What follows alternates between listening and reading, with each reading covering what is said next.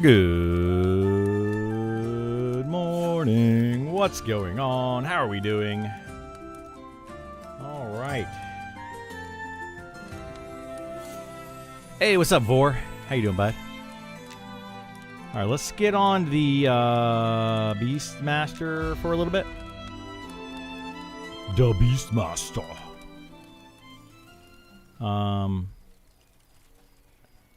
I do want to keep leveling this guy a little bit more. Debating if I want to run him over to Night Harbor or not. And get some couple of upgrades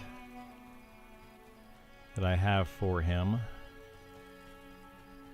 Where's some wood? What time is it in game? 1 a.m. I can't see anything. Good morning, Muffin. How you doing, bud? Welcome back. Welcome back. Waiting for you to get on so I could say hello before I AFK for a few minutes. Nice. Well, I appreciate you waiting for me, Vor. As always. But I am here. We'll be here for a little while today. Probably a normal long stream today, I'm guessing. I don't really have anything else going on. Went ahead and did my bike ride, ate some breakfast, took a shower. I'm ready to rock. Ready to rock and roll. So yeah, we're gonna do that for a bit. For a wee bit. How many of these? I only have 30. That's only gonna be 10 invis potions that I can make. I hope they allow us to stack more potions. That would be really nice, because right now we can't stack enough potions. We can only stack the stat potions. And I want to be able to stack all the potions.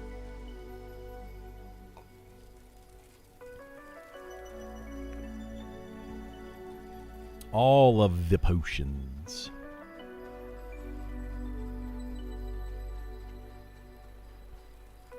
There's a floaty. What is that? Probably a dog hair. Dog hair. It's floating around in my vision.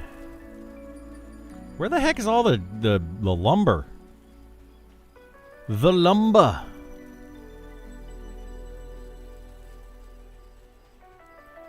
Work kicked my butt yesterday. Glad I have a day off to chill and get some chores done. Nice, nice. I'm sorry that work kicked your butt. Hopefully you made lots of money doing it.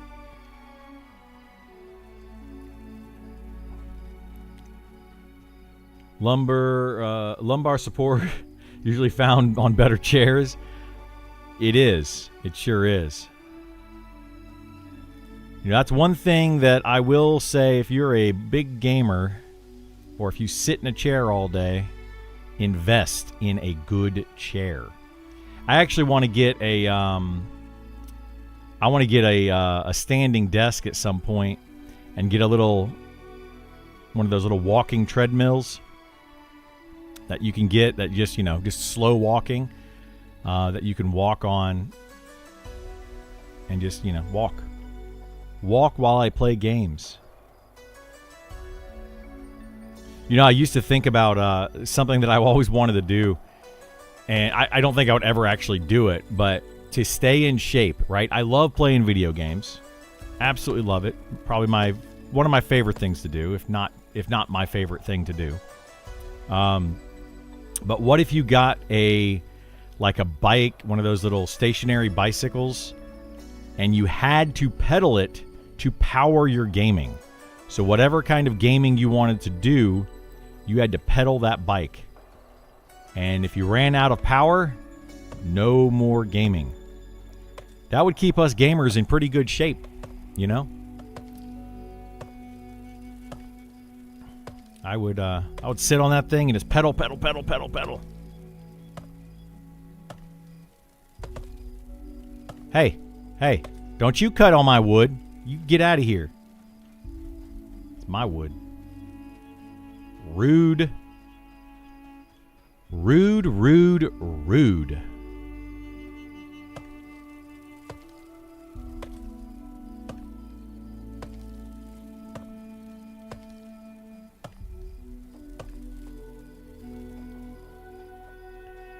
Do do do do do do. Gotta get all that wood. All right, we're at 32 wood.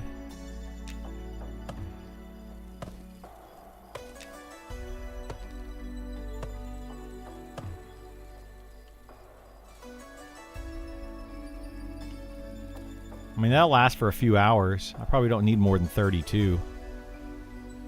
Well, I've got more than 32 already now.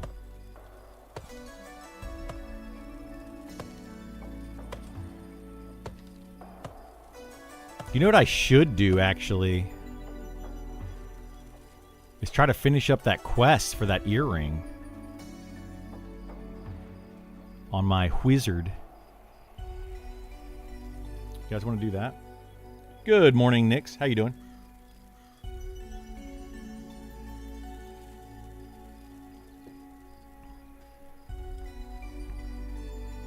I need to know where the I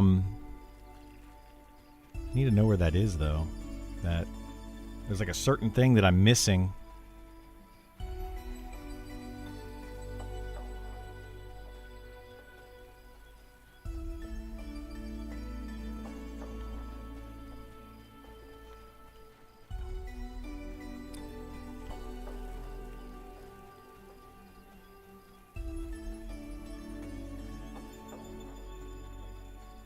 I don't know, though. What do I want to do? Do I want to do the earring quest, or do I want to just mess around on the Beastmaster? I'm feeling weird today, you know? Like, I just don't know what to do. What was the next deep dive? Can't remember the third. Warrior, Cleric, Monk. Monk is the third. Which I have access to all three of those at a high level.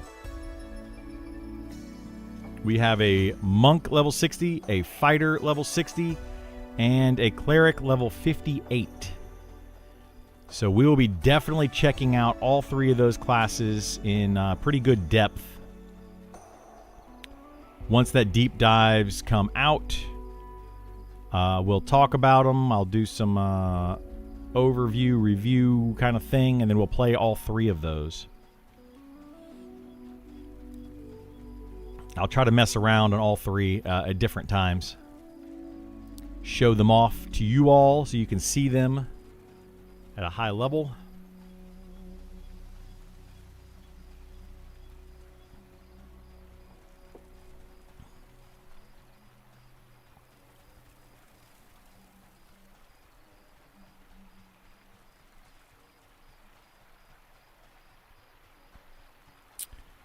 All right, let's go get some buffs. Some buffages. More buffs.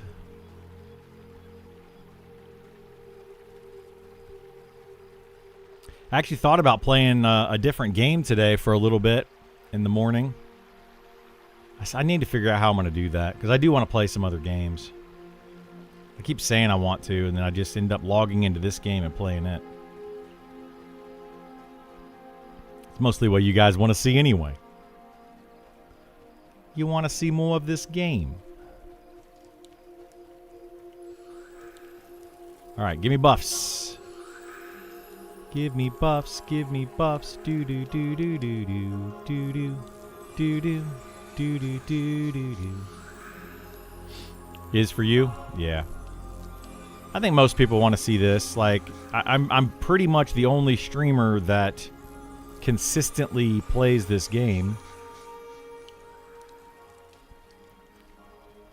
And I don't switch around to other games very often, even though I probably should some.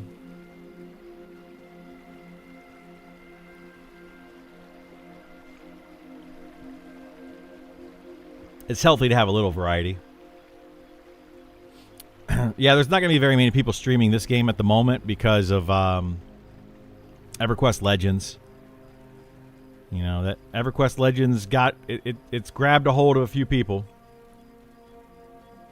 All the other MM YouTubers I was watching all playing EQ Legends. Yeah, they're all going to play EQ Legends right now. New Zomboid B42 Stable came out. You're loving it? Nice. Awesome. Hey, what's up, Spearhawk? How you doing, bud? Welcome back. Hope you're enjoying the game. Hope you're having fun.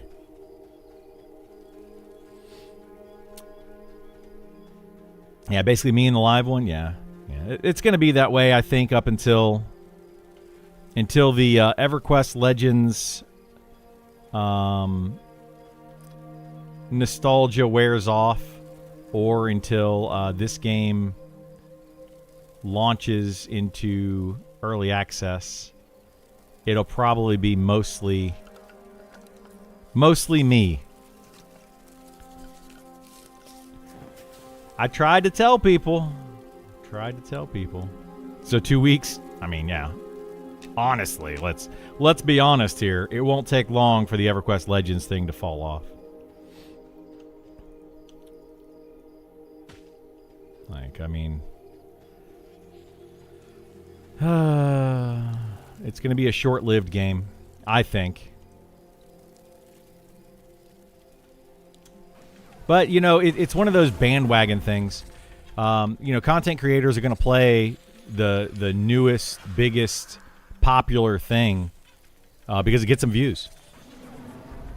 It gets some views. It is what it is. And yeah, views are key. They really are. Even streamers who don't do MMOs often are playing EQ Legends. It's kind of weird to see. Definitely the hype game. Yeah, it is the hype game to play right now for sure. And I could play it too and probably get some views. But one thing I look at on a game like that, this is just some advice for those out there that may want to get into streaming. Playing the hype game will get you views temporarily. It'll get you views temporarily. And, you know, as soon as you stop playing that game, a lot of times, not every time, but a lot of times, those people will end up disappearing and they won't come back. You know, as they get tired of playing that game, whatever game it might be, they'll get tired of playing it, they'll stop playing it, and then they won't come back. Same thing with like me streaming this game all the time, and I don't stream much of anything else. It's the same kind of concept.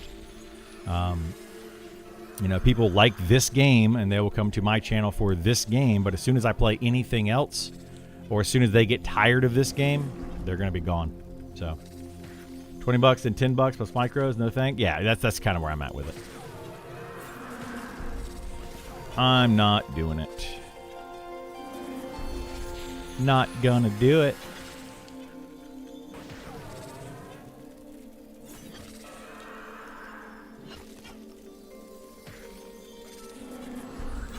But you know, hey, do what you gotta do.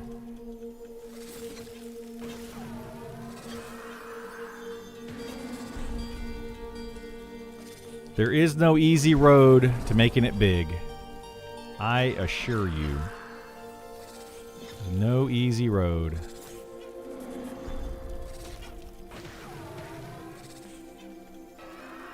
Nepotism.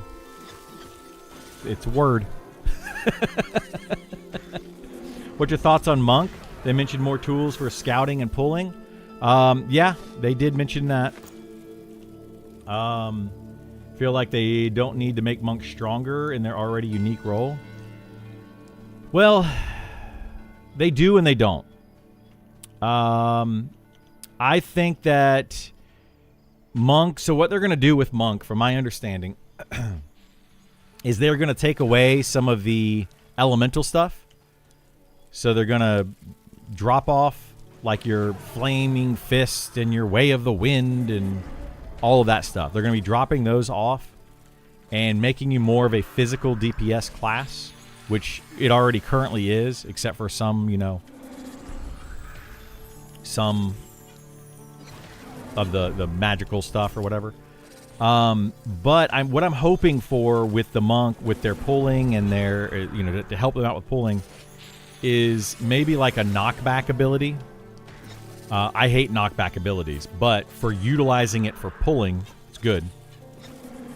Another thing would be like a short-term snare ability, like a sweeping kick or something, or like a hamstring, or something like that, so that they can, when they pull 2 mobs, they can snare one and kind of separate them with some distance, and then be able to feign death and split pull a little bit easier. That's what I'm hoping and thinking that they're going to do with the monk, because like the ability to lull and mez and all that with some of these other classes is really nice. The only problem with it is that those classes that can lull and mez don't have any way to, well, the rogue does, but most of the other classes don't have any way to clear aggro. And the enchanter has a way that they can do it with their Mimbler, but most classes don't have a way to just be like, clear all aggro. Like, oh crap, I pulled too many mobs, kind of thing. So that's what makes the monk really good. But if they had like a lull type ability, or a snare, or a knockback, or a temporary, like a stun. They do have a stun, which is a good way to pull something. If you can stun the mob and then run away, for 5-6 seconds or whatever, however long the stun is, you can split pull mobs pretty easily that way. But you have to get really close to them to be able to do that, because you got to get within melee distance. So they need something that they can do, hopefully at ranged, to be able to pull and snare and gain some distance without being right up in the face of the enemy. So that's kind of what I'm hoping for. So we'll see. We'll see. Eminem has me until they do something super stupid. They have me too. Yeah, that's kind of how I feel on it. I don't think they're going to do something super stupid, but they could make a mistake. That's a pretty big, costly mistake. But we'll see. I would say same thing will happen to Eminem October 1st. However, Aeon 2 launches October 5th, and it's free to play. Yeah, but Aeon 2 is a different audience. But yes, it will have some overlap. But yeah, I think that October 1st, we're going to have the same exact thing. You're going to have a ton of people coming in and playing this game and checking it out and streaming it and trying to get the hype views and all that. They're absolutely going to do that. I'm hoping my channels, YouTube and Twitch, can kind of capitalize on that time. That's my hope. We'll see what happens. But if we're the #1 Monsters of Memory streamer coming up to October 1st, then chances are we will, be able to do fairly well on October 1st. So that's kind of my hope. We'll see. We'll see what happens with that. Some more flying serpent kicks and drunken punches and stuff. That's what I'm thinking is going to happen. Yeah, it's more of that kind of stuff. More physical stuff. I always felt monks should be slower pullers for the capability to be 100% safe. Monks basically remove the need for CC. They kind of do, which feels bad to negate the need of one of the 4 pullers of a group. What the heck?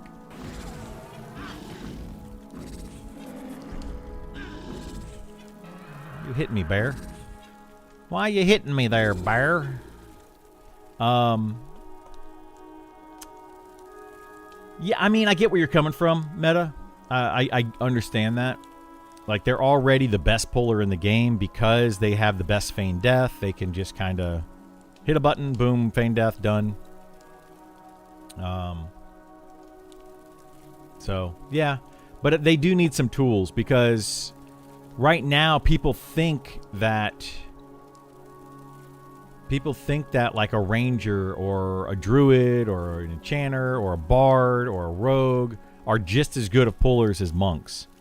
And the reason for that, the main reason for that, is they can pull faster. Like an enchanter can go in, try to lull, hopefully get a couple of lulls off, be able to single pull a mob.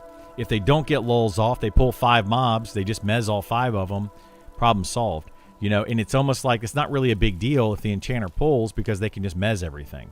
And it's actually better overall for the group to have faster pulls because it's better XP. You have 5 mobs in camp rather than having to go out and get one each time.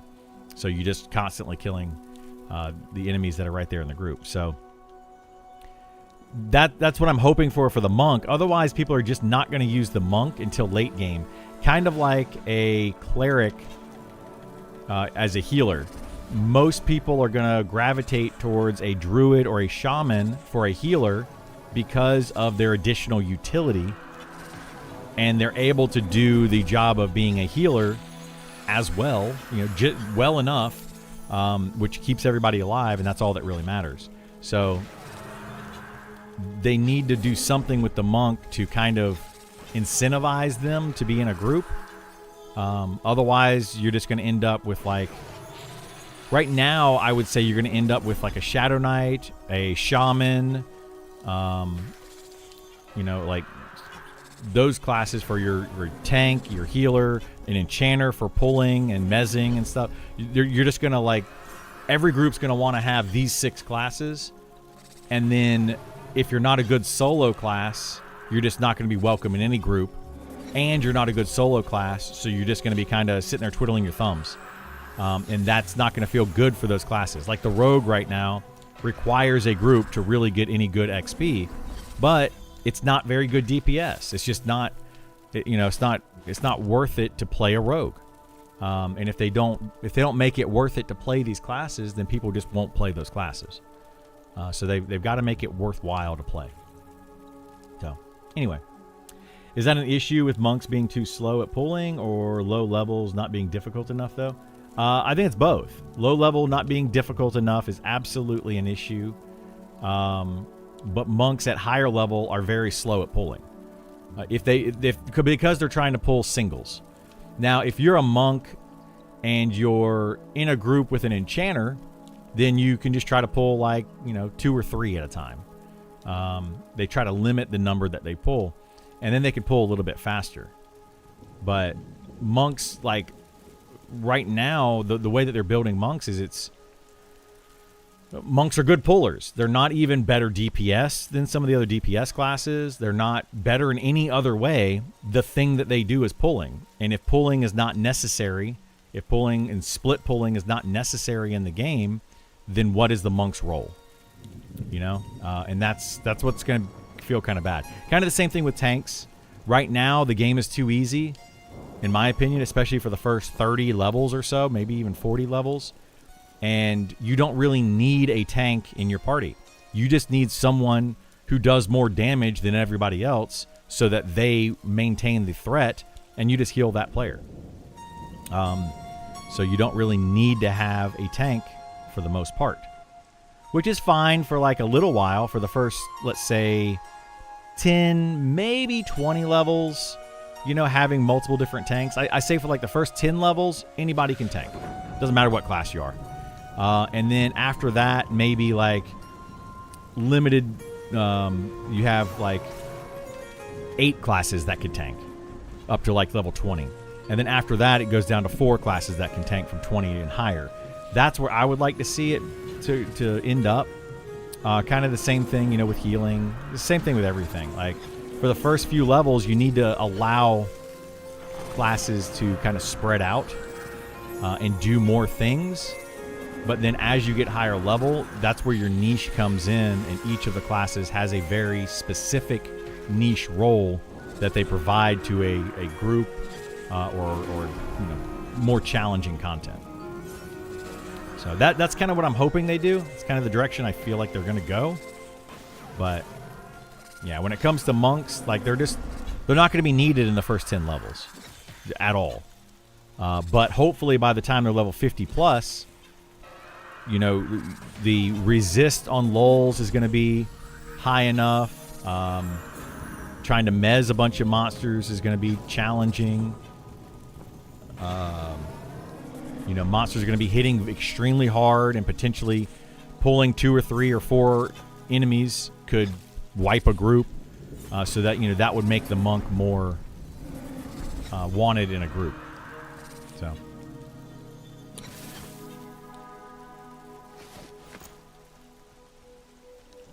I'd like to see more focus between classes. Monk pull to help split a camp.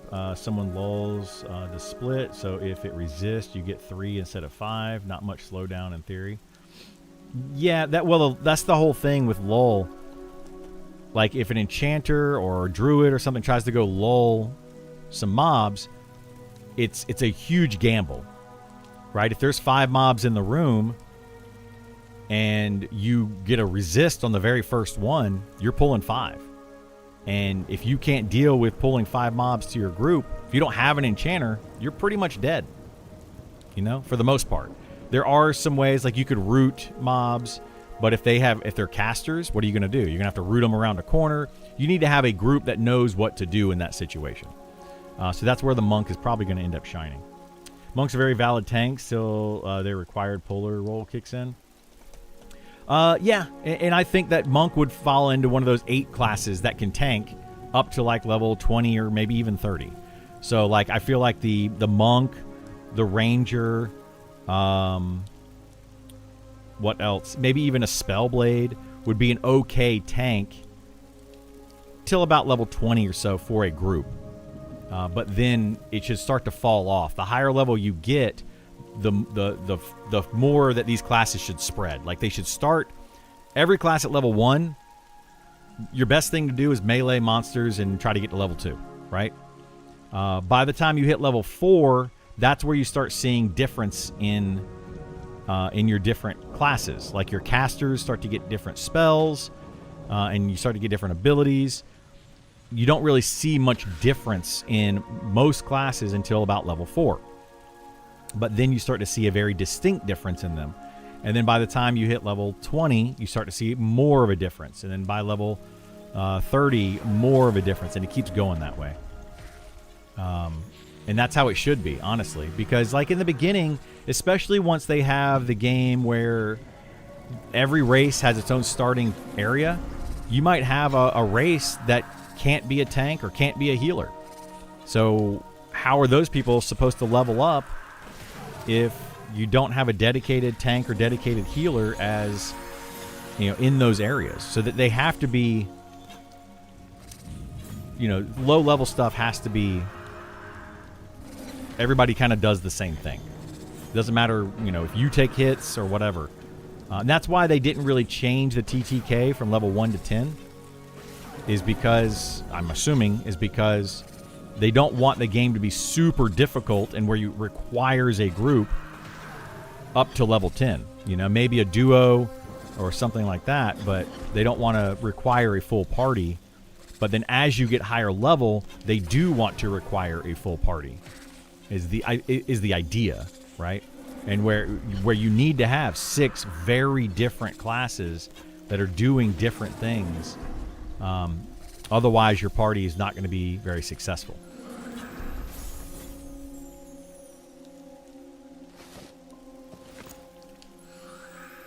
Good morning, Weary. Thank you so much for the sub. I appreciate it. Those are finally showing up again. That was weird. I don't know why those weren't showing up for a couple days. They just weren't. Very, very strange.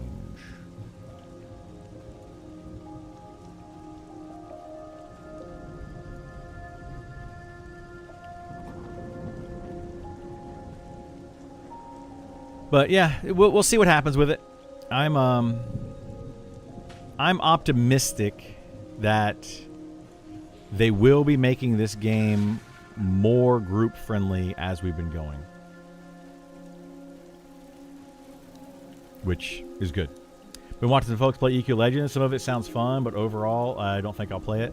Yeah, I mean, there's some fun parts to it for sure. I agree. There's, like, EQ Legends has a fun side to it. Is it raining? I think it's raining. Son of a gun.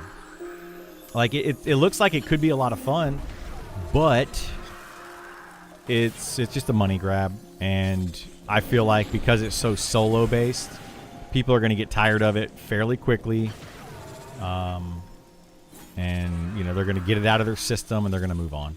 Very much like playing Diablo, playing Path of Exile, or even just going back and playing a TLC server, you know, like or TLP, time lock progression, time lock content, whatever you want to call it, TLP server. Playing one of those people play it for a little while, like a month, and then they end up stopping. They get tired they get bored. They get tired of playing it.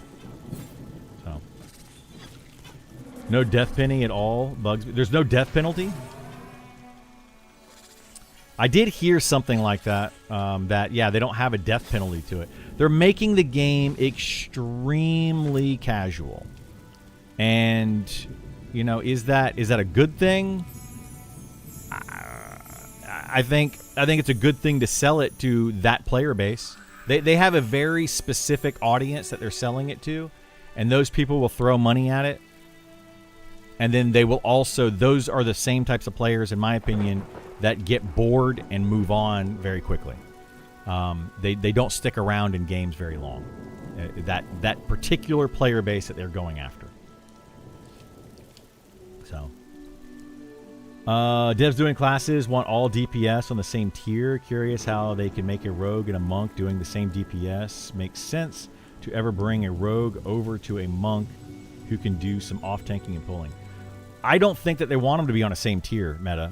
Where did you hear that you want them all to be on the same tier? Because I don't think that's the case. I don't think that's what the devs are trying to do.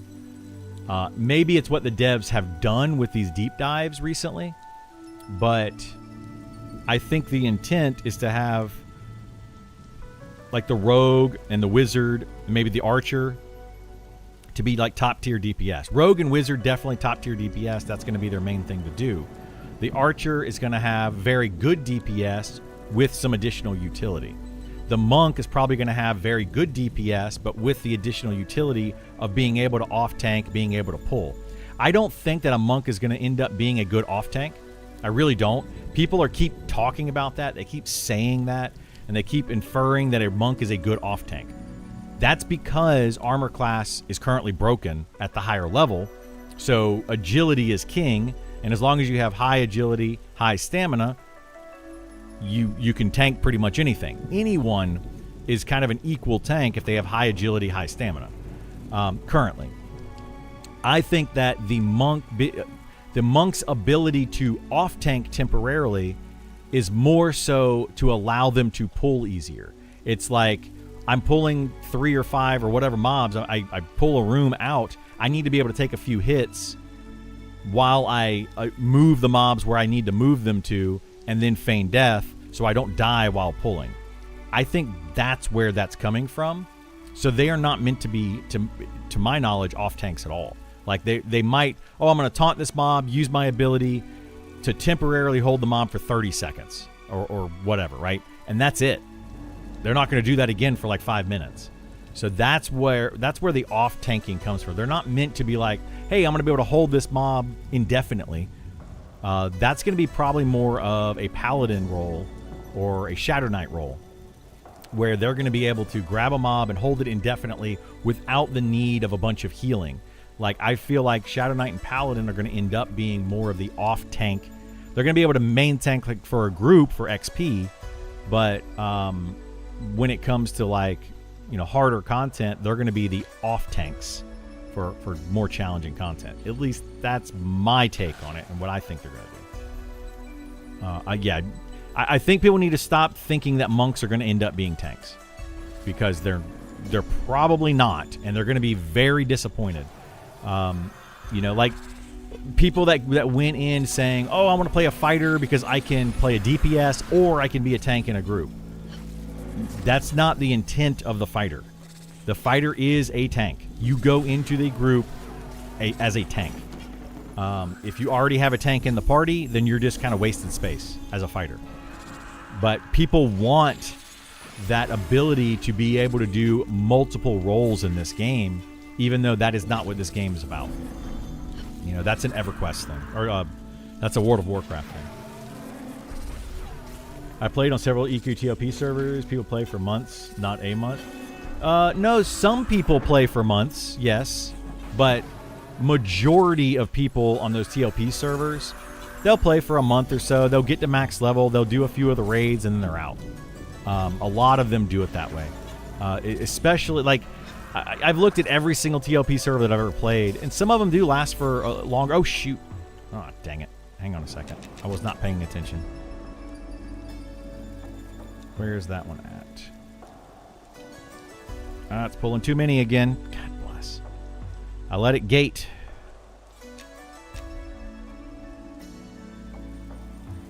I did this yesterday and ended up dying because I pulled like 15 mobs. Ridiculous. But no, like, you know what I'm saying, though. I feel like you're just being contradictory to be contradictory. People don't tend to stick to a TLP server like they did to EverQuest originally, or or World of Warcraft originally. They play it to get it out of their system. Oh, this is fun for a little while. Maybe not a month. You're taking that a little too specifically. They play it for a short amount of time compared to what the game is meant to be played, or how the game is meant to be played, or at least how it was intended to be played in the beginning. So that's what I mean by that. They don't stick to a game, for a while. It's just, hey, I haven't played EverQuest in 6 years. Let me play it for a few months, get it out of my system. Let me, that kind of thing.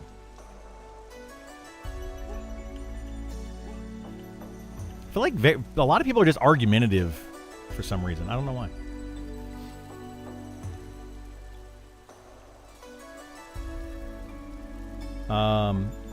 Finally got into beta. Any recommendation for interesting damage rotation? I find Beastmaster a bit static. It is. Yeah, it's a bit static. The Beastmaster is basically the same few buttons, over and over. Kind of like Rogue, kind of like Fighter. There's a lot of classes that are like that.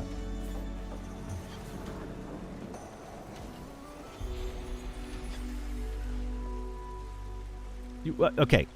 Yes, you are. Okay.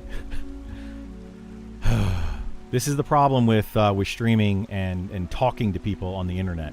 You say you're not being contradictory. I said only stick around for a month. You're being very literal on my month. Yes, it might be more than a month. You might play more than a month, but you get my point. A short amount of time, right? You're being very literal in what I'm saying rather than understanding the concept of what I'm saying. That's what I'm trying to get to. Like, that's where I'm trying to get people to understand. You're being extremely literal. Oh, you said a month. That means in 1 month they have to quit, or you're wrong. That's not what I'm saying. That's not what I'm saying. Holy moly, dude! Oh my god! I thought these all made it over there. Why are these so much slower than the other ones? Now I'm gonna die again.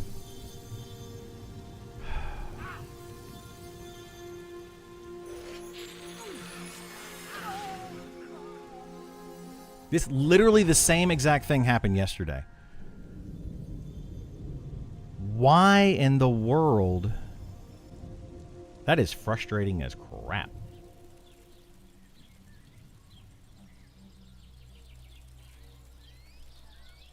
No, you can not agree with me, and there's a difference between not agreeing with me and then taking away, like, taking what I'm saying a completely, just being focusing. A problem that I've seen a lot with this community in general, and Monsters and Memories, I see it on Discord all the time. I see it on Reddit. I see it pretty much everywhere. I need to get Kaz over here and res myself. Yeah, it's a great start to the morning. Here, let's do that. I'm going to get Kaz over here, and then when Esar can get on, I'm going to have him res me. A problem that I see with this community, and it might spread to other communities, but Monsters and Memories specifically, is a lot of people gravitate to one thing that somebody says, and they don't look at the bigger picture, right? They just don't. They look at they hyper focus on a singular thing out of an entire statement. And that singular thing is not the point, The point is this whole other thing, but they like to hyper focus on the one thing they disagree with, and it's like, let's stop doing that, Like, it's unnecessary. Okay, where the heck am I? Okay, we got to go this way.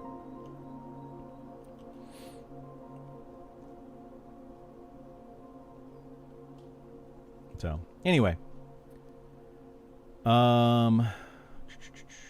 great start to the morning. Yeah, fantastic start to the morning. Not good at all. This literally the same thing happened yesterday. It's so freaking frustrating because this literally happened to me yesterday. I got to go this way. Yeah, this way. Okay. I'll get my stuff. I'm not worried about that right now. These spirits, very brutal camp. They're really not that bad. I've been over there and I can easily pull them. If they gate though, what was happening is a gate got off and I was like, crap, gate got off. Let me run to the guards. I made it to the guards. I thought all of the spirits made it over there, but they didn't. For some reason, there were 3 that just move a lot slower than the rest. So I'm not sure. I don't know why. Like, why do the waning spirits move slower than the other spirits? I guess because they're waning. It's like they're snared. So, something weird. I think they changed, bugged some things. You not had problems with them before, have you? I mean, I always had problems with them if they gate, yes, but not like that. Like, there's a very big difference in their move speed. And I don't know what they changed. But you're describing autism or intellectual dishonesty? Yeah, sure. Sounds good, Todd. I have no idea what I'm describing, but it's a big issue with the community. I need to learn to understand that and be okay with that. But it's like, it makes it very difficult to talk to anybody about this game, you know, unless you just agree 100% on literally everything. Then people will nitpick one little thing out of what you said and run with it. Like, just, they're gone. And it doesn't matter what the point of the topic was. It doesn't matter what the overall thing was, because they're too hyper focused on that one aspect.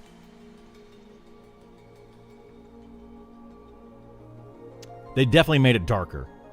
Anybody else believe that? We were playing yesterday, and they have made this game so much darker, and I'm like, why are you making it darker? Like, the game was already too dark. And they're like, ha, I know what we should do. Let's make it darker. My only theory on this, and it's just a crazy theory, if they make the game darker for some time and then make it brighter again, everyone will praise them as, oh, yay, you made it brighter. And they just put it right back where it was previously. That's my only theory, is that they're trying to trick us and trick our minds into being like, hey guys, they made the game brighter for us because we kept asking for it. We forgot that they made it darker first. I had a great session in Wormsbane for hours. Good team, no deaths, but really got home how much I need a good rotation. Yeah. Like, I don't know what class you want to play. Like, if you want to have a class that has a good, like, a rotation to it, Spellblade is probably the only one that you can play that has any type of rotation that I can think of. Like, every single fight, you want to start in your arcane stance, you want to use your conduit, you want to switch to your electric stance, then you want to use discharge, and then you want to switch back to your, like, there's an actual rotation to it. It's a very clunky rotation, but there's a rotation. So that's the only one I can think of. So many comments are purely in defensive EQ. Yeah, that happened a lot too.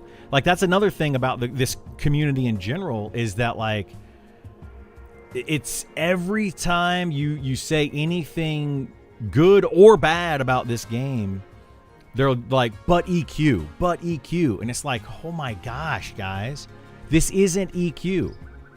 You know, do you go to World of Warcraft and say, well, but EQ? No. Like, they made a name for themselves. They made a different game, and they did well with that. So why can't another game make a game and do well with it without being compared directly to EQ? Now, I will say that was a lot on the devs.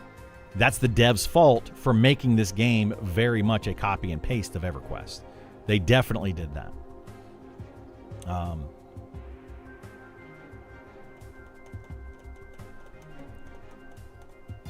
I'm actually not playing Eminem, not really into it. I tried it, but realized I can't commit to a game like this anymore. I'm just here to hang out while I work. Yeah, I mean, sounds good if that's what you want to do. You definitely have to commit more time to this game. Definitely have to commit more time to this game. I mean, it's very EQ-like, but yeah, it's just not EQ.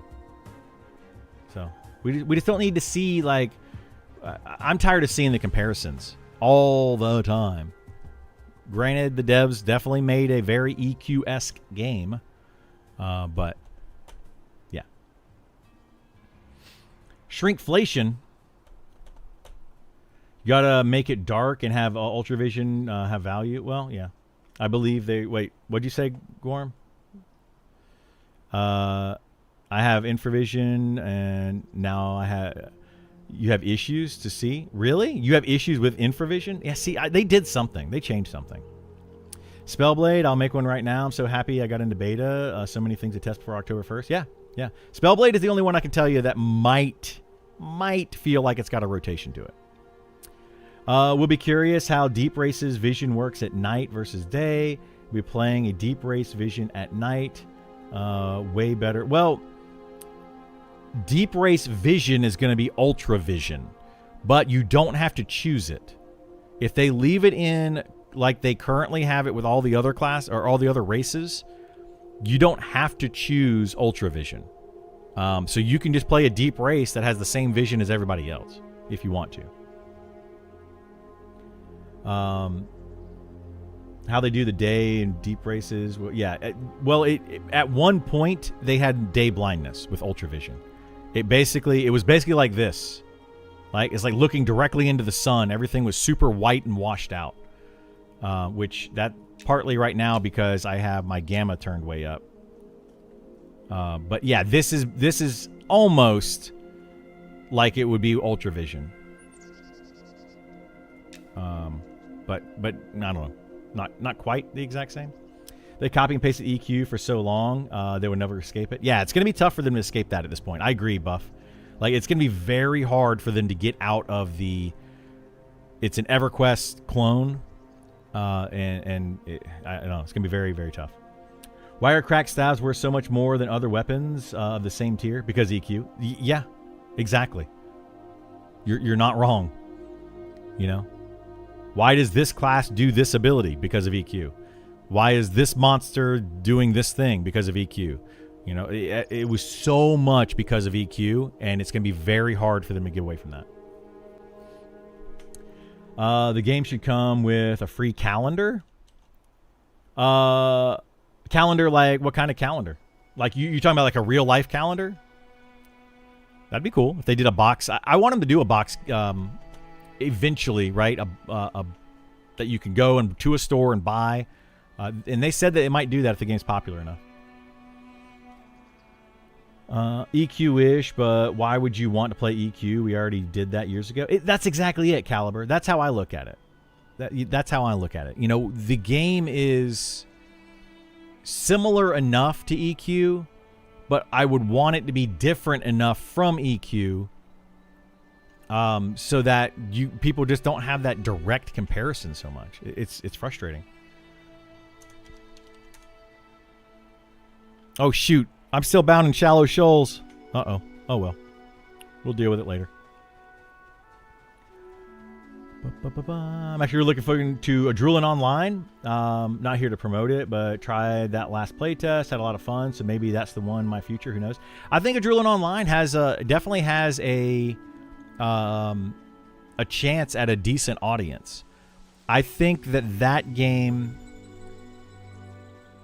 I haven't personally played it yet, so I'm kind of holding a little bit back when I talk about it because I haven't had the chance to play it. But I do feel that game is gonna turn people away for one reason, and that's the blocky characters, the blocky world, the Minecraft style. That'll turn some people off. And there's just nothing that can do about that. just like the graphics in this game are going to turn some people off. Some people just don't. They look at this and they're like, "Oh man, it's just EQ. It's just EQ again." But whatever. So that's one thing. But more so to me, I feel like Adrulan Online is more solo friendly, and that's the biggest thing for me that I might play some Adrulan Online. Sure, it looks like a fun game. I'll probably check it out at some point. But it's just very solo friendly. And I'm looking for a more group-focused game. There's very, very, very few group-focused games, let alone group-focused MMOs. They just don't exist anymore. Almost every modern MMO has made it where it's way more accessible to solo those games, and in fact, the better way to play in most cases. And I don't like that. I want to have that old school feel of an MMO. Did it just turn dark again already? That old school feel where players are, working with each other and they rely on each other to do stuff. So that's my biggest reason for probably not going to be playing Adrulan Online. But I'll at least check it out, and I may have a lot of fun with it. It looks pretty cool. It looks good. It's got a lot going for it. Copy and paste of EQ, but class revamp definitely for sure has moved them away from class being copy and paste. Yes, it has. The revamp has definitely taken away some of that. So hopefully they keep doing that. Are bards in a bad place? Yes, they absolutely are. Watched a 10-minute rant video about how song twisting isn't accessible enough or easy enough to do, I guess. Sorry to change the subject. No, you're good. You're good, Muffin. I don't mind you guys, give me different topics to talk about, and I'll talk about everything. But yes, bards, in my opinion, are in a bad place. They are tedious as all get out to play. Super tedious to play. Like, by the time you get one to level 30, you're probably going to be like, oh my god, I'm just doing the same rotation all the dang time, and it's boring. But yeah, they're in a very bad place, in my opinion. I think that bards need melody, personally. I really think that bards need melody in this game. But the devs are very, very much against it. So we'll see what they end up doing. But yeah, it's not going to be great if you're constantly having to hit every 3 seconds another spell. And not to mention, bards are just weak in everything that they do. They're not even good at anything. The only thing that they're good at is their run speed buff after like level 55. Like something ridiculous. Like you have to get super high level before your run speed actually becomes worthwhile. It's crazy. Otherwise, an equal level shaman or druid is going to give you the same run speed buff with Speed of the Wild that lasts an hour out of your group. You don't have to be grouped with them. So it's just stuff like that with the bard. They need a lot of love. They're kind of in a bad place. Hey, Issa, are you able to log in if I get Kaz over here to res me? I need 2 reses. Let me see what else I can read here. Need to arrange a new life plan to get it in the time you need. Wait, what? What is that in regards to, Edward? New life plan? AOA is the best old school MMO in the making by far. You think so, Sci-Fi? I mean, it could be. It could be. Before the revamp, Druid was such a 1-to-1 copy down to the stacking fire dot. Oh, yeah. Yeah.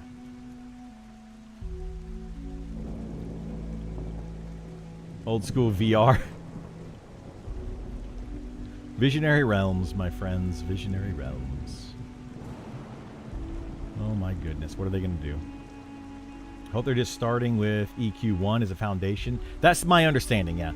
Sorry, I missed some stuff here. AOA is solid, but it's incredibly slow in development and years from beta, let alone a release. Probably, yeah. I'll check it out at some point, but it is very, very slow.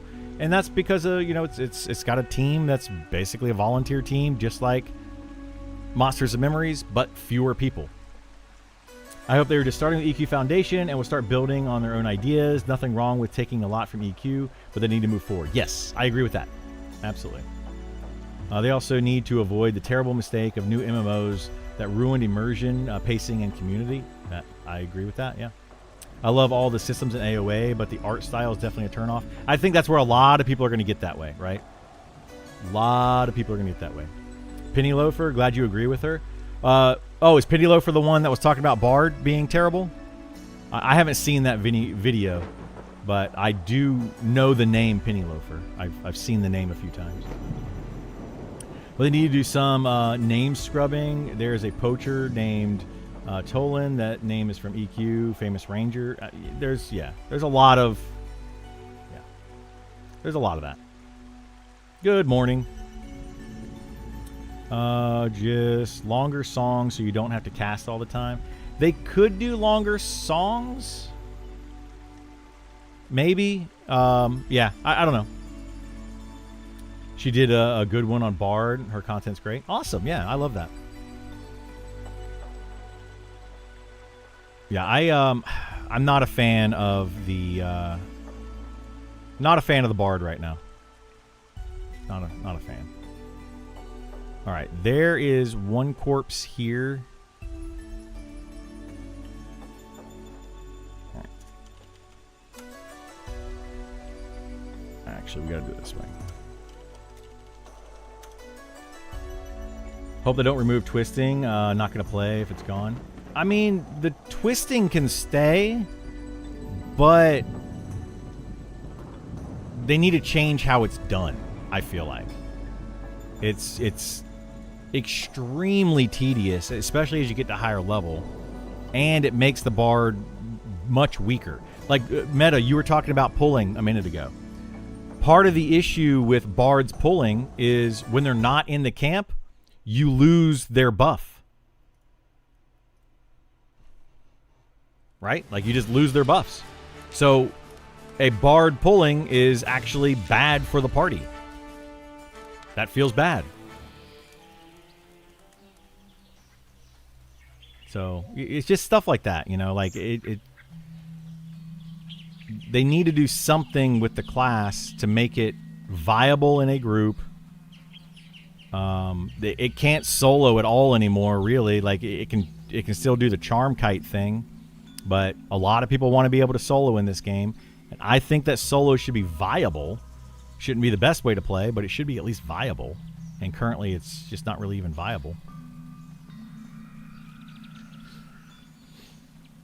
So, well, I mean, I'm just saying Melody from EverQuest, right? Like, that's just how EverQuest dealt with it, but something along those lines. A Melody type of system to where they can, you know, do something different with the songs. Not just hit 1, wait 3 seconds, hit 2, wait 3 seconds, hit 3, wait 3 seconds, hit 4, wait 3 seconds. It's, to me, extremely boring gameplay and very tedious to do for hundreds of hours. There might be a few people that like it. You know, maybe you are the one person out of 20,000 that actually likes to do that kind of thing. But they can't build the game in, you know, for one person. You know, you gotta, and I know I said one person, please don't gravitate to, oh, it's more than one. There's a whole handful of people. No crap. What I'm saying is you need to build the game so that people actually want to play all of the different classes, not gravitate to the best 5 or 6. You know what I mean? Like, and if you make it to where bards are only, you know, 10 people in the entire world want to play it, or 100 people and there's like 10,000 people, you know, whatever. You get the point. You can't just make it so niche that nobody wants to play the class, or very few people want to play the class. I'm trying to be very careful with how I say this because of the conversation we had a few minutes ago where people like to gravitate and focus on one aspect of what I said. You're in the majority twisting, but why does every class have to be for everyone? I'm not saying it has to be for everyone. Again, you're going the exact opposite end of what I'm saying, right? Every class doesn't need to work for everyone, but it also can't be too niche, right? It needs to be somewhere in the middle. It can't be just for this person, or and it can't be just for all these people. Somewhere in the middle is the whole point. Like, make it to where the class is wanted to be played, and make it to where it's still fun. Try to get the majority is what you're looking for. Not everyone, not one person, but in the middle, but the majority. Like 51% should be what you're going for.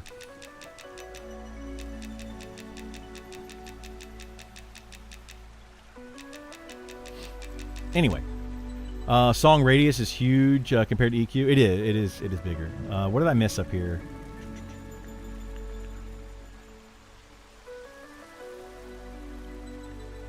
Uh, 44 Bard, it doesn't feel terrible yet, and groups love the pulling. I think if you're at a camp sitting and twisting your songs, you're kind of half playing the class. Well, think about it this way, though. If you're pulling, right, when you run away to pull, well, now your party's not getting your haste buff. They're not getting your mana regen. They're not getting your health regen buff. They're literally not getting several of your buffs. So you're better off playing an enchanter. That's my point of the bard right now. Is that the class? Sure, it can be an okay class to play until you learn that there's a better class out there. Once you learn there's a better class, then you're like, okay, well, why am I not playing the better class?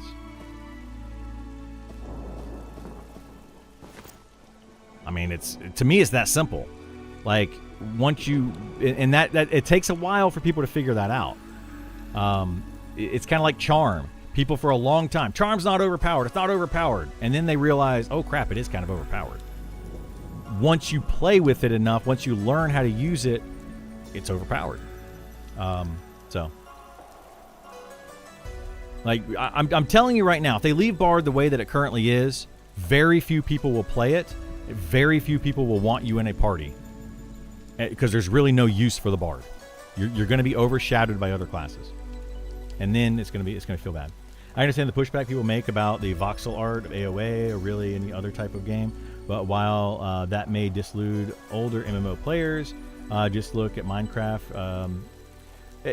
Yeah, I mean, I'm not saying the art style. I don't necessarily like the art style, but I'll play a game. I don't care about the art style. As long as the game is fun, I'll play it. But there are a lot of people out there that specifically won't play it because of the art style. Minecraft, people don't play Minecraft because of the art style. They play Minecraft because of the creativity you get within the game. You can build all sorts of stuff, do all sorts of fun things that way. I don't know the statistics on this, but I'm gonna go out on a limb and say that I would venture that the majority of people that play Minecraft play it for the creativity part of it and less for the adventure part of it. Right? It's just they don't play it for the action and for killing the monsters and all that. They play it because they like to build stuff. So that's the reason that it works for that game. It's a very good system and very good art style for building and creating things. But maybe I'm completely wrong on that. What class are we playing today? I'm on my Beastmaster today, Magicot.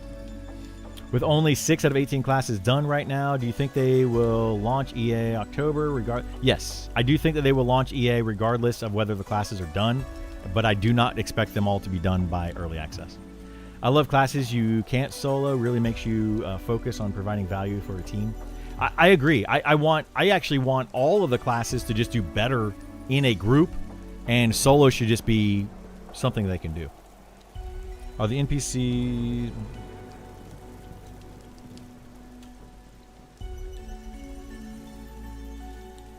Let's see. So while some people may not play it for that reason, I may also attack others who wouldn't have tried it for the same reason. Sure. Yeah, you can absolutely. Yeah. Yeah, I'm not going to, I'm not the guy that's going to be like, art style's bad, I'm not going to play the game. I didn't like World of Warcraft's art style. I played it for a couple years. So, yeah, art style doesn't matter. Twisting is not sandwich play. It's not. I agree. Almost like playing Enchanter buffing, stat buff cycle, crack, haste, self buffs. Yes, Bard needs rework from everything I hear. Yeah. If the gameplay is tedious, I'll just make a macro to skip the dumb, needless clicking. Well, Awkward, if you make a macro to skip the dumb, needless clicking, you will get banned in this game. I'm just warning you now. Be careful with that. Do it if you want to. I don't care. But they're cracking down on auto hotkey. They're cracking down on mouse and keyboard macros. They're cracking down on any type of automated gameplay. That's what I've said for a long time, is that a lot of people that'll play Bard will use automated gameplay. They're going to use a mouse and keyboard macro that automatically will push buttons for them when they're just DPSing in a party, because they're going to get tired of doing it. Very few people want to hit a button every 3 seconds, like literally every 3 seconds. Very few people are going to want to do that. Like having to hit a button every 3 seconds is fine. But if it's the same button, like if it's the same 5 buttons and you hit one every 3 seconds in an actual like specific order, and you're just literally, it's monotonous, right? It's extremely monotonous, and most people are not going to want to do it. Will there be people that do it? Sure. There will absolutely be people that do it. But most, I'm talking about, like 51% of people are probably going to be like, this is monotonous, this is terrible gameplay, not fun, don't want to do it. I would say much more than that it'll be that way for a lot more people, but the definition of most is 51% or more. For the love of God, make corpses sticky for dragging. Yeah, dude, that's a rough one, Goonie. I don't know if they're going to change that.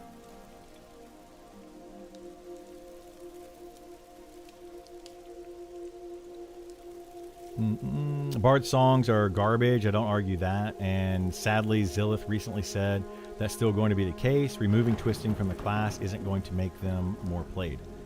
Removing twisting from the class will make them more played. Absolutely will. People that don't like the monotony of the class will play them more, even if they're a bad class. They'll still play them more if it's not just freaking annoying to do. But it won't make them played a lot. It's not going to be like, oh, they're going to go from 5 people to 1,000 people playing them overnight just because of the twisting. No, I don't think that removing twisting will do that. They definitely need to make the class stronger in a lot of ways. The more that Zillith does with some of these characters, these updates, the more I disagree with Zillith. Honestly, like I don't sugarcoat what I say, but I disagree with a lot of his takes on a lot of things that are happening right now. His game, though, he can make it however he wants if he wants to. Like, I'm not gonna, whatever, do whatever you want to do. It's your stuff. But I'm not a big fan of a lot of things that Zillith and Jahar are doing currently, and I'm not afraid to say it. I'm not going to kiss somebody's butt just because they're a developer.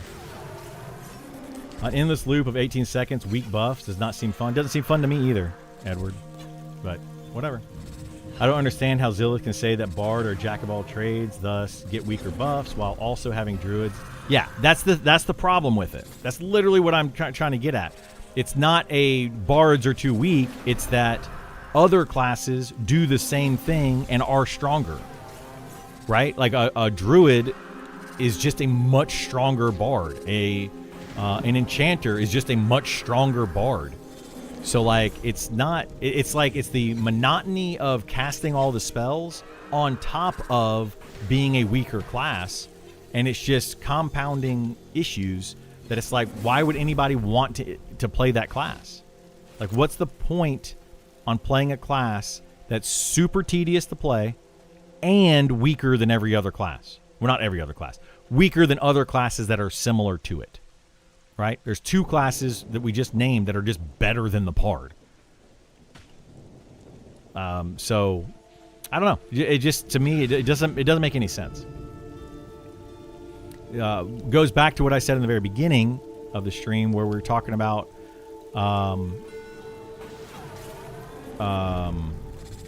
every class, in my opinion, should have some sort of niche thing that they do better than anybody else.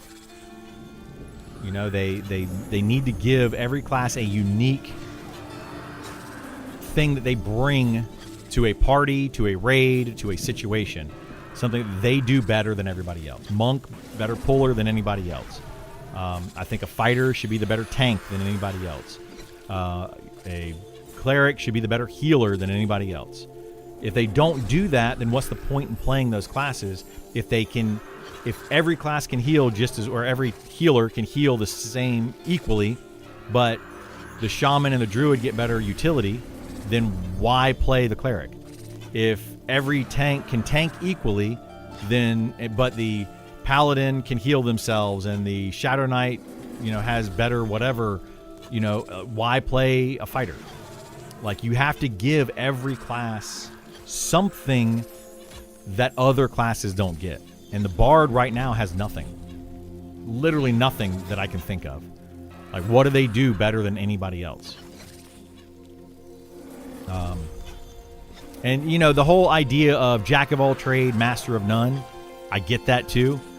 But that doesn't work in an online game like this. That works in a very closed setting of, like D&D style.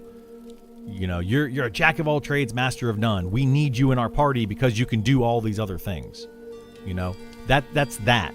But when you have 18 classes, and at any point you can pick any of those 18 classes, well, you're going to pick the ones that do something better.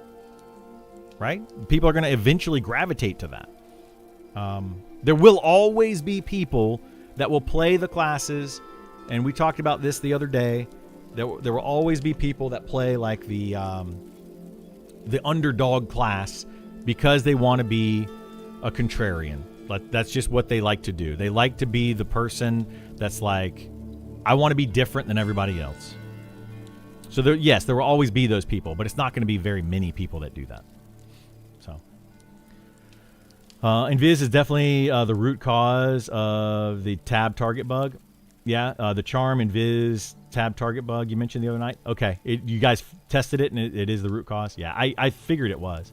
I was playing Spellblade and was one-shotting most mobs in a lobby yard when it wasn't like that before. Recently you were playing that? What were you casting or doing that was one-shotting mobs in the newbie yard?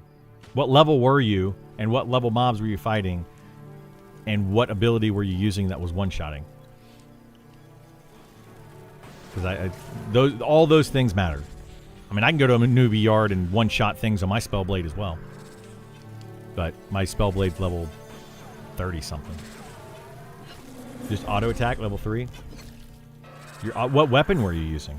You using like a higher-level weapon? Monster memories might fail on very poor balance and EQ. And I hate to see it. Class balance has been slow and poor. It really has, yeah. It's been very slow and poor. Like, extremely slow and poor. I keep saying it. Devs keep doing it, so I don't know what else to do.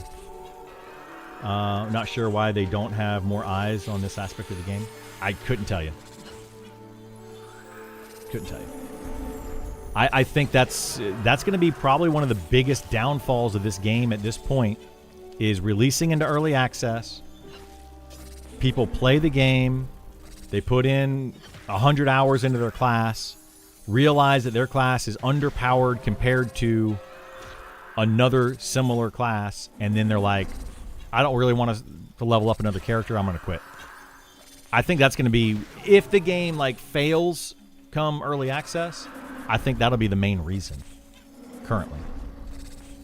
It won't be because of the bugs. It won't be because of lack of content. I think right now, if the game fails like in October, November-ish, it'd be because of the I want to say lack of balance. That's the only term I can really think of. But it's because of the discrepancy between classes. Huge discrepancy between classes. Are Spellblade dependent on a good weapon? Yes, because a lot of their abilities use... Actually, I think all of their abilities, don't they? I don't know. I have to look at my Spellblade. I haven't played it in a little bit.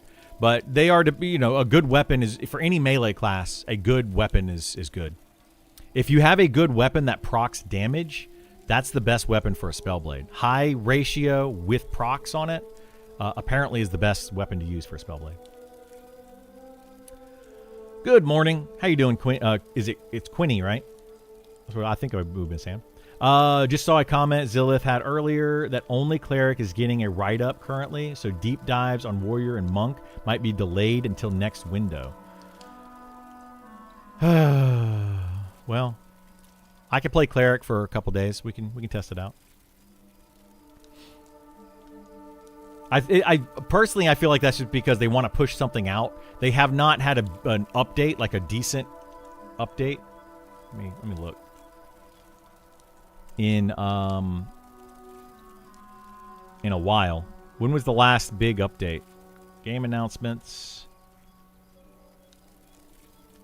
It was this one right here was the last big update, and that was on the 14th. So it's been more than 2 weeks now. It's been 15 days since they had just an update, and it's been 20-something days since the last, like, deep dive kind of thing. So it's been a long time since they've done really anything. I'm sure they're doing stuff, right? It's been a long time since they pushed anything to us for some changes. So, yeah. I had the same problem in retail WoW 2 years ago. I played Hunter. No one wanted Hunter in their Mythic Plus at the time because it was the worst DPS and offered no group utility outside a trap. Exactly. Yeah. So I quit because I couldn't play at the time. Yeah. And it's rough, right? Like, you want to play that fantasy. You want to be like right now, rogues. People are like, I want to be a rogue. I love the idea of being a rogue, being able to sneak around and backstab mobs for big damage and, stuff like that, right? They want to do all of those things. Then they get on a rogue and it takes them a while, but they realize, oh, rogue does less damage than everybody. Oh, their stealth is kind of nerfed into oblivion. Oh, this, that, whatever. And if you don't figure that out for 100 hours or more, like, it's going to feel really bad. And if you figure it out early on, maybe you will stick to the game. You'll be like, okay, well, I only put 10 hours into this character. I just realized it's not a good character, so I'm going to switch to a different class and just keep playing. So what's that going to do? Well, that's at least keeps the player base, right? But it makes it to where nobody plays rogue. Why have 18 classes if very few people are going to play one of them? Try to get that even split. We've seen it every time they show statistics in this game in particular. You've seen it. I've seen it. We've all seen it. Druid is 2 times, every other class. You have Druid is like 30-something% of the player base. And then you have something like a Spellblade or, Inquisitor that's like 2%. And it's like, what the heck, dude? Like, we need to balance that a little bit more. Let's bring the Druid down. Why is everybody playing the Druid? Let's find out why and fix that so that the Druid is still a good class, but not everyone wants to play it.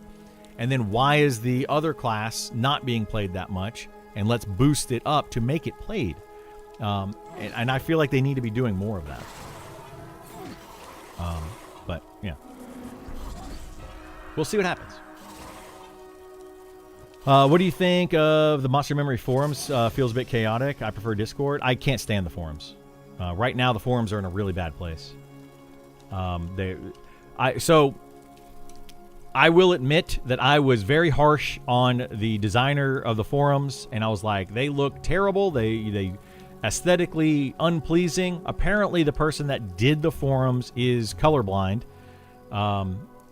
and that's part of the reason. But I feel like that's more of an excuse, and I don't know how to say this. Like, I'm going to be mean about it. I'm sure it's going to come off very mean, but I don't mean it in a mean way. But if you are colorblind but you're the one coding the website, maybe get somebody else's perspective on the colors. Be like, hey, what would look good? You know, what looks good to you? I can do this, I can do this, I can do this. Give some examples to people and see what looks good. Don't just slap something up there. You know, I had a school project when I was a kid. I was in high school. I had a school project to build a pyramid and talk about, Egyptian history and all this kind of stuff. That my project was on Egypt and the pyramids. Anyway, I did this, and I slapped together a pyramid over the weekend. And I learned at a very young age that if you slap together something terribly over, a small amount of time and you don't put any effort into it, people are going to make fun of it. And I learned, it was a terrible looking pyramid. I literally just took some cardboard, cut it out like 4 triangles, and then I put some basically glue. And I put glue all on the side of it, and then I put some sand on, like sprinkled sand on it, so that it made it like a rough texture. And I thought I was doing something really cool. I thought it looked good, but apparently I'm not artistic. Like I don't have any art bone in my body, and it did not look good. And people definitely said something about it. And I'm like, okay, you're not wrong. I can see that. It's not. I don't know. Anyway, point is, maybe get some more eyes on it. It looks aesthetically unpleasing, and then it is disorganized. I agree with you on that as well. It just seems very disorganized, but whatever. How you put this 60 frames per second? Nice graphics. The graphics, I mean, I don't know. They are what they are. You can't really adjust them that much. Easy. Druid has gate. I know exactly why people play Druid. I know 100% why people play Druid. They need to... They don't have to take away things from the Druid to kind of balance that. They need to take away some of the power of the Druid. Right? Like make it to where the Druid isn't equal healing and equal damage. Like a Druid can heal just as well as a cleric or a shaman, and it can DPS just as well as a wizard. And they can do it kind of at the same time. That's the problem with the Druid, right? It's going to make people want to play it because they can DPS and heal, and they have snare and gate and teleports and speed of the wild and damage shield and armored buffs and dots, and you see what I'm saying? They made the Druid have all of these things and very good at all of them. So that's where the balance needs to come in. I don't think they're looking at balance right now. I just hope that they look at balance in the future. But right now, I don't think it's really on their radar. More quality of life is more people playing. Yeah, I think some quality of life is definitely needed. I think that they have specifically taken out quality of life on certain aspects that they didn't need to take out quality of life. I only leveled Druid to 11, but it felt extremely powerful. Huge power spike at 8 that kind of outshined every other class I played. Yeah, it's like that throughout the entirety of the Druid. It always is more powerful than other classes around it. Well, not every class. Shaman also has that very similar feel right now. How you feel as an in-game tank? Is AC mitigation, defense, skills feel impactful? AC is broken, so no, AC does not feel impactful at all because it's currently broken at the higher level. Or do you think tanking mitigation is waiting on revamps for mitigation, depending on the revamp? Yeah, we're absolutely waiting on stuff. Druid is good, but Bard is complete. How is Bard complete? I don't understand where you're going with that. I disagree with that. Is it insane with Eminem? They have people design stuff and nobody doing an oversight. That is happening quite a bit. There's a lot of there's a lot of hands in the cookie jar and no one watching who's doing what with the cookies in the cookie jar. You know, not no one, right? Don't take the words that I'm using and run with it. There is some oversight, but there's not enough oversight, and that is where I would say that Sean has failed, I guess. The worst part about that is Sean doesn't want the oversight. Like, he specifically talked about that on his stream. He wants everyone to be able to work independently of each other and still somehow build an amazing game. This is, to me, like throwing a million monkeys into a room and expecting one of them to create Mozart or Beethoven or whatever the saying is. Will it happen? Sure, maybe. But, you know, it's better if you have some oversight. And it goes smoother and easier. It goes back to the wizard design. One person is in charge of putting it in the game, and that the collective design just ignores it. And then the loving robot protects the dev instead of checking anything. Yeah, I agree with that. It's unfortunate, you know. And yet somehow Druid isn't considered jack of all trades, thus should be weaker. Yes, exactly. Druid being a jack of all trades should be not a master of any, but it is currently a master of multiple. No way the Druid DPS is on par with the Wizard. Play them both. Play them both and check it out. That's all I'm going to say. I'm not proving things anymore. I'm tired of proving it to people. I have proven everything that I've ever said on this stream, and what ends up happening is those people just disappear. They don't come back. They don't say, hey, Criddle, I checked it out, and you were actually right. They just disappear. Watch me play Druid, and you won't think it's OP. Well, Vor. That's a skill issue. I wouldn't say that they're, you know, a wizard and a druid are like perfectly equal. Neither are a wizard or a cleric and druid, or cleric and druid perfectly equal on healing. But both of them get the job done equally, and that's the problem with the druid. Again, people are focusing on the one thing that I say rather than the overall idea. The idea is that you shouldn't be able to take a druid that focuses on DPS and be anywhere comparable to a wizard that is a DPS class. That's what I'm trying to say. But they currently are extremely comparable. A druid and a wizard, extremely comparable, and a druid can still heal an entire party and keep them all alive very easily. If you don't believe me, then go play both of them at a higher level and then come back and tell me otherwise, but I don't expect to ever see you again. They need to keep the EQ feel as much as possible, avoid becoming another WoW. I think they need to keep the EQ feel, the play style, the gameplay, but get away from copy and paste of EverQuest. That's what I would say.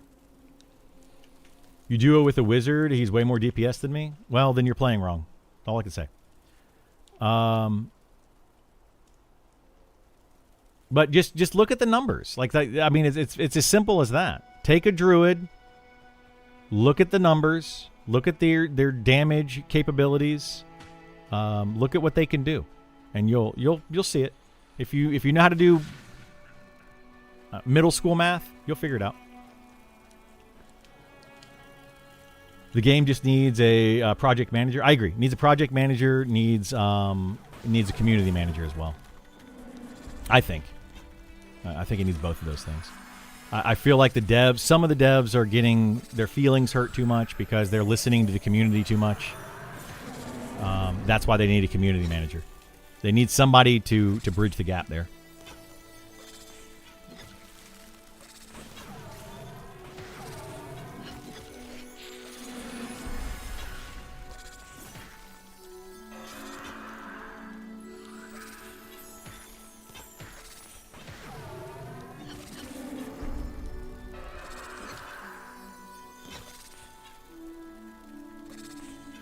What level range? Because wizard scales quite a bit into late game. Yeah. My wizard buddy can kill 5 to 10 blues at one time. 5 to 10 blues at one time. Using what? I have a level 60 wizard, so you're probably not going to win this argument, but go for it. I would love to hear what you're doing, how you're doing it, and, you know, all that kind of stuff. Just out of curiosity.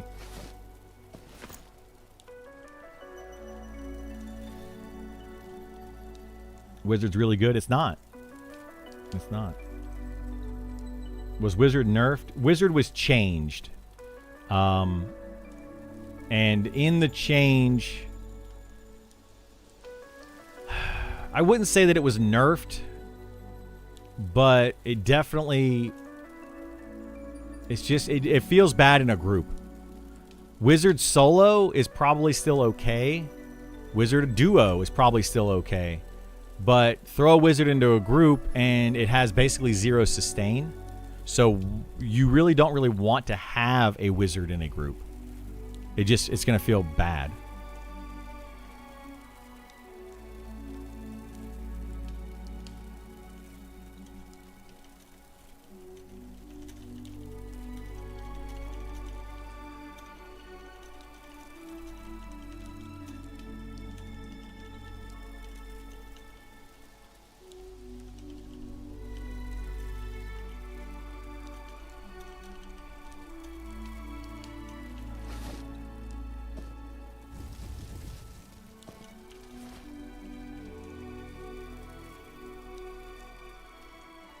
It's not that I don't know how to play a wizard. Oh my god.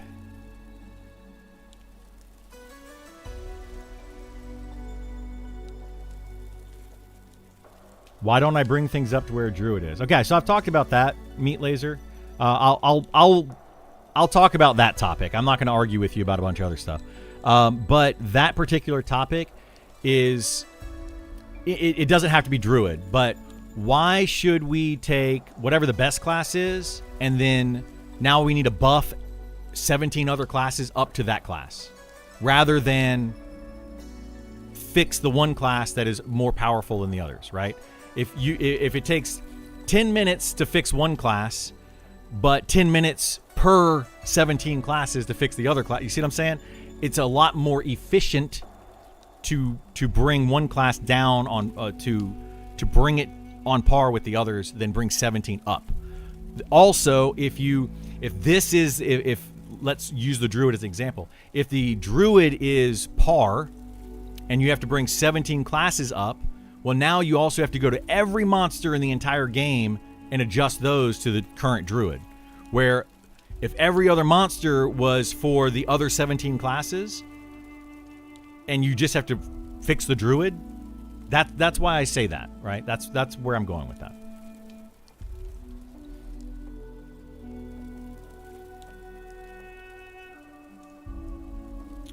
You were just in glass flats at the undead pulling 8 at a time. Doing what?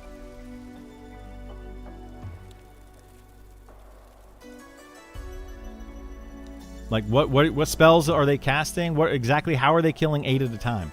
Because the only way they can kill 8 at a time is using the rain spells. And the rain spells they're mana efficient if you can kill that many, right? It's very mana efficient if you can do it. That's one place with the wizard that I have not explored much since the change. So if you are doing that using rain spells, then sure, druid or the wizard might be good, but you're not going to be doing that in a group, which is what I've been talking about. The wizard in a group setting, you're not pulling 8 mobs, and what are you going to do with that? Like, they're not, nobody else is going to be doing 8 mobs at once. You're able to do that because you're a wizard in a duo, which again, this is supposed to be a more group-friendly game, not a solo duo kind of game, right? So they need to adjust that. I've watched people do that whole rain spell garbage. There a lot of them. Literally yesterday, I watched somebody exploit the rain spell by using pathing exploits to kill many monsters at once, and they should not be doing that. So yeah, that's kind of where we're at. That. You want to talk nuke for nuke? Maybe the druid can do the same, and mana regen on the wizard is insane. Mana regen and the druid are the same mana regen. How is the wizard insane and the druid's not? They're both They both basically have the same mana regen. If you're in spring or autumn on your druid, which you probably should be, they both are basically the same. There might be like a 1 or 2 difference. It's a very small difference. Seems kind of like they made a class that can flex 2 roles despite saying they wouldn't. Yeah. Yes, I am talking nuke for nuke. That's exactly what I'm talking about. A druid. Oh my god.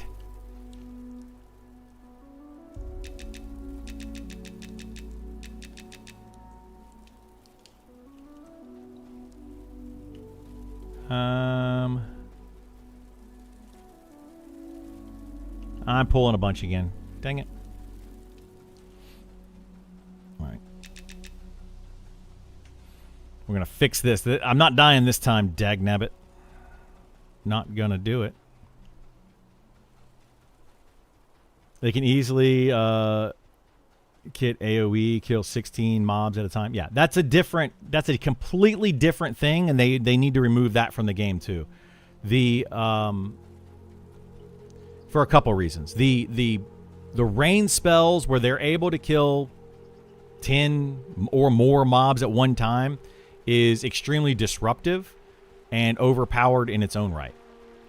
So that I don't think was ever the intent of the devs for the wizard. I'm talking about how the wizard was meant to be played versus how people have broken it to play it. Same thing with the charm, right? Charm is extremely overpowered because of the way that people learned how to play using charm. But if they used it the way that it was intended to be played, then it's not an overpowered ability.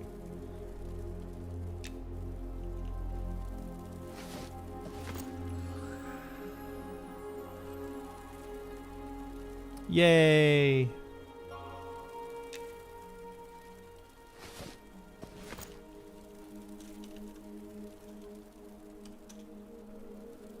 Uh-oh.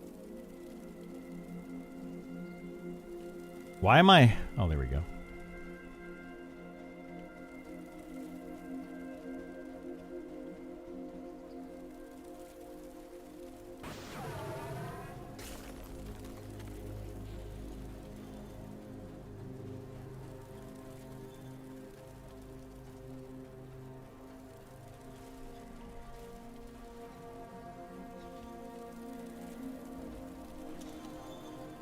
Oh my gosh. Leave me alone.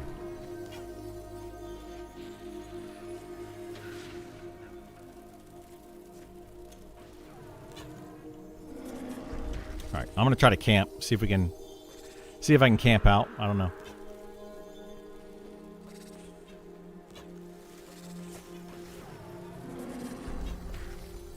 I'm not going to Glass Flats to watch you kill stuff with a rain spell. People want me to, like, they constantly want me to, like, you're wrong, therefore prove it, and I've done it so many times. And people just ignore it. I don't know. It's weird. Why is this waning spirit absolutely wrecking me? And these like, what is happening here?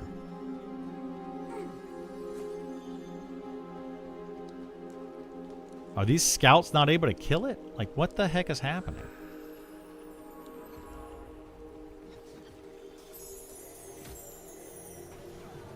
You guys see this? Look how many enemies, like... This thing's not dying.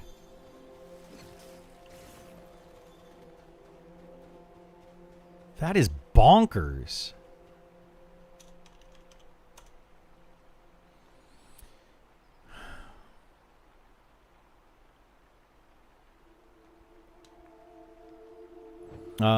So you cast the rain spell and you run in a circle. You cast it again and again and again and again until they all die. Yes, I know how the rain spells work, and it's broken, and they need to fix that.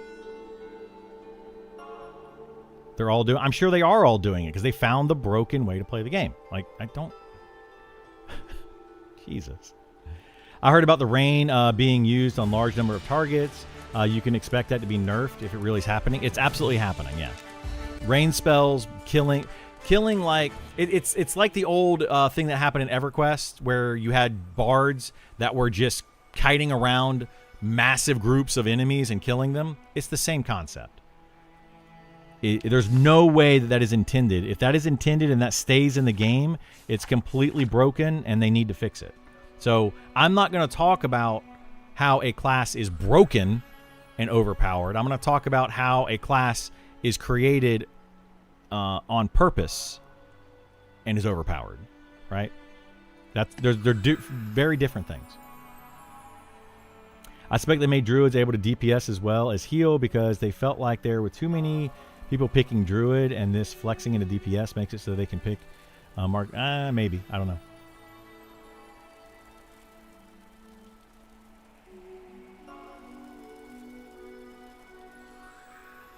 Druids suck at charming because they focus on wisdom, not charisma. They can do both.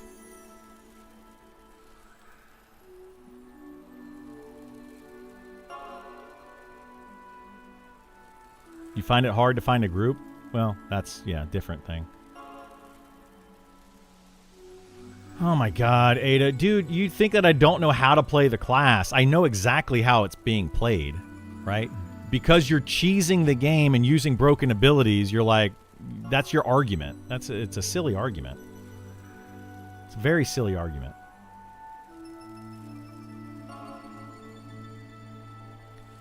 Your base region is the same as spring. Then you have your spell thing. I don't know its name. Yeah, yeah, I know what you're talking about. But that's every 10 minutes, or I guess they changed it every 5 minutes. So the mana region of the wizard. Guys, I'm not going to sit here and have this conversation all day. Take your wizard, put it into a group, see how well it does. The way that the game is intended to be played, right? Not we figured out a cheesy way to play the game and then say that is like you figured out it's like using charm right now.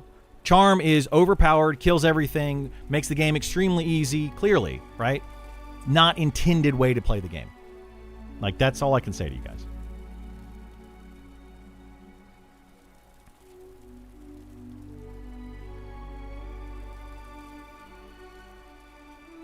I'm too lazy for that too, Helter Smelter. Any plans to play EQ Legend on stream? I have zero plans to play EQ Legends, period. I don't like Daybreak as a company, so I'm not going to play EQ Legends. It's more of a self-respect thing. I respect myself to not give money to Daybreak because I don't respect them. If Eminem devs don't want Bard swarm kiting, why do you think they would? Wizards to do it? Yeah. Remove or lessen our nukes and give us a little bit more on our dots. Keep us healing. Yeah.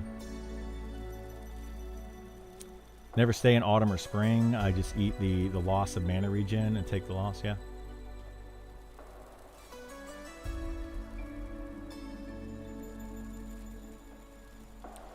Thought rain spells only supposed to hit 4 or 5 mobs. So they have wizards have nukes that hit 4 mobs. That's for their quad kiting, right? But then they have rain spells. The rain spells can hit an unlimited amount of enemies. Unlimited, to my knowledge. Like you can just, however many mobs you can stack up in a little area, it'll hit all of them. As long as you don't die and you keep them circling that little area, then you're fine.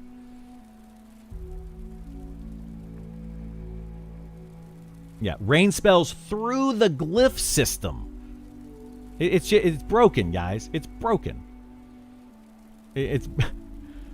We're utilizing a broken feature and then saying, "Hey, Wizard's great." It's broken. It doesn't function the way it's supposed to. Hey, I can take my my fighter and I can get unlimited defense skill, and I can take 40% less damage 100% of the time. Fighter's best tank in the game, guys. It's a broken skill. Like, it's a dumb argument. It's a really stupid argument. With all the classes twinking needed, I just don't think it would be EA target. Yeah, I don't know. We'll see. Those things will be removed from the wizard. They will. If they're not removed, then devs have failed miserably. They didn't intend for people to be able to AE large amounts at a time. They did not. Tried to get my druid's charisma really high. Full platinum, wisdom, charisma. Barely got to 50. I gave up trying to be a charming druid. Yeah, I mean, charisma is harder to get on a druid than it is on an enchanter, for sure. I agree with that. It's like a hack and slash game. You find one skill and you spam it. Yeah, this isn't Diablo or Path of Exile. I mean, you know, like we're not building up like these crazy classes that do 1 billion damage in one shot. That's not the intent of this game. My point is that Druid is better nuking than Wizard, you mean? This is where I think you're wrong. Druids don't have the sustain that Wizards don't have the sustain that you think that they do. They have that one ability that they can use every 5 minutes to gain some of their mana back, and then they spend that, and then they sit there doing what? Nothing. Literally nothing. They do not have the sustain that you think that they do.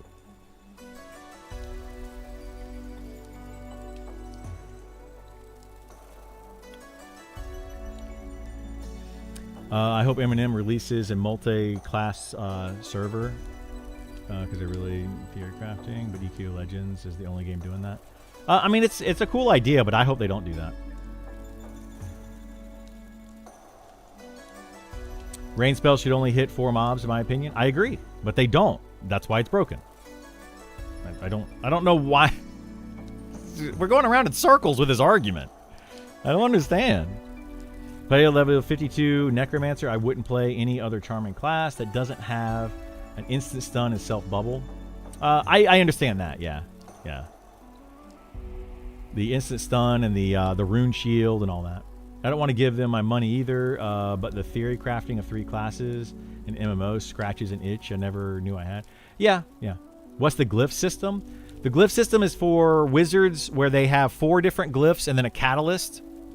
So over here on your ability bar, you have 4 glyphs and a catalyst. And you can utilize those 4 glyphs to cast 36 different spells. So a combination of 2 of those glyphs to then cast a spell.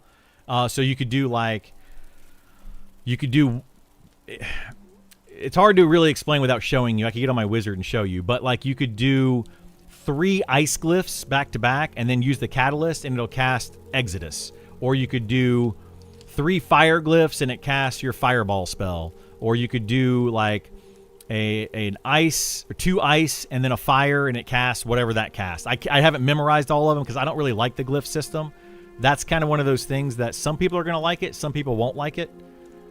If you like the glyph system, cool. Have at it. Have fun. I personally just feel like it's a waste of time outside of the bugged rain spells and hitting unlimited targets and all that shenanigans.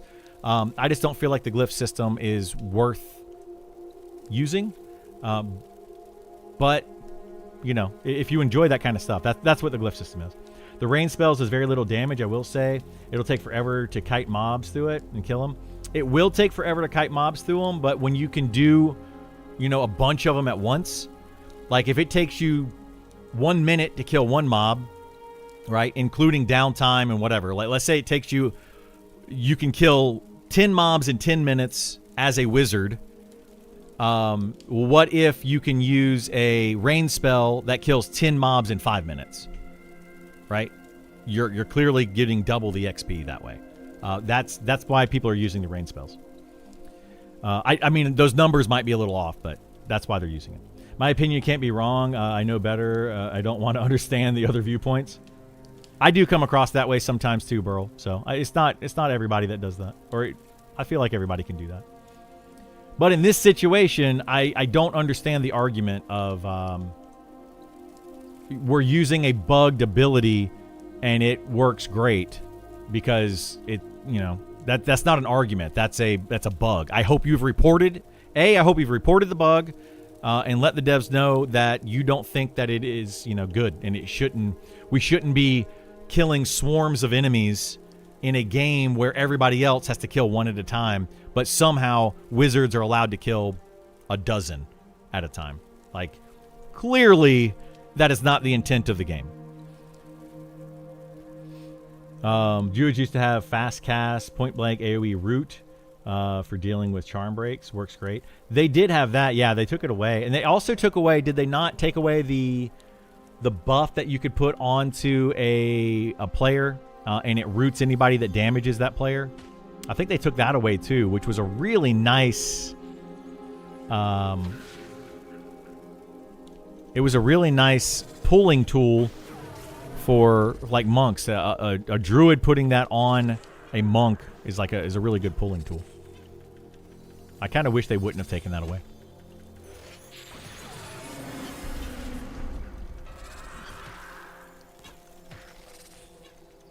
I mean, they do. You and I can disagree on that. I don't know what you're talking about. That 5-minute cooldown wizard ability doesn't scale with int, which feels weird. It does not. Yeah, it's just a certain, like a straight amount of mana that you get. I think it should again scale. I think what it should do, personally speaking, is that ability, the more mana you're missing, so the difference between your missing mana and your current mana should be how much mana you get back with that invigorate ability that wizards have. That, I think, would be a better way of handling that. They could modify that, and I think give wizards more sustain in a group, right? The way that the game is meant to be played, based on what the developers have said, this game is supposed to be a group-friendly, social game where people play together. Basing it on all of that, that would be, I think, a better way to play it.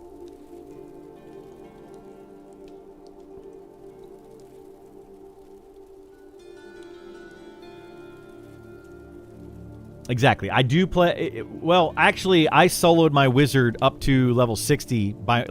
From level 8 to 60 is how I leveled my wizard. But I did that to prove a point to other people like you guys that are naysayers that come to my stream when I said something to the effect of, you can solo faster than you can group in this game. And they're like, no, you can't. Grouping is the fastest way to play the game, blah, blah, blah, blah, blah. That was literally the argument. So I disproved it by playing a wizard and soloing it all the way to level 60 in like 150 hours or something stupid. Like, that's the thing. Like, I've proven things that I've said so many times that I'm just like, I don't care to keep proving them.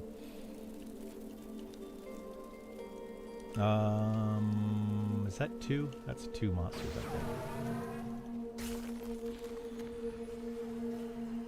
Yeah, that's 2. I keep pulling too many.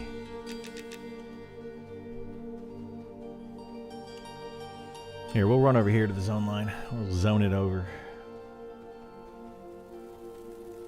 Weird that the person arguing doesn't just make a video to prove their point. It's 2026. Yeah. It's not weird, but yeah.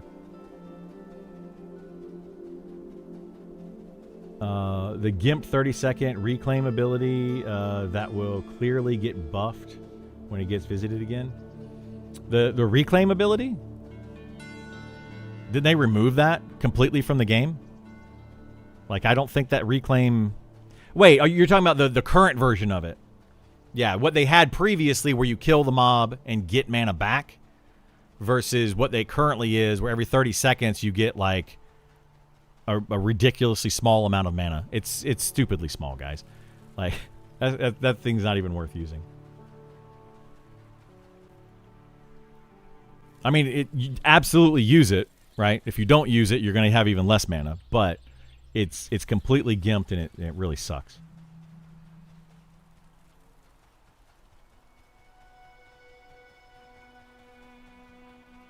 Find me a level 36 wizard with like 90 int to chain nuke something with, and you see who runs out of mana first. Yeah. Glyphs seem to be the marmot for the wizard community. They do. Yeah. Charming mobs 48 plus. I can't imagine a druid trying to keep a charm locked down. Classes that charm that are not an enchanter is cute in early levels, but people definitely should pick a class.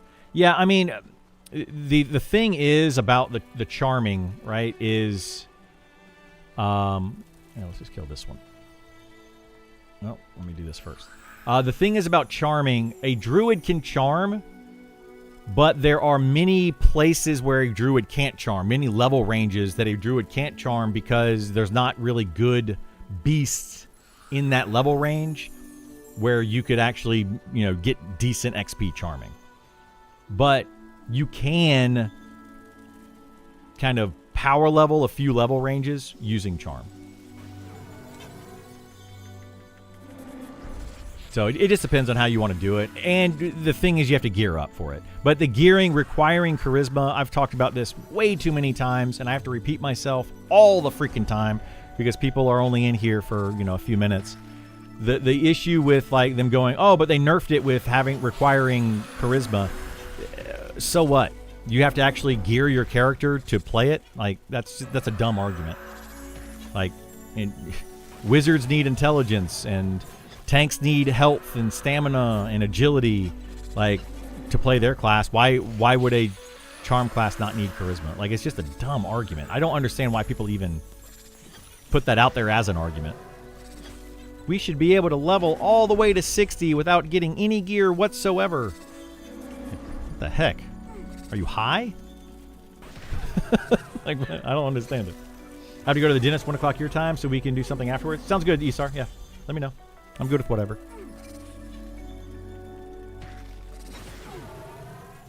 Hang on a second. I'm really hyper-focused on this. I don't want this thing to gate. There it goes. All right. Come revamp, pretty sure Necro will never charm again based off mechanics they're getting. I think that charm isn't going to be going anywhere, but it's going to be changed. Like, I think that charm is going to be more of a utility spell more so than it is a sustained way to kill mobs. I think... I don't know what the change they're going to do to it to make that happen. There's a lot of things that they could do to make that happen. But I think that's the direction they're going with it, is they're trying to make it not where you don't charm one mob indefinitely and just keep killing mobs with it, or where you don't charm one mob to kill the second mob and then charm another mob to kill the first mob and then keep charming mobs to kill the lowest health mob. I think that they're trying to get away from that, but I don't know how they're going to do it. The root buff is still there. It's level 40 spell. Oh, is it still there, the root buff? Okay, that's good. Anything yet on when the monk update is out? Nope. No idea. Fun fact, in China, there's a huge culture of game bug abuse. In fact, if a game has a game-breaking bug that makes a character skill super overpowered, if the devs fix it, there's literally massive protest against the game and they stop playing.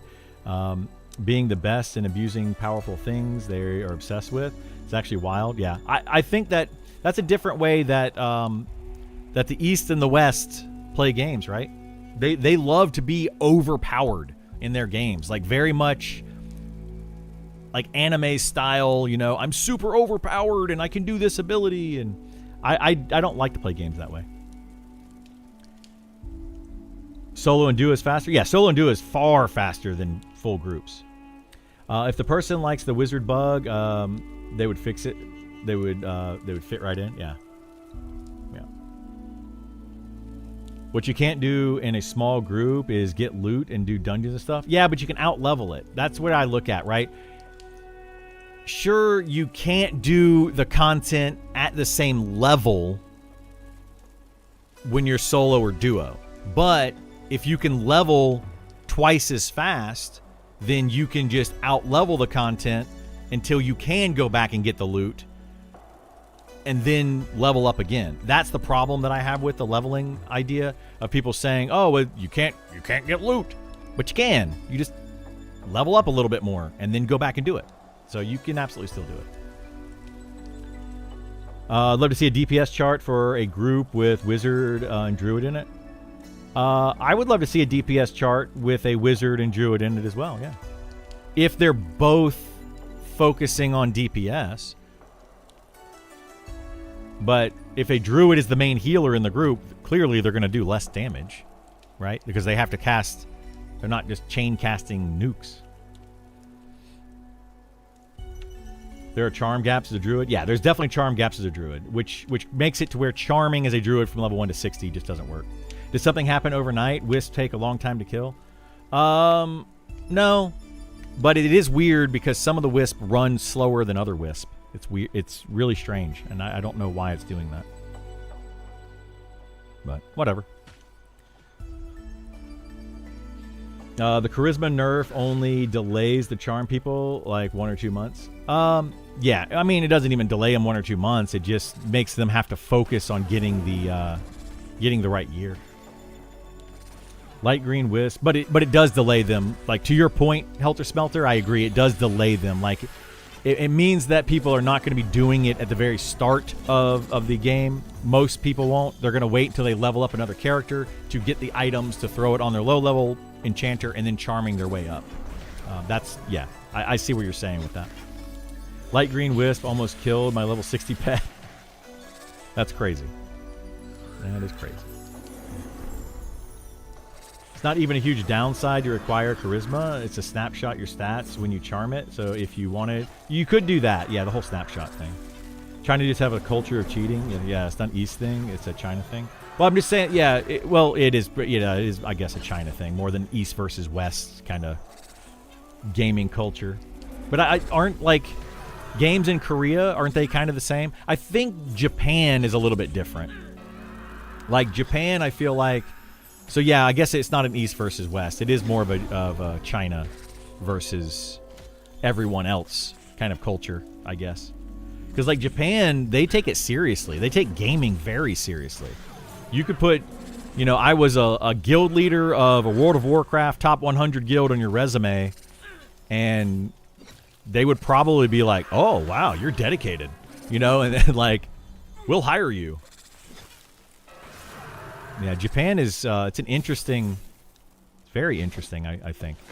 Anyway. How do you see charm is supposed to be used? So how I would like to see charm used is more of a CC type of ability. So think of it this way. When you pull 3 mobs to a group, right? If you have an enchanter in your party and you pull 3 mobs, what do you normally do? With outside of charm, what would you do? I would mez 2 of them, and then the party would DPS 1 of them. So that means that the enchanter has to cast 2 spells, mez on each one of those, to be able to keep them mezzed, and then basically that's it, right? Charm, I think, should be you pull 3 mobs, you charm 1 to attack another one while the third one is being killed by the party, so that those 2 mobs now lose a little bit of health and are under control. Like, they're controlled by, basically the same thing as mez, but they're actually losing health at the same time. And then after you kill the one mob, you have the 2 left, the tank picks whichever one is the lowest health, and you mez the other one. Assuming charm breaks, right? Or charm wears off or whatever. But as long as charm stays, they keep attacking that one. And then you kill the second mob, and then you go finally to the charmed mob. That, to me, makes more sense for charm. And it becomes, it's still a very super powerful ability if you use it that way. Because it's less spells that you have to cast. And you're not only dealing with 1 mob, you're dealing with 2. You're basically dealing with 2 mobs at the same time and doing damage to them all at the same time with 1 cast of a spell, versus mez, which is 2 different spells and you can't do any damage to it. So that's why I think charm is like super overpowered currently, is because it does so much more. Not only that, but it out DPSs every other DPS class. You're not going to find show me a level 50 player that's going to do more damage than a level 50 monster. You can't. Like, you're not going to be able to do that. So that's why I just don't like charm currently. Why do I have a text message from weird people? Hang on one second. Okay. How are we feeling about Elementalist changes? Well, they haven't made any changes yet, but I hope they make a lot of big changes to the Elementalist. It needs a lot. I feel like it's just a wizard with a pet, which, yeah, doesn't feel great. Did I pull both of these? No. Okay, good. Where'd my pet go? Over here. I got lost. Ah.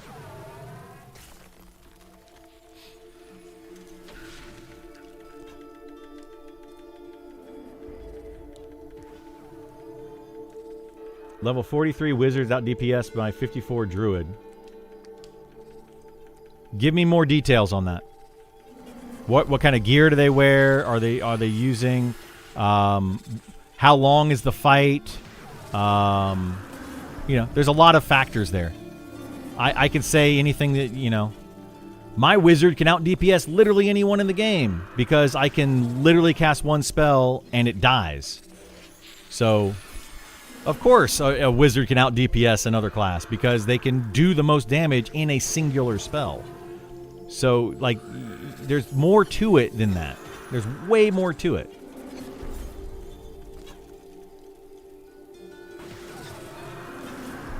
I'm not going to rage like a Karen. You're going to cry like a little baby if you want to start name calling and do the whole Karen thing. Good God, dude, you're so childish. It's not Charm, though. That's CC. Well, who's to say that Charm is not a CC? Charm is a crowd control ability. Like, I don't understand why Charm is not a CC spell. Yeah, Charm is definitely a CC, in my opinion. I really like the way of Charm. Charm 1 to off tank basically makes it easier for the group of pulling. Yeah, I think that's exactly how it should be used, personally.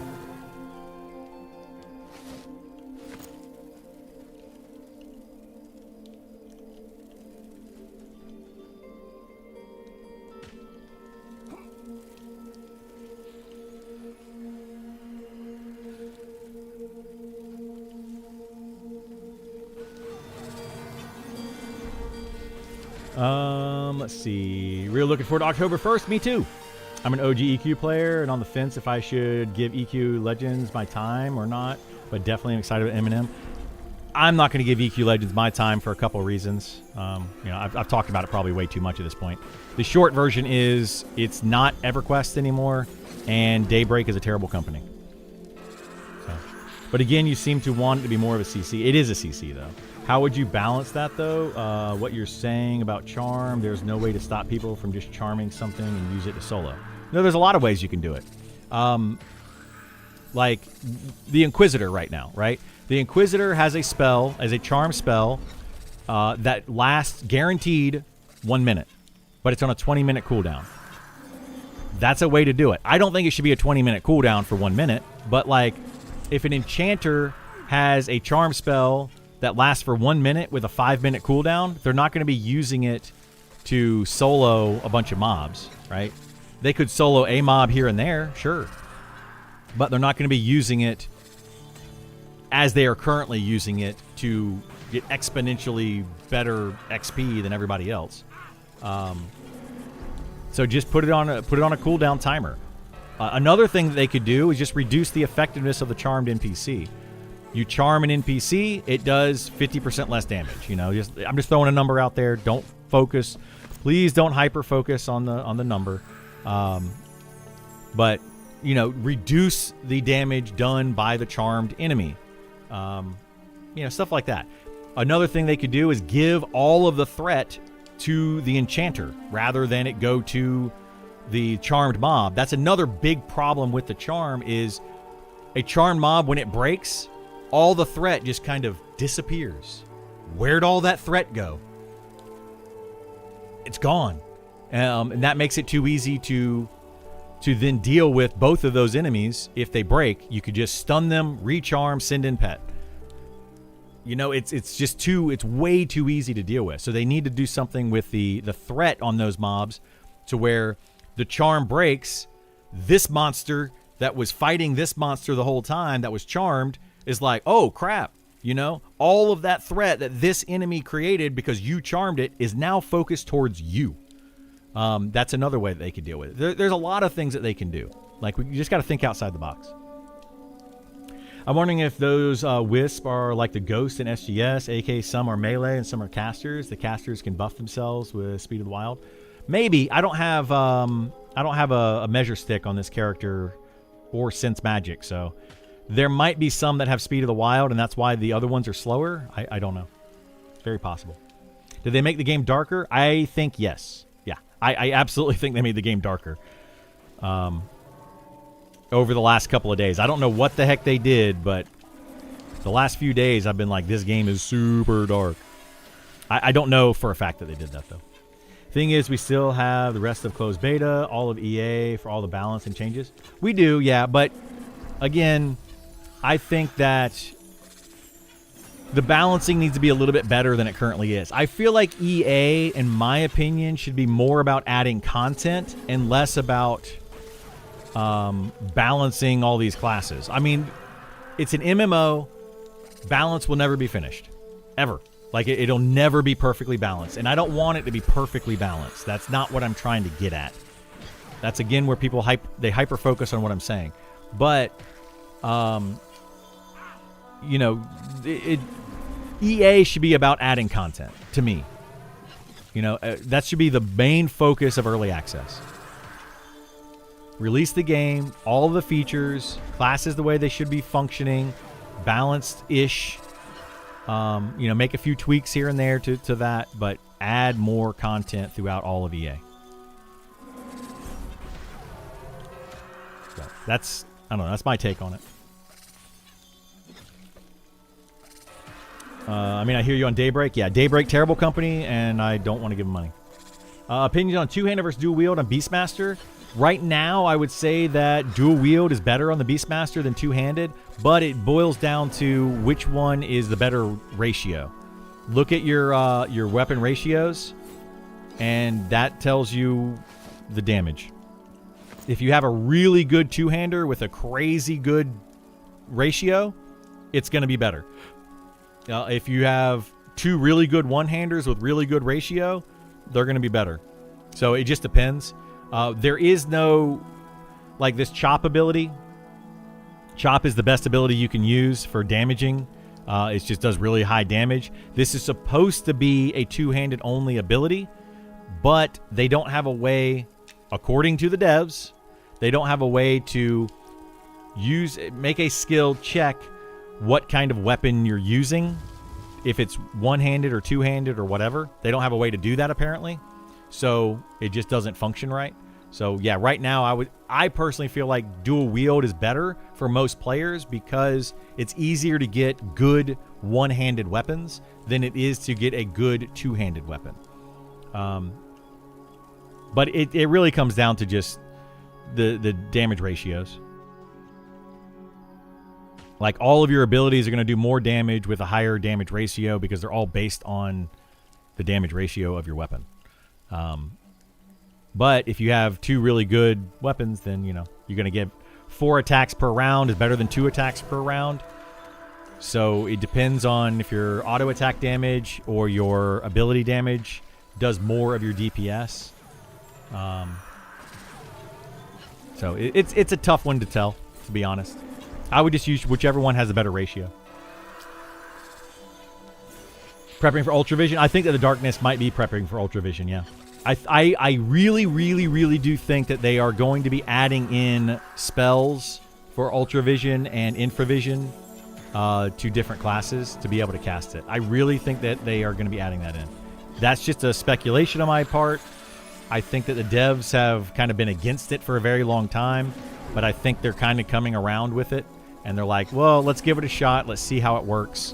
So I suspect that it might happen sometime during beta, at least as a test, to see if it's something they want to add in or not.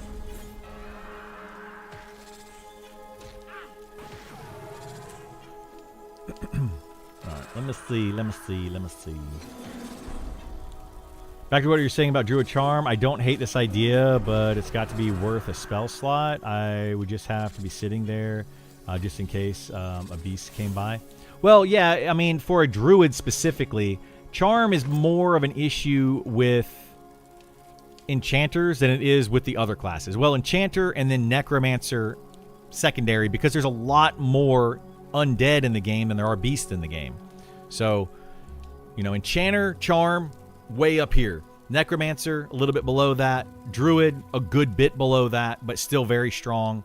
And you see where I'm going with it. So it's based on what you're fighting, right? If you're fighting a lot of beasts, then obviously Druid Charm is very powerful. If you're fighting a bunch of undead, Druid Charm is kind of pointless. So yeah, it just comes down to what you're fighting. Classes will look and play vastly different over that time. I think they will, yeah.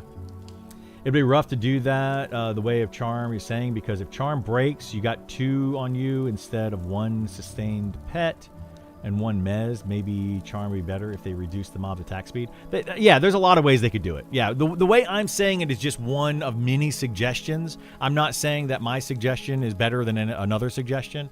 I'm just saying that it is an option of what they can do. You know, have the 2 mobs fight each other. You know, make it a 60-second duration.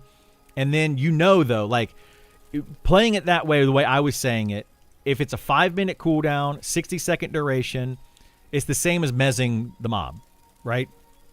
Enchanter mezzes are, the higher level ones, are like 60 seconds long. So, you know, after 60 seconds, I'm going to have to deal with that mob again. So if my team, whoever I'm grouped with, can't kill the 3rd mob in 60 seconds, then after the charm breaks, I need to mez one of those. And that's what you would do with it. You know, you would tell pet back off, mez one before the 60 seconds breaks, and then as soon as the 60 seconds is over, you mez the other one and deal with it. It's just a play style that enchanters will have to learn how to play that way. But it's not the only possibility. Yeah, like reducing the damage, reducing their attack speed, all of those are also very viable options in my opinion. They kind of, you know, fix the issue. Oh, shoot, I pulled too many again. I got 2. No. Right, let's go this way. Yeah, I'm not talking about Druid Charm. I'm talking about all charms. Yeah. This is coming from someone who played Enchanter main EQ. I played Enchanter main and EQ as well.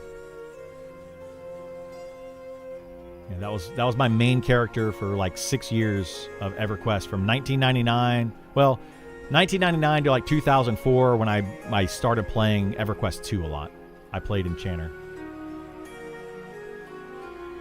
I think everything needs balance. Pass. It's rough at the moment. It's very rough at the moment, yeah. The balancing in the game is very, very rough. Also, Charm doesn't seem OP at the moment because it breaks. I got very high charisma at 170. Doesn't matter that it breaks. It's too easy to deal with. It breaks. What do you do on an Enchanter? Charm breaks. I could probably ask chat, and they're all going to know at this point. They've learned. You just AoE stun, recharm, send in pet, problem solved. It's not hard to deal with on an Enchanter. You want a foundation? I want a very good foundation for early access, yes. That's exactly what I want. Night always seemed to last longer than daylight. It does seem to. You know, I love the music in this game. It hits so hard. I love the music too. Yeah, it's really good. I don't feel Charm is overpowered. It's hard as a druid to find places to charm. It is hard as a druid to find places to charm. Charm is not necessarily... Charm is overpowered in the sense that if you can find a place to charm mobs, it is clearly the best singular spell in the game. Like, there's no spell in the game that is more powerful than Charm. No ability in the game that is more powerful than Charm. Like, if you could name one, I would probably have an argument against it. They should go the route of Final Fantasy 11 Charm, same premise, where level plus charisma on gear affects a charm landing, but having the duration of the pet tied to the level of the pet versus the Charmer. In Final Fantasy XI, if the charmed mob is 2 levels above you, it lasted for like 5 seconds. Then it would break, and landing subsequent charms became lower chance or outright immune until a set amount of time passed. That's a way they could do it, sure. But yeah, it's really just, charm is just, think about it this way too.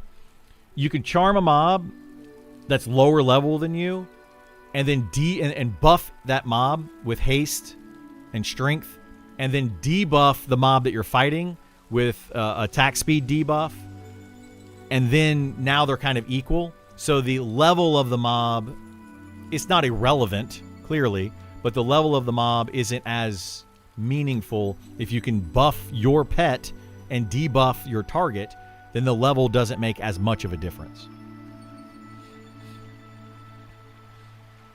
It's definitely more limited. Yeah, it's definitely more limited. I would agree.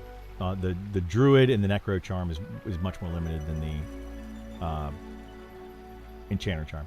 Do you have any idea when the deep dive is coming? No. Yeah. You heard me say soon. Yeah, soon is all we know. The devs have not given a date. Think they will get Levitate? No. What we're probably going to get instead of Levitate, they actually used to have Levitate in the game. Long time ago.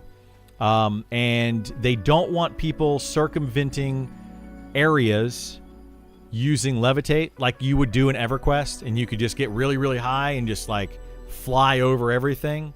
They don't want people being able to do that.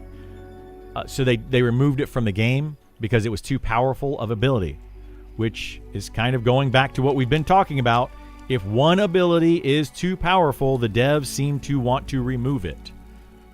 So that's why I say some of these things that I say. But yeah, instead of Levitate, they are probably going to be giving something like a water walk, so you can at least run across the water, don't have to swim necessarily. But yeah, we'll see. I don't see Levitate in the same sense of EverQuest Levitate coming into the game. With only 1/5 of the world release currently planned, there will be more locations that Druid can easily charm. As the game develops, yes, there's going to be more places with probably more enemy types as the game develops. Yeah. I keep thinking the same thing. I'm so tempted to run off the cliffs. What, with Levitate? Yeah, don't expect Levitate. Maybe they'll do it, but don't expect it. Maybe they should make Enchanter Charm like Bard. When it gets hit, it breaks. That's another way they could do it. It would go against the way that I would like them to change it. But yeah, Charm could then only be used as a temporary DPS in your party or something. If they made it to where when it takes damage, it has a higher chance of breaking. They could do something like that. That would definitely take the solo ability out of Charm without removing the usefulness of Charm in a party. But Charm in a party is still, I think, too strong because it gives enchanters the most DPS out of any other class. Glad I didn't sell my pale lamp. Probably going to be worth a lot because of the dark game is now. Yeah, it will be. Unfortunately, only 8 classes. 8 classes can use the pale lantern, so it kind of feels bad. How do you think their progression with everything? In this game, the progression? It's been slow lately. That's all I can say about their progression with things. It's been really, really slow. And every time you bring it up with one of the devs, they're like, it's a volunteer team. It's a volunteer team. And I'm like, I get it. It's a volunteer team. But what's going to happen on October 1st when you're paying money? You're going to have to speed it up. You know? It is currently a volunteer team. I get it. But that won't fly when people are paying. AoE stun, assuming doesn't get resisted, then recharm. Resist happen quite a bit. Yeah, but I mean, you have the AoE stun, then you have another backup stun, and then you have Mez, and you have ways that you can deal with it. You have a rune shield you can put up on yourself. There's a lot of ways that enchanters can fix, you know, a charmed mob breaking and coming after them. Hey, what's going on, Onyx? How are you? FD? Yeah, I wish I could FD Hitty. Have to remember, charm breaks don't happen when group is bored sitting around doing nothing. They tend to often happen when you need Mez. Yeah, I mean, it's going to take skill, right? Like, I don't like to say this because it seems mean, but for some players, charming is just not a feasible way to play the game because they're not skilled enough, right? You're just not going to be able to do it. Same with like fear kiting on a necromancer. Same with snare kiting on a druid or quad kiting on a wizard. Some people are just not going to be able to do it because they don't have the skill or they don't have the knowledge or they don't have both to be able to do those things. That doesn't mean that those things are not viable ways of playing the game. It just means that that person is not capable of doing it. You know, I'm not going to be doing a speed run of Metroid in 5 minutes because I just don't have the ability to do that. You know, I'm not good enough. Doesn't mean it can't be done. So yeah. Anyway. In terms of EA trying to optimize XPing, do you think duo, trio, or full group is the best XP overall? Right now, solo is the best XP if you have a good solo class, which is like your Necromancer, Enchanter, Druid, I think Shaman right now. Those classes are very good solo and is probably the best XP in the game. Again, going back to what I just said, if you know how to do it and you are good at it. If you suck at it, then clearly it's not going to be the best. If you don't want to solo or you're not good at it or you have a class that can't solo well, like a fighter, for example, then duo is the best XP in the game. If you are not a good melee class like a fighter or a monk, if you are basically playing a rogue, it's the only class that I can say, or maybe a bard. Yeah, rogue or bard. If you're one of those two classes, then a trio is probably your best XP. You're going to be your best bet. Everything from 4, 5, or 6 players in your party gets worse as you get higher level or more people in your party. The worst possible XP in the game right now is 6 people. And it's very sad. That's for a couple of reasons. I don't really know if I want to go into the reasons right now, but in my opinion, 6 players in your party is the worst way to level up in the game. It's going to take you way longer. Sounds like Charm needs to be removed from the game. I don't think it needs to be removed. It just needs to be modified and adjusted. They said getting tuned because it's too strong, and I doubt they'll go far enough to remove it. I don't think they're going to remove it, yeah. I think they're just going to tune it.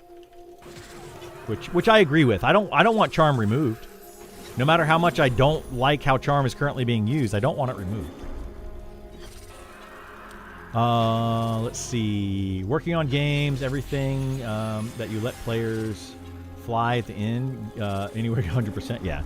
Like, I don't want to see flying mounts in this game either, like they did in World of Warcraft. Like, that's, yeah, all of that's kind of bad. I used to sit in entrance OOT and cast DMF. Yeah. Dude, I loved... There's certain aspects of EverQuest that I absolutely love. The overpoweredness of some of the classes was very fun when I was a kid. And as I've gotten older, and as many of us have gotten older, I feel like it's not as fun anymore, you know? And once you learn how to break the game and make it too easy, you tend to not want to play it as much. That at least that's me, right? I'm talking about myself right now. And everybody's different. You know, we're all different. We all have different things we want out of games. The boat was shoddy. The boat in this game is shoddy. You guys gotten on a boat lately in this game? Oh my gosh. Be careful. You can easily fall through the boat. If not levitate, would a feather fall work to avoid death? I think they are adding feather fall, or they have feather fall for some classes. They do have a safe fall. But yeah, I think that a feather fall kind of ability would be kind of cool. But how is that different than a levitate? Because levitate in EverQuest would be you would go off a ledge and then slowly fall down over time, right? But there were ways that you could cheese it and bug it to where you basically never drop. But the idea was that you would go down slowly. So if you get to a really high point with Featherfall and you run off of a ledge, you can just keep running straight and slowly fall down.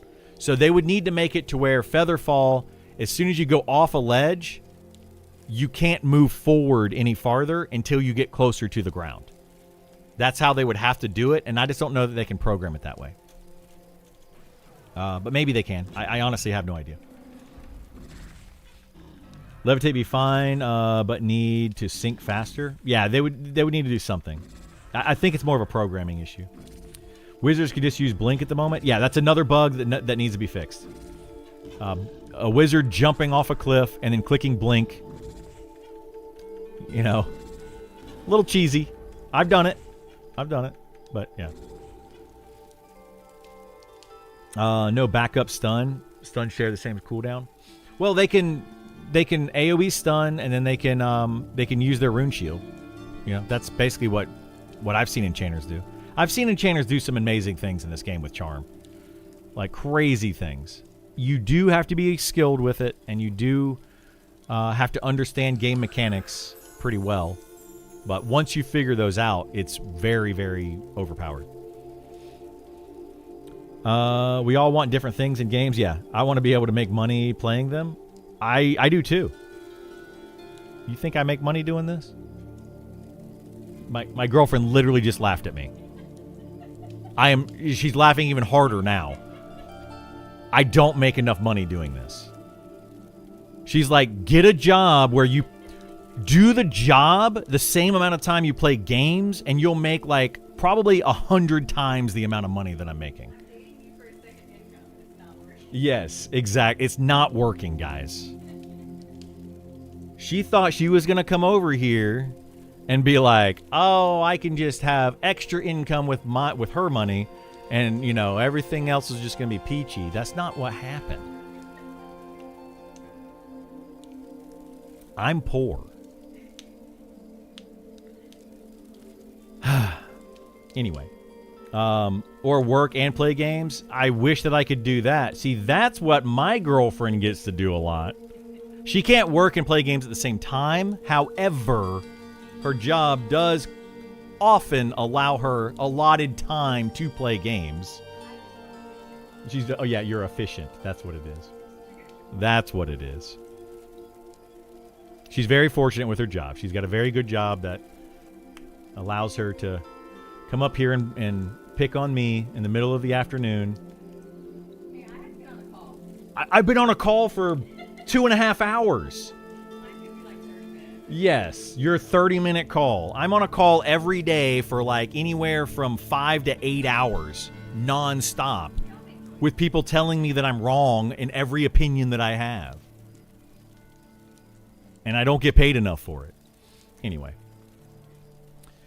You guys think this is an easy job. It is not. It is not easy nor pays well. Featherfall would just... love you too, honey. Featherfall would just be a safe fall. Yeah, something like that would be really cool. If they could balance it well. I just don't think they have the ability to do it in this game.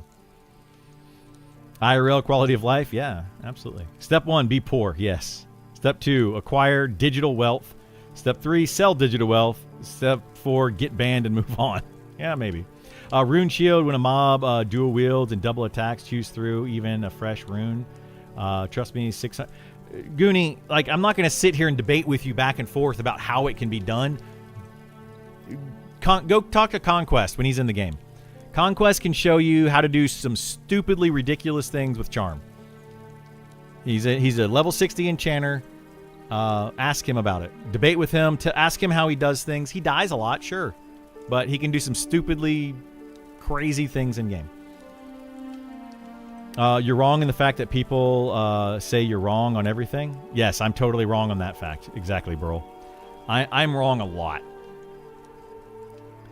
According to the internet, I'm wrong on literally everything that I say. Because someone will disagree with what I'm saying. Doesn't matter what it is. The job builds character. Which job? This job builds character? It might. It creates a character. It does something. It's definitely made me hate the internet more. Like, you can't win. I probably have the wrong personality for streaming, to be honest with you, because I don't like to say it this way, but it's kind of true. I have a very argumentative personality, and it's hard for me to like have a conversation with somebody without coming off as argumentative. I don't intend to do that. It's not what I want it to be.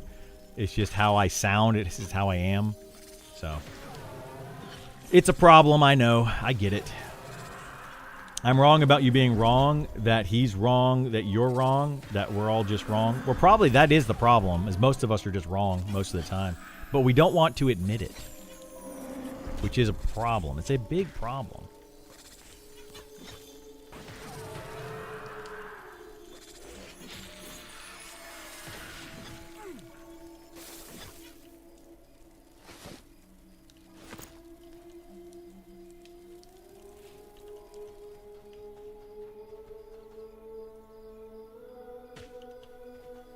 But yeah, ultimately, I mean, I think we all want the same thing, right? And I say this about the devs too.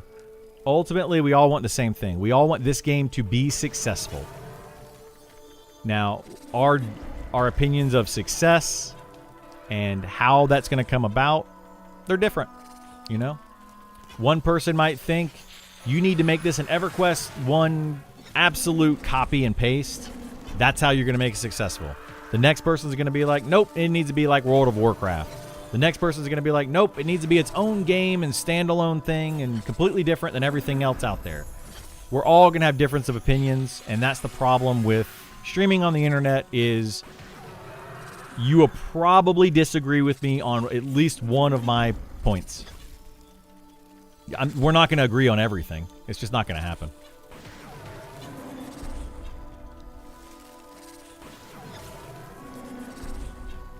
Only ones that know anything are the ones that know they know nothing. Exactly, yeah. I know that I'm not always right. But until someone... My biggest flaw is I can know that I'm not always right, but I still want you to prove that I'm wrong. Right?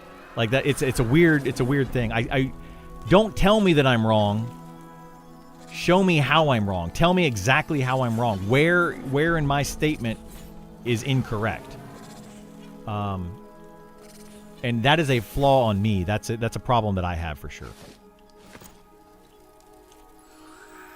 Like, I'm not going to just take your word for it because you're on the internet. No offense. And you shouldn't just take my word for it because I'm on the internet. Right? We're just people on the internet. Do we really know what the heck we're talking about? Most of the time, no. Let me introduce you to Entropia Universe. You were the one that's talking about that one the other day, weren't you? Where you can make money. You can make money by playing games. I have a friend of mine that would probably love to do that. He, in fact, made a lot of money playing games years ago. EverQuest being one of them. But the internet is a collection of consciousness of facts. Surely it's accurate. Yeah. I have no idea what I'm talking about. No one else has any idea what I'm talking about. Checkmate. Yeah, nobody knows about anybody's. Yeah. But, I mean, yeah, I might disagree with you guys. I still appreciate you being here. I still love the discourse. I still love the, you know, the discussions that we have. I really do. It adds to it. Getting to the point where you start calling people Karens. Yeah, you know who I'm talking about. That's uncalled for. That you don't need to do that. We can have a difference of opinion without name calling.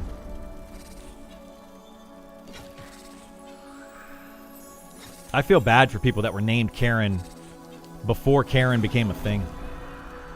Oh my gosh, like that feels so terrible. Like they just got the poo end of that stick.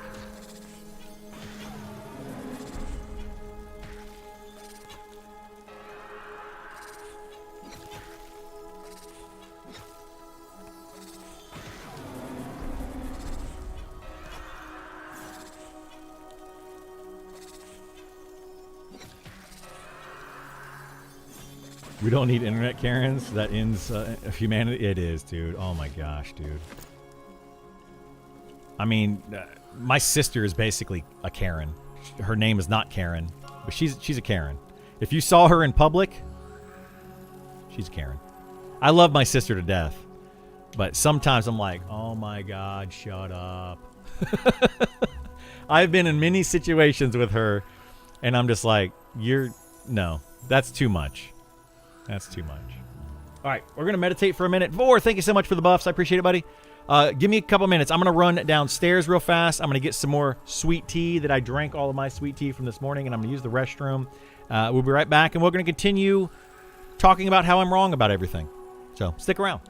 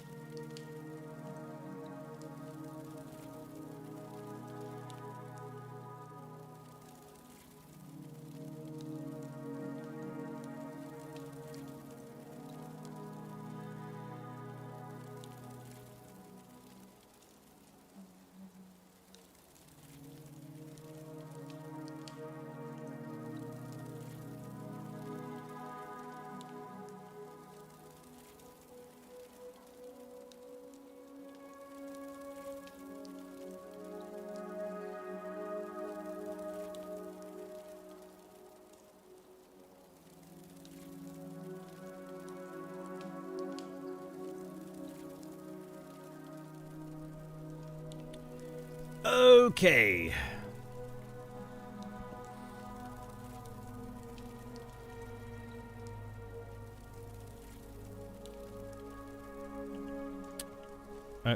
No, I don't do that. I think you are misunderstanding. But I'm again done talking to you. I don't like talking to you, to be honest. Attican, you are yeah, you're I hate to say it, man. You're like the worst that the internet has to offer. Or at least Twitch. Just the way that you are. I don't know what it is about you. I'm probably the same way in your eyes, and that's okay. I'm allowed to be.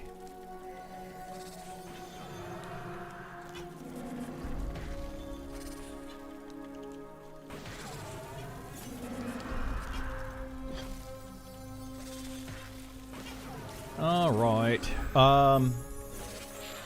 What time is it? We got about an hour left. I think Esau wanted to go camp something when he gets back. Maybe hour and a half. He wanted to go camp something. The only thing I like for Monster Memories is lean a bit more into that dark fantasy theme EverQuest had going on. I remember running through Grob for the first time with a freshly created troll, Shadow Knight, 13 years old, and being dismembered dwarven corpses. Good times. That would be cool, yeah. Maybe we'll see stuff like that in some of the other dungeons. Oh, shoot. Oh, my goodness. I was not watching Gate. Maybe we'll see that in some of the dungeons as they come out. The Fallen Watch and stuff. Maybe we'll see it there. I don't know.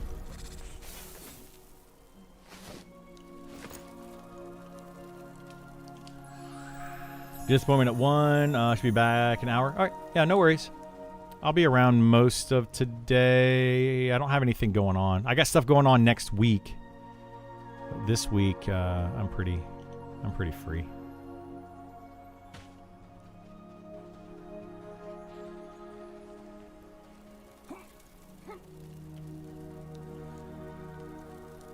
Feels a bit too cutesy at the moment, especially with all the races sharing one city. And, yeah, no hostility going on. I mean, yeah, I can see that for sure. Like, everybody's friendly, you know. Ogres and goblins are friends with, like, wood elves and halflings and stuff. And it's like, what? That's kind of silly.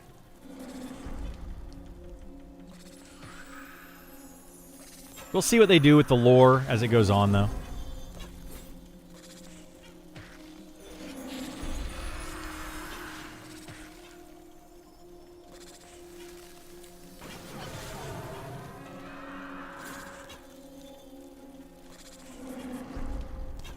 I repeat an ogre, always talking about who I'd like to eat next. There you go. I like it. Are there plans for all races to get their own cities? Eventually, yes. I know there's a dark elf and high elf city coming. Yeah. That is the plan eventually, is for there to be a city for every race, I believe. At least a city for most races. Like a separate city for most races. Like there might be some crossover, like halflings and wood elves right now as one city, but I think the plan is to separate them as much as they can.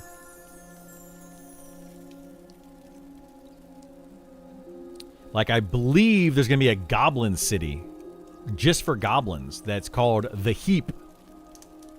They haven't talked about that one too much. Eat my beef jerky. Ow.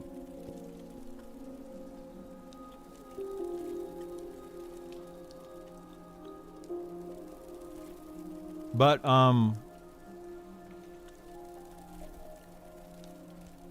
there's also going to be like 3 major hubs like Night Harbor. And I don't know what they're going to do with that though.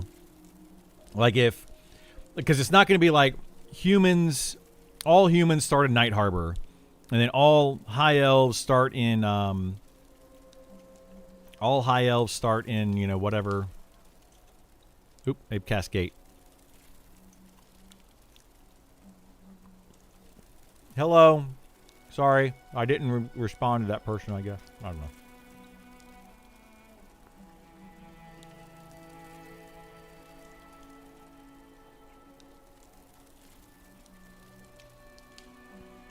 Yeah, the Goblin City, it's kind of a lesser-known city that they're adding in. They haven't talked about it too much. Arrow, that's you? Hello. I don't look at chat too often, so I apologize. If you guys send me a tell in-game, I may not respond to it. I don't always read it. Or in this case, like wave or whatever. Sometimes I do.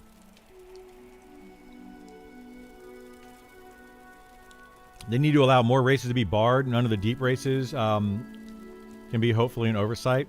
Not intended. Maybe.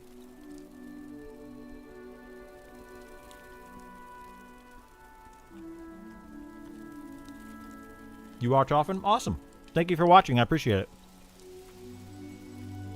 Hopefully you don't get tired of my my rants. I know some people do. It's okay. It's understandable. I get tired of my rants. I do get tired of my own rants.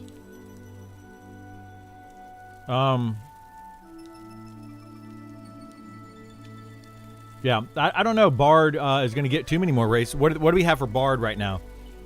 Bard can be Wood Elf, Human. Can Halflings be Bard?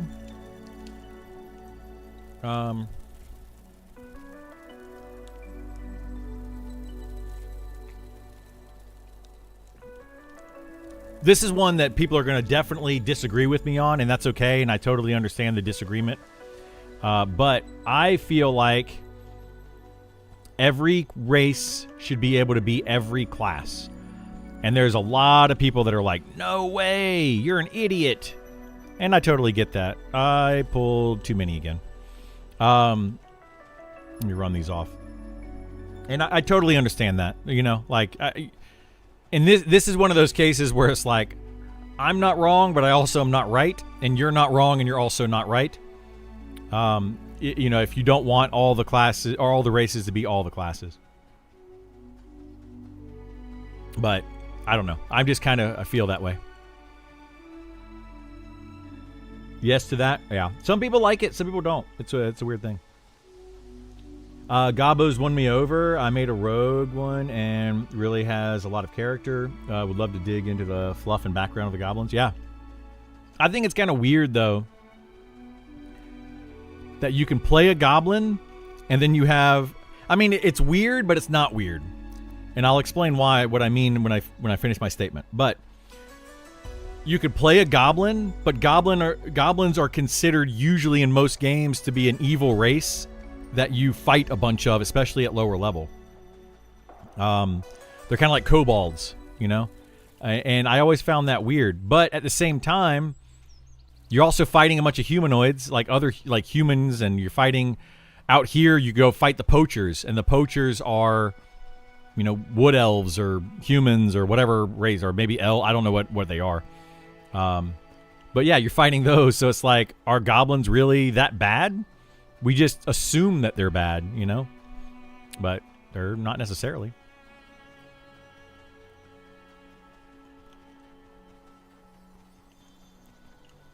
Waning Spirit.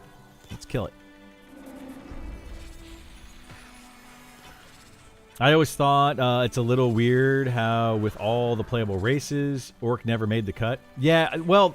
My understanding with that is that they might add in additional races as time goes on. And just like Orc might end up being a race. But I don't know. Or like a playable race. It's my first time watching a live stream. It's pretty fun. Awesome. I'm glad you're having fun, even though we disagree on the druid wizard thing.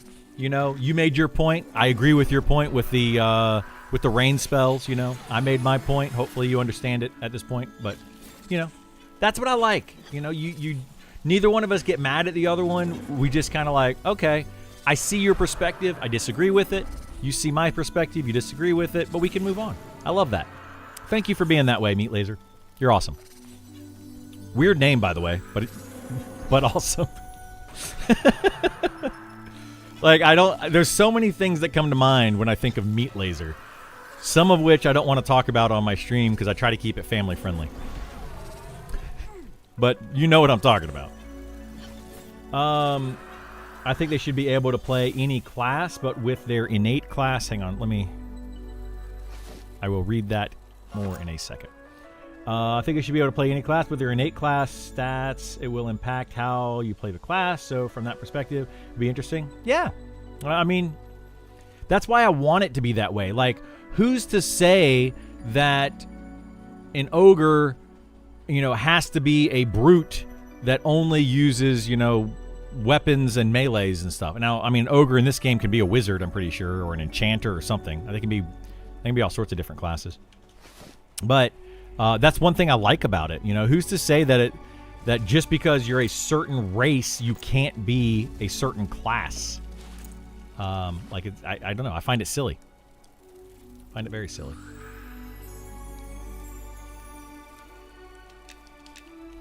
But one thing when I brought this up, this was probably a couple months ago, I brought this up, the same topic up, and somebody said that they like the fantasy of it. Like if you were to go into Lord of the Rings, where the elves and the dwarves don't get along, you know, they just don't get along with each other, and that's because of centuries of, you know, whatever, and the orcs are considered to be evil and all that kind of stuff.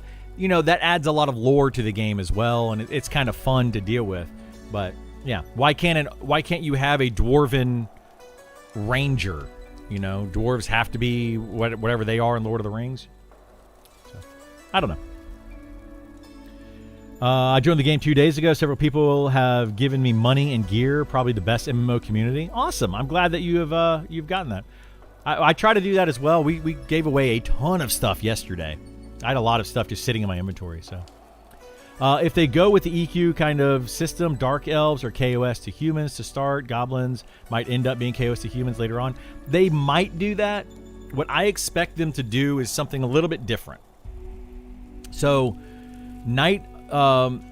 there's Night Harbor, and there's going to be 3 cities that are like Night Harbor, and they're going to be more of hubs for all races and classes. They can, like, anybody can go there, but you might be, you know, frowned upon there, but you're not going to be necessarily KOS. But you might be KOS, like an ogre might be KOS to a wood elf city, that kind of thing. So that's my understanding, is those are going to be like, you might have different levels of starting faction. If you started in Night Harbor, you might be comrade to the guards. But if you started as an ogre in whatever ogre city that's going to be, you might start as like dubious, or whatever it's called, disdained, I think, in this game. You know, you might be like some sort of lower faction where one mistake gets you killed. But you can build faction with those to be able to gain, right? I think that's what they're going to do. But we'll have to see.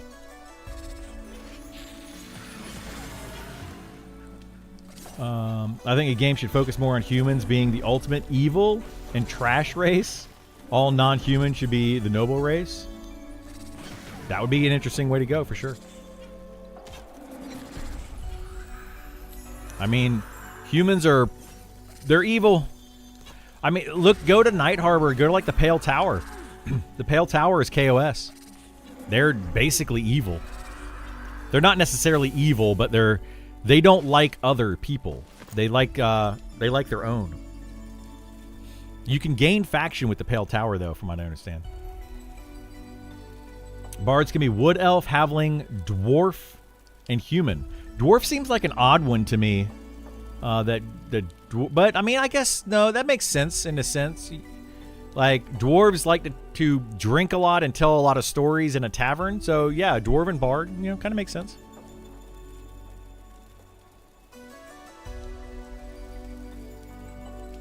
Is it true that there will be unlockable classes for races in this game?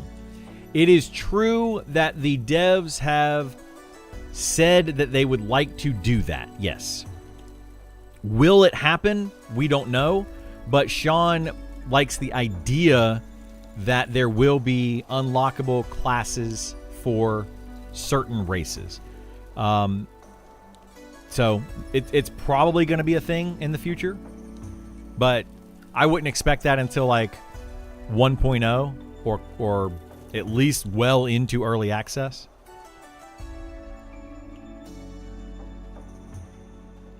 But yeah. Every race being able to be every class is one of the biggest things about EQ2. Yeah, but it wasn't like that in the beginning of EQ2. Like the Ratanga were evil race and they couldn't be every class because they were an evil race. If I remember correctly. Like there were a few, very few differences. Kind of like in, well, I would say World of Warcraft, but that was very different. But yeah, I think there were a couple. Like Ratanga, I think were evil only, weren't they? They may have changed that later on, though. Yes, you could do the betrayal quest. That is true. Yeah, you could always do that. So if you're talking about being able to do the betrayal quest, which is something that would be nice in this game, I could see that. Wouldn't mind all races being all classes, but I definitely like for some races to be naturally more proficient at certain classes. The only issue is alignment. Yeah, I feel you there. That's one thing I loved about what Dungeons and Dragons did with 5th edition. Is they basically made it, you know, your race class combos. You could do any race class combo, and you could be any alignment. So, like, you could play a dark elf paladin that was, you know, chaotic evil or whatever. You can play whatever you want, and I kind of like that. Some people don't, though. But I do like the idea that some are just going to be better. Like an ogre is clearly a bigger creature, you know? They're clearly going to be better at physical tasks than a halfling because they're bigger, they're stronger, you know? So when it comes to strength, an ogre should be the strongest character. My goodness, my nose is super itchy. I used to love my Ixar sneaking around the sewers in Kinos because he was KOS. Yeah. I remember going on my enchanter. I played a gnome enchanter, and I would go to Neriak for some reason. I don't remember why, but I needed to go there to do something. But yeah, I would go to Neriak and run around inside of there, but I would just turn into a dark elf to go into Neriak. I didn't have to, like, sneak around or anything. Ogres are KS to Wood Elf City right now. Are they KOS? Do they actually start that way? I've never taken an ogre all the way over to Phalandraw, so I was not aware of that.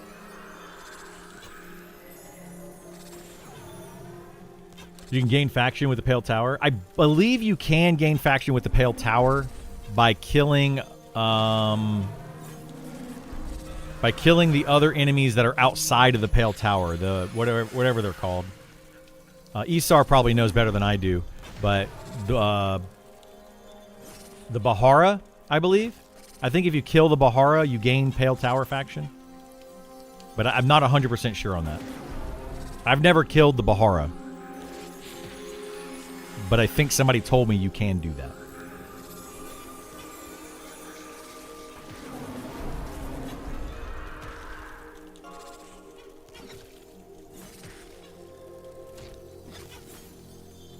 I think that's how it goes with goblins. Ogres are now disliked, but not KOS. Yeah, they're definitely disliked in Night Harbor, but they're not KOS in Night Harbor.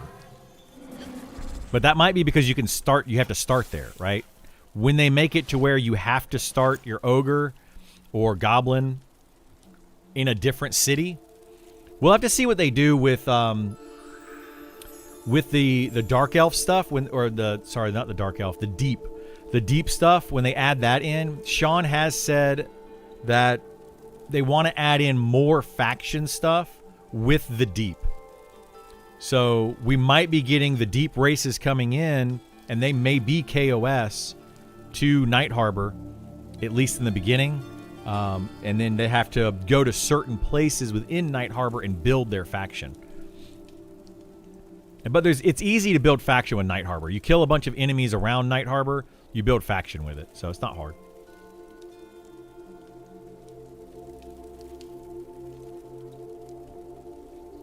I would like the Dark Elf Paladin idea, but then they would be KOS to their people. That could be cool. Yeah, I could see that. But if you make some races noticeably better, won't it make those who roll the wrong combo not be invited to groups? It depends on how they do it, Buff. But I do understand where you're coming from, and that's the balance side of me, right? Like, I don't want to have ogres being stun immune like they did in EverQuest. Like, golly, my nose is super itchy. I apologize. I look like I'm just like picking it.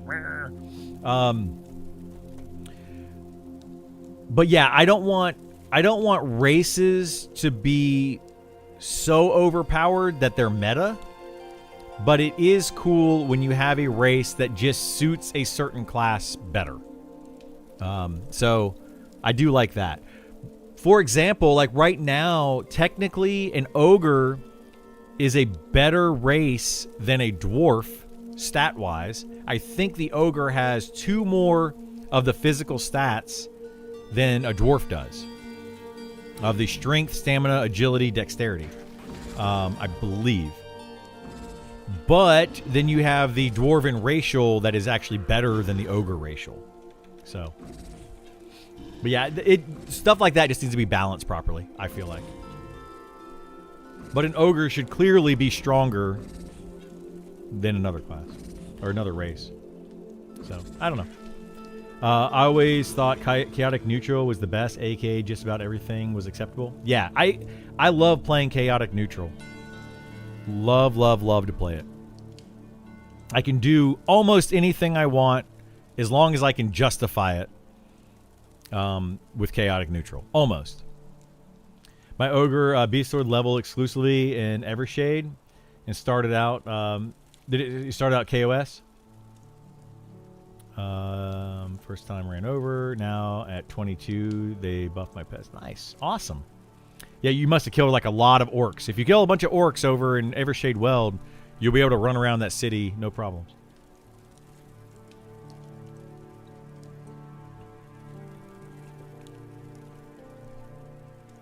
Dark Elf Shadow Knight in EQ1. It was super fun. And have a sneak around in Freeport and gain faction. Yep. Yeah, I think that kind of gameplay is fun. Unfortunately, the way that I play these games usually is not the role play way. I love role playing. I love playing D&D. I used to play a bunch of LARPs. I used to go LARPing a lot on the weekends.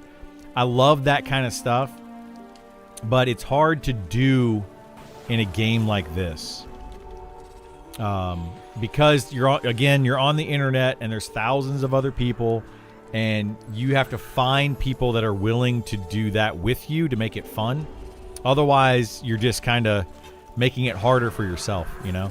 And that's what I always felt bad about. You can't really go into EverQuest, for example, and be like, I'm going to role play. I won't group. If I'm playing a high elf, I refuse to group with a dark elf, you know? Because of role play reasons or whatever. And if you do that, you're just kind of alienating yourself. And it's going to be much more difficult to play the game. So yeah, I tend to not play these games that way. But in like a D&D type of game, I will absolutely play it that way. If I roll a like a dark elf or something, and I come across a wood elf, I'm gonna be like, filthy wood elf. You know, I'll have fun. I'll have more fun with it and role play it. Because I don't know. I love playing the games that way.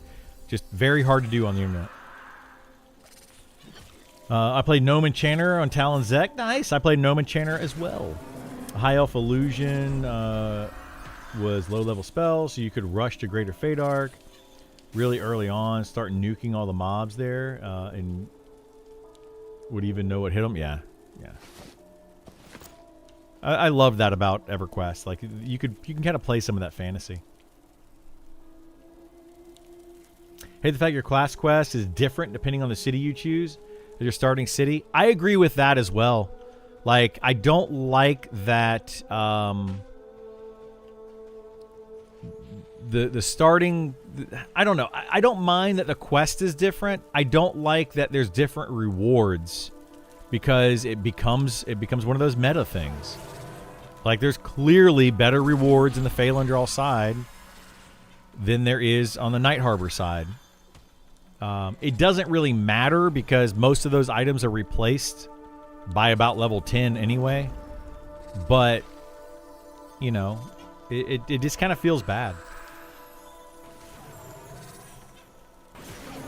But I'm curious what they're going to do with those. Like, I think that those quests, those early level 1 quests that you get that go up to like level 10 or 12 or whatever, I think those are going to be the start of the epic quest. And you're going to have to do much bigger quests as the game progresses and gets bigger. So we'll have to see how they do that. If they merge into like a bigger epic quest where they end up with the same item at the end. I understand the quest can be different, but why does the reward have to be different? Yeah, I agree with you on that. See, we can get along, and we can find things that we agree on. Every GM hates chaotic neutral players. They do. They do. I believe the problem is not with Ogre's stun immunity. The problem is that other races had nothing comparable. Yes. Yeah, it wasn't... Oh, shoot. I did it again. Dag nabbit.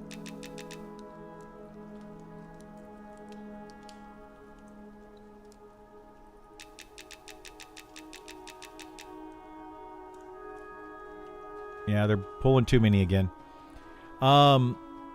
Yes, you're absolutely correct. It wasn't an issue with ogres being stun immune. It was an issue with all the other racials not being as strong as the ogre being stun immune. But that goes back to the, do you then go back and make every racial be super strong in some way? Or do you just nerf the ogre racial? I tend to believe that nerfing the ogre racial is the better way to go. Less work, and you don't have to worry about all the other class or all the other racials being super overpowered and giving, crazy powerful abilities to everybody. But, I guess it depends on different perspectives. The Druid starting quest in Elf is amazing, and so are the rewards. I did the Night Harbor quest. First play test I did, and it's not good. Yeah. The Druid one, I want to say that was one of the... No, the Druid one was okay. It was what, a shawl? Isn't that what it was? Or like, it was either a shawl or a boots or something. I don't remember. I did it as well on the Night Harbor side.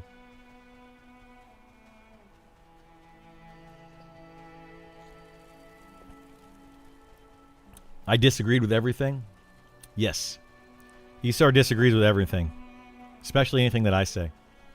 He hates me. Bard Elf starter reward is crazy. Bist loot. But that's more an issue probably not being enough instruments in the game. Yeah. It probably is. That's probably part of it, yeah. But yeah, if you can get an item that lasts you a long time, then clearly they need to do something about that item. It's too strong, whatever. Like the loot situation. Is there another loot in the game that you can actually earn that is better than that? If yes, then maybe giving them a good loot in the beginning of the game is not a big deal. But if they don't get another loot that is good until, let's say, level 40, then yeah, it's clearly a problem. Because then, you start with best in slot gear, and at least until level 40 on your bard, like that's not good.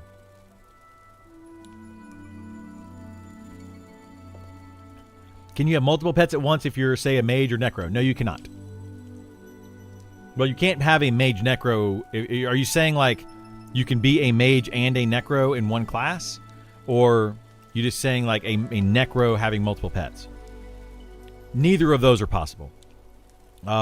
You can only have one pet in this game. They used to have it where Beastmasters could have 3 pets, technically. They had one main pet, and then they had swarm pets, I think is what they were calling them. And they could summon 2 additional, but they got rid of those. Night Harbor Fest feel like a placeholder? They were a placeholder, but something tells me they don't have the time to reinvest in them, and it really shows. Yeah. They were definitely a placeholder. That was their attempt at starting how they're going to do quests, how they're going to build quests, that kind of thing in the beginning. That was their idea. I just want to get inside the floating dark castle in VOZ. It's been there forever. It looks freaking awesome. I can't wait to get in there. I think that's going to be one of those unlockable zones. Because think about it. You're going to have to do a quest to get in there. How else are you going to get in there? Unless they have a clicky somewhere that you just it's either going to be a zone you have to do a quest. Well, no, that would be. I was going to say Glinting Hollow, but it's got to be a quest that you're going to have to, or a zone you're going to have to get a quest to get into. Has to be. So I can't wait to see what they do with that. And then you maybe get on top of that big pyramid thing and then like use an item while you're standing on top of it, and it just like stargates you up into the castle above you. That'd be really cool. I would totally be down for that.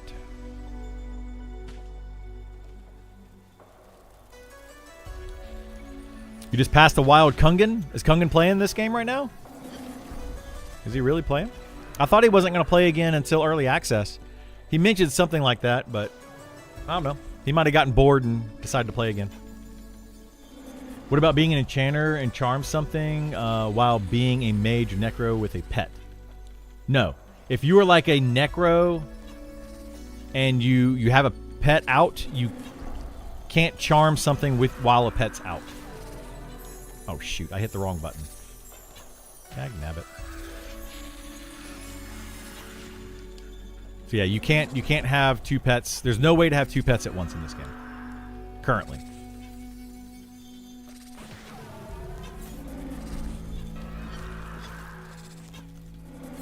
Gloves in a range slot. Is that what the druid was? Gloves in a range slot? The archer one is nice in Fae, but the archer one in Night Harbor is awful. Yeah, the one in Phalandraw was overpowered actually for a little while, Christopher. They made that one like super duper strong and they had to nerf it. Because somebody used it to get an archer to like level 30 in like 3 days or 2 days or something stupid. Like it was extremely powerful. The fighter one is also really good in Phalandraw because it's got a threat proc on it. It's the only threat proc in the game, which is crazy to me. Like, why would you give the fighter a threat proc weapon at, low level or whatever, and then you don't put any other weapons in the game that have a threat proc on it? Like, this seems weird. They need to put threat procs on more items. Druid War Night Harbor was better. Range slot item that gave good stats and create water, which was better than the other one, I thought. Mine didn't create water. I thought that was the Phalandraw side. The Druid one. I thought they got a shawl for some reason. Maybe that's a different class I'm thinking of. But I don't remember it having a clicky to create water. Unless they added more quests to it later. It's the best in slot loot. It's clearly a problem. Yeah, if it's the best in slot loot, that's definitely a problem. He's on Gorgolina or something. Oh, is that the character I just ran past? Right over here? I just ran past a Gorgolina, I thought. My Goblin Shadow Knight and Phalandraw with uneasy disdain faction. Howie's comrade with citizens, guardians, shamans, and warmly with druids, rangers, shaman, but still uneasy with one NPC. Really? Is that one NPC like it's a different faction of some sort in Phalandraw? I wonder if that's intended. Oh, but it's a raid zone. I hope we get more raid zones. Yeah, absolutely hope we get more raid zones. I love my Ixar Necro on EQ from Kunark till 2007. Looking forward to Necro rework. I'm curious what they're going to do with it. They're going to make a lot of people upset with the Necro rework, I think. Because for a long time, Necros have been like the solo class. And I think they're still going to be the solo class. But yeah, we'll see what they do with it, because it's gonna be rough, for sure. I think that the Necro is gonna get a lot of stuff taken away. They just have too many things that they can currently do. They're another one of those, not jack of all trades, because they're not a jack of all trades, but they're another one of those has a lot of utility. And they're really good at some of them, Like, this game is one of those games that puts a lot of emphasis on utility, and people don't realize, like, how powerful it is to have that utility. NPC by the Druid Ring Lift. Oh. Like the guard? You talking about the guard at the Druid Ring Lift? It's a different faction than everybody else? That's weird. But yeah, the emphasis in this game on utility is huge. And people are like, oh, well, it's just utility. It's not a big deal. It's a very big deal in this game. Like, if your class is really good at DPS or really good at healing or really good at tanking and it has a bunch of utility, then people are going to gravitate towards that class over any other class.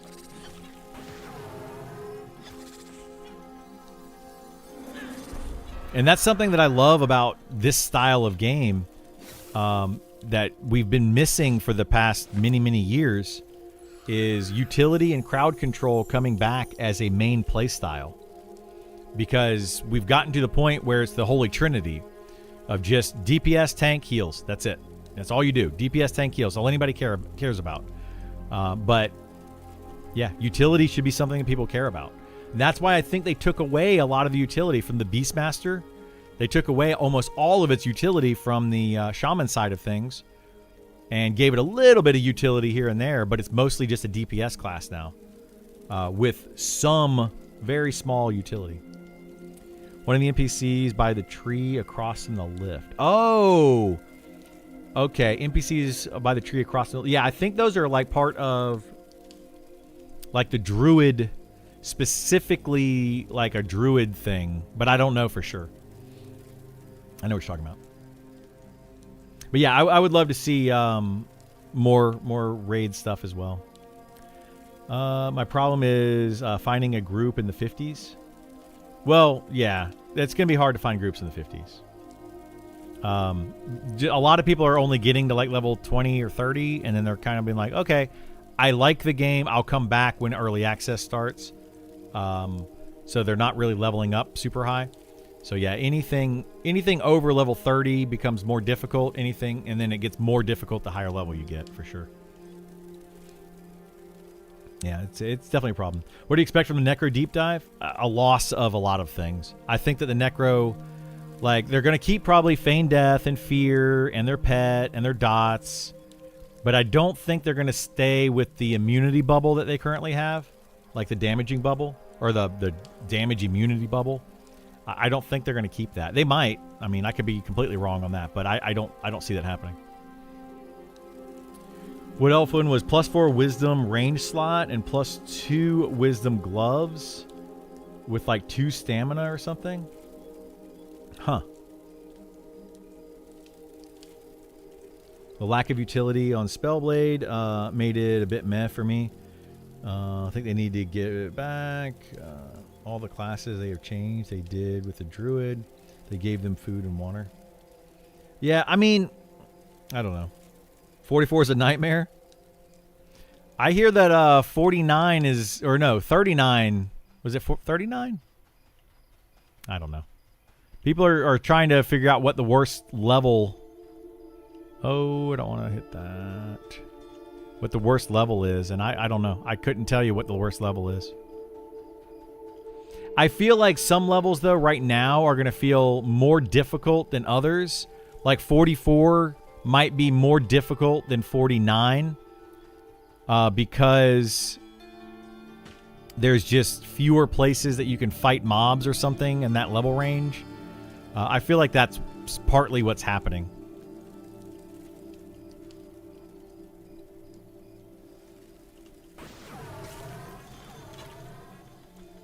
But 49 is a rough level. The reason 49 is rough, especially for spellcasters, is because they get their level 48 spells, and their 48 spells are not yet strong enough for the level 50 plus content. And then at 52, when you get your 52 spells, or well, I guess you start getting spells at what, 50, 51, 52. I think you get a spell like every level in your 50s or something, like minus like one level. But yeah, when you start getting those level 50 spells, it becomes easier again. But like 49 is you have the 48 level spells, but you're fighting monsters that are potentially level 50 plus, excuse me, which are far more difficult than the monsters in the 40s. Like level 50 is a big jump in difficulty, huge jump.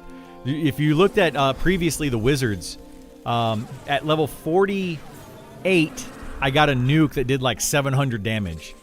And then at like level 50, I think I got a nuke that did like 1400 damage. So it literally doubled damage in 2 levels. And it was just like a ridiculous jump. Yeah, that was really weird. 44 is a nightmare. A total of 44 nightmare. 49 is not a hell level. That's true. Yeah. 49 is not a hell level. Yeah, you're right. I totally didn't even think about that.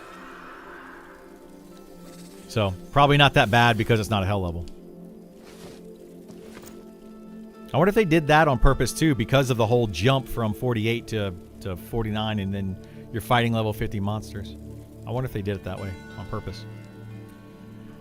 Druid Dowsing Rod from Night Harbor was way better than the icon of the Gatekeeper from Phalandraw. I don't remember a Dowsing Rod from Night Harbor for the Druid. I don't remember ever getting that.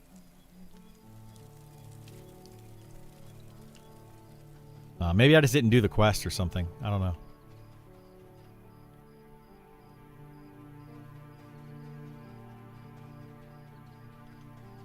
Because I did the Druid quest up to the point where you have to go to the Druid Ring in Sungreet Strands and talk to the Druid there. And they're basically like, check out the corruption, yada, yada, yada, something, something about corruption. And then I don't think you could advance it from that point last time I tried.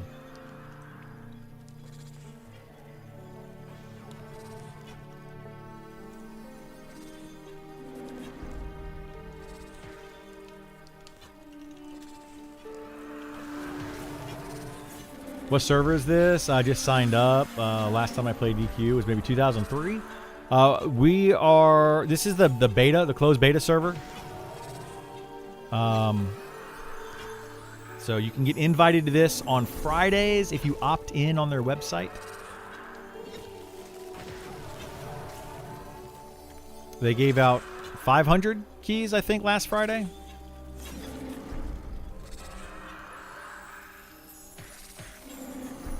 Or 500. They're not keys. They're access to 500 players on Friday.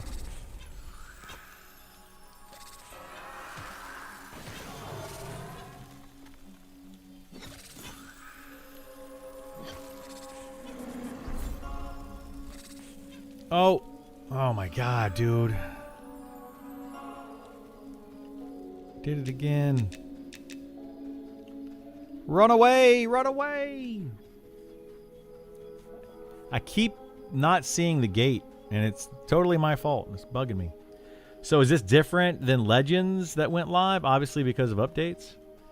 This isn't EverQuest at all, Robert. Yeah, this is not EverQuest Legends. Or EverQuest. This is called Monsters and Memories. Completely different game. Completely different developers. Very, very, very different. Looks very similar. Plays very similar. But it's a different game completely.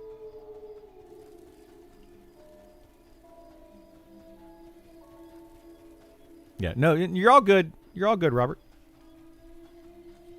I was kind of curious when you were like, if you play a mage, necro, and all that kind of stuff.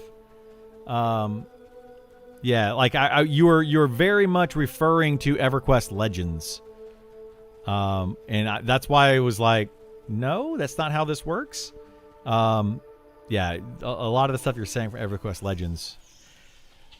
I don't know in EverQuest Legends. Somebody else probably knows more than I do about that. Your questions previously. In EverQuest Legends, can you play a necro and a mage and have 2 pets out? Maybe. That I don't know for sure. I think you can. But I don't know. You can, Hitty? There you go. So there you go. That answers that question, Robert. If that's what you're referring to, if you were looking for EverQuest Legends answers, then yes, you can have multiple pets if you have a combination of classes that have pets. So like a necromancer, mage, and enchanter you would be able to have 3 pets.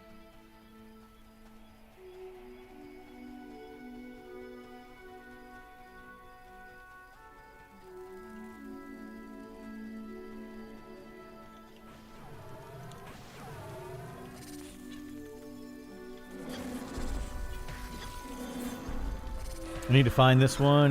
Maybe get it next time. Yeah, this game, I like... Oh my gosh, dude. We did it again.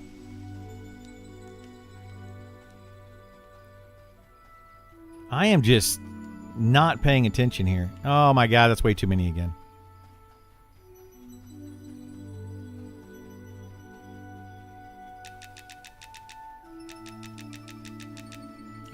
I really got to pay attention. Really got to pay attention. I prefer this game over EverQuest Legends for a lot of different reasons. But yeah, I'm not a fan of EverQuest Legends.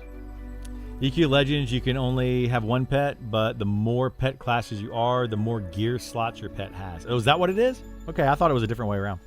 You're playing a mage, necro, enchanter at the moment? Okay, well there you go.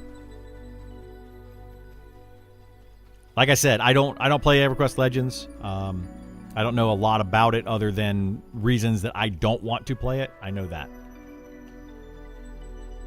But outside of that, yeah.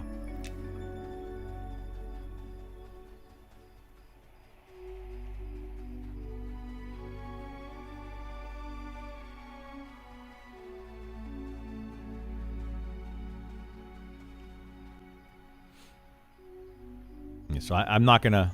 I won't talk about EQ Legends on what you can or can't do or what's good, what's bad. I don't know enough about it. I'm clear? Okay, well, I'm running back. I gotta revive my companion again. Tag nabbit.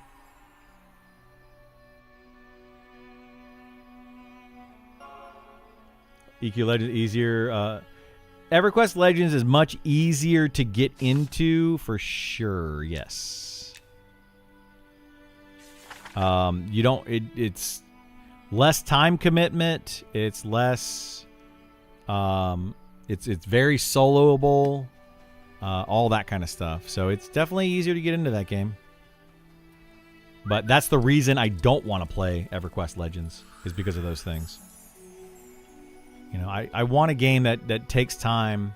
I want a game that's group friendly and community based and all that. I feel like EQ Legends is not.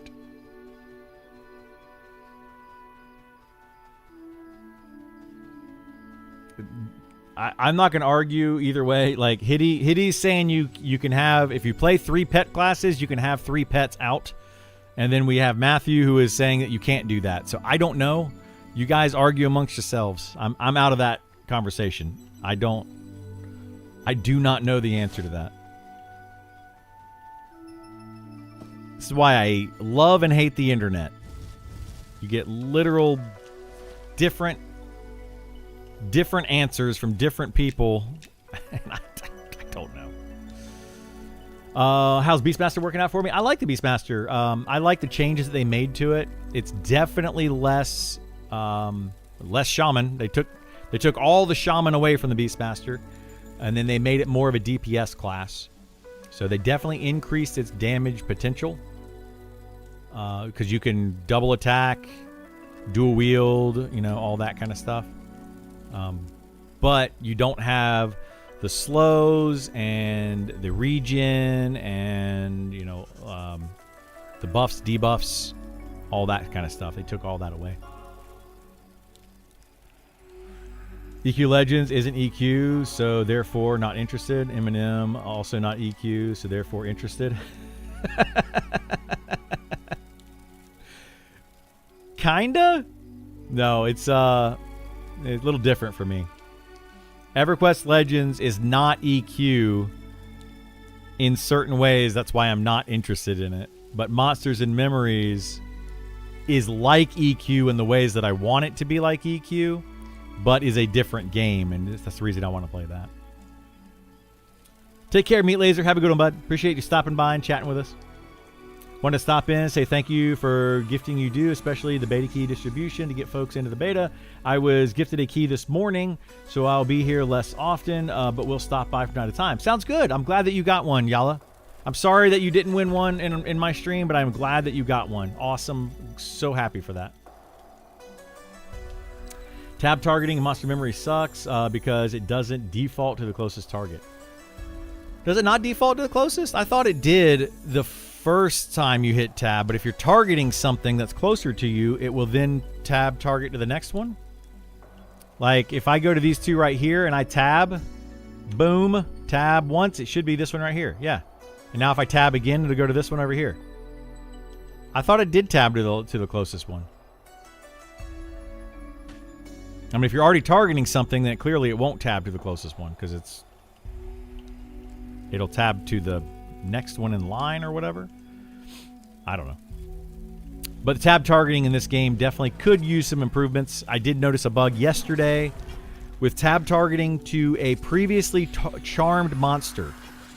Does not work. Like literally you cannot tab to it. You have to mouse click on it, which felt really, really bad.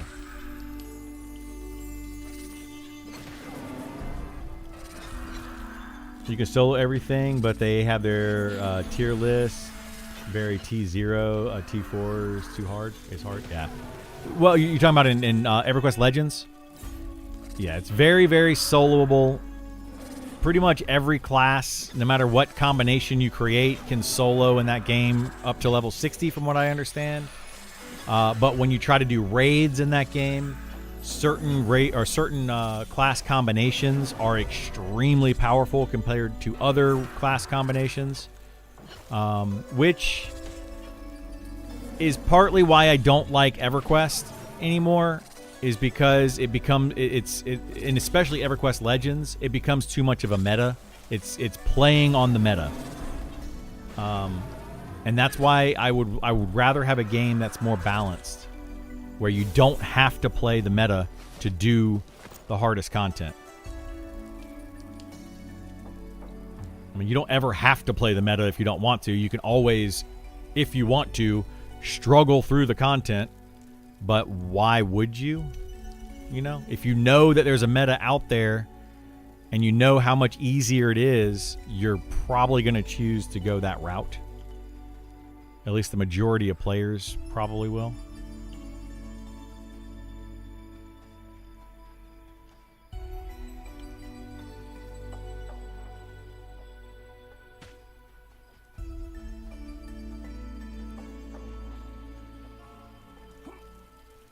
EQ Legends Daybreak's vision of WoW. I mean, it's literally the hero's journey. They're like, we're going to sue the hero's journey and then take their idea. But yeah. It does do nearest target, but it cycles through all targets away from you till it runs out of targets. So if you had something that wasn't the closest target selected, yeah, that's how I understand it too. I thought that's how it was. If you don't have anything selected, it's the nearest target to you. But if you do have a target selected, it does like the next target in the line or something weird like that. Something weird.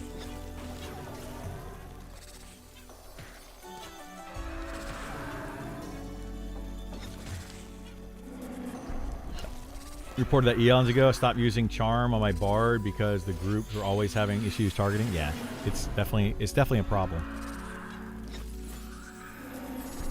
The whole invis thing. I didn't notice it until yesterday because we were playing with an enchanter yesterday or the day before that was charming, and it was really annoying.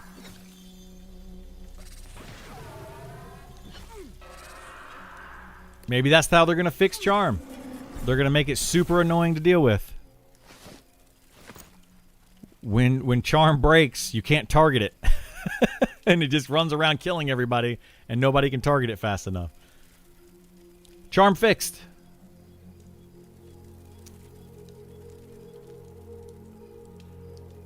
I don't know if it has... I think it does have to be within your line of sight. Like, it's got to be on your screen. Like, if a mob is back here, it doesn't matter how close you are to it. Like, this mob right here. Let's get really close to this mob. And I turn around. Tab, tab, tab. Doesn't do anything, but I turn this way. Tab, and it always picks up this one. So, yeah, it won't pick it up if it's behind. Well, it might pick it up if it's behind your character, but on your screen. Let me test that. I think you have to be facing it, and it has to be on your screen and facing it or something. I don't know. Well, further testing is needed.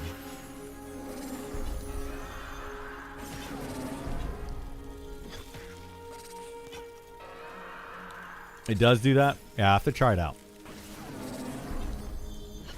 I will look at it. Dude, this level 29 is taking forever. Well, partly because the Waning Spirit. These are not the best mobs to be fighting at this level. But I wanted Will-O-Wisp Dust. I know sometimes when I pull, it does start target the correct mob, and I end up training myself. Yeah, I mean, I don't know. I think it's gonna be. It's gonna depend. There's probably something to it, and you just got to figure out what it is that you're missing. 44 has been the hardest for you. I mean, it should be the hardest so far. Think about it. Like, it should get more and more difficult as you get higher level, right? All right, let's try this out. So we have this. If I turn around and I don't see it and I tab, it doesn't target it, okay? But it does target it if I do this, okay? But if I face away from this, like I'm not looking at the mob, but it's on my screen and I tab, it does not pick it up. So it seems like it's both. Your character has to be facing that direction, and it has to be on your screen to tab target it. So it's got to be both of those things. It seems like. Why is there hell levels? Because EQ had it? Yeah, absolutely. It's silly. Unnecessary. Absolutely unnecessary.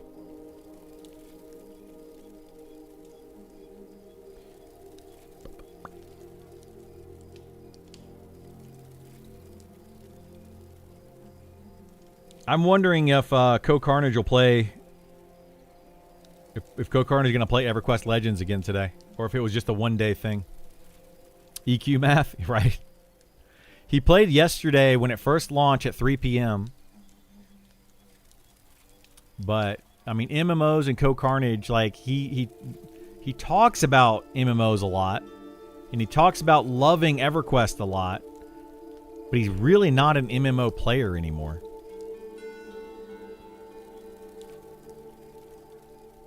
Auto run and target behind you.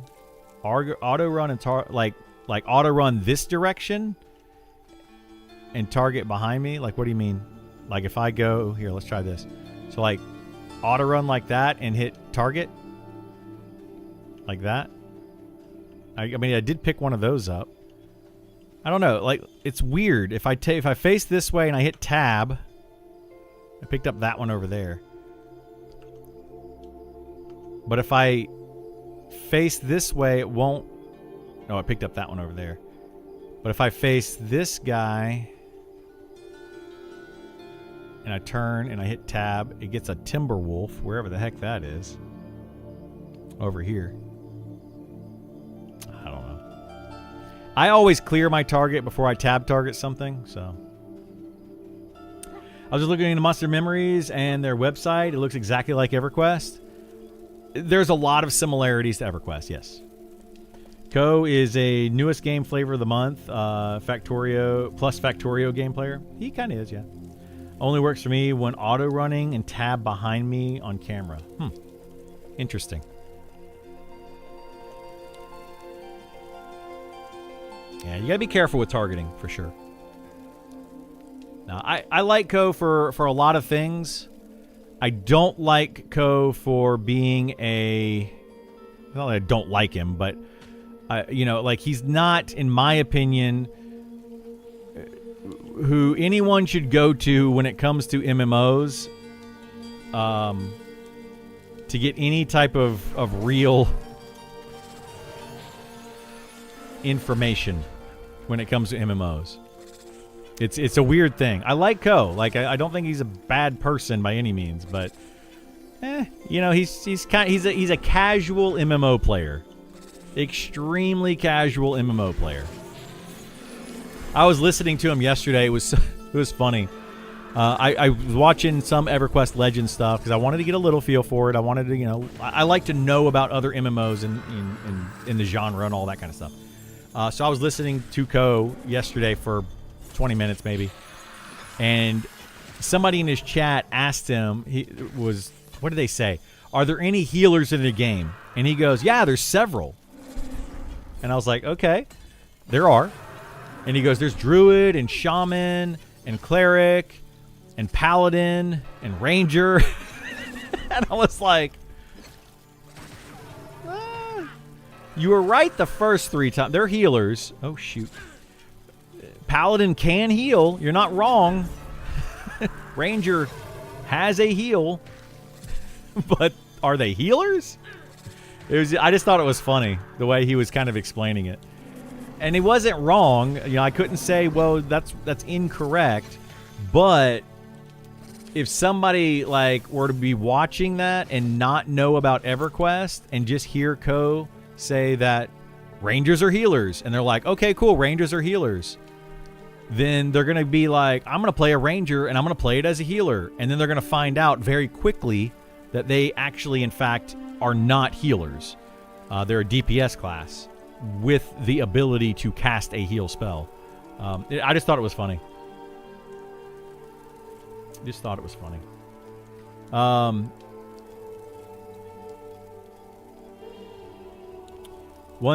Some smarter targeting that focuses on stuff towards the center of the screen would be nice. But that's asking for too much. Yeah, I don't know. It might be asking for too much. Yeah, I agree with that. It would be nice. There's a lot of features I think this game would be nice. But do they really need to put them into the game? Not really. You can like someone and also think their opinion, source of info, or dog water. Well, yeah. Ko has definitely become a casual MMOer over the years.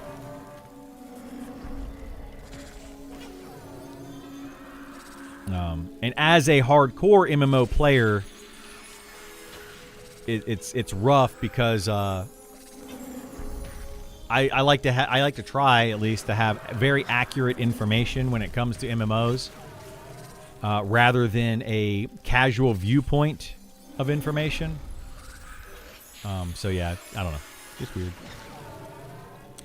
Bard heals are the most efficient heals in the game. Clearly the best healer. I mean, you're not wrong again. Not wrong again.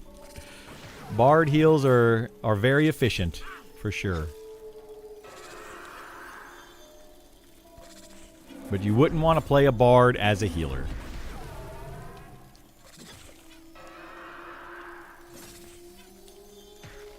But I don't know. Maybe that's why people like Ko so much, is because he just gives very, very simple answers and responses and then moves on. Whereas I tend to dwell on a topic for probably far too long.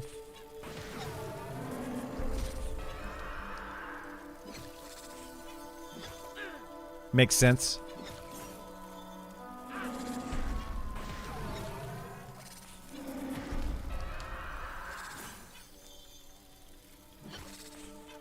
The dwelling is where it gets fun. Sometimes.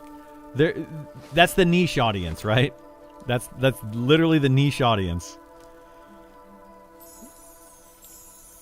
That's why. That's probably why Cosmore is very popular. He's very much just, he fits the average everyday gamer better, because they are way more casual.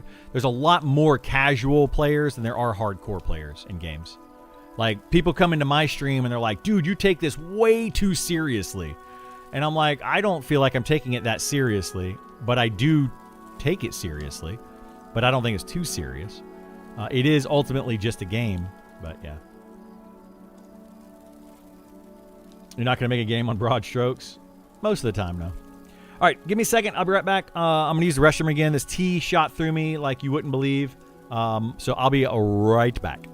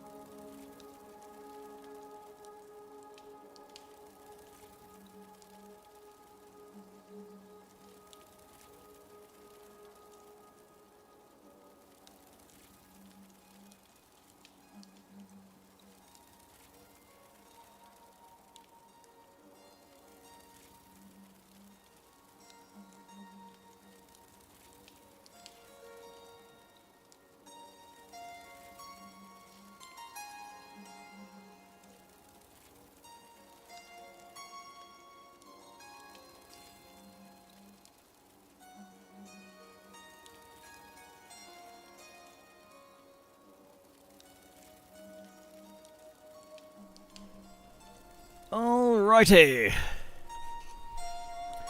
Very curious to see the cleric update. It's been the most lackluster class. Yeah, it's been kind of bleh. You're a healer. This is what you do. Meanwhile, Shami, druid of a lot of variety. You're just a viable 99% of yeah. Yeah, there's very few things that a cleric can do that a shaman or druid does not suffice, is not sufficient enough at, right? Like there's like raids. That's about it. And if you have, which you're going to want to have anyway, an enchanter in your party, that's the thing that really kind of irks me with the current meta and the current way things work. If you have an enchanter in your party and a druid or shaman, you effectively have a cleric with all the bonus stuff, because the only thing that a cleric can really do outside of what the other healers can do is that instant cast rune shield thing, which enchanters can also do. So other than that, and then you have stun, but stun is now not really that strong anymore. So yeah, it feels bad. Cleric rework. It is around the corner. It is around the corner. There's a little of EQ2 I like, but the healers all felt unique. One focused on shields, another on regen. Even made the tanks were mitigation. Hang on, let me focus here so I don't get another gator. Gate, there he goes. All right, we're good. Yeah, the only thing that I didn't like about EverQuest 2 healers was the shaman. In the beginning, anyway, the shaman using their runes felt really bad because they didn't mitigate damage if you used a rune. So their heals, which were their runes, were not as strong as an actual healer's heals.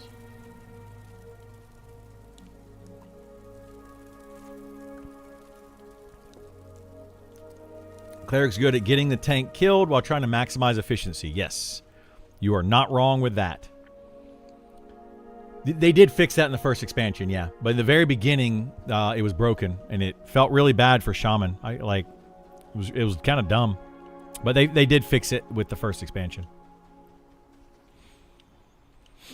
But yeah, like right now, a cleric has, in this game, basically, because they increase the amount of healing with wisdom, now it's basically a complete heal. If you cast the impart line, you have to wait until the tank is at like 25% health or something, and hope that a big nuke doesn't go off, or something doesn't happen to cause them to take a bunch of damage before your impart goes off. And that feels really bad.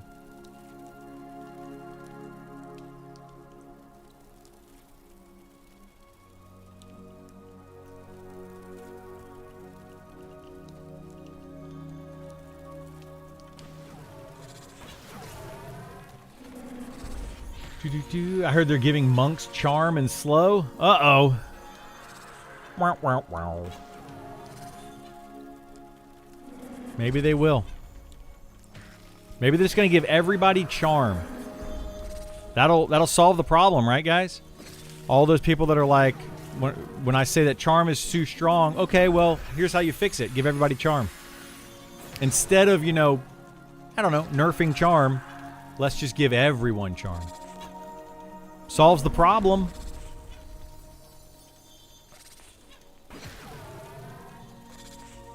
They fixed that first expansion. Yep, we read that. Everyone has charm. Nobody has charm. Yeah. That's kind of like the argument of when I say a class is overpowered and everybody's like, well, why don't you just bring the other classes up to that power level? That's the problem with it, We do that for every class all the time and bring everybody else up. It's just exponentially everybody getting stronger all the time.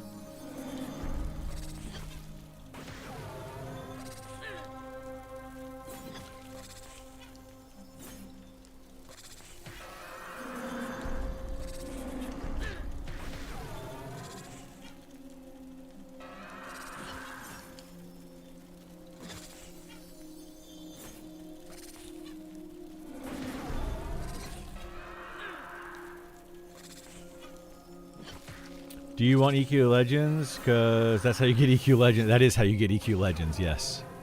I don't want EQ Legends, but that is absolutely how you get EQ Legends. Oh, this is too strong. Let's just make every other class stronger. And then everybody's a freaking god killing raids. I wonder how long it's going to take before the D4 raids are done in EverQuest Legends. Today is day number 2. What level are the higher level players in EverQuest Legends right now on day 2? I imagine that people are probably already getting pretty close to their level 50s. Morning coffee's in the 40s. Yep. Yeah, I can see it. Yeah, it's not gonna take long. It's a week. By the end of the week, people are gonna be by the end of the week, I mean by like Friday, people are gonna be doing D4 raids, I bet, or at least attempting them with some success. By the end of the weekend, they'll probably have cleared all the D4 raids.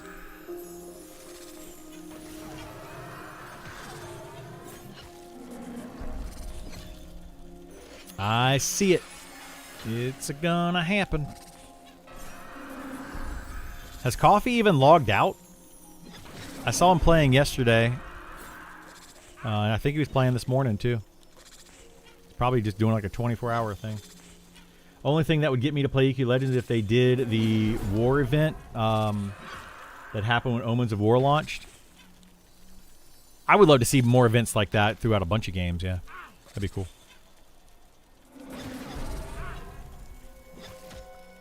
Hi, Criddle. I got into beta finally. Nice. Where's a good place to level from 15 to 20? I'm not sure. I mean, it's kind of on the high end for Ancient Crypt, but you could definitely do Ancient Crypt in your like around 15 or 16. I wouldn't stay there much past 18, but if you can get a group, 15, 16, you know, is good for Ancient Crypt.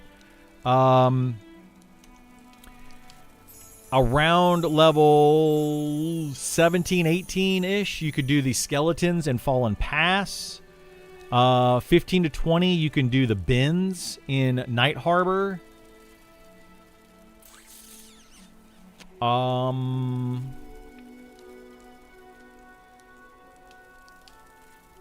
There's the Beetles that are in Sungreet Strands in the... oh my god, in the Quarry. I think those are good for high teens or something around there. Yeah, the Quarry, Sungreet Strands. Yeah. I think that's a good place. Where else? There's some Ashira camps that are good for high teens. Telekir's got a lot of good stuff in that level range from the 15 to 20. Yeah.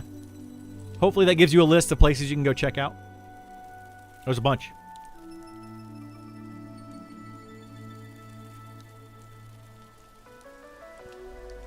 Graveyard can be good. I would say, though, Graveyard, you want to stop by level 16 at night, 15 during the day. So you're kind of getting to that point where you're basically out-leveled the Graveyard, but it is a good place to go in the early teens for sure. I don't think they have that or couldn't get it to work. What? The war event happening for Omens of War? Yeah, I don't know. Depends if they change class from more AA and moats is used to upgrade spells and gear. Yeah, I don't know. I don't know enough about EverQuest Legends progression. All I know is that people are progressing in that game extremely fast. Like, to the point where it's going to be, it's just an what do they call it? Action RPG at this point. Mushgraw Goblins and Glass Flats, if you get a party. Yeah.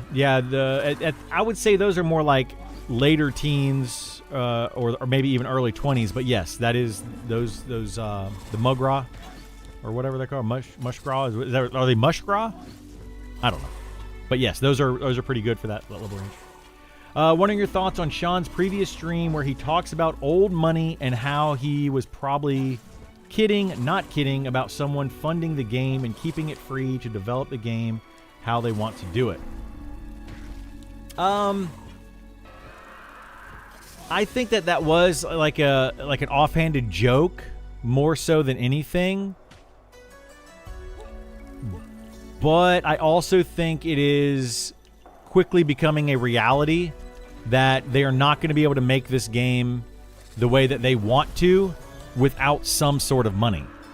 But if they ask for money from the player base is going to continue to dictate how they play the game or how they make the game, right? So I think that's where he went with that. In my opinion, Knuckles, I think it was mostly a joke, but it was more so like maybe Sean's way. This is just me interpreting what he said, but mostly Sean's way of saying, I want to make the game the way that I want to make the game, and I don't want people to complain about it. And the only way he's going to be able to make the game the way he wants to make the game without people complaining about it is if he can make it absolutely, completely free. That's it. That's the only way he's going to be able to do it.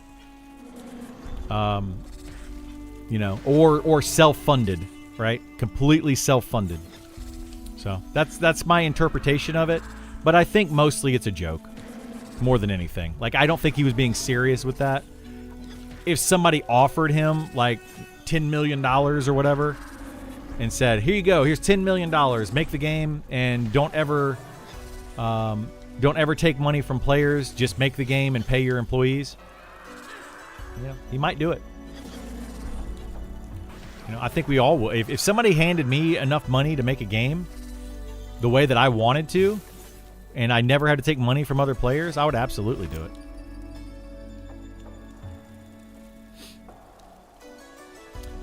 Solo RPG? Yeah, it is. EQ Legends is absolutely a solo RPG. 1,000,000%. Can you group up? Yes. Are there other people in the game? Yes. But ultimately, it's a solo RPG.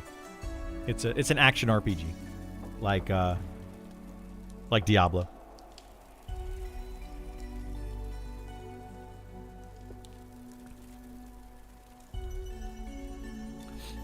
Yeah, Knuckles, I would even go as far right now as saying that I feel like Sean and the rest of the team are starting to feel the pressure of actually making a game.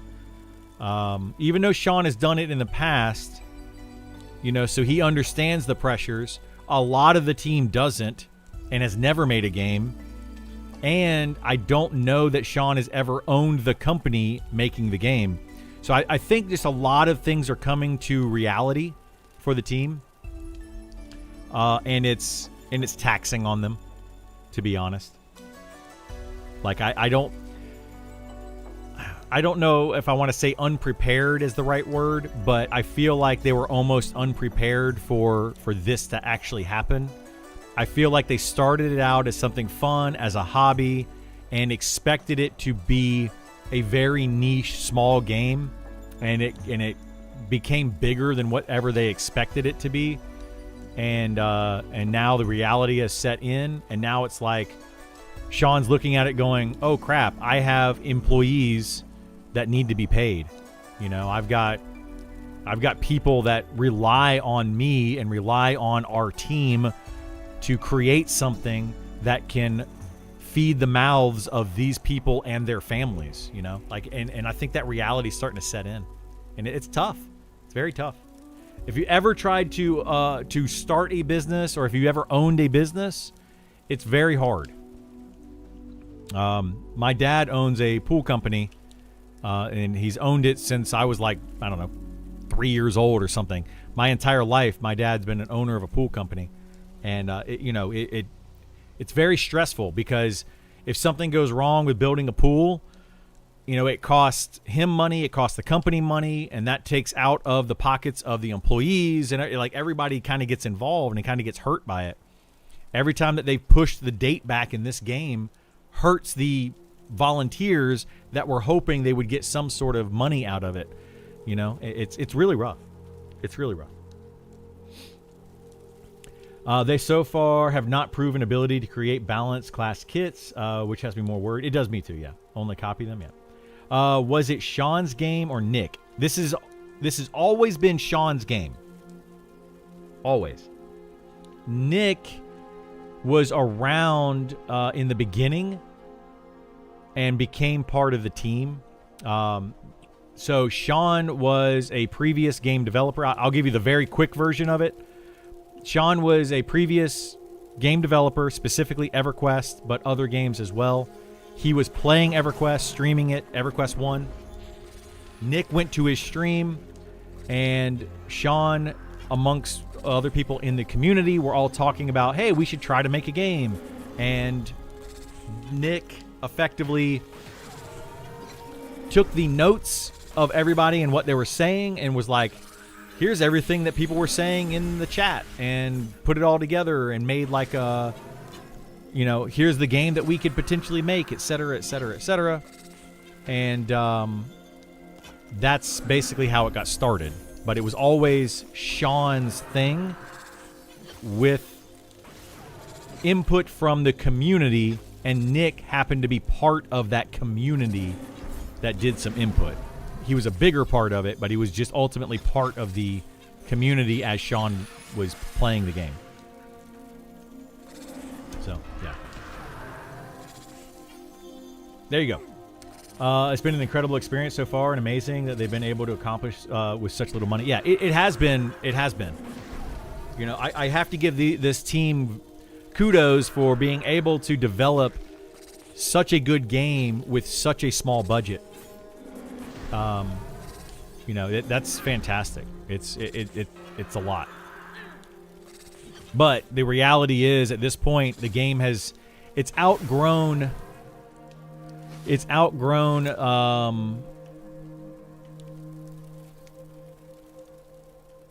It's outgrown the small team, the volunteer team, the no money. It's outgrown all of that at this point. So, yeah. Anyway, I own a business. I imagine Sean spoke to them and told them to never expect compensation. Well, he did. But now that we're getting closer, and they're going to start taking money, money talks. You can't, like, if you could tell somebody, hey, we're going to build this, never expect compensation. But what's, like, if I made a company and I had 1,000 volunteers and I told every single one of them, never expect compensation, but I started making money, at that point, they're going to be like, well, I kind of want some compensation, or I'm not going to volunteer anymore, right? And then are you going to be able to continue making your game? If all the volunteers ultimately are like, I just want a little piece of what you have, what you're getting, anyway, that's where I'm getting at with it. I'm not saying that he didn't do any of those things. Like, he most likely told every one of them, like, hey, you may or may not ever get paid for this. This is 100% a volunteer basis. I'm sure he said that, or his lawyer said that, or whatever. Otherwise, he could get in a lot of trouble. But at some point, people are going to be like, yeah, but you decided that you want to start paying people. If we can make a good enough game, you said that we would start paying people. And he has said that many times. He wants to start paying people. So that's kind of where we're at. Hey, what's going on, Don? How are you doing? Hope you had a good time at the wedding. We had a blast at the wedding, man. I had so much fun. I got to see so many of my friends. Friends I've had since, like, middle school. Yeah, absolute amazing time at the wedding. Especially with how public they are with all the numbers. Well, yeah, they are. They're definitely public with all the numbers. Which, that's something we could talk about as far as, like, should they be as transparent as they are? Some people like it, some people don't like it. It might be a little bit too transparent. Because it makes us, the community, feel like we are part of it when we, in fact, are not. So, yeah. Will it end up Ashes of Creation issue? No, that's a completely different issue. Yeah, I don't see this game ended up Ashes of Creation at all.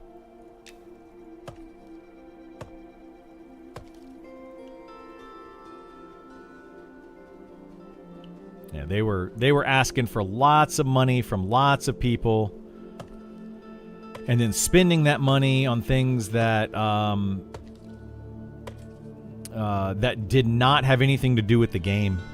Like, that was a Ponzi scheme. It was bad. Well, still is bad. They're still dealing with it. Yeah, I can't believe what happened, what transpired with Ashes of Creation. Like, that's close to somebody needing to go to jail for, in my opinion.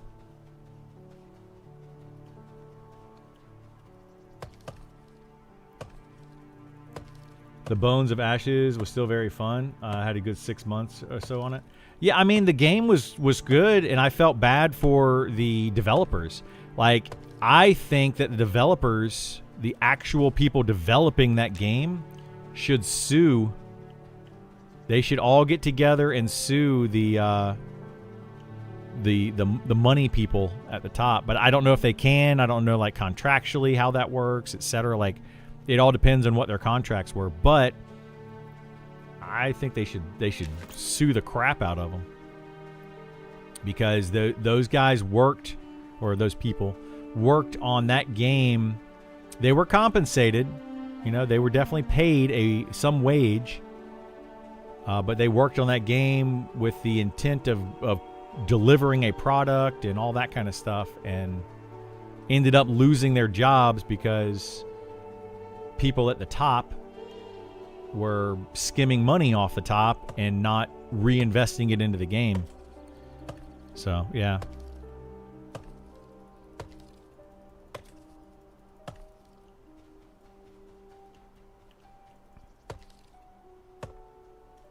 But yeah, I think Ashes had a lot of good bones, for sure. Not as bad as the story behind APB. Which one is APB?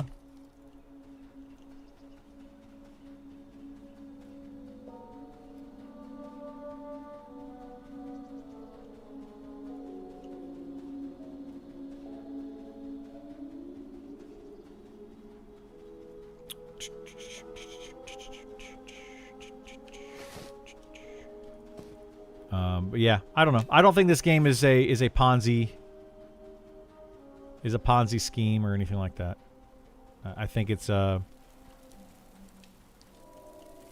thank you for the wood. The wood.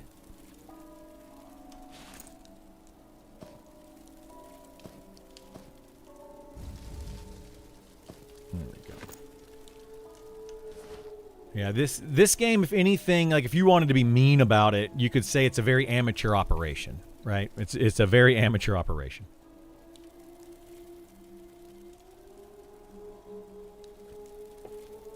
But, you know, I don't want to be mean about it. But it is a lot of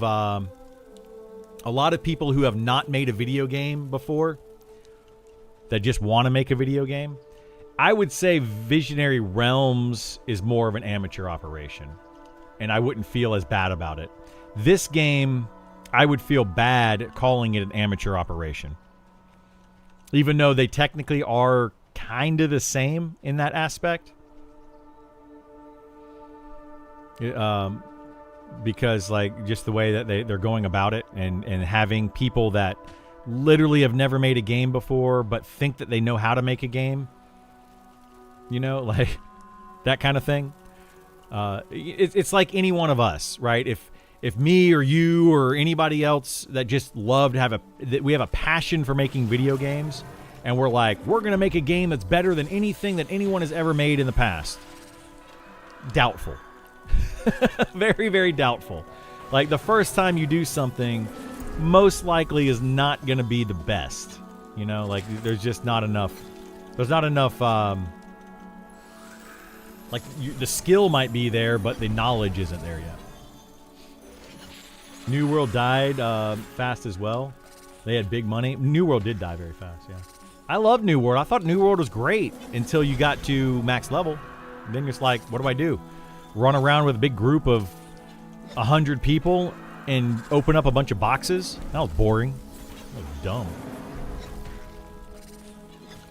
After Ashes, I've lost faith. Believe in the MMOs, so now I'm just waiting to see what comes out. I totally agree with that.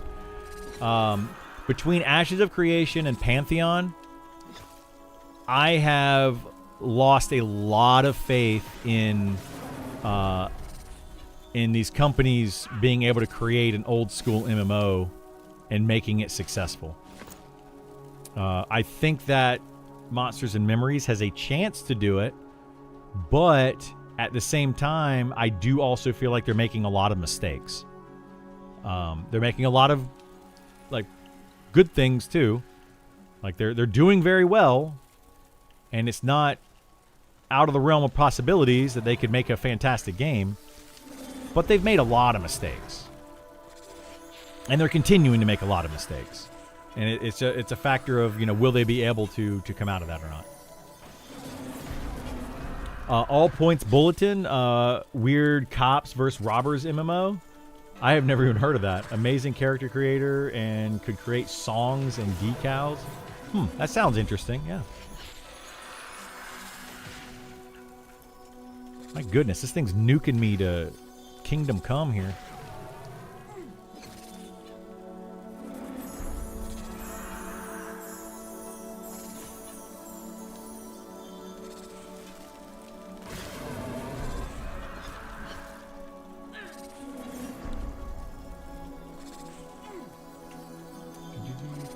I mean, it's a scheme. They're targeting a very niche group of people. It's not a scheme. How is that a scheme just because they're targeting a niche group of people? That's a serious question. Like, I don't understand how targeting a niche group is a scheme. Good gosh, dude. This thing is kicking my butt. Like, a good scheme doesn't target a small group of people. A good scheme, like a Ponzi scheme, targets as many people as possible because that's how they make a bunch of money.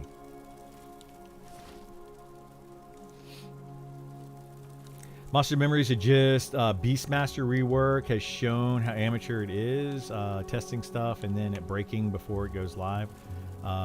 Doesn't give me hope. Well, yeah, so I'm not trying to defend the devs, but I'm going to defend the devs on that one a little bit.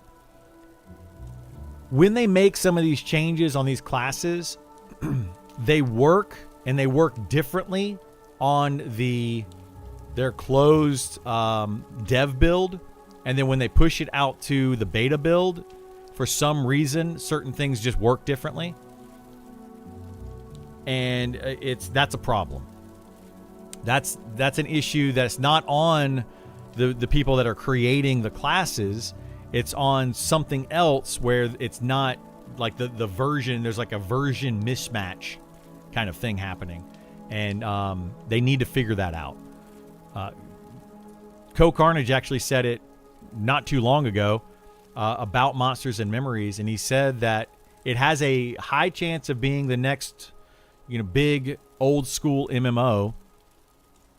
But they need to figure out their patching process, because it just doesn't work very well.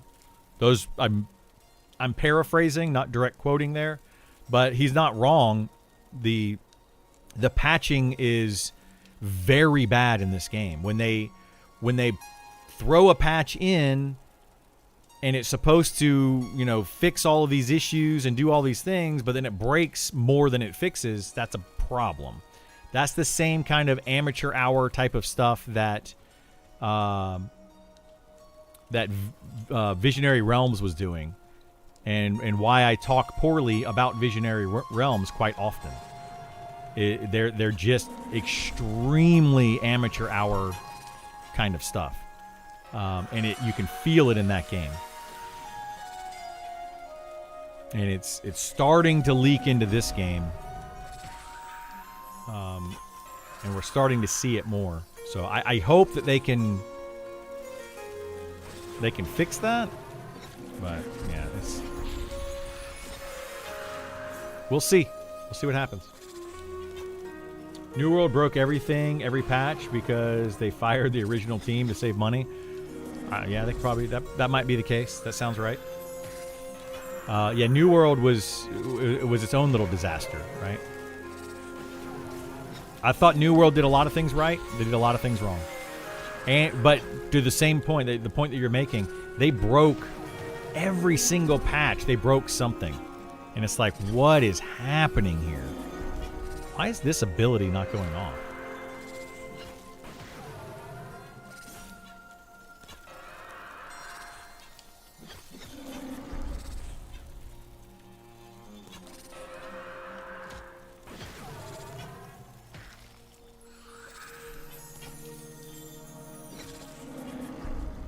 Aggressive bear. Why did that bear not attack me? Oh, because I'm not sitting down. That's probably why. Oh, geez Louise.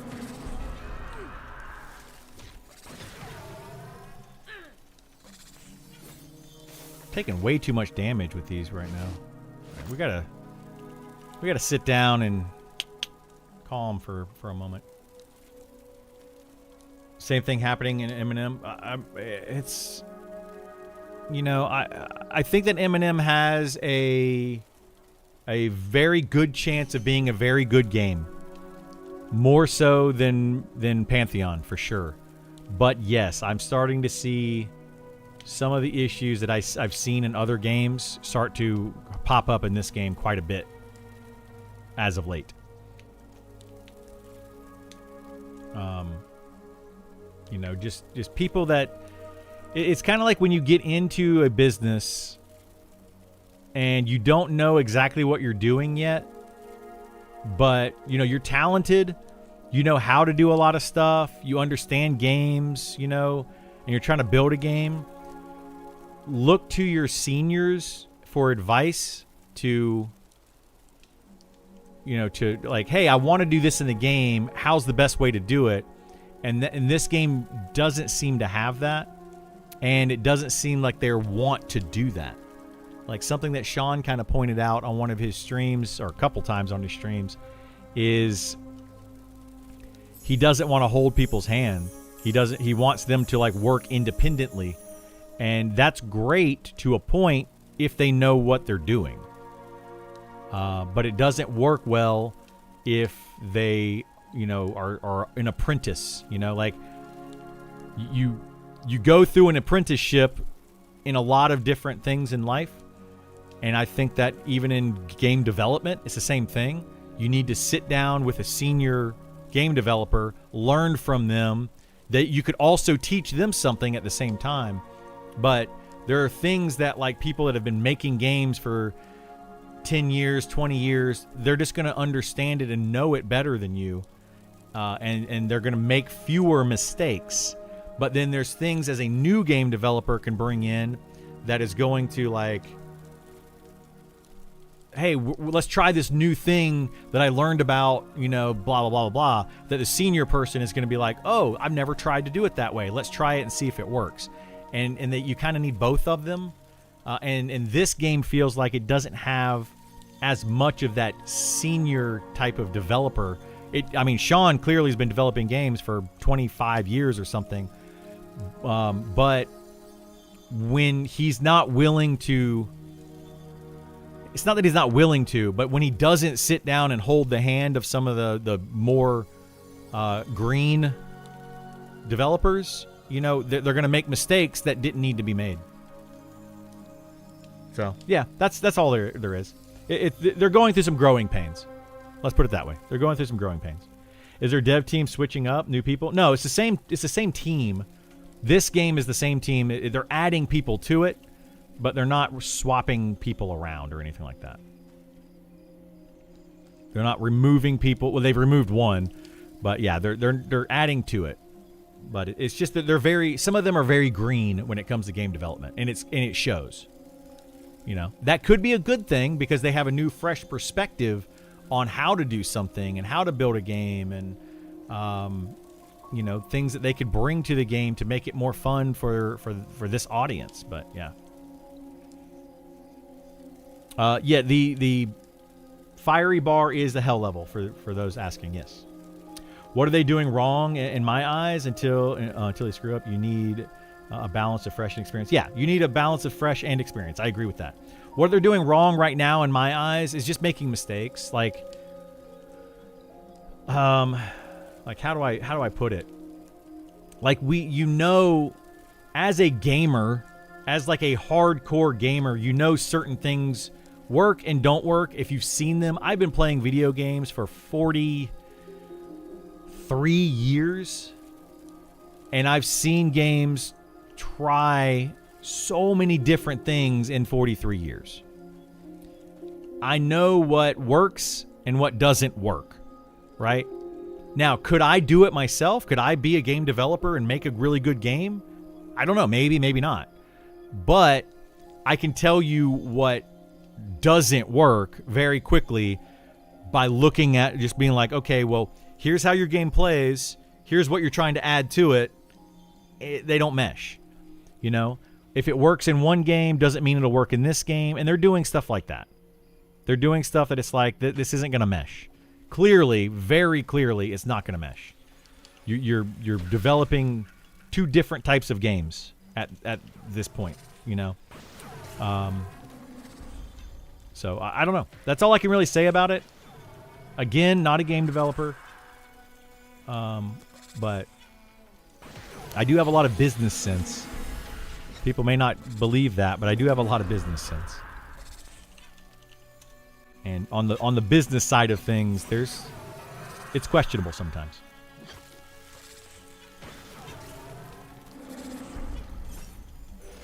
Asked that before. Okay, gotcha. As I was explaining it, you asked. Got it. Okay. But yeah, I don't know. I still love what they're doing with this game. I appreciate all the devs. I got to keep going back on that and explaining that, because I don't want the devs to feel like I'm just trying to come down on them. Because I'm not. I think what they're doing in this game is great. Certain parts of it. And I think what they're trying to do is fantastic. I love it. But yeah, like sometimes you got to learn from the past. You know. Learn from mistakes. Wife and I started EQ on 2 dial-up lines in 2001. Nice.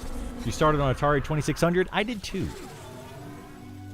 I had an Atari 2600. My dad had one when I was a kid. And then, yeah, I played on that. I played on a Commodore 64.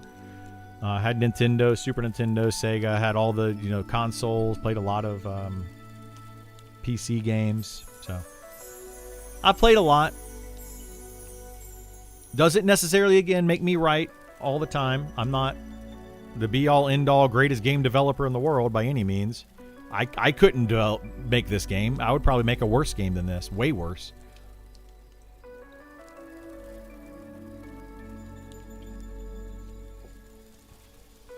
But, just because, I don't know, it's a weird thing. Just because somebody can't do...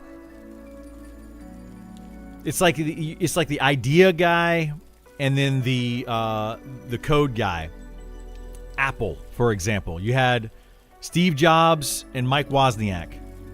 Steve Jobs, idea guy, and knew how to talk to people, knew what the customer wanted. Steve Wozniak knew how to create it and how to implement it and all that kind of stuff. Without both of them, Apple would have never been what it became. It would have never happened. Because the idea guy didn't know how to do it, but the doer guy didn't have the ideas. So the same all the time. You had all the Nintendos over the years. Yeah, I think I've owned all of them except for a Nintendo 64. I skipped that one, and I got a PlayStation. But I've either owned or somebody, like roommates and things like that over the years. Yeah.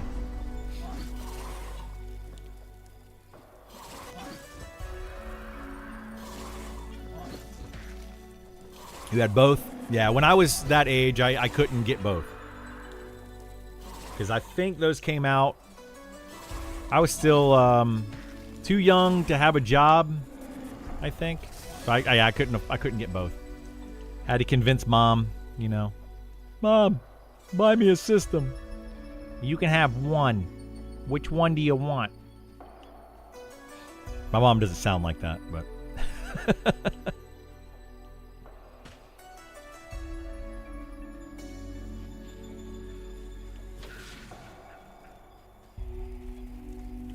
Online MMOs have been your favorite over the years? Mine too. MMORPGs have been my favorite genre of video game since 1994. They are, in my opinion, the best genre of video game.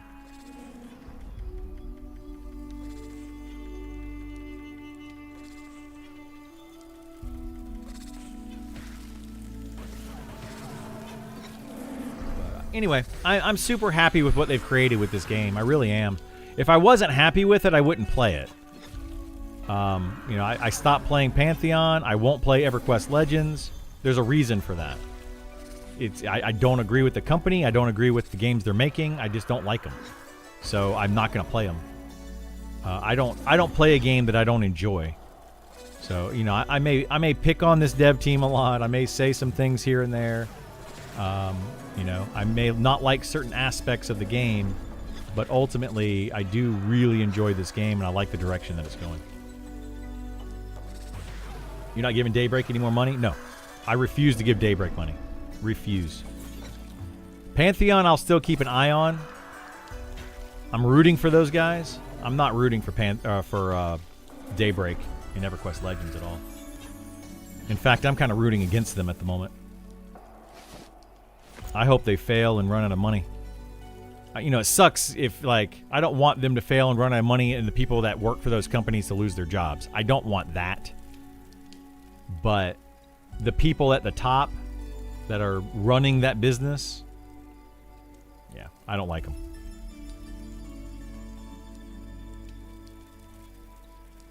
And they're in it for the money, and that's it. Fastest, easiest money they can make. Like, I don't know what they did with Secrets and the other P99 devs that they brought over. I felt like, you know, those guys were just happy that somebody recognized their work and are willing to pay them to do what they love to do, which is build EverQuest emulators. I think they're just happy about that. So they would have taken almost anything. Why is this ability not working? What the heck is happening here?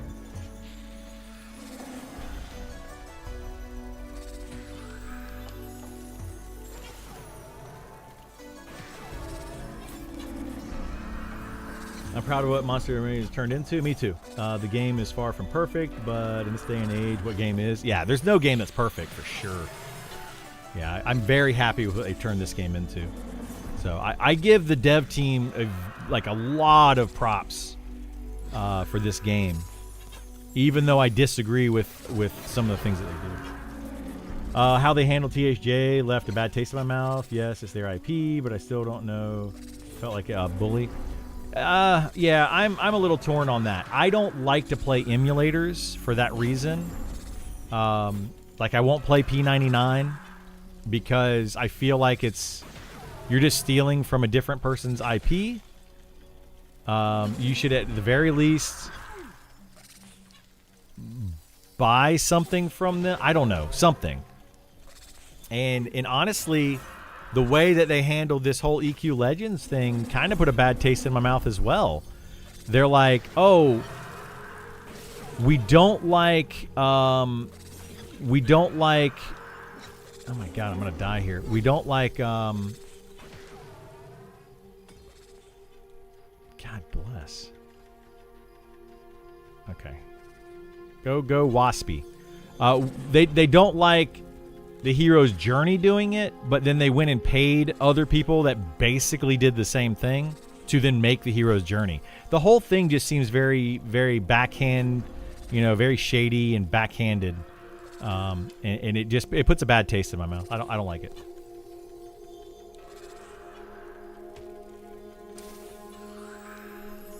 But I don't know. I didn't keep up with it that much. I didn't care to keep up with it that much.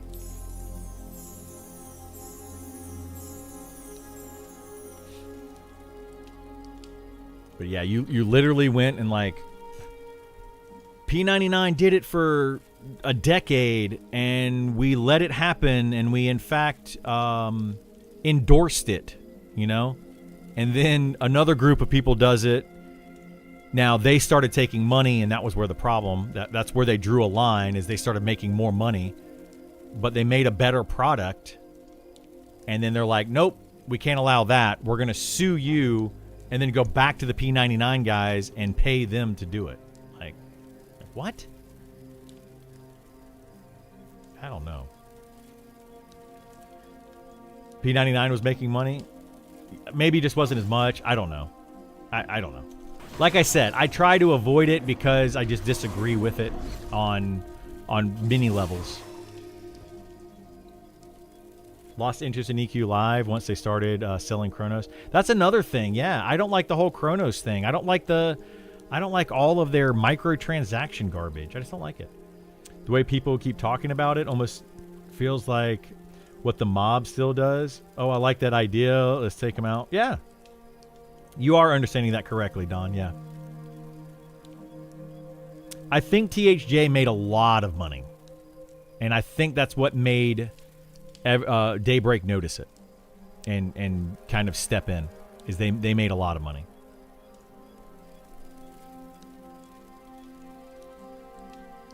I want to say THJ was making more money per month than Daybreak was from EverQuest. From all of EverQuest, THJ was making more money per month. Like, it was... Yeah. But, whatever. So, I disagree with what THJ did. I disagree with what P99 did. I also disagree with what Daybreak is doing. So, it's just like... It's just a bunch of, in my opinion, shady people doing shady things to line their own pockets and make money, rather than make their own game and do their own thing. Like, why didn't the P99 crowd or the THJ people, why didn't they just say, we really like EverQuest, let's make a spin-off game, like what Sean did with Monsters and Memories, and this team did, right? Why, if you really like it, then make a game inspired by it. Don't just steal the game and then make money off of it. And that's where I don't like it. Planes of Power was the last straw for me because the game went downhill from there. I think Planes of Power is when I quit, yeah. I played... requires effort and creativity. It does require effort and creativity, you're right. I would love to make a game. I don't have the creativity. I would absolutely put in the effort if I think that I had the capabilities of doing it. But I don't have the creativity to do it. And I don't have the money. I don't have the capacity to do it, probably. But yeah, Planes of Power, that's when I quit. I played through Luckland, and then the start of Planes of Power, and that's when I stopped playing. Played till WoW nuked player base. Log on LFG for hours. Yeah, that's true. I love to make games. I have zero skills to make one, so I just run D&D campaigns instead. I'm right there with you. I love doing D&D. I cannot wait until Solasta 2 comes out. I hope that they put in a campaign builder like they did with Solasta 1, and I want to make a really, really fun campaign with Solasta 2. I would love to do that. Most astonishing thing about Eminem in my mind is what they have done compared to money spent. Yeah, absolutely. You made it Omens of War, Don? Yeah. Couldn't get that far. I think mostly mine was like EverQuest 2 came out near Planes of Power era. I may have quit and had like a small gap between there or something, but yeah. Classic through Velius is absolutely the best time, Knuckles. That is what this game is supposed to be, from my understanding. Classic EverQuest through Velius. And then what if EverQuest went a different direction than they went starting from Velius on? That's what I see with this game in particular.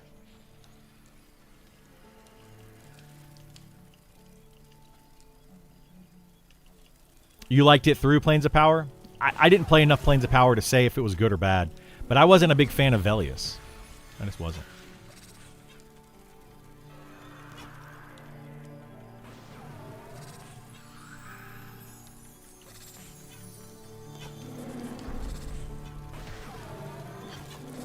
Planes of Power is meh. Yeah. I would love to try Paper D&D. Oh yeah, absolutely. If I make it, we'll do it. Yeah, I'll do it up. I actually maybe I'll do that one day. I don't know if I want to do that with Solasta 1. I started making a campaign with Solasta 1 where you can go in their campaign builder and started making a campaign in that. I spent a couple hundred hours making a campaign. But I lost it. I like formatted my computer, so I don't remember what happened, but it's gone. But I love making D&D campaigns and making fun encounters and all that stuff. I love doing it. And that's basically what Monsters and Memories is, by the way.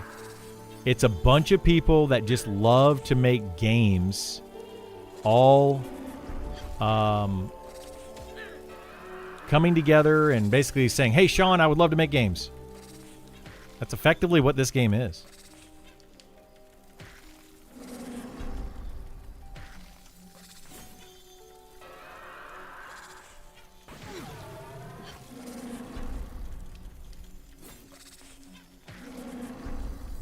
Yeah, it's just a big passion project, absolutely. I mean, and some of them have never made games before, and some of them have, and yeah, that's where we are. Oh, I'm in the wrong stance. That's partly the problem. Lucklin was definitely meh, except for Beast Lord. Yeah, I didn't like it. I didn't play Beast Lord, so yeah. I had a group of real-life friends. I played up to WoW launch. Yeah, I had one really good friend of mine that we played EverQuest together, and when WoW came out, he was like, I'm going super hard into WoW. And then I think he got a girlfriend, and he disappeared off the face of the earth. Still friends with him, but yeah, never really played games with him again after that. Women, man. They ruin it for us guys that want to get together. Paper D&D is so fun with the right people who actually care about the game and who put in the effort as the DM. Yes. That's the problem I've always had with D&D is I put in a lot of effort in a campaign and then or I put in a lot of effort on my character and try to role play, and then the other people at the table are just like, I'm gonna throw a magic missile into the darkness, and it's just like, okay, come on, let's get into it, let's have fun, but yeah, you need that balance with experience, like you said. Yeah, absolutely need that balance with experience.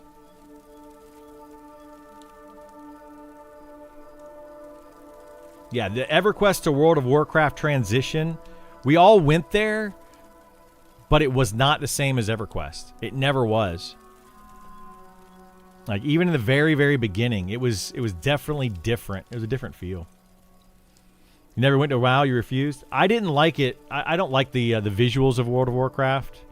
There's a lot of things I didn't like about World of Warcraft, but what I did like about it was it had the player base. The reason I love these games is because I like playing games with other people, and working together as a team and all that. And World of Warcraft had that. The guilds doing all the raids and dungeon runs and all that kind of stuff. Yeah. You went Guild Wars, Star Wars Galaxy. Star Wars Galaxy was a cool game too. Guild Wars I didn't get into, but I did play that the redo that they did recently.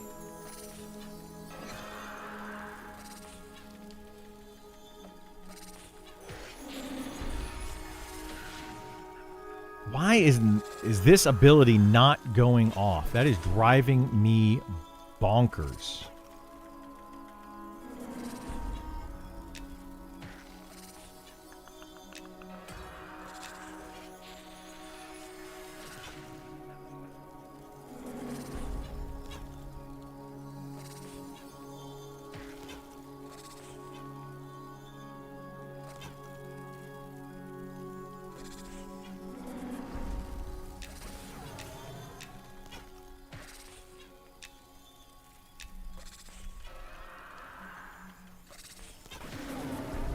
Maybe that'll fix it. Let's see. I was a big Asheron's Call player until it shut down. Yeah, I played that a little bit. I don't know, man.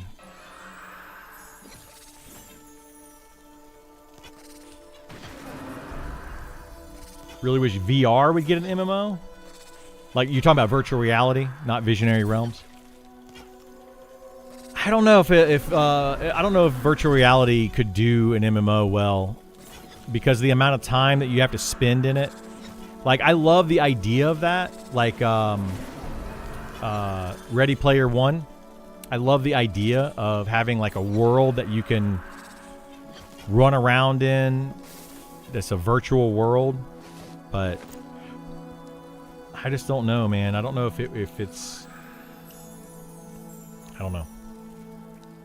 Just want an MMO where you need people to adventure with. Current MMOs, you only need a party for 5% of the game, and the other 95% you can solo. Absolutely. That's exactly how I feel, and that's why I support this game over all of the other MMOs right now, is because this game has said many, many, many, many times that they want to make it about the party. And about grouping and about, you know, like all of that. That's what their goal is.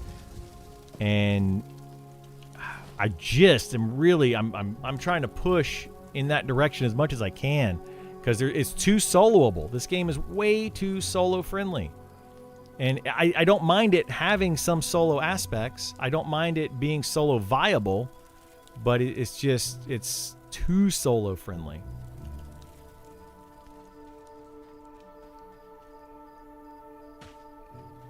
And all I can say to people that are like, well, I don't have time to play. Well, then this is probably not you're not the target audience for the game.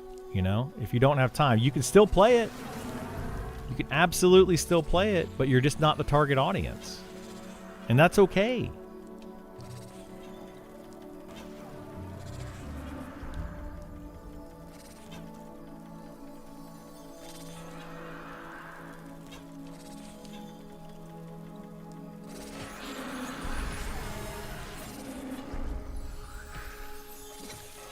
There's plenty of games that are made for the person that doesn't have the time to put in, you know.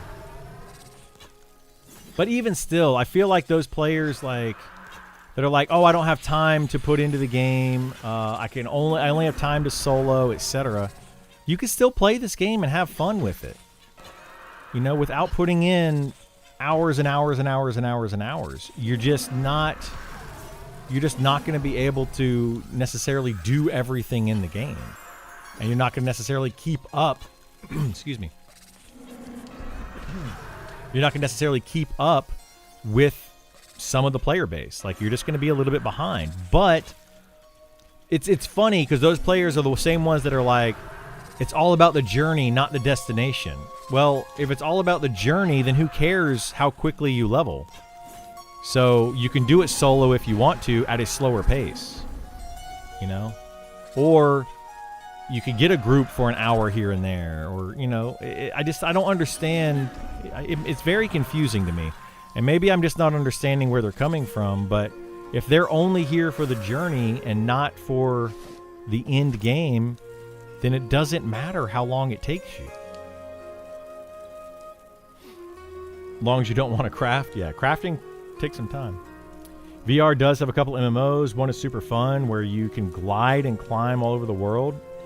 It was great. I'll have to check that one out. That game Zenith, it was decent. Okay. I played a couple of VR games not too long ago. I've got a MetaQuest, I don't know, 2, 3. I don't know. Which one was the newer one? Not the newest one. They came out with one that was like a MetaQuest 3 Mega Plus or whatever. I don't have that one. All I want is for Sean and the team to work on making sure every class has a role that adds to the group. Yes, that is a very solid statement. So meta classes don't push out other classes of the game. That is exactly what I'm trying to get to happen. That's what I've been arguing so much, and why I feel like the druid is too strong, and enchanters with charm is too strong. They become the meta classes. And then the rogue right now is too weak, so the meta players don't want to put a rogue in their party. They're going to want to have these other classes. That's 100% what I've been trying to say, and some people just don't understand it, I guess. I don't know why they don't get that, and it frustrates me when they bring it up. They're like, no, we absolutely shouldn't be nerfing this and that. And I'm like, we should, though, because it pushes out all these other classes. It makes them obsolete in a group-focused game. It's so frustrating. I came into Eminem thinking I was going to mostly solo, but I have really loved soloing and grouping both. While I think balance has a bit to go, I'm fully bought into EA. Awesome. I love that, Christopher. Yeah. Yeah, like you can easily solo in this game, but it honestly speaking, it is way more fun to be in a group. But right now, not enough people group because the soloing is so good. You know, it's very easy to do, and yeah, why punish yourself by joining a group when you can do it soloing? Like I want to go into Sean's stream every time he streams and be like, "Hey, what are you doing about improving group play to make people play more in groups? What's your idea? What is happening this week to make the game more group friendly?" I want to always do that. I don't do that, but I want to, because the game is just not. It doesn't incentivize grouping enough. It really doesn't. That is where WoW kind of sucked. In EQ, a warrior was a tank, period. Yeah, well, yeah, I like that, and that I want that because I want everybody to have a unique role. That's where I want it to be, yeah. Rogue should do the most DPS, period. Not hard to figure out. I agree. Yeah, I think rogues and wizards should be top DPS. Everyone is duo retreating to the 50s. Yep. No one's full grouping. Why exactly do you think druid is too strong? They don't exactly knock it out of the park in all aspects of the game. When a cleric deep dive is done, nobody will want them to heal. No, we talked about this earlier for like an hour, so I'm not going to go into a lot of detail here. Kickler, but... Or is it Kickler or Sickler? Don't want to go into a lot of detail, but the druid right now can heal plenty well enough, right? Anything over 100% healing is wasted healing. So the cleric can heal better than a druid, but better as in an unnecessary amount. So like a cleric is a 150% healer versus a 100% healer. That 50% is irrelevant because it's not needed. At the same time, the druid can nuke, I say, as well as a wizard.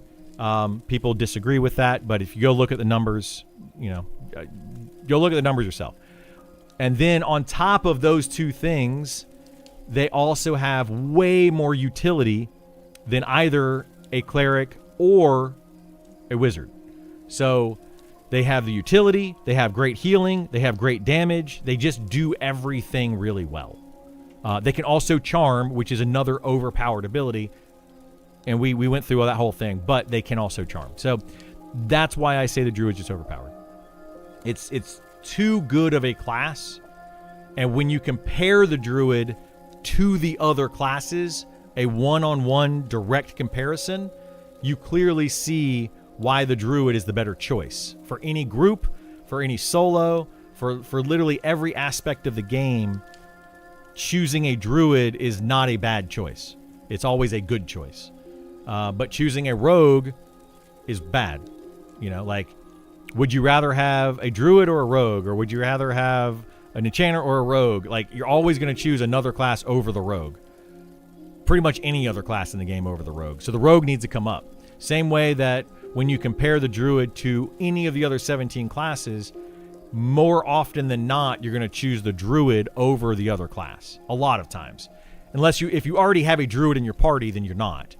But let's say you have a party of 5 classes, and another class comes up and is like, hey, we're doing this. You know, you have these different choices. A lot of times you'll choose a druid. Rogue top melee, wizard top caster. Yeah.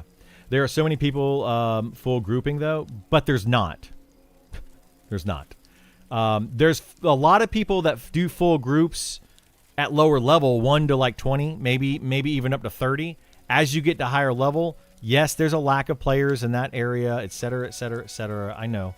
But people learn very quickly that you get more experience. It's the monster density, the experience is faster. There's nothing that requires you to really have a full group. It's like all of this stuff. And then, so all of those are the positives. And then on the same side is it takes more effort to get more people in your party and all this kind of stuff. Like it becomes very tedious for very little reward. Actually, zero reward, almost. I wouldn't say zero. Very, very, very little reward. Anyway, we've talked about it way too much. I have talked about it so many times. Like, you could probably go back to any stream that I've had and just pick a point in time and listen for about 5 minutes, and you'll hear me talk about it. It's that bad. Is camping named very little reward? Yeah. When you can also camp the name with small groups, there's no reward in that case. Zero. Like, camping a named, you do not need a full party. In fact, you can level up so much faster as a solo, duo, or trio that if you can't kill the named with let's say you're trying to kill something that's level 30 and you're level 26, so you get a full group of people to go kill it at level 30, it's very challenging. But if you were just to duo or solo, you can get there twice as fast. Like, it's literally twice as fast XP wise. So you just out level it and go do it at a slightly higher level. So you do it when you're 30 or 32 or 33 or something. You just get slightly higher level and then get the same named with a smaller group, much easier, or solo it, whatever. It's not really relevant. Like, you don't need it. Trust me, I promise you, if you play this game on a good solo class, or you try to play with you and one other good player that are both duo, and then playing a full party of 6, level up to level 60 doing this, with both of those, you'll see a drastic difference. I promise, I've literally done it. So, it's crazy. It's crazy. The wiki's way out of date, so be careful. Wiki is way out of date, yeah. You have done that? What are your 2 characters? Because I don't believe you. I mean, no offense, I don't believe you. Druid and Cleric. Okay, so you soloed on your Druid and you grouped on your Cleric, and you're going to tell me that you think that grouping was faster to get to 60? Like you grouped on both. Well, there you go. I just said solo on 1 to level 60, group on 1 to level 60. You have to do both of those things. And then you'll see the difference. If you group on both, you're comparing apples and literally like 2 things the exact same. I'm in a party of 6 going all the way up. Yeah, it's going to be about the same amount of time. It doesn't matter what classes you pick. On my fighter, it took me 400 to 500 hours to get to level 60, grouping. On my wizard, 150 hours. Huge difference. Because I soloed on the wizard from level 8 to 60. Absolutely zero grouping. I soloed all the way up. 150 hours. It's a massive difference.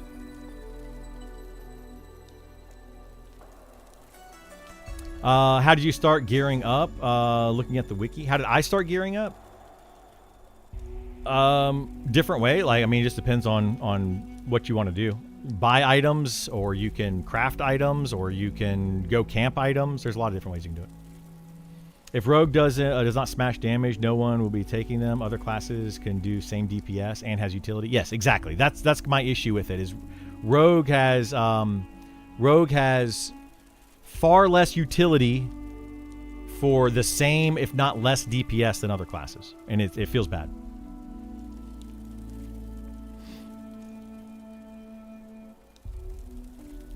Not a bug, but I mentioned that I see shouldn't allow faster movement if someone is encumbered than someone without Speed of the Wild.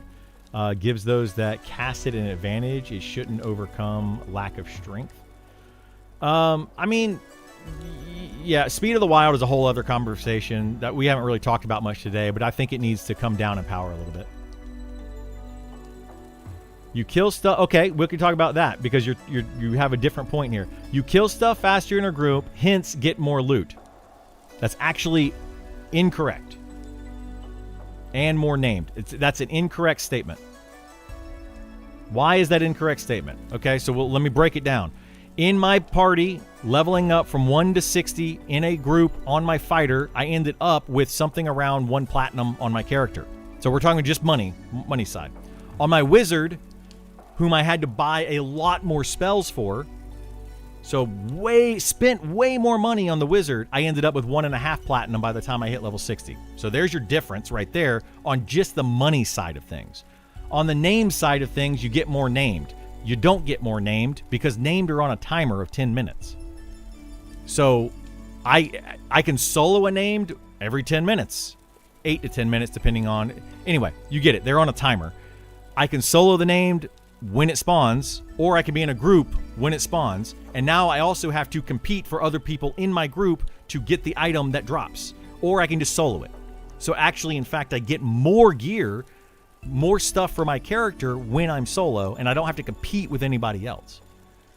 On top of that, I now, if I'm solo, instantly can jump into the game, play it, start getting stuff, start getting money, start getting experience, start getting loot, start getting all of those things, and I don't have to run around trying to go LFG, try to find other players.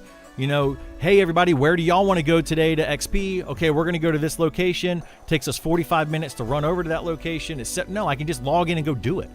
So everything about solo and small groups like duos and trios is so much better than it is in a full group. So anyway, not all classes solo well. Yeah, so if you want to talk about soloing versus grouping, you do have to play a class that solos well. That is true. But if you don't play a class that solos well, then you just play a duo. That's it. And you get kind of the same thing. Glitched on your screen saying you level faster in a good duo or trio. Yes, you level way faster in a good duo or trio. Yeah. Way faster. How did you start gearing up looking at the wiki? Oh, did I look at the wiki to gear up? No, I just killed stuff. Yeah, just kill stuff. On my fighter, I geared up by going out and killing things with my group, right? But we leveled extremely slowly because we were always in a party of 6.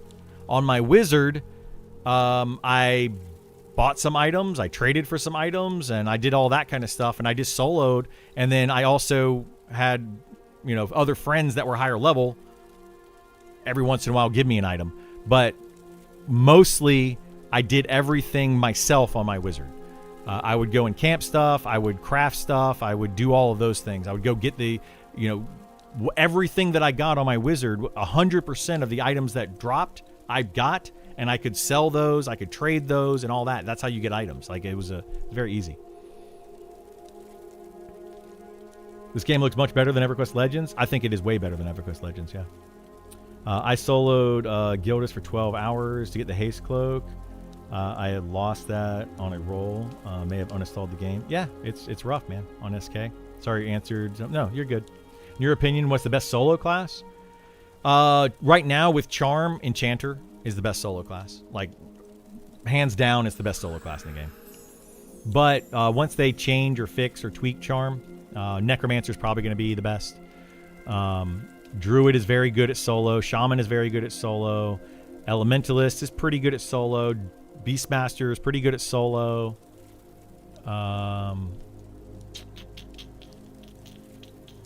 Shadow Knight actually very good at solo. He's the best soloing tank in the game. So there's a lot of classes that can solo well. I have nothing against soloing, right? Like, I don't mind the game being solo, but the game is definitely too solo friendly.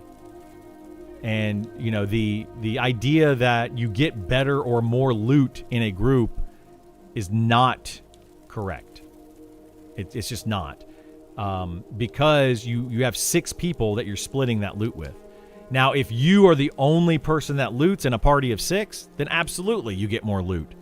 But what about the other 5?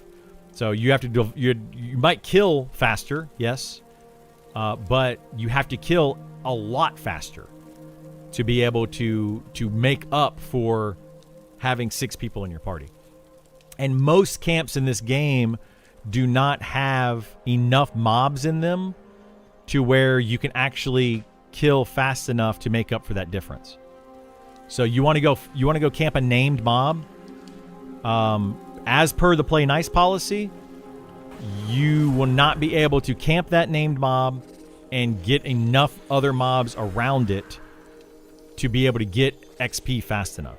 So you might as well just play in a smaller group and take up a smaller camp, because that's literally how they have the play nice policy written currently.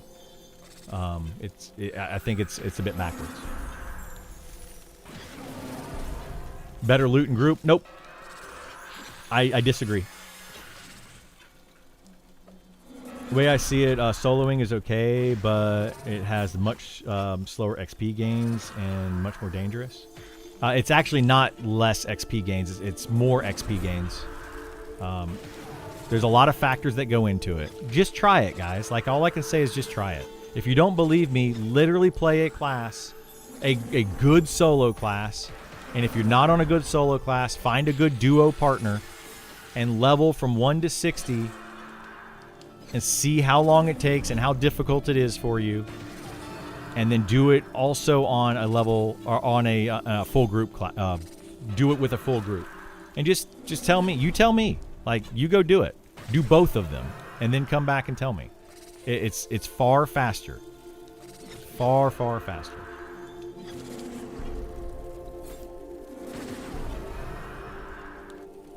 I can farm that chess piece you spent over 50 hours to get you by soloing? No, duo. That's what I did. That's what I'm saying. My class doesn't solo, but an enchanter could probably solo that camp, yes. Absolutely could solo that camp. And then they're guaranteed when the item drops that they get it. But how I did it is I out-leveled it and then I duoed it. So if you duo, and if you can duo to 60 in, let's say, 200 hours, but it takes you a full party, a full group of 6, 400 hours. So I would just duo to level 60 and then go back and camp that for 50 hours. I've spent 250 hours and I got that item. Versus somebody else that is a full party of 6. And then I may have gotten that item in that same, like, I may have gotten that item in my 40s while I'm there in a full group of 6. Maybe. It's possible. But not guaranteed. But I would still have to take me 400 plus hours to get to level 60. So I would be 150 hours behind the duo. Just on that one example that you gave. So that means I have 150 hours extra to do other things. Find groups and go camp other items and get whatever else I want to do. Go do a bunch of crafting or go do a bunch of whatever. 150 bonus hours. Just because I duoed versus a full group? Like that, something's wrong there.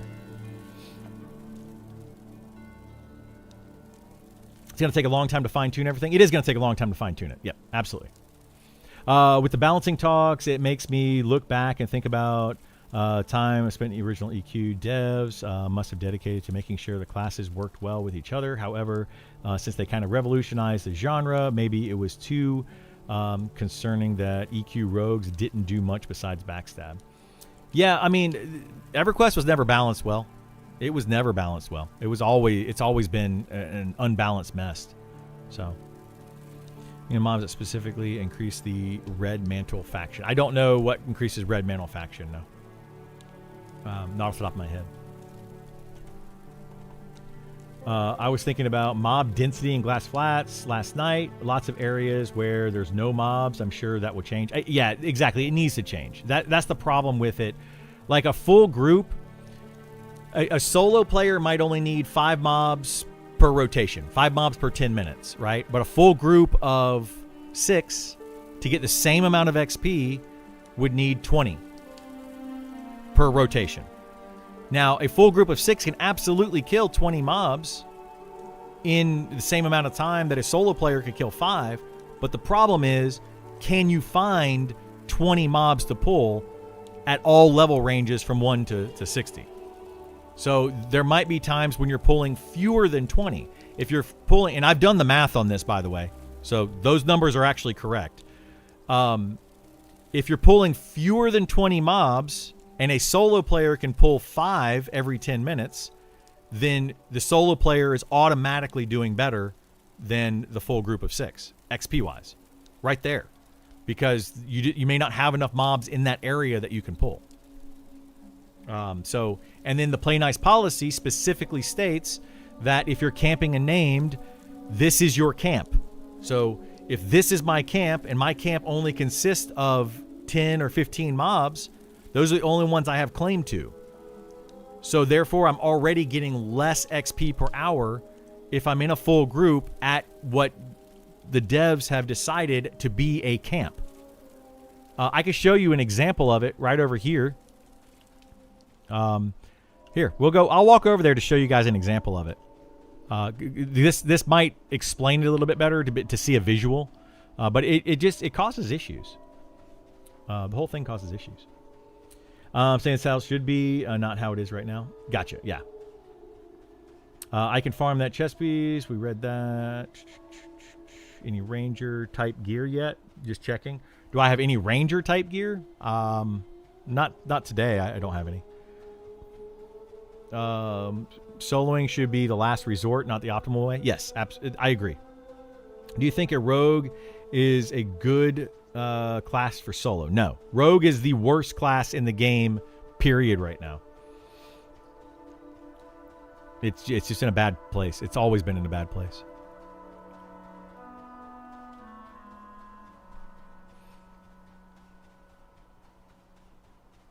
Yeah, Rogue's bad. It's just bad. It needs a lot of love. But yeah, let me get over here and I'll show you guys what I'm talking about for the Play Nice policy and why things are kind of a little bit wonky. And it depends. Like if you can get a group and nobody else is in an area, then sure, XP with a full group could potentially be close to that of a solo or duo. But it's still going to be better to solo or duo. Almost always.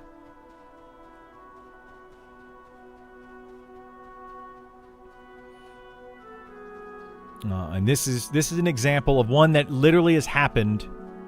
And this is why I'm using this, because I just happen to be in the same zone while we're talking about it.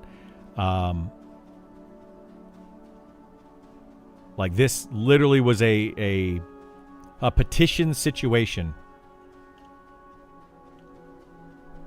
that I'm going to show you here.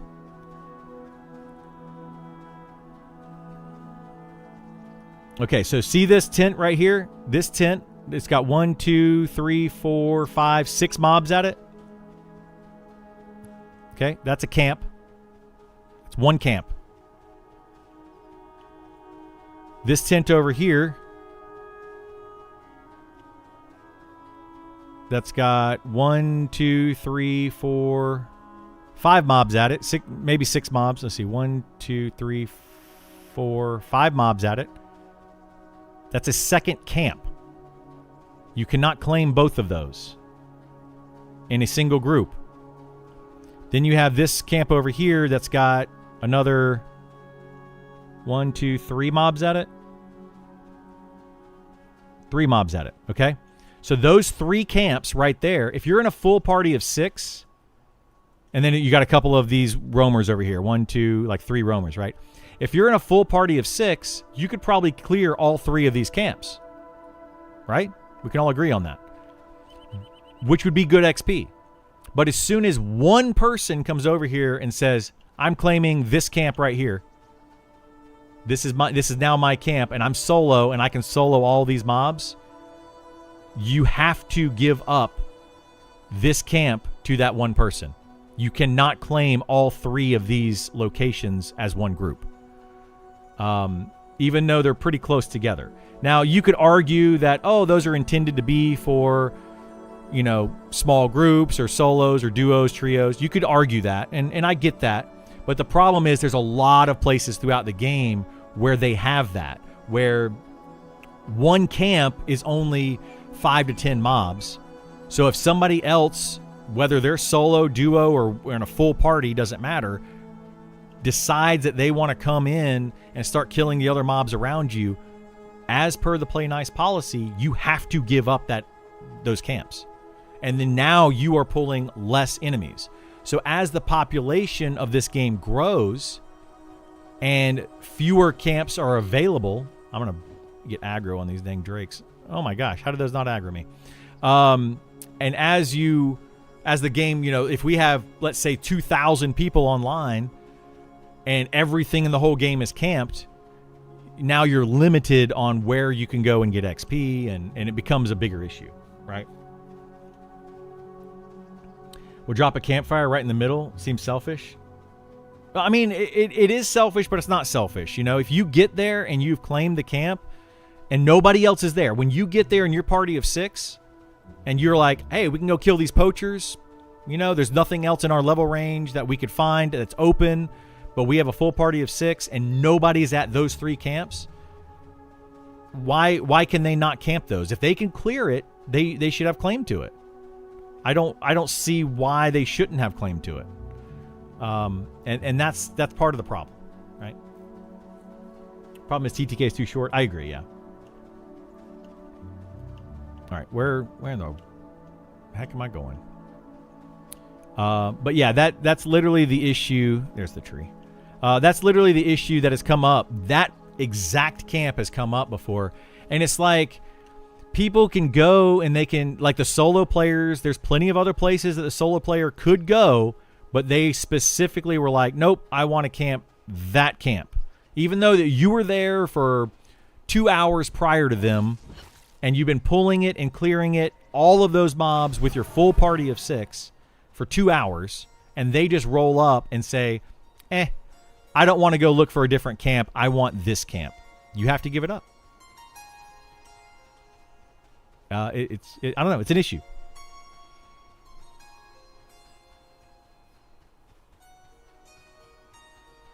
So, yeah, I don't know. That's kind of where I'm at with the whole thing. It feels bad. Feels bad. You know, like if they continue doing that and they continue allowing solo and smaller groups to push big groups out of camps that they clearly had been killing for hours, then it's just going to continue to push people into smaller groups. Like, why would I go over there with a full party of 6 when I could go over there with 3 duos? You know, I could claim that, right? I could say, hey, these 2 people have this camp, these 2 people have this camp, and these 2 people have this camp, and we're all working together. You know, like, we're all working together to kill the mobs. But you can't do that. You're not allowed to do that. But it's the same thing, effectively. Right? Like, I don't... How is there a difference between 3 separate duo groups at those 3 camps or 1 full party of 6 at those 3 camps? Effectively the exact same thing. All right. Anyway, give me a minute. Issa, are we doing something? Did you want to go camp something? I see you're back. I was going to go to the restroom real quick, and then I might heat up a couple of wings. Wing. Hello. Yeah, let me know. I'll be back in just a minute. I'm going to go make a couple of wings for sort of lunch, use the restroom, and grab a drink. Be right back.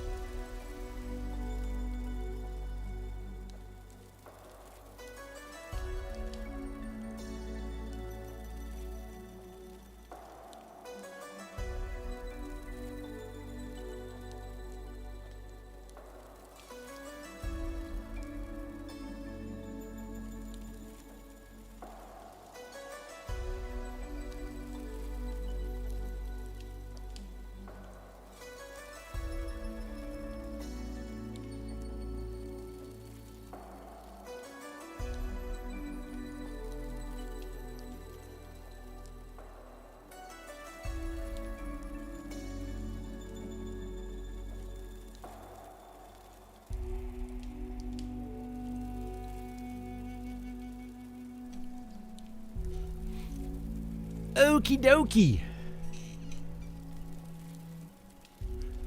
Someone gets their duo team first, and they claim all 3 camps as well, and the full group would then be the ones annoyed by it. Well, no, there's a difference. Big difference, actually. If a duo shows up there to claim all 3 camps, but is only killing one at a time, and the other ones are respawning before they can kill the other 3, that's the difference, right? A duo probably can't kill 15 mobs before they start to respawn. A full group of 6 can kill. There's a big difference, very big difference. It's not that, yeah, to me that's not a devil's advocate thing. Like there's literally a difference in them. like I just said. A party of 6 can kill 20 mobs in 10 minutes. A duo probably can't do that. Unless they're a very high level duo, and then you might have an argument.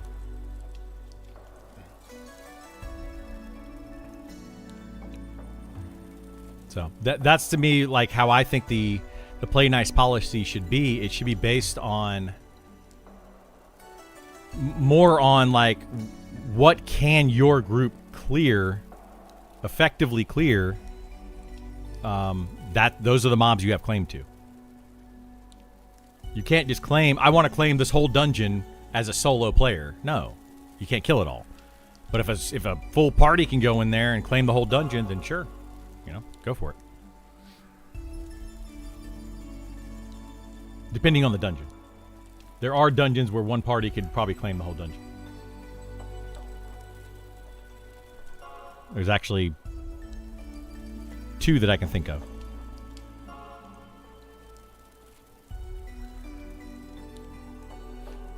Hello.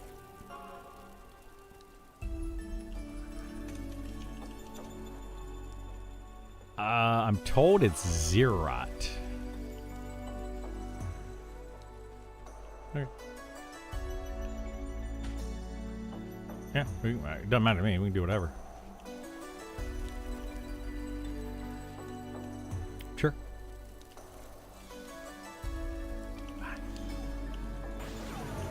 Oh no, I got snared. Run away! All right, let me zone these mobs and then I'll camp out. GMs are going to have some headaches. They're going to have a lot of headaches. Yeah, they're going to have a lot of headaches. Yeah, I feel bad. Like, I feel badly for Trent to have to deal with all of this because he's mostly the guy dealing with it. But I also feel like the devs aren't really considering a lot of what ifs. I'm sure they are. Like, I don't know. It's one of those weird things. They're probably considering a lot of what ifs, but they're having to deal with them. And I don't know. It's the whole thing. Enjoy the chat stream. Have to roll. Take care. Have a good one, Grumpy. Appreciate you stopping by. Saw your bug post about y'all farming. Nice to see Sean responded. Do you know what the image he showed means? I don't know what it means. I don't know if Esar does, but I can speculate that he looked up that particular item on I think he looked up that particular item on the database to see if it was dropping. And so in the last 90 days, that particular item had dropped 122 times or whatever it said. I think he said it dropped 122 times and was picked up by like 96 different people. 17 were traded, meaning that a trade happened 17 times with that particular item. Whether it was one item traded 17 times or whether it was 17 different trades, I don't know. But that's my understanding of that particular post by Sean. But I don't know. Like, was that looking at in the last 90 days, how many items dropped in the last 90 days from that enemy in total compared, the item itself, right? That enemy drops 5 items. Well, how many times did the other items drop in that many days? That's another thing that you need to consider. You can't just look at that item dropped X amount of times, because that's irrelevant. It's how many times did it drop compared to other items of similar caliber, off of that mob, off of other mobs around it. There's more information there. I think that's needed, personally. So it looked to me like he just looked at that one item, which is helpful, that it is in fact dropping and it's not a broken drop. Like it's not dropping, but yeah.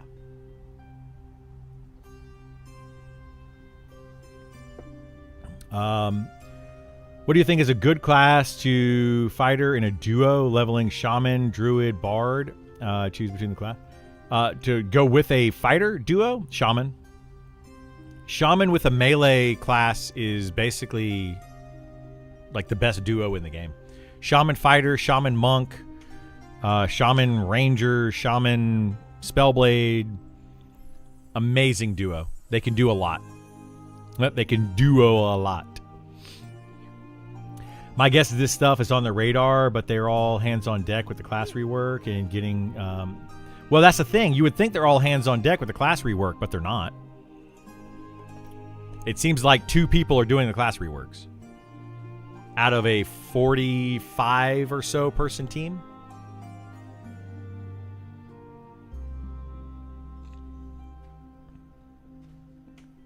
So... Now, of course, not everyone is going to be working on the class rework, right? Like, you have the art team, you have the music guys, you got the different things. They all have different things that they work on. So I don't expect all 45 people to be working on class balancing and class getting all that stuff in. But yeah, they have 2 people. They have Jahar and Zillith.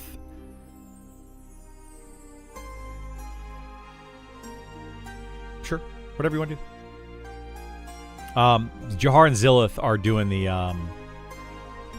class revamps.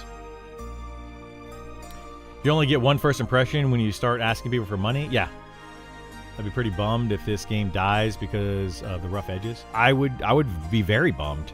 Like, that's my biggest fear right now with this game. There's a couple things. The class is not being finished in a finished state, with potentially having big changes and big reworks coming to them before EA hits. If they have to do it after EA, it's going to be very hard. Another big one is the balancing of the classes. If you don't have things balanced, it's another very big one when people start taking money and things are just all out of balance and you have one class that's just far superior than another.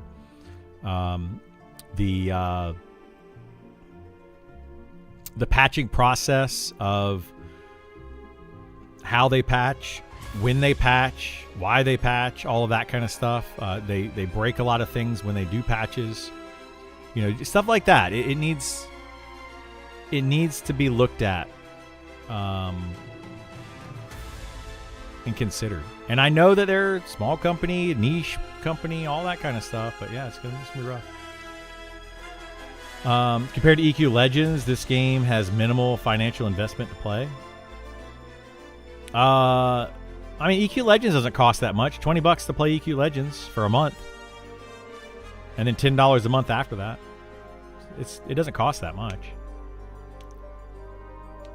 Like, if you play EQ Legends for 2 months, or you play Monsters and Memories for 2 months at the start of early access, it's the same amount of money. They're both $30. Outside of the microtransactions that EQ Legends is asking for, which is a whole other thing.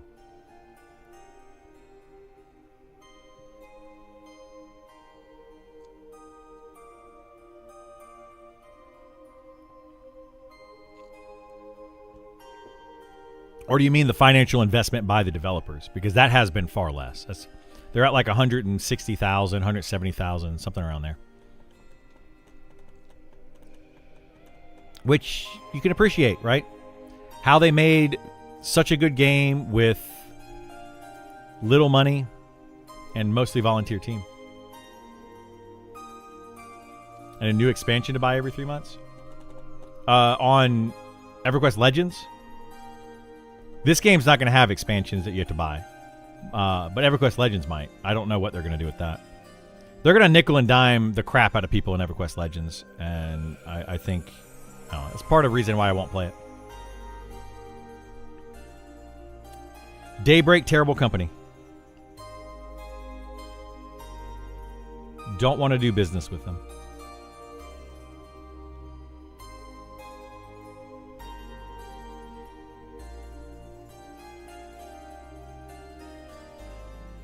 Got to earn my money. When you don't have much money, you got to earn it. This darkness, guys. This is what I was talking about when I said the game got dark. This is on full gamma. Gamma is maxed. And I can't see anything. Ugh. Is Smedley still part of the Daybreak mess? Don't know. I have no idea. Legends, they mentioned it on release show. When was the release show? So they... Yeah, when was that? Because I might have something to say about that. That could be another predatory thing. You kind of like the darkness? I like the darkness in the beginning. I don't like it after I played the game for hundreds of hours. It eventually just starts to wear on you, where it's just like, oh my god.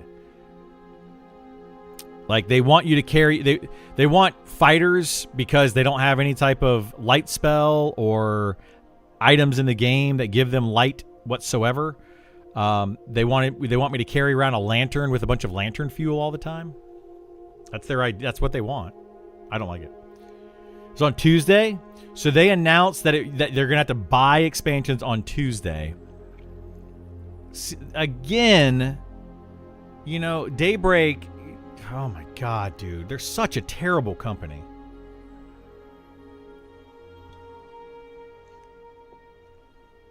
They just want your money.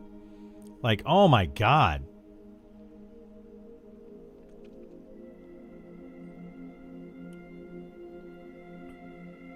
The game does have torches and lanterns to use, but they're not indefinite. You have to actually carry around multiple torches and lanterns with fuel and all that kind of stuff. It's really annoying.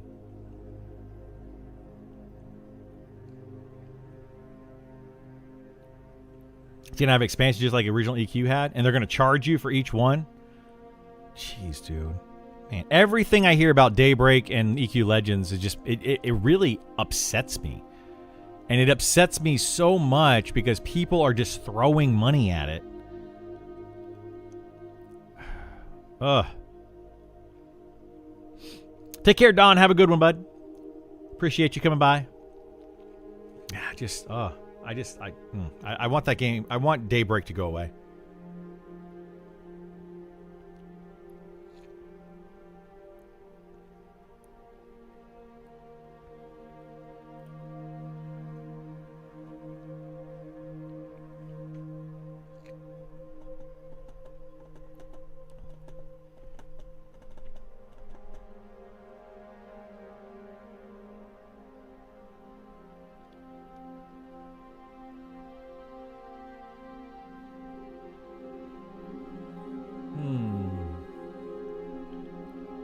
I'm curious. So as yesterday, they had a lot of people playing and streaming.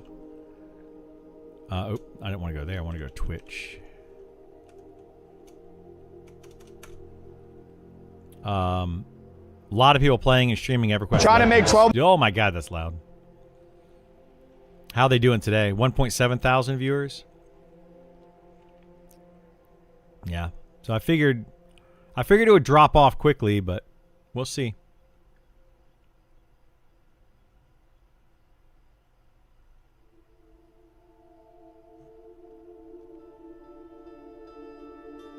We will see what happens.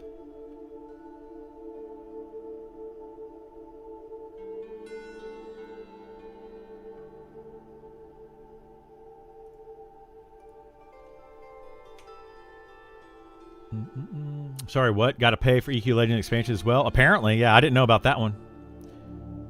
It is scummy. It is scummy. Should be telling us that up front. Yeah, exactly. That's the problem I had with it, Muffin.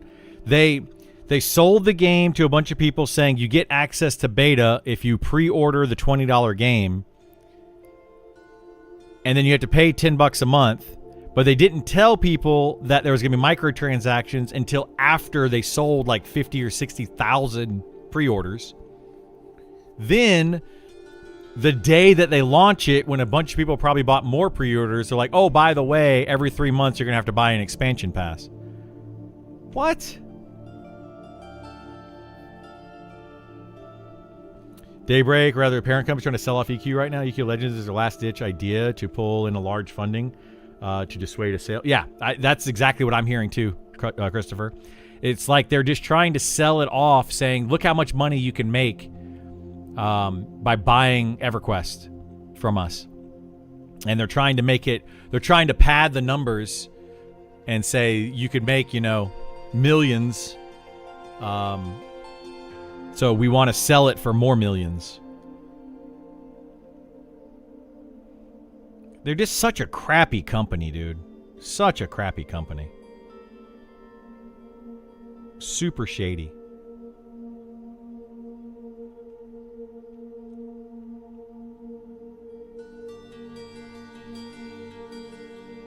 It's extremely predatory.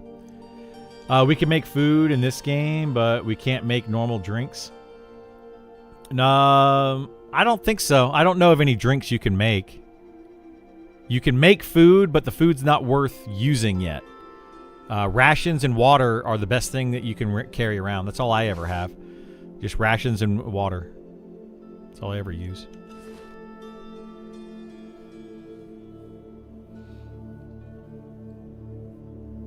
Yeah, and their store. Yeah, that's what got me too, Larry. They that pissed me off. That was the final straw for me. People kept asking me to play EQ Legends. They kept saying, "Hey, you're gonna play it?" Blah blah blah. I was considering playing until they decided to release the microtransactions. I read the page for the microtransactions, and they're like, "Oh, you can buy extra bag space and weight reduction bags and extra loadouts for your character," and I'm like, "What? I pay a box price, I pay a monthly fee, and you're not even giving me all the quality of life features that you're going to make me out now pay for additional quality of life features that clearly I'm going to end up paying for, because if I like the game and I play it enough, I'm probably going to want." Yeah. You do cook some meat too? Yeah, I don't know how long cooked meat lasts compared to like rations. I haven't really tested it, but not getting quality of life features and not getting expansions either. Yeah. Yeah, it's just like this game doesn't want to give us quality of life features, and I don't like that, but they're not trying to sell us quality of life features. And then you have Path of Exile, who basically gives you a free game and no monthly fee, but then sells you quality of life features. And I'm like, okay, that's fine. I'll do that, right? Give me one or the other. Don't force both on me. It's so crappy, dude. Like, why are so many people giving that company money? Ugh. Like that, it makes me angry. They're and the thing is that really irks me is they're taking away money from a game like Monsters and Memories, potentially, because people would come and play Monsters and Memories instead of playing EQ Legends, and they would be giving more to this game than that game. But they're literally just taking away money from them. Like, and then those people are going to be like, well, I spent $60 over here on EQ Legends. I don't really want to spend more money on Monsters and Memories. And I don't know, man. I'd honestly just prefer to buy a game and be done with it. Me too. Give me a box price and then never charge me again. You can give me a box price and charge me for expansions. I'm fine with that. Or give me a box price and charge me a monthly fee and never charge me again. Or charge me a slightly more monthly fee and don't give me a box price. Or give me a free game with no monthly fee and give me microtransactions, and I'll probably spend some money on the game. Like, make it an or situation. Don't make it a give me money for this and for this and for this and for this. And if you want to keep playing, more money, please. Like, what the crap, dude?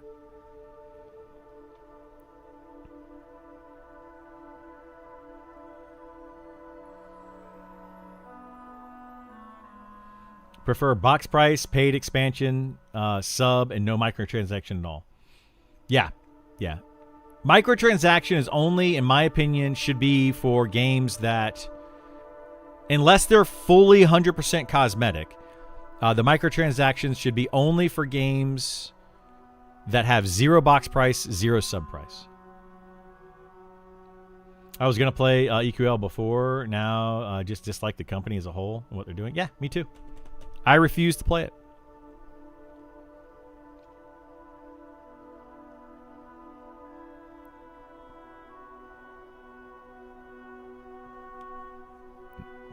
I won't play it. I'm not going to give them money. I know that my $20 doesn't hurt them that much, but hopefully, I don't know. We'll see. I have a couple of friends who've been playing EQ, the paid version, since 1999, bought every expansion, and keep asking me to play again. Not happening. I would have played it if it was still like the original owners and they, kept up with it and stuff. I'd probably consider playing it.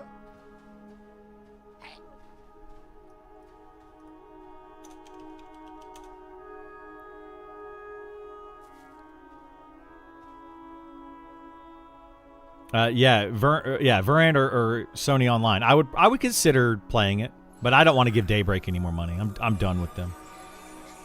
I'm done. Believe it or not, I have principles.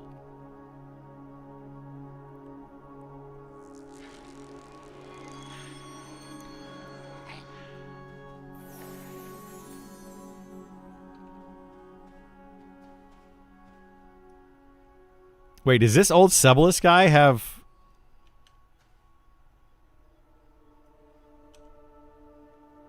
Oh, Torvald heater shield. Okay.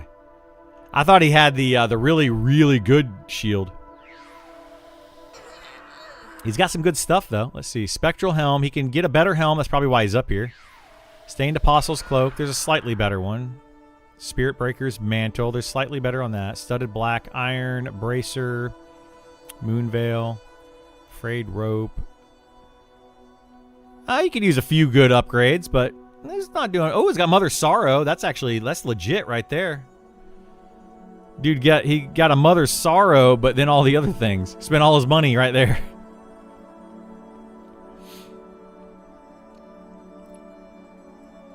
Not doing too bad, though. Not too shabby.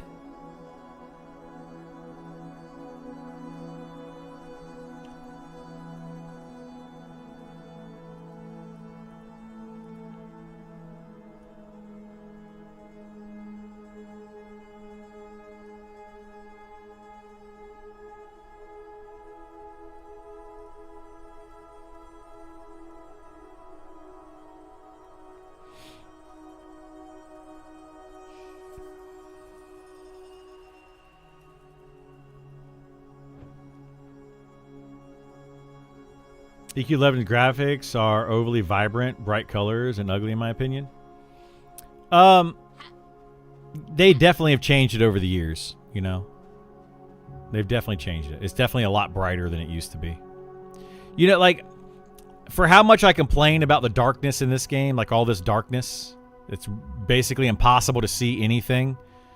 I also don't want them to go the other direction, like EverQuest and World of Warcraft, where nothing is dark. You can see everywhere you go perfectly clear. Like, darkness... I think darkness should be used, but sparingly.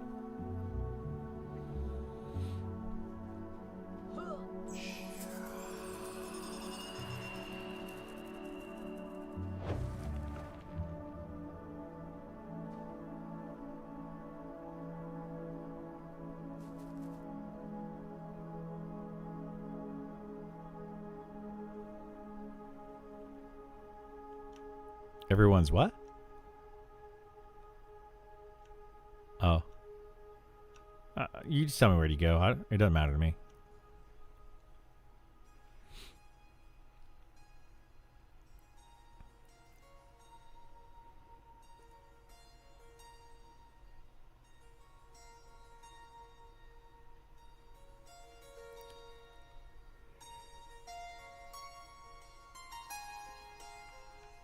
Oh, I don't care.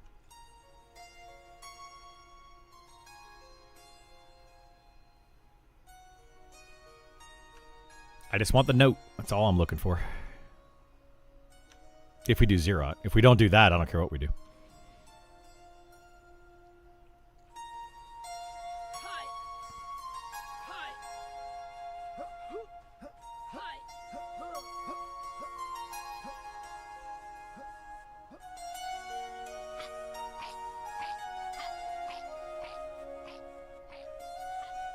I wonder how many people have bug reported this.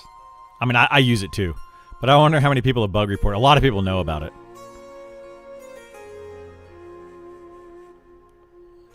Yeah, there's another group here. I don't know where they're headed, though. But they're climbing up the wall. So they might be headed to Xerath camp.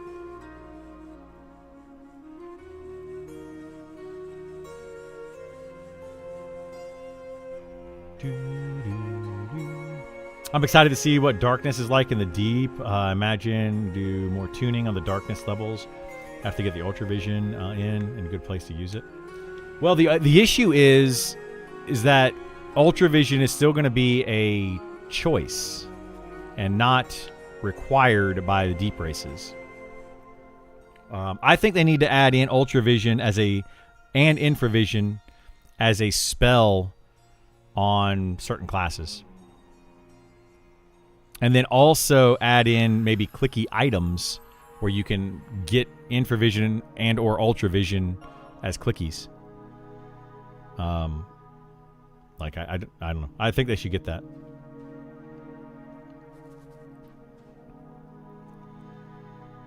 If you find a good medium with darkness and shadows, it could really make places atmospheric. It can, yeah. It can make it look really good. Riveting gameplay, yeah. It's pretty crazy right now. We're going hard, man. We're going hard. When they come out of the chase loot and people would only sell for chrono, I lost all interest in the game. Tried EQ2 and found they same thing. Yeah. Yep. Feels bad, man. Feels bad.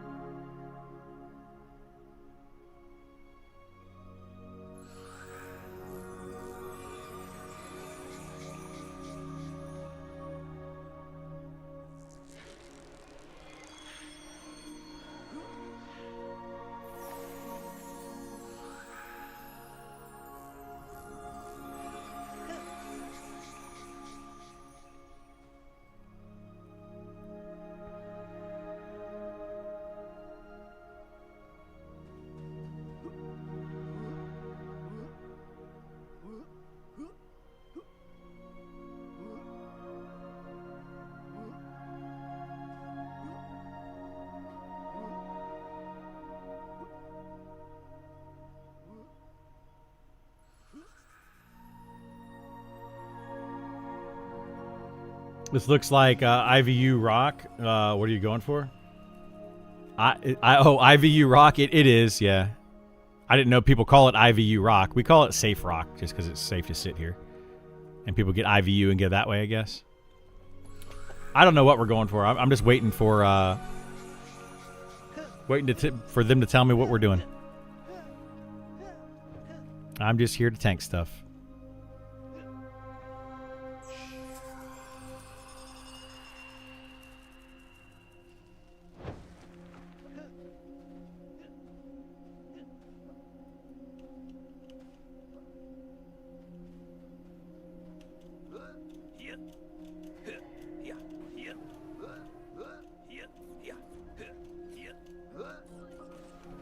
I'm at the safe rock. Yeah. There's people that are... Oh, I see you there.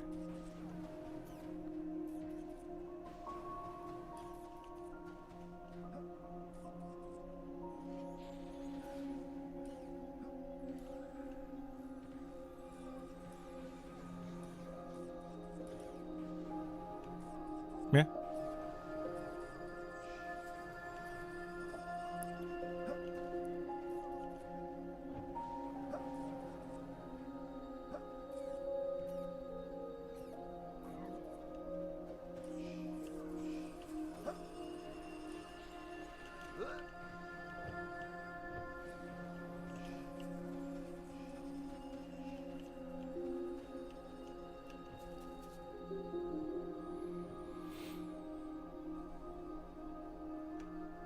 Not that I know of. Just started Dark Knight. Seems very strong. Armor, life leech, dodge, pet. It is, yeah. The Shadow Knight's pretty good.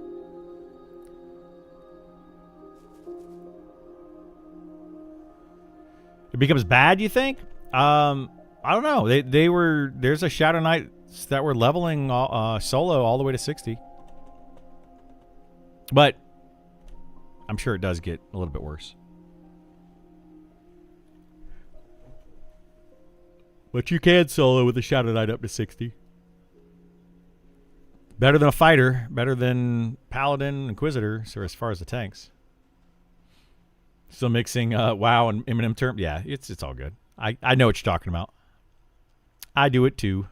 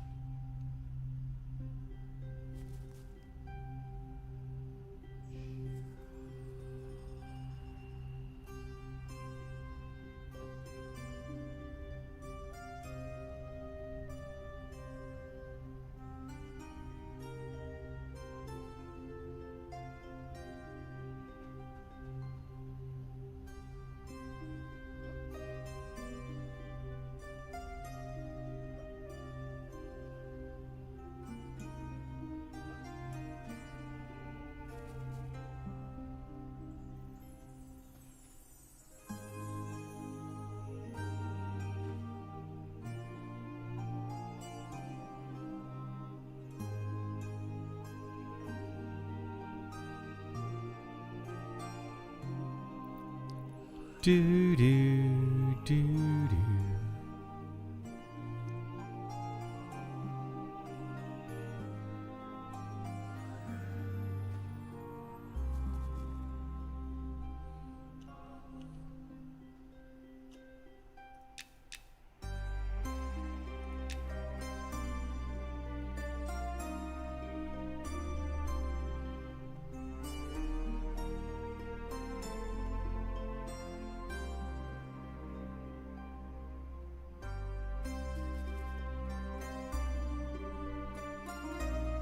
Yeah, I don't know. He probably fell asleep.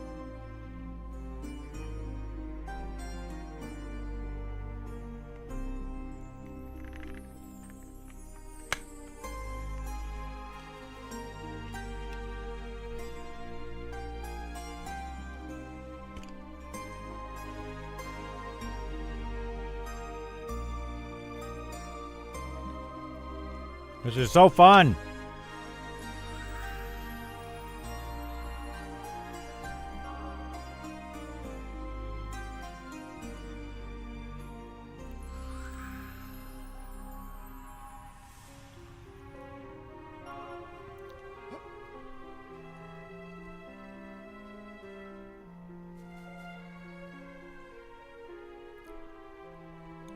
Can't wait to kill stuff, you know? It's exciting.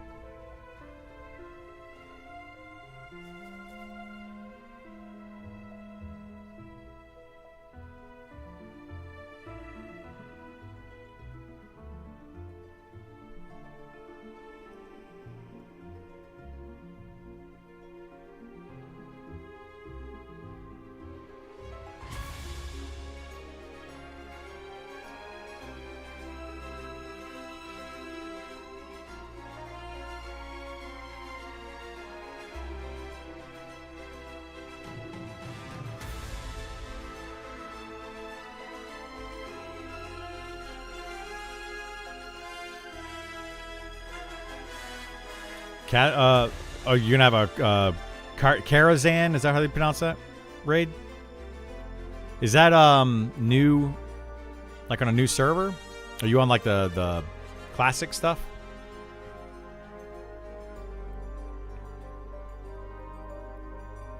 I've done that stuff in so long. Glowing feet for charmed Mez giants.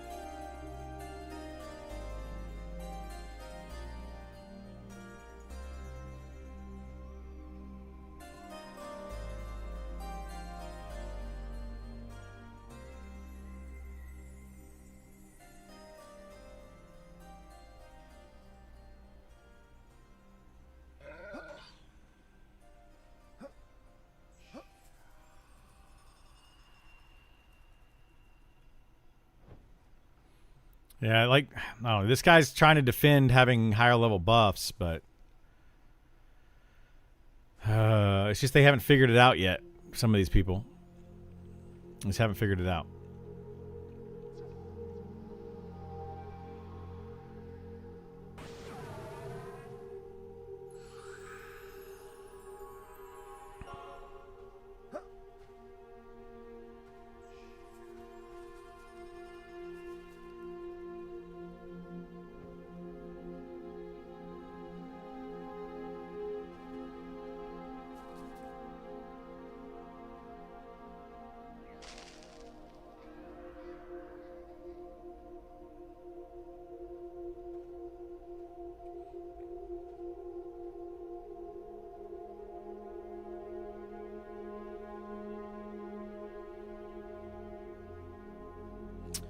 Yeah, I agree with this person.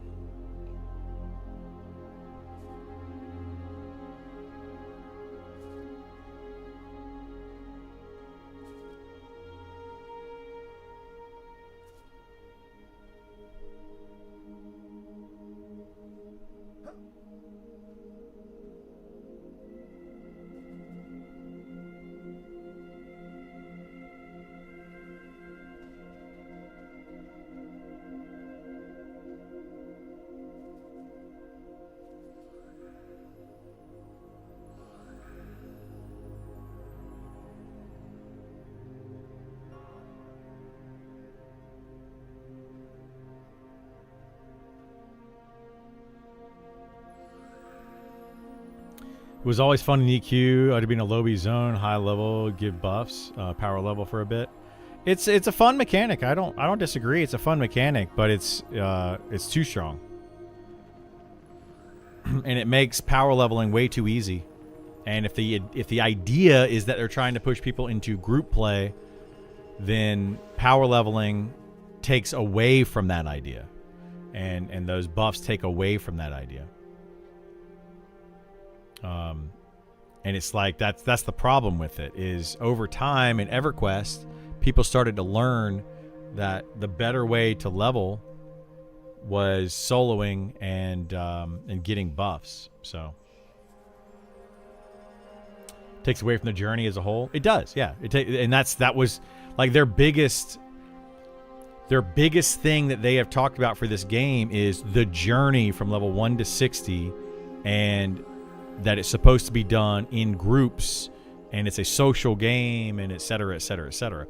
And the big buffs from higher level players literally just contradicts that. It takes that away. And yes, it's fun sometimes. It's fun when you get those buffs, sure. But then as people start to level and get, the higher levels, and you get friends that are higher levels, they're just going to be like, well, why would I ever do that? I'm just going to level faster by doing this other way. So that's my issue with it.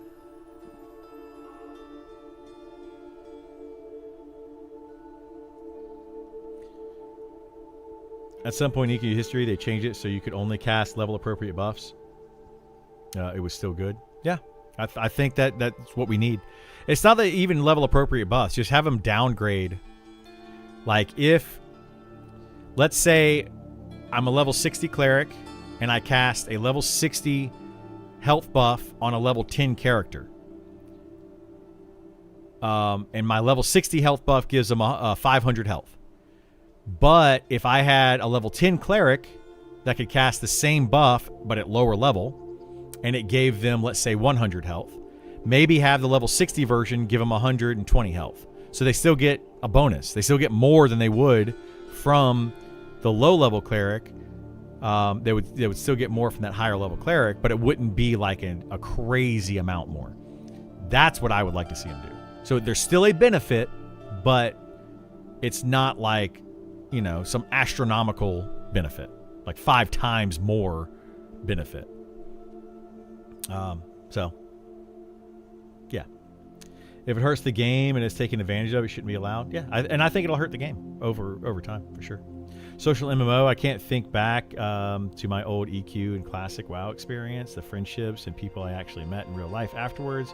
Can't really build that again if people are buying and boosting everything. You can't. Yeah, it's very, very difficult. Very difficult. Perfect example right here. If they want people to group more, make it easier to get folks here. Oh, yeah, for sure.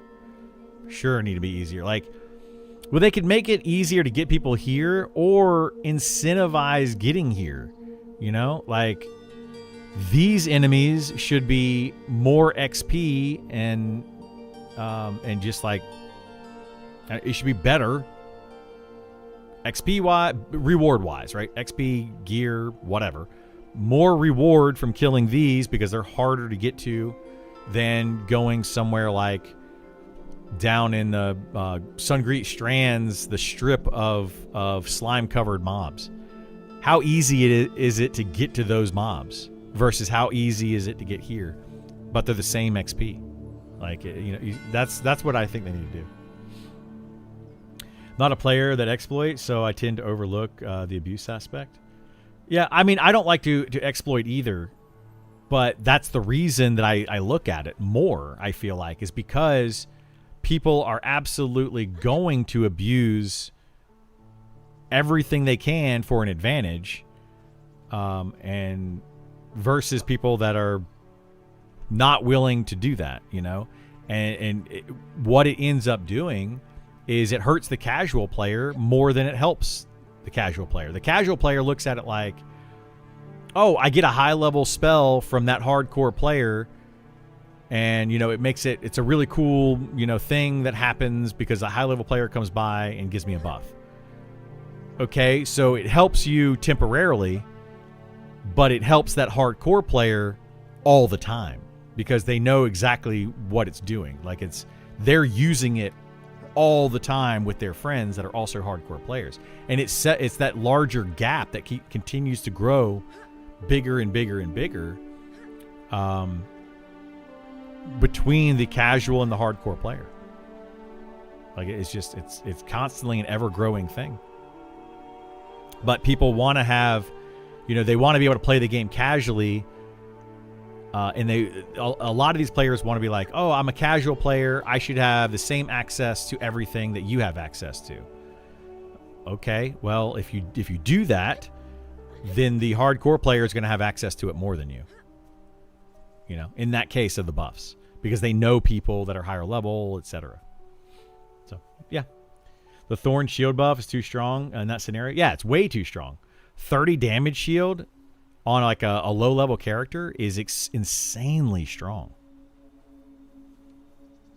So, yeah, that's what I'm trying to help out is the casual player and give them more of an advantage. The hardcore player already has an advantage because they have more time to play, they're more knowledgeable, they're probably more skilled at the game. They already have a big advantage. So let's try to make that gap a little bit smaller by not allowing them to go buff their friends all day long and power level their friends and all that. Like, make it to where their friends also need to get a group and appreciate any buff they can get, let alone the high level buffs. If I know an enchanter, so I can play any spellcaster class and get the highest level clarity buff, and the high level regen buff from a druid, and then just run around and kill things all day by myself. Well, that's because I'm a hardcore player and I have hardcore friends that have higher level tunes. Huge advantage. So it's backwards thinking, I guess. The casual players don't generally think about it, but they should. They should absolutely think about it more.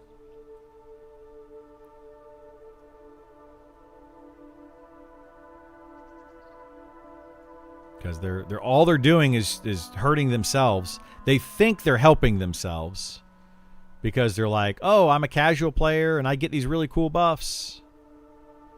Every, once a week, somebody drops by and I get an hour-long buff that's just really strong.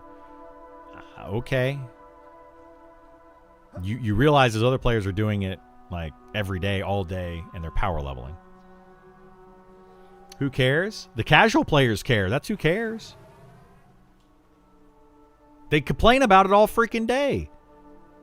Like, I can't do this camp because there's a high-level player doing it. I can't do this raid because there's some high-level guild that's hogging everything. I can't do this. I can't do that. They complain about it all day long.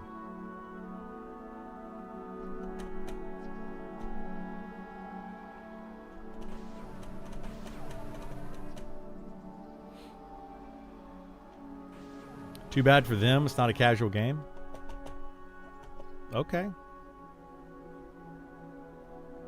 They're the ones that are that's what I'm saying. They're complaining on both sides. The hardcore, the more you sound like you're one of the hardcore players that has infinite time and willing to do all the things to be able to do the high level stuff, right? You are that type of player. So it doesn't affect you, so of course you don't care, right? I'm talking about the casual players. I mean, it doesn't affect me either. It doesn't affect me at all. If you want to let the best buffs in the game be cast on every single player, okay, go for it. I'll utilize it. I'm going to utilize it. It's just going to make it easier for me. But I'm tired of the casual players complaining about this, and then when you try to fix it, they complain about that. It makes no sense. They literally complain on both sides. No, don't take away my high-level buffs. And then, oh, high-level players are hogging my camp. Well, I don't know what to tell you.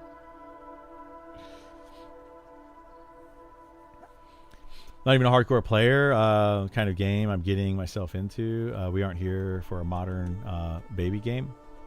Barely have time to play. Restricting that makes no sense. Restricting what makes no sense? They always complain on both sides. That's just every MMO. Well, no, it's one side complaining about both things. They're complaining. That's what I'm saying. Like, it's not both sides complaining. It's one side saying that the hardcore players have an advantage, and then also saying that they want the hardcore players to have an advantage. It's like they're doing both.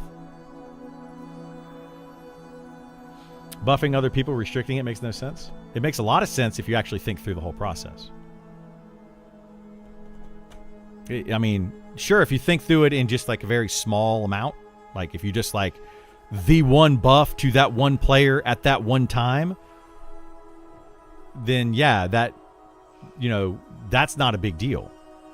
But when you think about the players that literally have a character sitting right here while I'm power leveling sitting over here as one character, and they're doing with that one character getting XP and the other person power leveling is like the equivalent of a full party of 6 clearing out an entire dungeon, then it starts to matter when they do that for a long period of time. They're complaining about it because, you know, a high level player goes back into a camp and easily kills a camp with 1 or 2 players and completely clears an entire dungeon, and they're like, I don't have anything to kill because I'm only level 30 and I can't clear this entire dungeon, and now there's nothing for me to kill. They complain about that. So that's why it matters. Correct. The hardcore you're not understanding the point. The hardcore players will always have an advantage. Yes. I'm saying take away this one advantage to make it less of an advantage. It'll take away a little bit from the casual players, and it takes away a lot from the hardcore players. Hardcore players are up here, casual players are down here, right? You take this thing away, the casual player goes boop down a little bit, the hardcore player goes like that. Much more, right? That it's closing the gap between the two. That's what I'm trying to say.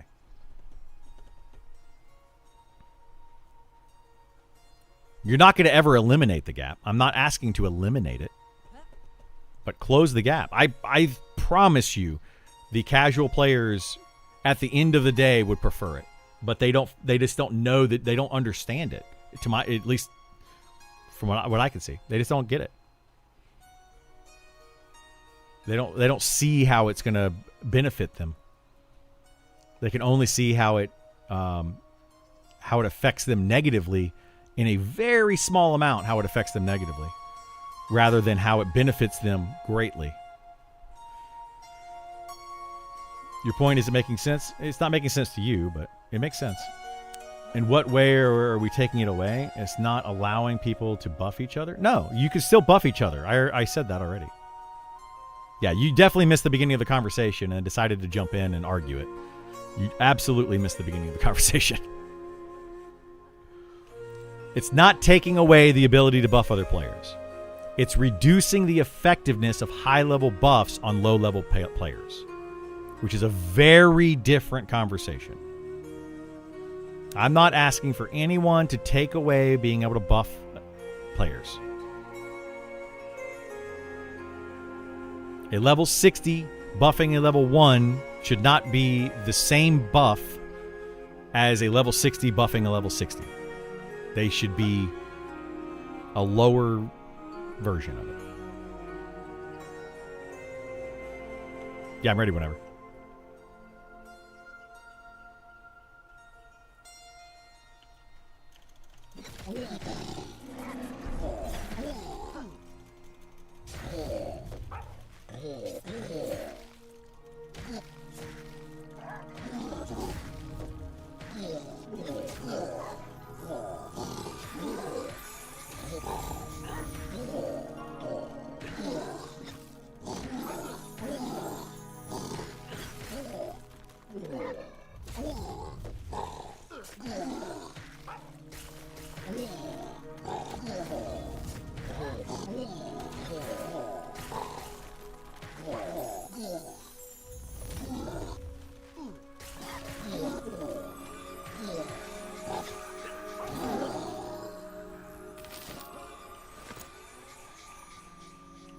I do agree then. That seems perfectly fine. Yeah, that's what I'm talking about. Like, I'm not trying to take anything away from anybody.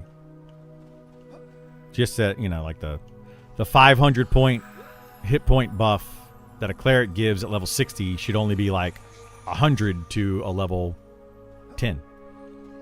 Or the 30 point damage shield should only be like 10 to a low level, that kind of thing. Have it scale with your level. Still a benefit, but lesser benefit. You want me to go back up?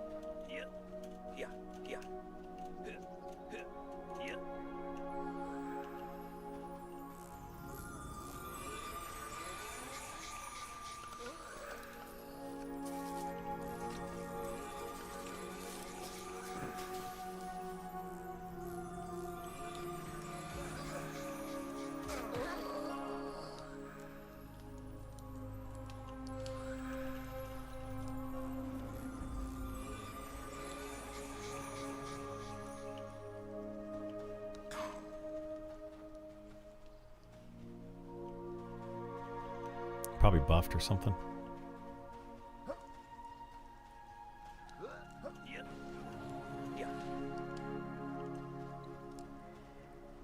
Oh boy.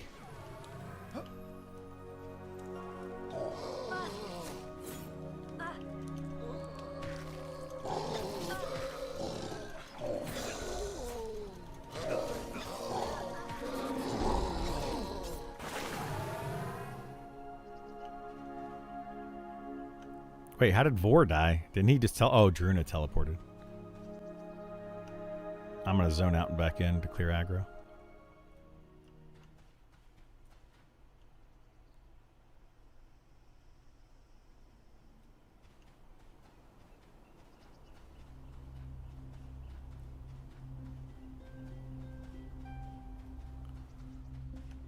Oh, I don't have Sal. I'll wait at the stables and run back, I guess. Yeah, anyway, believe it or not, I'm in it for the little guy. I have tons of time to play. I'm more of your hardcore player. I'm not worried about me getting to max level and doing all the things in the game. I'm literally trying to look out for the casual player a lot.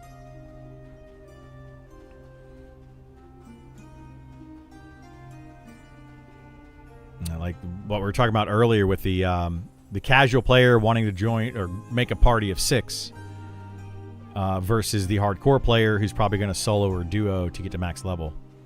They have a huge advantage.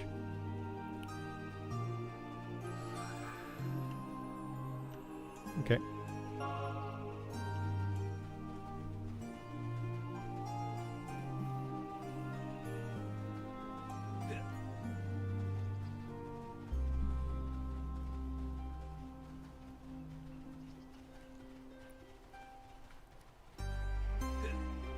Do, do, do, do, do, do.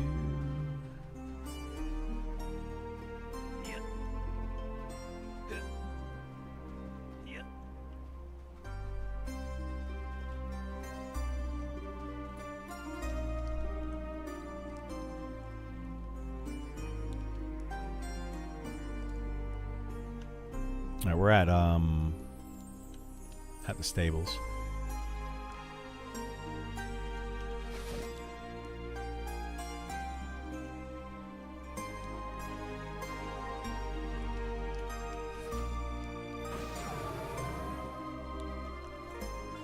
Run.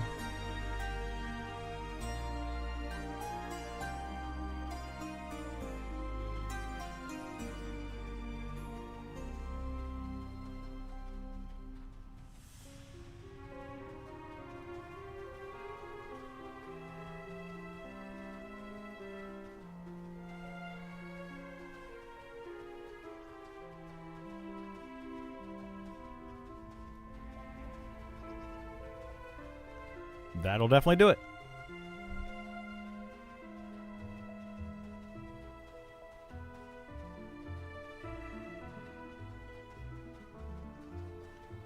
Oh, that I left. I can teleport you.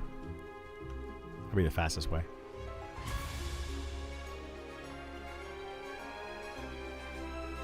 Zone line to glass flats.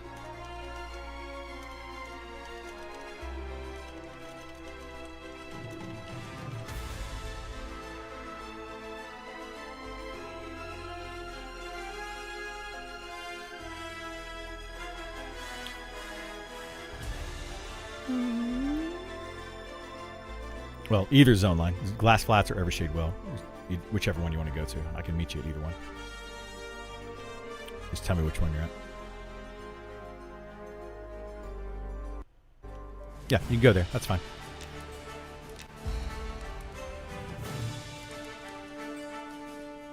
You're invis, but you can see the shadow? Yeah.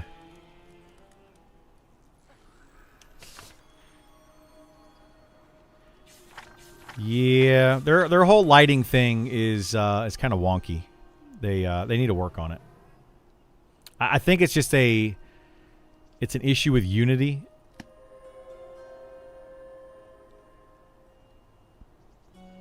You can stay on either side. Yeah, that's fine. You can stay on that side. I'm evac into you now.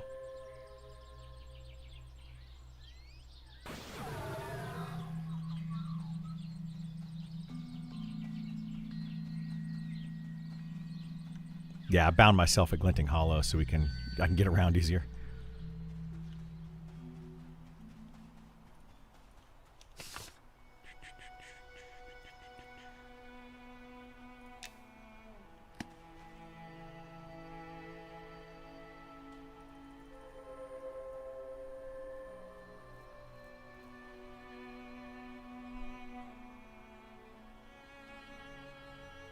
No biggie.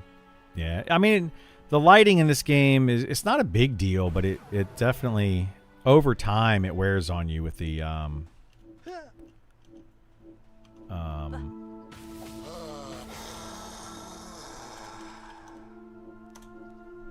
whatchamacallit, with the darkness and stuff. Kind of a pain.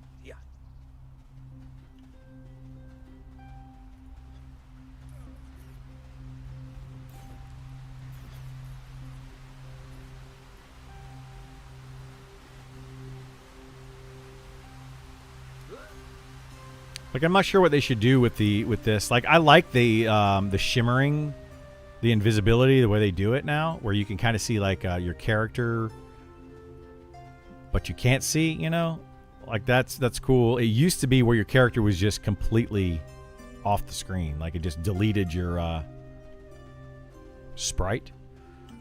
I don't know what they call it these days, but it like just completely removed it. I like the shimmering of it better for sure.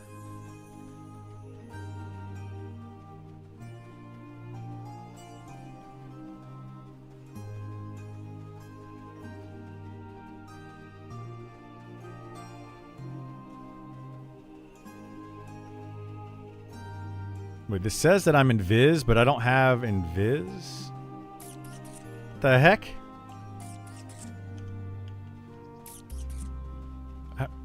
I'm invis, but I'm not invis.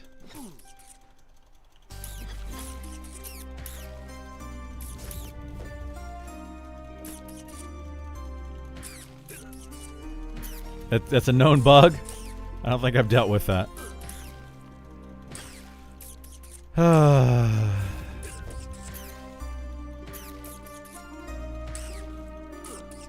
Frankenstein and Igor? Nice. I like it.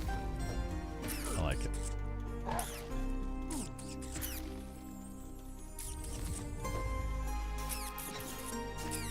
I guess I'm just gonna be invisible forever now.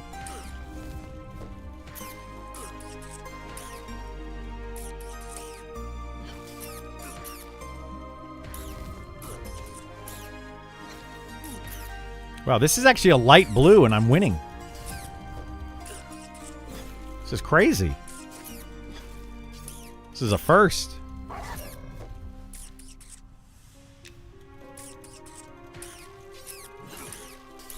Haven't logged on in months. It was the first message I saw. Notice you can appear to be invis or something.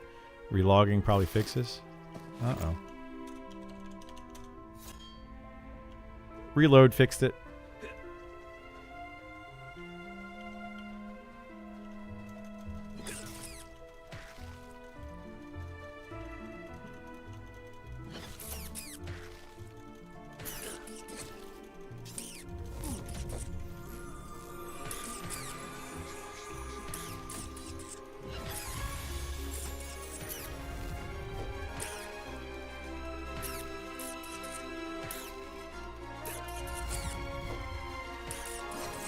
What's up? Other dude? How you doing, Chris?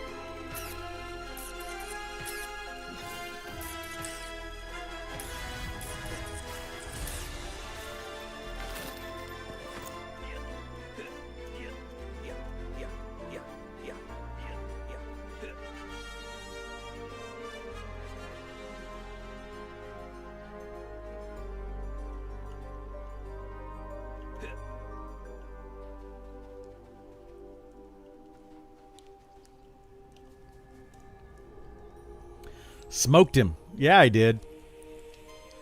Destroyed that rat. About to get on my rogue and grind. Hit level 17 last night, so I'm almost to the first hell level. Nice. Might inquire about the ambergris I found to every NPC in Night Harbor. I don't know what that is. Ambergris? Are you liking the rogue? Like the play style and stuff of it? I think the play style of the rogue's good. I just think they need to make it stronger, and they need to add more to the poisons, like damaging poisons. It is it's by far the weakest class. You are the weakest class. Goodbye.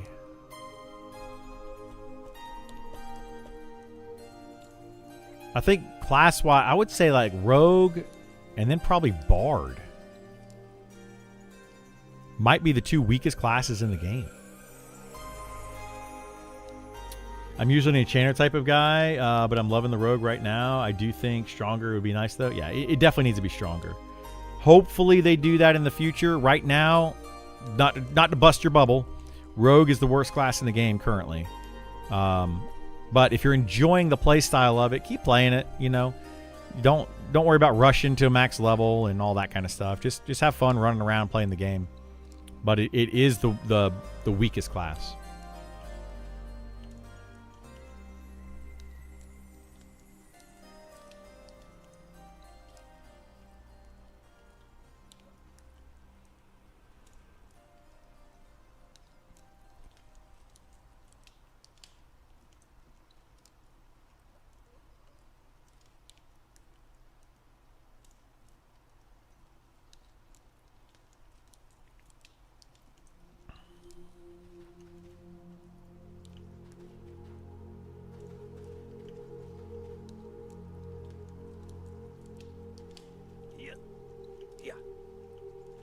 I should probably make some invis potions and give some to Kaz, huh? Yeah. That's why I've been farming that stuff on my Beastmaster and killing those wisp. Just for the invis potion stuff.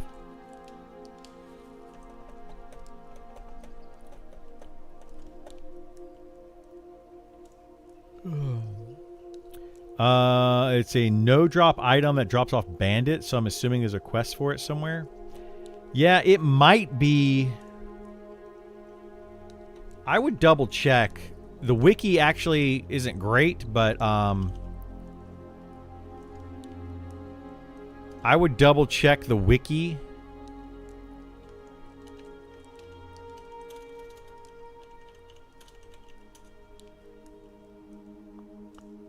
Decanter of Age Ambergris, this right here.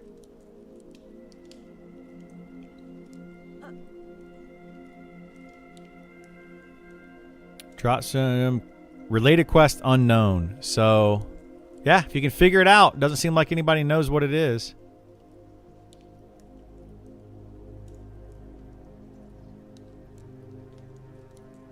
I just want to make sure it wasn't a class quest, because if it's a class quest, then it might be known, and then it's kind of pointless for you to try to figure it out.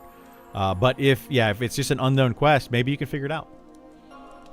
What's the glowing green castle you can see from Night Harbor starting zone? It's up on the mountaintop. Yeah, it's right there. We're really close to it. This glowing green castle is called Fallen Watch. It'll probably be in sometime during beta before early access starts, at least to test and get in to check it out. It'll definitely be in for the start of early access from what we're told. But that is the big glowing castle. It's supposed to be a high level, I'm going to say level 50 plus zone, maybe 45 to 55, but it's supposed to be a high level zone. This is kind of, from my understanding, this zone or this area, this castle is going to be where the story comes together. So as of right now, the lore of Monsters and Memories is basically there's a corruption spreading, at least on the west side of the world, which is all we have of the continent. So every zone right now is basically the west coast of the entire world. And there's a corruption that is spreading. And I believe it is all spreading from Fallen Watch coming out of this castle. And it's the green mist or green haze that you see in different areas. Then you have like corrupted giants, and you have all these undead that are part of the corruption. And then the Ashira, there's some corrupted Ashira that are part of that corruption. So that corruption is starting to spread. And I think that there's going to be a big boss fight, big in-game type boss fight somewhere in that zone. So, just a little lore. I mean, I don't know a lot of lore about the game, but I do know that little bit from doing different quests and such. Came in here arguing. I don't know why I didn't. I even did that. I don't even know what I'm doing in this game. I literally just started. No, you're good, Nagalord. You're good, bud. It's all good, man. I think it's the way the community is, and it's also the way that I come across. I come across as very argumentative and very much a know-it-all. So I apologize for that when I do that. I don't mean to be that way. And then when people come in and they're like, "Well, you're wrong, Criddle, and here's why," and then it just becomes a whole thing. So no, you're good, bud. Don't worry about it. I appreciate you being here. I appreciate you chatting.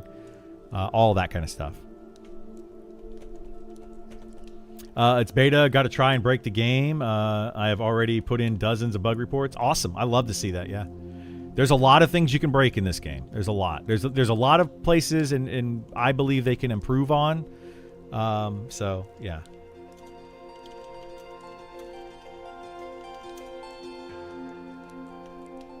Am I leader now? I guess I'm leader. Did you just... Oh, yeah, you got that invite. Okay. Yeah. Vor, I think, was leader, so I wasn't sure if he passed it over or not. Ah. Oh. Yeah, that's dumb. You should be able to res people multiple times. Maybe not get an XP, like, the XP res shouldn't happen multiple times, but... Anyway, I have played a lot of MMOs, but Vanilla WoW was my first, so I'm trying to get into this. Always wanted to play EQ. Yeah, this is much more like vanilla EQ than it is anything else. It's definitely a different animal.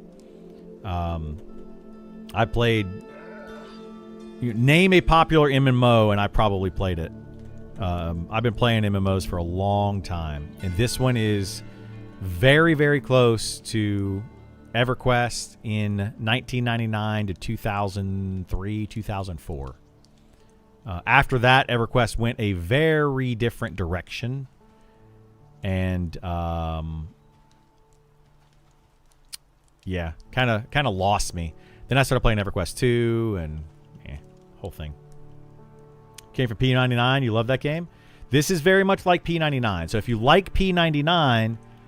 that is this game. However, just know, like, something that I always try to let people know is that P99 is a lot of players that knew everything about EverQuest. They know where every item drops. They know what every class does.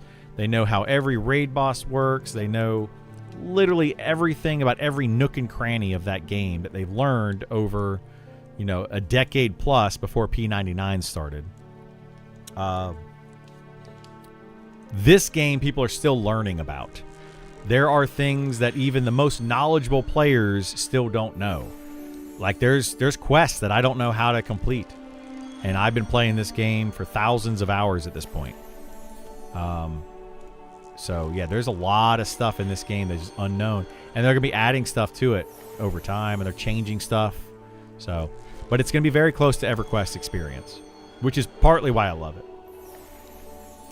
I always had a fascination with vanilla EQ, but it was before my time. I was 8 when I started Vanilla WoW. Wow. Okay, yeah. So yeah, vanilla EQ. Then you were like 3. You were like really young. At least you were born in the 90s, so I can't pick on you too much.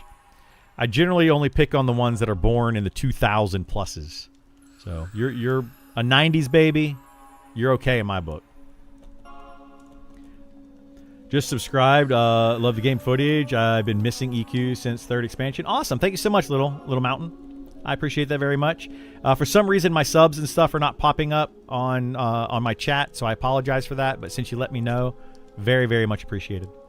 I would love to see more GM-driven in-game events, just random happenings. Me too, Weary Bard. I think they're going to do that when the game actually launches. They're going to try to do more GM events. I would love to see, like, a GM event, kind of a launch day, launch week GM event kind of thing happening. It could be a lot of fun. Maybe they could do like a launch week GM event where there's just extra monsters that are attacking the main cities, so that there's more enemies out there for players to fight, and allows them, you know, a reason to have like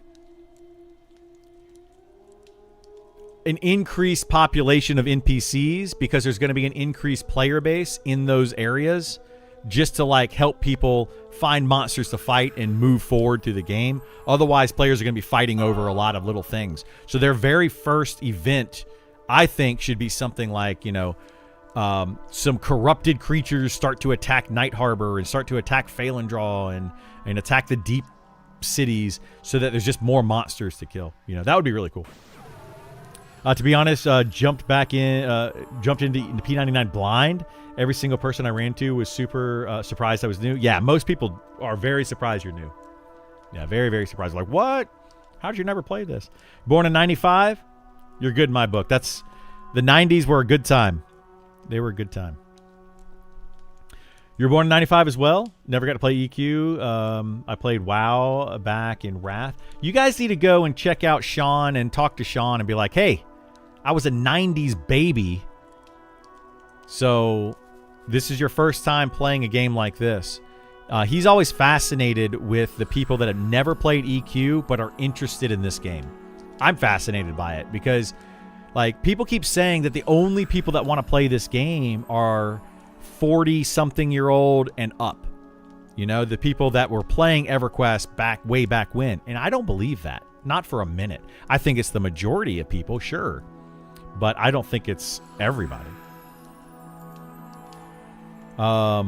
You played some RuneScape? First MMO aside from RuneScape, of course? Yeah. RuneScape was a cool, fun game back then. My first MMO was actually Meridian 59, which came out in 1994. So before you youngins were born. That was my first, like, graphical MMORPG. It was the first graphical MMORPG. Not by much, but it was the first. Born in 1967. What? Larry?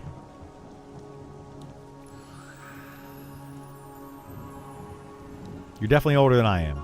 I respect you, my friend. I love that people also of that age. 1966, Weary Bard? Nice. I love that you guys are still gaming, you know? That's where I want to be when I'm your age. I want to still be gaming and doing exactly this. Streaming, gaming, having fun, talking to people, and just enjoying my time, you know? I love playing games, and I love playing MMOs. You're a 71, baby? Spearhawk? Oh, my goodness. We got a big range here. 60s all the way to the 90s. I was right in the middle of that. I'm bridging that gap for you all. Yeah, I was born in 1980 myself. I don't like modern MMOs. I've been falling off WoW for a year. Even though I play every expansion, I started playing vanilla private servers, Cataclysm. I kind of agree with you. I think that like EverQuest did the same thing. As it aged, it got worse. As World of Warcraft is aging, it's getting worse. Like, we fall in love with these games when they first launch them, and then we don't want them to change.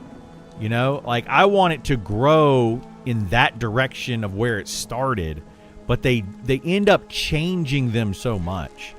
And this game will probably be the same thing. It's going to start one way, and over time, it's going to change. And I probably won't like it in 10 years or whatever, but we'll see where we're at.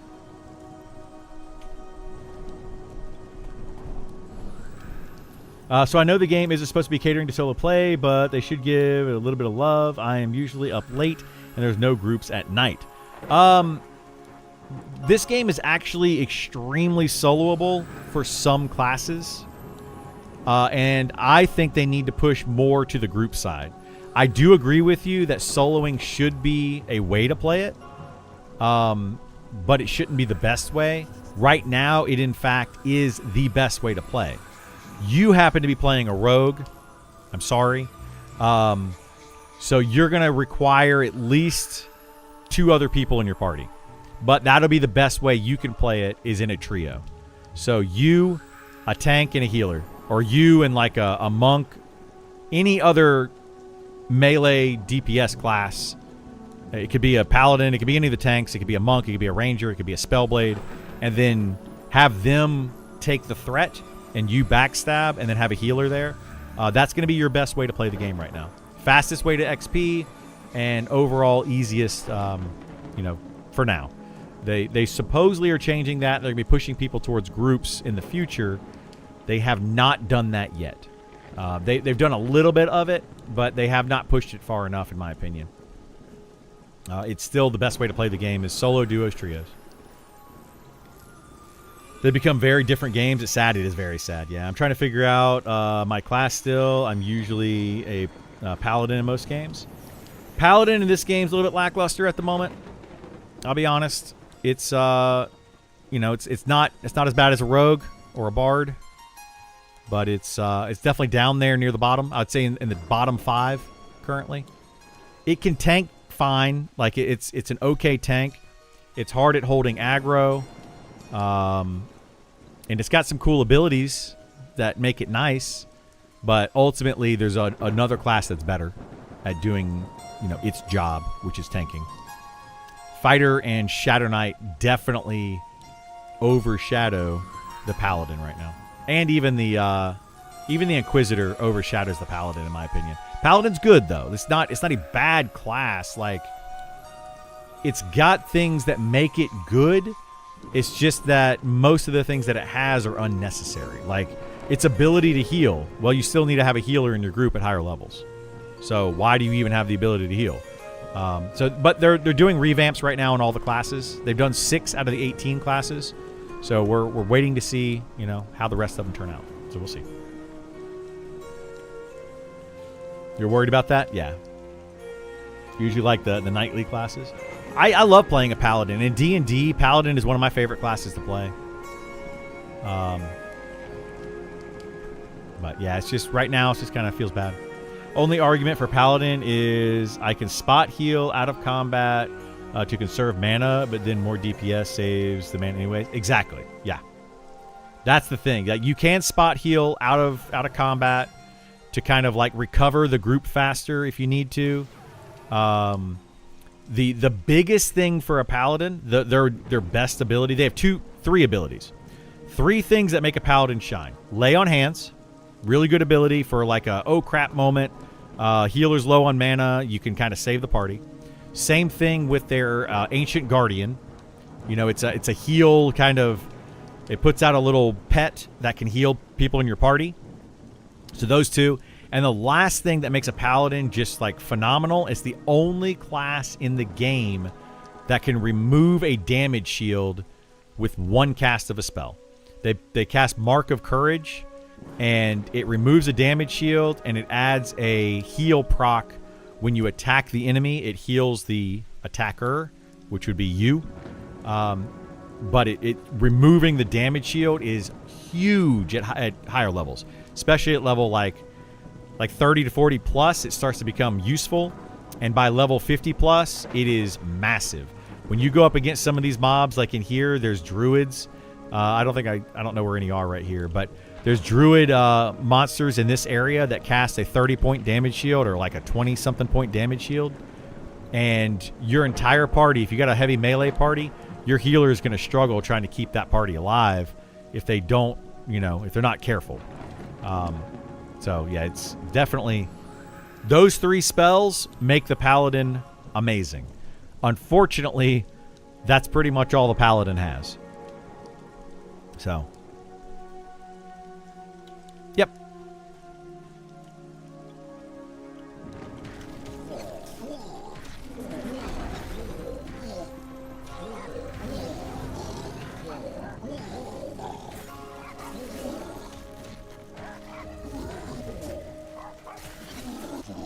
But hopefully we'll see what they do with the deep dive on the Paladin.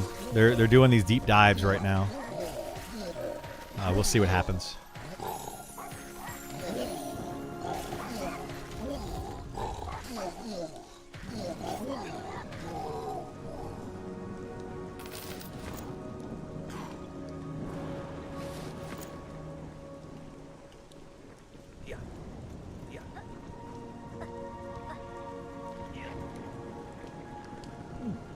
Oh my goodness, I got the hiccups.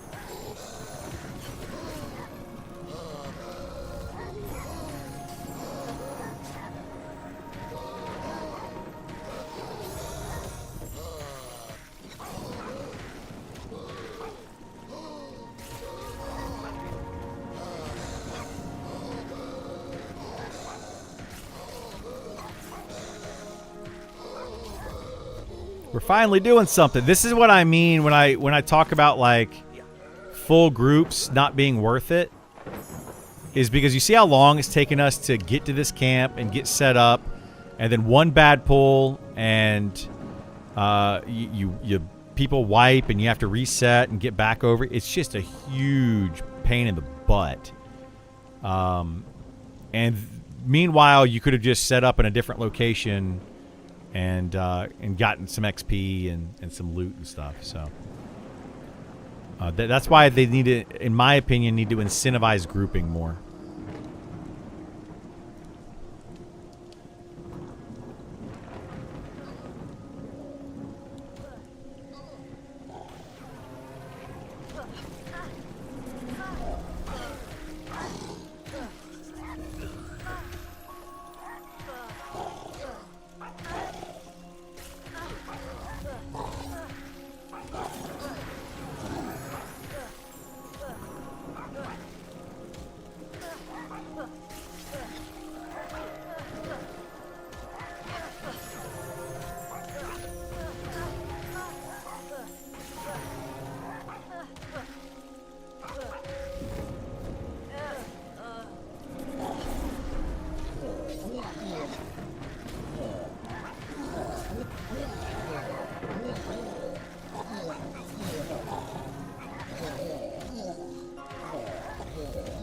A lot of players playing EQ Legend, I think. Player count has been down since it came out. Yeah, they are. There's a lot of people playing it for sure. That won't last long, in my opinion. I give that. I think their highest point is going to be yesterday, and then this weekend will be a lot of players, and then by the end of the month, that game's going to be like like dead. Yeah, I don't expect it to last very long. It's too solo. Like, people keep saying how soloable they want these games to be, but then when they make a game super solo, they only play it for a little while, and then they quit. So that's why I don't want the game to be solo.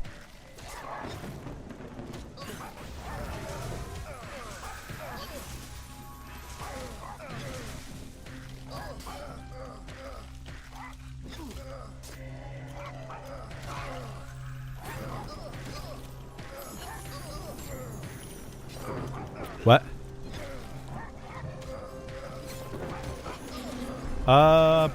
Possibly, yeah. I mean, they're seeing it for sure. I'm watching it.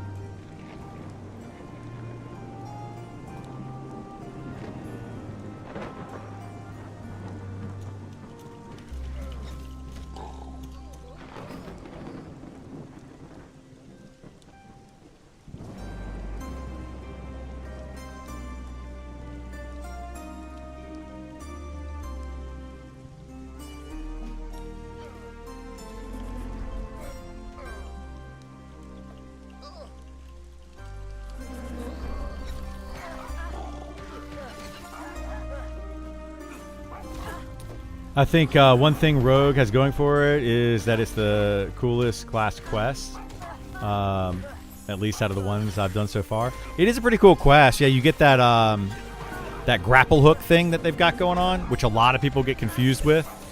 But it's a pretty cool quest. Did you do the Night Harbor one? Because there are different quests in Night Harbor versus Phalandraw. I've never done the one over in Phalandraw.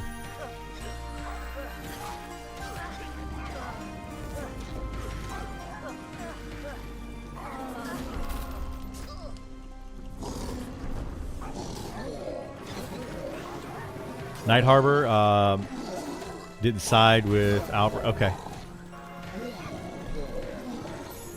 Yeah, some of the class quests they're kind of neat. You know, they're interesting, especially to learn the mud system.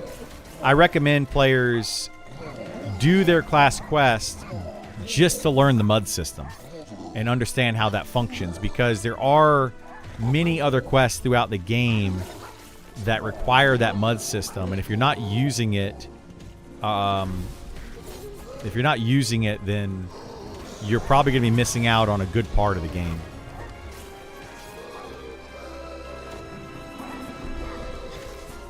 That time, have a good one. Take care, Larry. Have a good one, bud. Appreciate you stopping by and chatting with us today.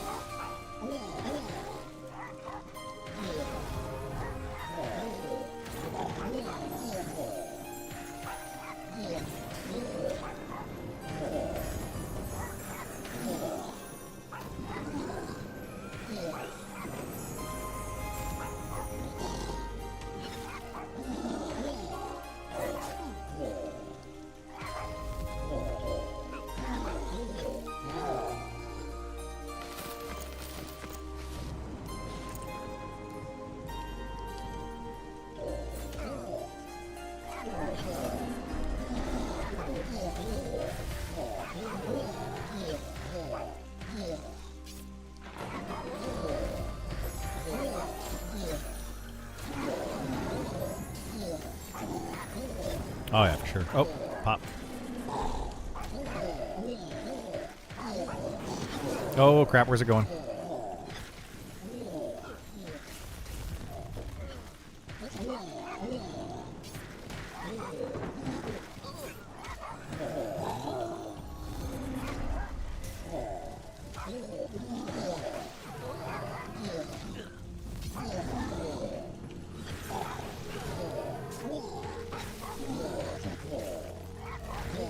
Wonder if I can do this while I'm fighting. Let's see. Nice, I can. What fun.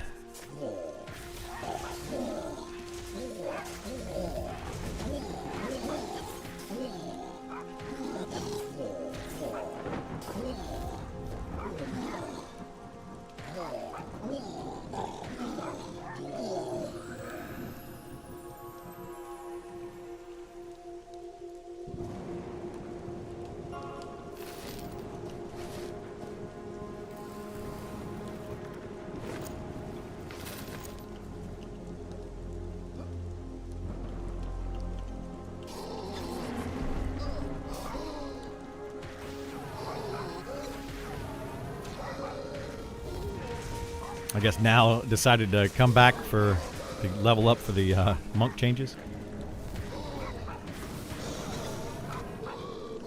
Now apparently they're delaying the monk and fighter.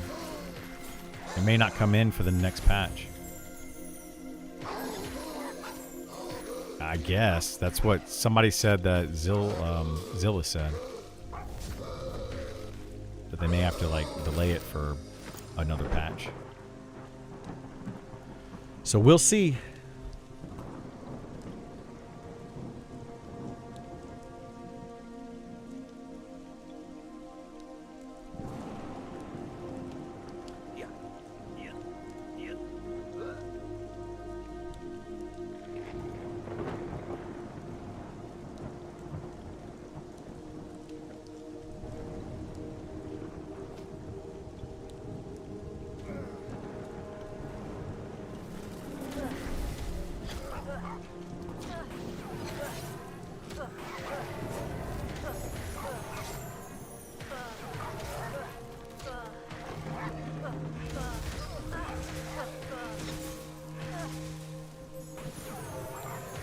The heck?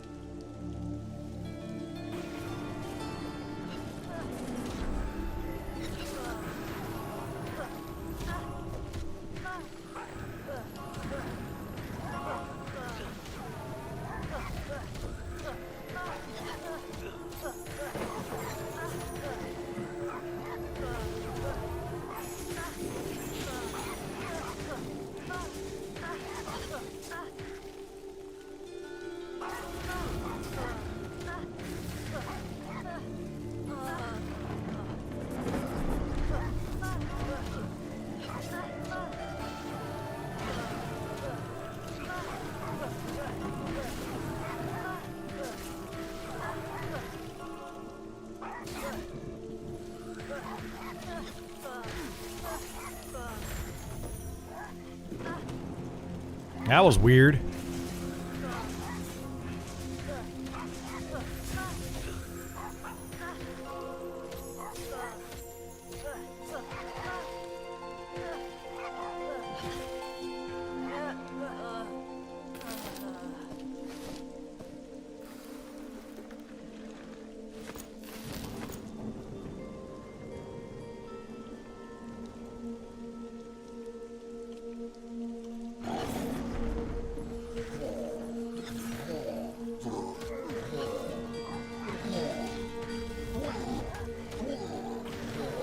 I hope they take Battle Cry and Taunt off the same cooldown. It's really annoying.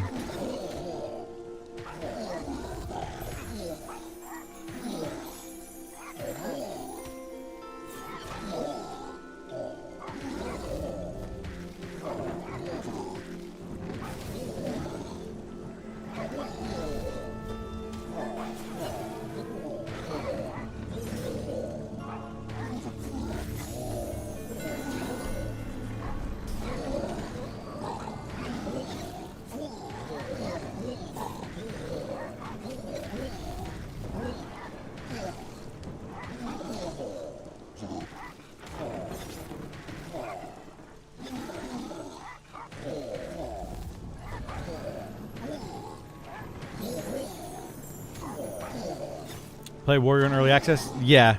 I'm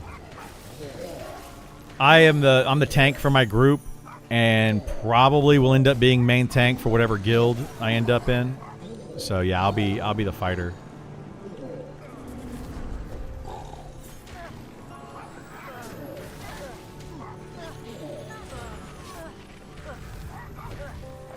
Unless they completely butcher it or change it. That's supposed to be one of the next classes that they're going to redo is Fighter. Fighter, Monk, and Cleric are the next ones they're working on. So we'll see how it is come that update.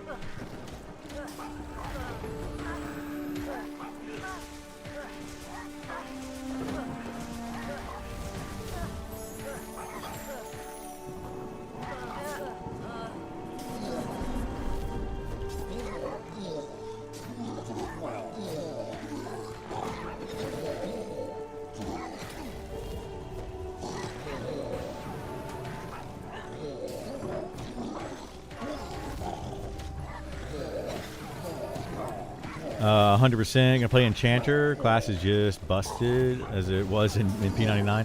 They're gonna be changing that one too. The charm on that one, don't expect it to stay the same. So I definitely think the charm is gonna get a pretty big nerf. But outside of that, Enchanter is still a very good class.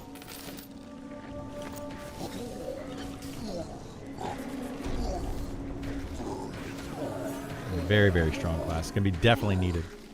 Talk with the dev in Discord about Fighter because it's what I started on. He said less damage, more aggro, and retaliate. But who knows what that means. Yeah, that's what I'm expecting of it. Less damage, which is good. I don't think it needs the damage that it has. More aggro, so a lot more threat-generating abilities. And then retaliate, I'm hoping they get a riposte. That's what I've been asking for. It's what I've been begging for. So I'm hoping they do that. Would be really nice.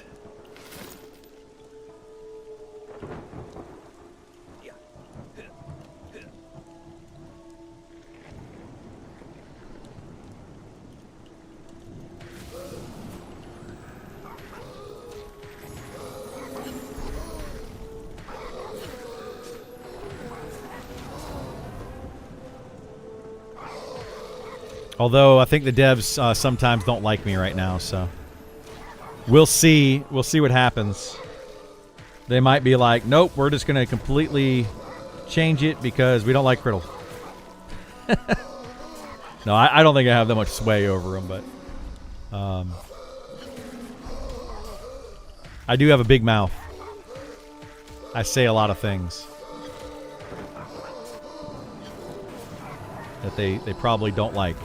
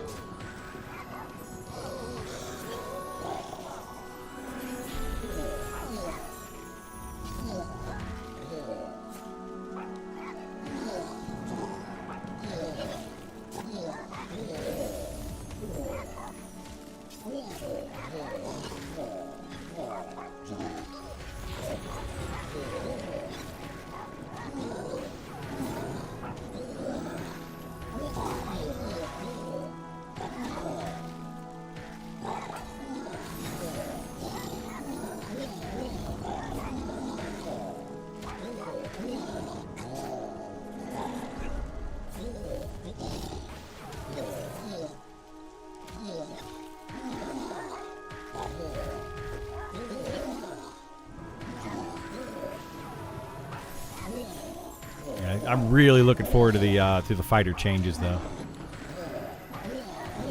The direction they went previously with crit and triple attack and all that, it's just like, what? Why?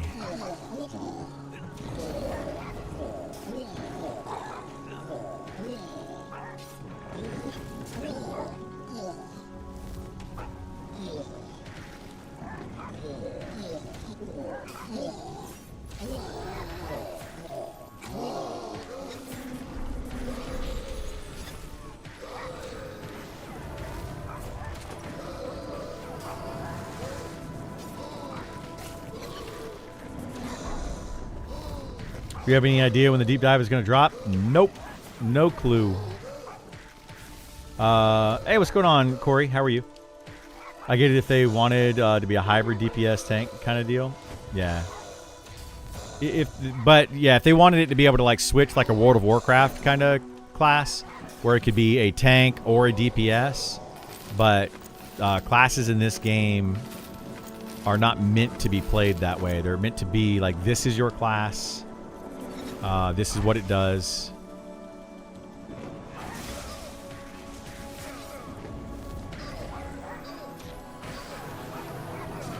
But yeah, we'll see. Got access to PV server recently. Nice. That's awesome. Glad, man. Triple attack is cool and all, but I don't know if we have the items in the game to facilitate it yet. Yeah, I mean it's unnecessary.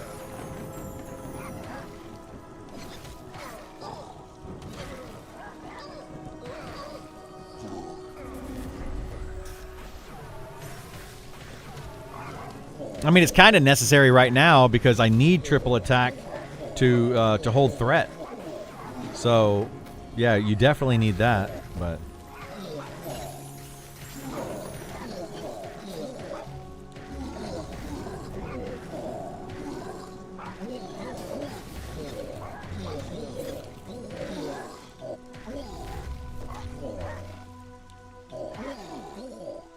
gonna make a new character with my buddy after revamp cleric.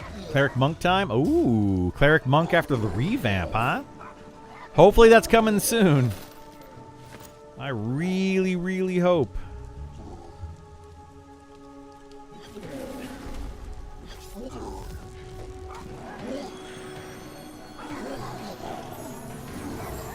But we'll see.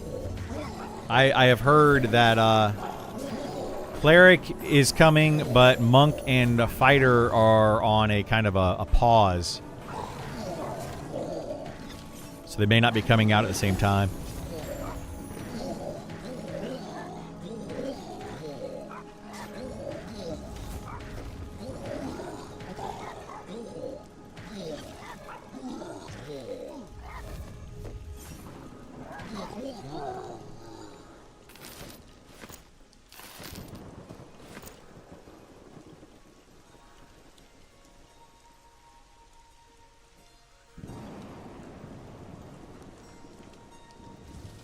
Honestly, don't think they are changing cleric much. I bet they clean it up and add a few new cool things. They need to add more buffs to it. You know, like that's the only thing that I would say is clerics have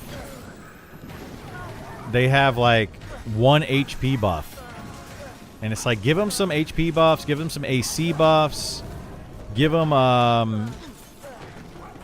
like a heal proc buff that they can put on players. There's a couple things that they could add to clerics, I think, to really make them shine. So we'll see what they do with it. I don't know what their plan is, but they don't really need to buff them that much. Like they're already like really good healers to the point where they don't need to buff their healing. If they buff their healing, that's actually going to be bad.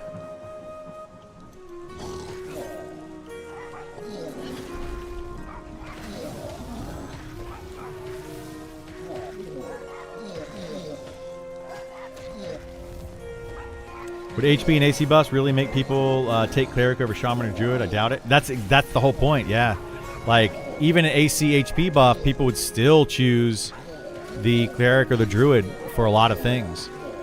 So they need to give them more They need to give them that and other things. Like I think the healing proc would be good. Like a Mark of Karn was in EverQuest, or the Mark of Courage, or Crusader, or whatever it's called in this game. They really, really should put that on a cleric. I don't know why the paladin gets it and the cleric doesn't. I haven't been able to figure that one out.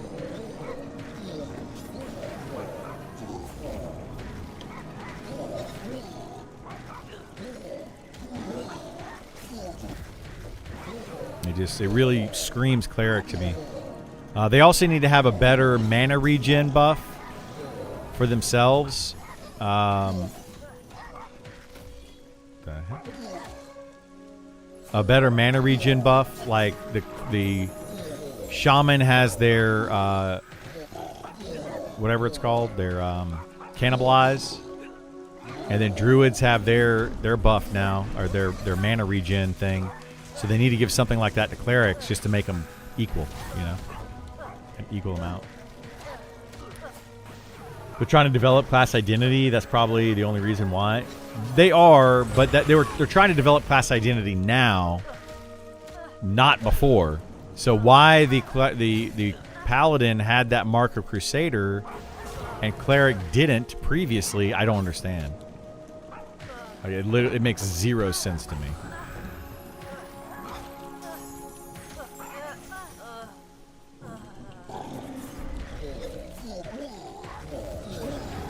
Like I would make more sense now if they had done a revamp on those two classes and took it away from one or the other for that class identity, but yeah, previously it was just like every class is the same. There was no differences. It was very boring.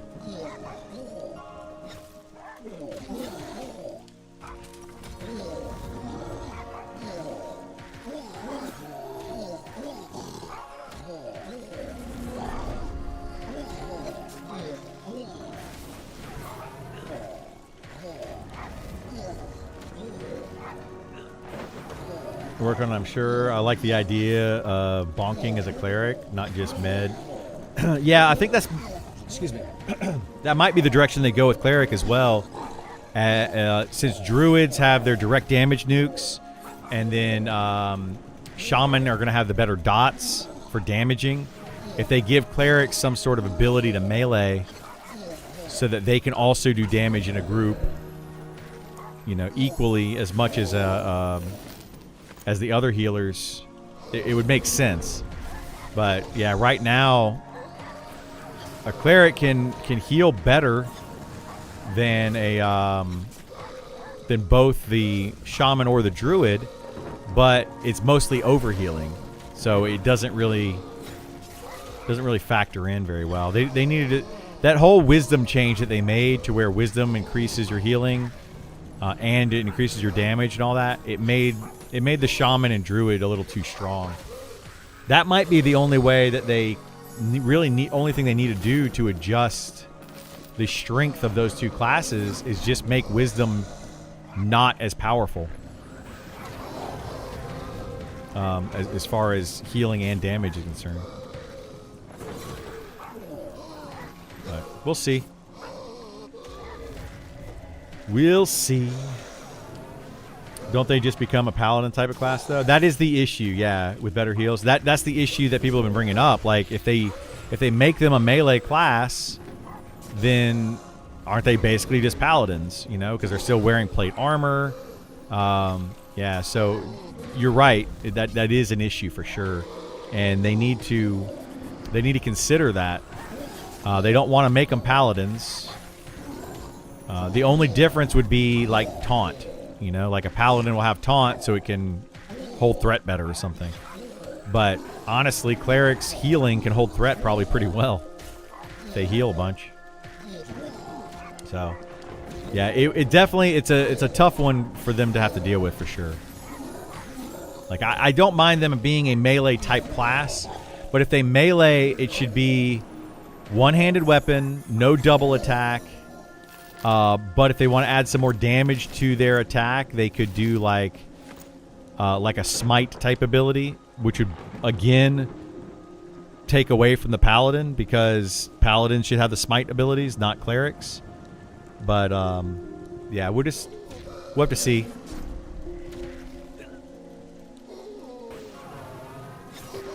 I think that's what paladins should get though to help them hold aggro.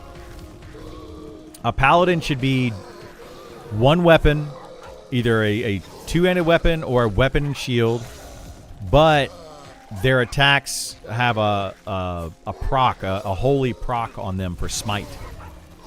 And that would give them a little bit more damage. And then don't give the paladin the threat generating abilities that like a fighter would have. They would get it through their procs. And then in fact they would end up making the paladin it that way. Because then with their procs and everything, they could do a lot of damage. So we'd have to see. I don't know.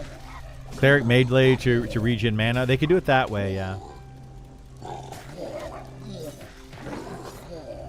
Like where maybe a cleric could put on a buff on themselves, or like the supplication. That's what it is right now. But put on a buff on themselves or on the target, and as they hit the target, they can gain mana. But they got to balance that with meditating. Like, what's going to be better? Because they tried to do that kind of thing with the wizard, with reclaim magic and all that. And they didn't balance it very well. So the wizard still gets more mana back from meditating, which they probably should. But they still get more mana back from meditating. And their sustain doesn't really go up, so reclaim magic doesn't really help them that much. So yeah, I don't know. I don't know what they're going to end up doing with it. Or maybe have it to where the cleric, if they melee, can get like a group heal proc. You know, maybe even a small amount. Like the monk has one right now, where if the monk is in water stance and it procs its water stance, it heals the entire group by a small amount. They could take that away from the monk and give it to the cleric. That would be another way they could do the cleric, is give that proc to them, which they might be doing, and that might be why they're wanting to release the cleric and monk and fighter all at the same time.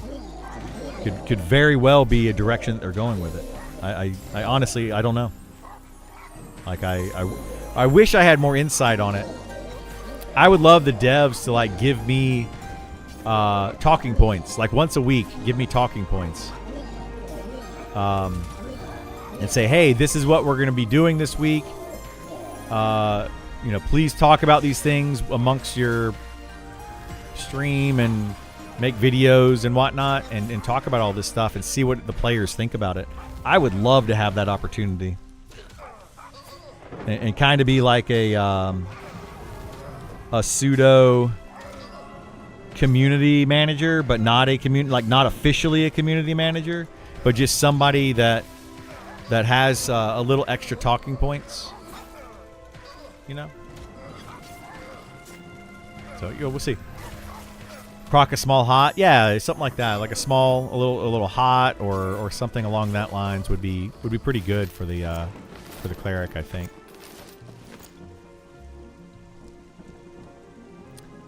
Forcing clerics to one-handed weapons and chain max would make sense. I think they should be cloth, but yeah, absolutely chain max. I don't know why a cleric, like an actual cleric, needs to have plate armor. Like I don't understand that, but I don't know. That's what the devs want to do. Do you think there's any warrant to removing cleric from being able to equip all the plate gear? I do, yeah, Unpax. I don't think they need plate gear. It also is kind of weird. So it makes clerics one of the easiest classes in the game to gear, because plate item drops, it has wisdom on it. It almost is just going to a cleric. You know, like who else is going to really want that? A paladin would want it, but a paladin would prefer to have strength, dexterity, agility, stamina gear if they have that option. And they're going to take that option 9 times out of 10. Whereas if it's just got wisdom on it, The only class in the game that wants an item, a plate item with just wisdom on it, is going to be the cleric. So it makes them like really easy to gear, which is a nice factor, I guess. It definitely, you know, benefits the anybody that plays a cleric. But I don't know. Right now there are 5 classes that use plate. What is it? 5 classes that use leather, and then 4 cloth and 4 chain, I think is what it currently is.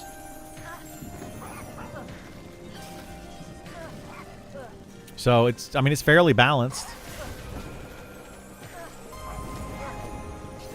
But when it comes to actual stats on that gear, it ends up being lots of plate drops everywhere, and then you have to assume, okay, well, who is this plate for?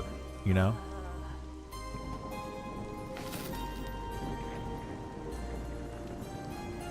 Garbage.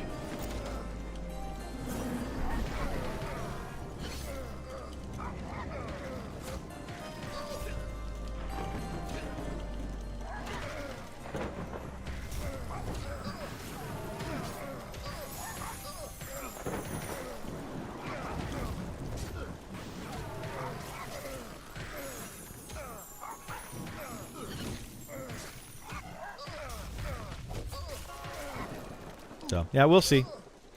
I think plate is a bad idea. You already have 3 plate wearers. You have 4 plate wearers with all 4 tanks, and then also the cleric. So that's 5 total plate wearers. Because they can also do it in D&D. Probably why. I mean, yeah. I think they should be cloth. Yeah, I think they should have made them priest, like in World of Warcraft.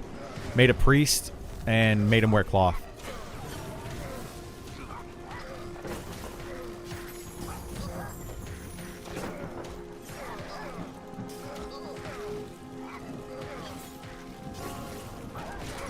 Yeah, monks are not good tanks. People that say that monks are good tanks are probably sub-level 30. Maybe even under level 20. They are not good tanks at higher level. They drop so fast, health-wise. Crazy.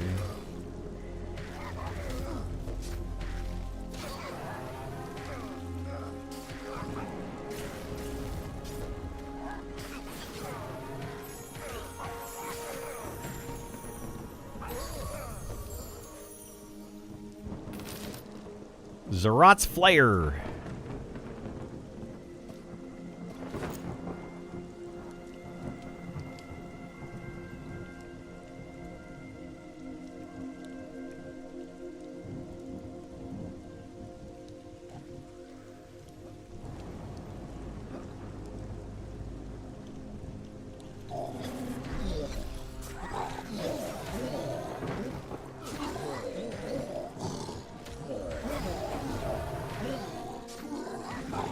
No, it's not terrible, but there's just better weapons. Like what about the weapon we just got the other day that had the proc on it and everything? Like, it's just far better than this. And it's like what the heck? Why would anyone want this dagger if they have that dagger? Did y'all get the leather chest from... Yes, we did. Yeah, we finally got it. What you talking about? Every 6 minutes, I'm an awesome tank for 30 seconds. That's true. That's true. That is how monks work, and that's how monks should be. Honestly, like that 30 seconds they can off tank is fantastic, right? That's what they're supposed to be able to do. Use it for pulling, use it for breaking camps, all that kind of stuff.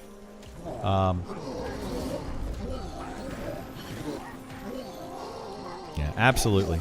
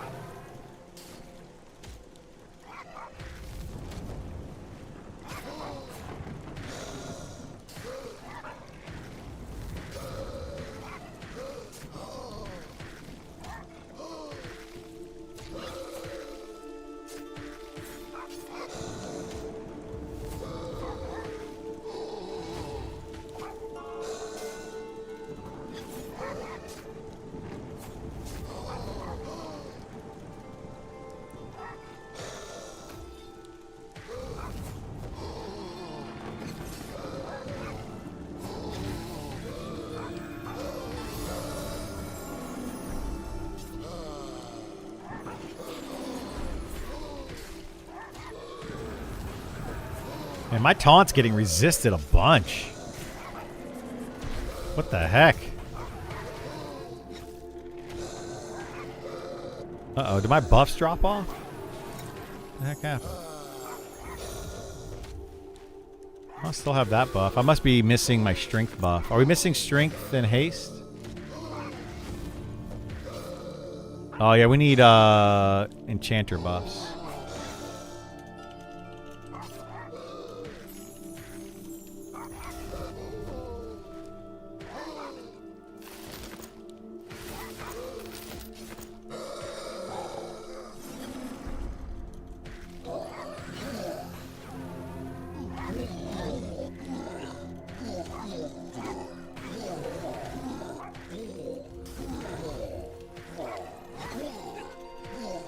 Any spare keys? Unfortunately, no. We gave away ours the other day. If I get any more, I'll do another giveaway whenever we get more community keys given to the channel. I'll do another giveaway for them. So stay tuned. But right now, I do not have any extras. Every once in a while, though, somebody will be like, "Hey, Criddle, take my friend key." Okay.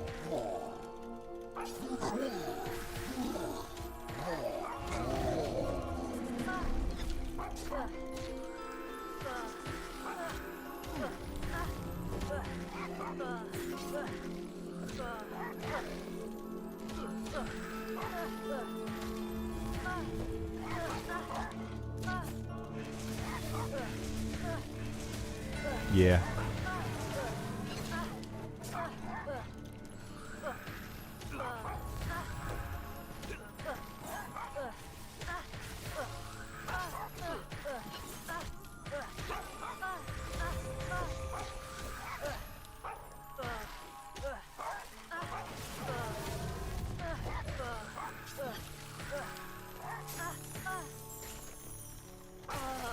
A really good ring. My best ring in the game, even better than the raid one.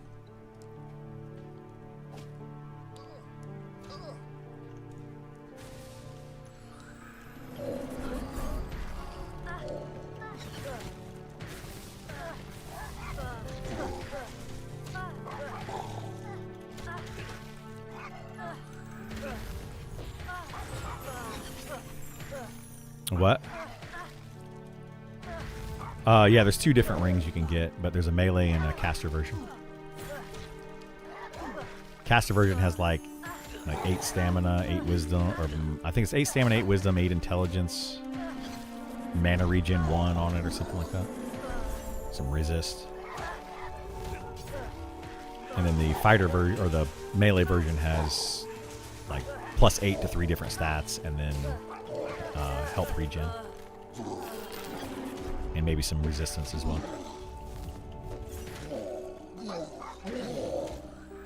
Definitely one we should all do come EA, but it's gonna suck trying to get those notes for everybody over here. It's extremely rare drop. And if everybody's gonna want to get one, it's gonna be just brutal trying to get 6 people that note.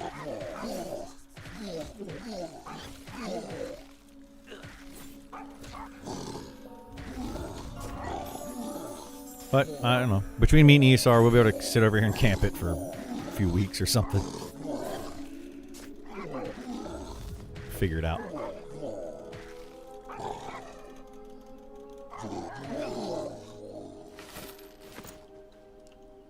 Especially if we're on the 1-box server.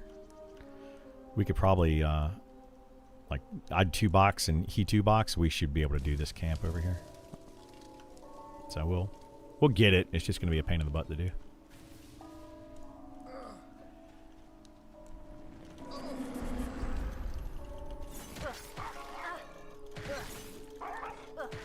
Not like, you know, when the raids or when the EA happens, I'm sure we'll be level 60 well before we can raid anything. So, like multi-boxing, yeah. They're gonna have They're going to have no box servers, multi-box servers, and then now they're talking about a 2-box maximum server, so where you can play up to 2 characters but no more than that.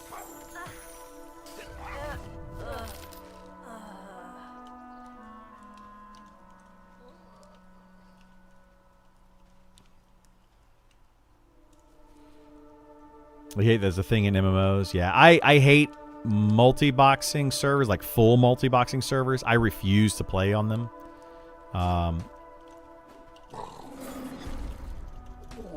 Like I will not play on a full multi-box server, but I will play on a possible like a 2-box where I can play like my fighter and then a cleric, so that I can actually do stuff. Also, it helps with keeping friends caught up. Like if a friend can't get on one night, keep them caught up XP wise, stuff like that.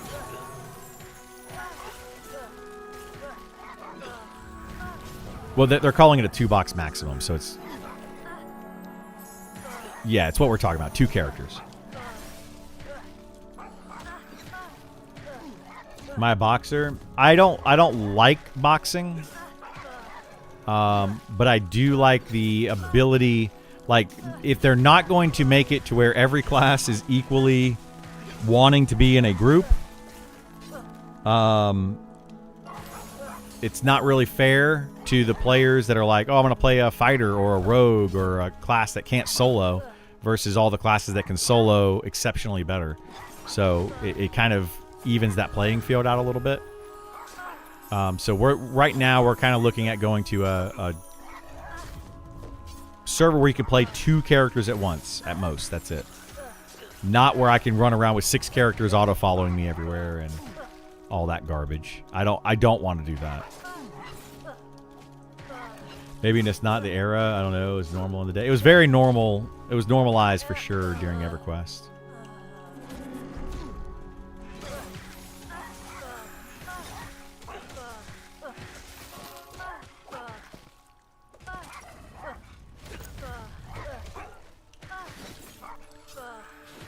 Oh my goodness.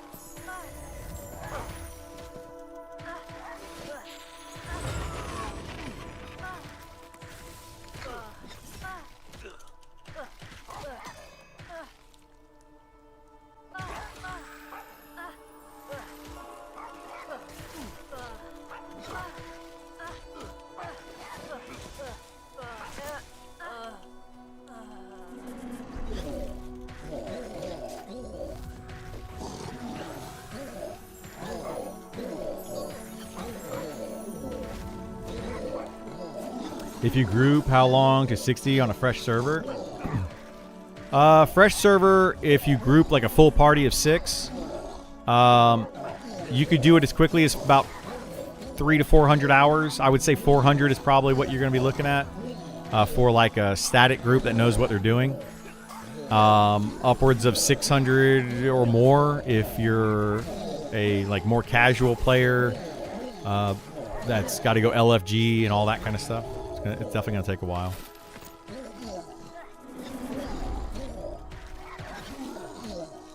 Solo classes can... A good solo player on a solo class can get there in about 200 hours. So there's a very big difference right now between solo versus full groups. Like a crazy big difference.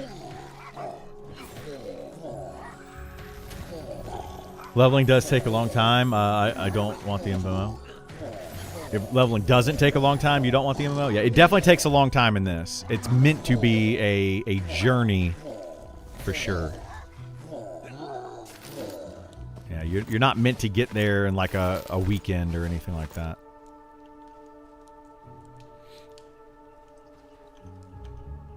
Yeah, like I prefer that. Like I don't mind. They could make it take 1,000 hours to get to level 60. As long as grouping is the best way to do it. But right now, the numbers are way off. And the devs that are working on it just don't seem to see it. For some reason, they just don't seem to see it. Maybe they do see it, and they're trying different ways to fix the problem. But they don't seem to be doing a very good job of fixing it.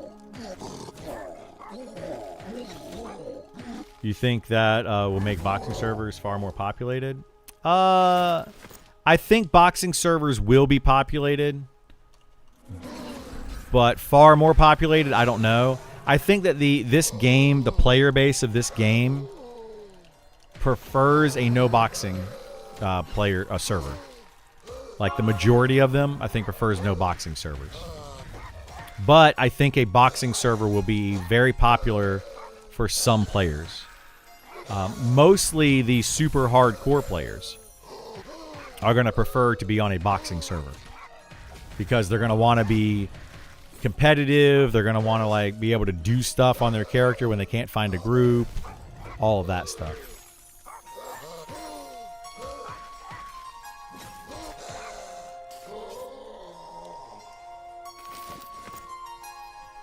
Got no clue how to multi-box, but it sounds fun for some solo play, like a fighter druid or something. Yeah, that's why you do it. Like a fighter is a terrible solo class in this game, like absolutely awful. It's basically it's like rogue and then bard fighter, in that order, I would say. They're just very, very bad at soloing.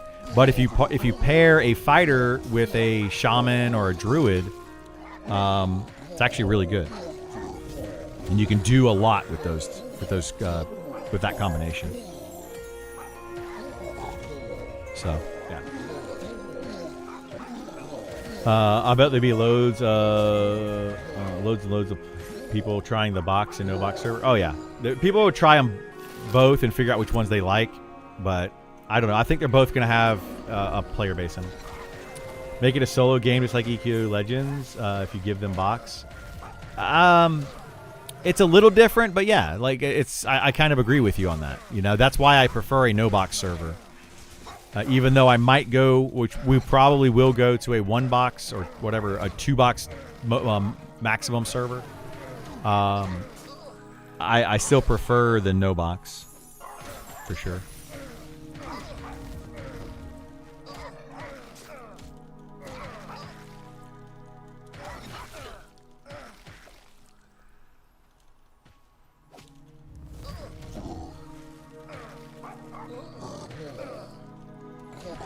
Ah.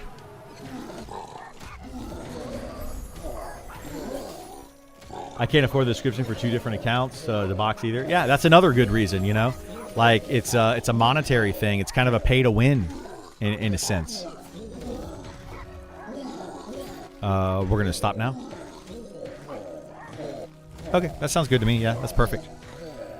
Yeah, that's another thing is it's kind of pay to win, right? Can you afford to pay for 6 accounts to be able to 6 box and run around and do all sorts of stuff?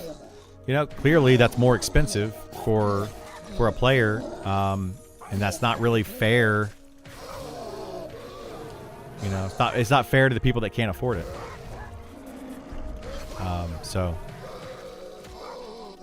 And I think it's kind of a jerk move to the people that are like, we can't afford $15 a month and you shouldn't be playing video games.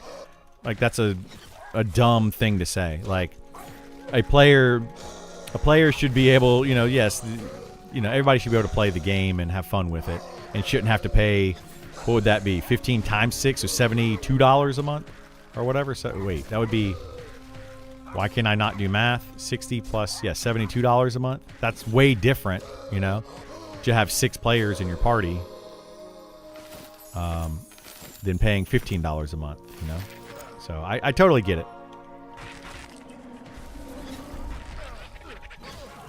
So I'm all for the no box servers. If they... What? Here, I'll make you leader.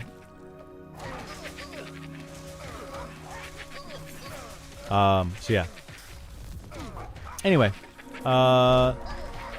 do you and other tester streamers interact with the devs, or you just hope they watch your content and hear some of the things discovered by the gaming community? I mean, we interact with them in the same way that you guys interact with them, through Discord and through their streams and stuff like that. I would say that we probably get heard more and recognized more just because we're streamers and content creators and stuff, but we interact with them in the same way that you guys do. Like there's nothing special about us. There might be some streamers that might get more preferential treatment. I don't know. I don't. I can tell you that. I have had one sit-down discussion with Sean. One. A one-on-one, just me and Sean, one time. And it wasn't anything spectacular. It wasn't like I was getting fed information that you guys don't have access to or anything like that. We just had a conversation about the game and about the direction of the game, and mostly it was Sean saying, "Hey, I appreciate you covering the game and doing content." That was mostly what the conversation was about. He wanted to say thank you to me for streaming the game and helping to advertise it. That was 90% of the conversation. So, how is multi-boxing not automating the game as well? Well, it's where you can play. So, like, if I were to multi-box a character, I need to have 2 different screens open. So I would have, all my abilities on 2 different screens or whatever, or split screen or whatever. So you still have to click every single button. Now, what will end up happening is if they allow multi-boxing, and the reason that I, again, don't like multi-boxing is because what happened in EverQuest, they have a thing called Macro Quest, I believe, in EverQuest, where a lot of people use it to basically play the game for them, and they play one character and their 5 other characters are automated, and that's something that's a big no-no in this game. They frown on that. So the multi-boxing servers may not be very popular because people are going to struggle trying to play this game. They're going to struggle trying to play this game without having some sort of automated feature like that. So, yeah, the automating of it is still not allowed, even if you are multi-boxing. So that's why, like, the multi-boxing servers are probably not going to be super popular, but they're going to be popular enough. People think that they can play 6 characters efficiently without cheating. They cannot. Like I don't care how good you are at this game.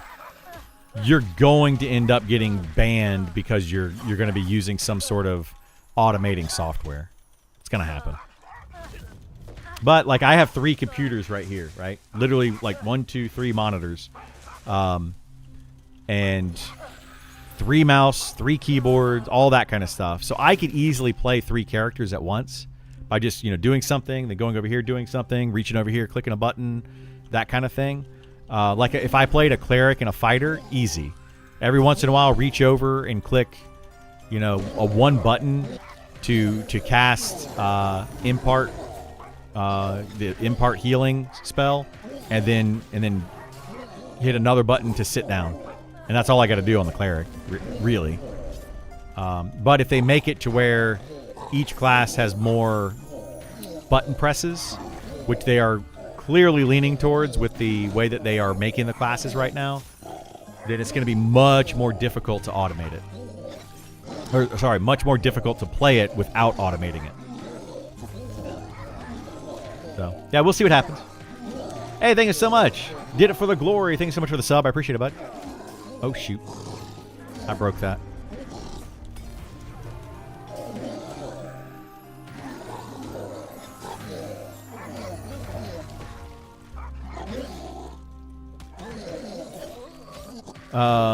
The difference is they respond to you without you needing to type the message many times. That is a big difference. I would give you that. Yes. Like, if I type something in Sean's chat, he probably will see it. And, I only have to say it once, and he'll probably see it. He may ignore it. In fact, I know for a fact the other day that I said something in his chat during a stream, and he just completely ignored it because he read the thing before me and the thing after me. Like, literally read them both out loud. And then as he was going through it, he goes, and then continued reading something else. He completely ignored me the other day. And it's fine. Like, I get it. But, yeah, we don't get much preferential treatment. Keep making the content. I'm outie for now. Take care. Have a good one. Appreciate the sub. We'll be here. Don't worry. It's not going anywhere. Gotcha. So it's not multi-boxing like in WoW where you use third-party software to press buttons. No. Nothing like that. They won't allow that in this game, which is why I don't think the multi-box servers are going to be like an EverQuest type situation. Because EverQuest, man, it was so easy to run Macro Quest and to play like 6 characters at once. It was ridiculously easy. So yeah, I think splitting their player base to too many different rule sets will be detriment. Normal PvP, no boxing servers. They're not going to do it. I agree with you to some extent. That's why there's only going to be one PvP server. There will probably be at most 2 boxing servers. One East Coast, one West Coast. That's it. And then the majority of the servers are going to be no box, most likely. That's my guess.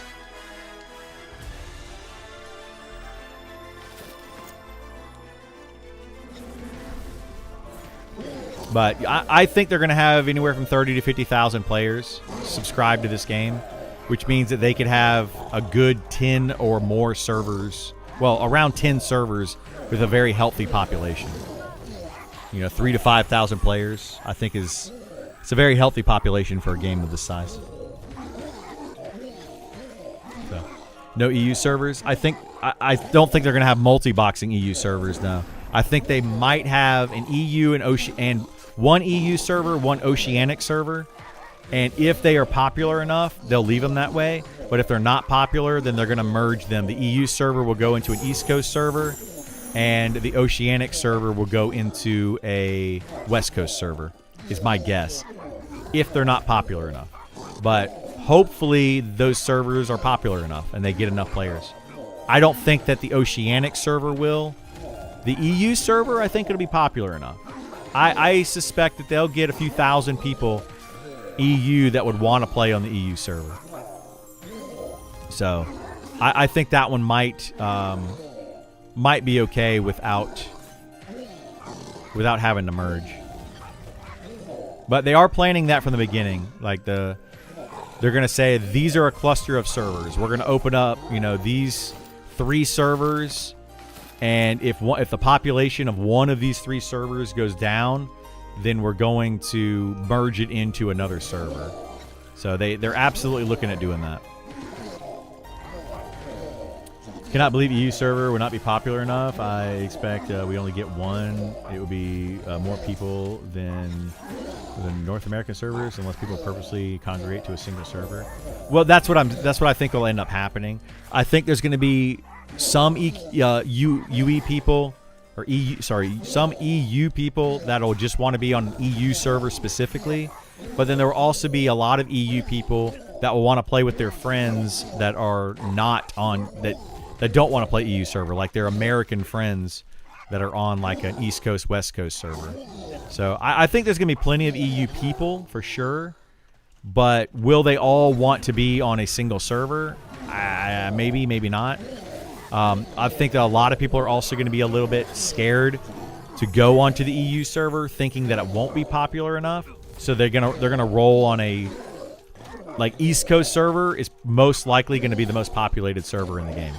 Whatever the PvE no box East Coast server is, I think that is going to be the absolute most popular server, and I think a lot of EU people will probably roll there. So. Yeah, it's gonna end up splitting up some of the player base. But there is a pretty pretty big EU player base for this game. Like, we've got several in my guild, or not my guild, but in the guild that I'm in. There's several, and I've seen some other EU players. Like, there's quite a few out there in the game. I don't know a single person who would play a North America server if EU is a possibility. There's quite a few. It depends. Like, if they're the guild that they're part of, that they became friends with, maybe you know, maybe what am I trying to say? May roll on that server and they're just going to join it because their guild's there and their friends are there. There's quite a few. We've got people in my guild that are EU people that are, they're saying that they might go to an EU server, but we've also talked about, you know, where the entire guild might go to. And they're like, we might go with you guys depending on where you go and all that. So there's a lot. There's a lot to factor in. The server location, though, for this game doesn't matter that much.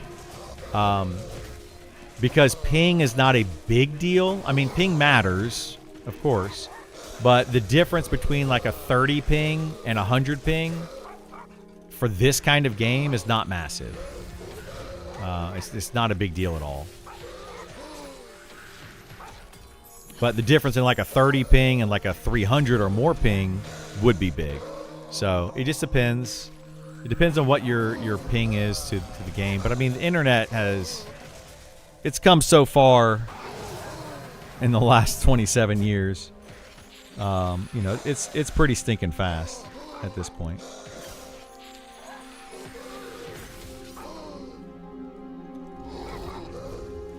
So yeah, we'll see what happens. EU has German, Spanish, and a lot of non-English speaking. So I'd rather go US. Well, there you go. That's another reason. Yeah, a lot of the EU players will be not English speaking for sure. That might deter people from going to an EU server for that reason. But yeah, we'll see. I'm just saying I manage an MMO community, and people are adamant about wanting to play on EU server, both for performance and for socializing. It sucks to be a minority, EU, North America. Yeah, I mean, I don't disagree with you. I think that I think there are going to be players that absolutely will want to be on an EU server, but you know, there are plenty that do not care about the ping and they don't care about the performance and stuff. So.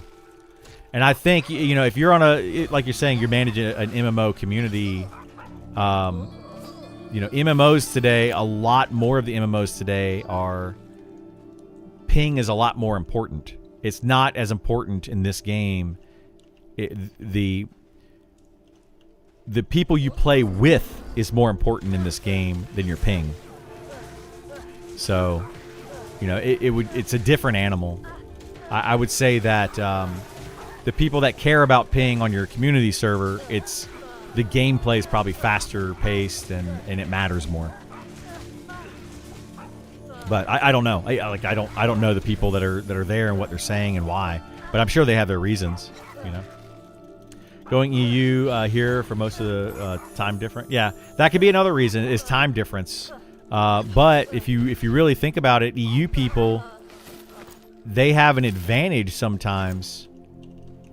Especially EU raid guilds have an advantage playing on a East Coast server because 3 o'clock in the afternoon is prime time for them, and they could have a lot of people online ready to rock when a raid boss spawns at 3 o'clock in the afternoon, whereas most US people are going to be still at work and they're not going to be ready to go at 3 o'clock. So there's a big advantage there for contested monsters, like in doing things, if they have a big enough community. Like if you take an entire EU guild of say like 30-40 people and they all play mostly together and they play on a US server, they have the pick of the game because their prime time is when everybody else is going to be busy and not online. So it's actually a huge advantage for them to be on that server. So never know. Do we lose XP on death before level 10? Yes, level 5. Once you hit level 5, you start to lose XP on death.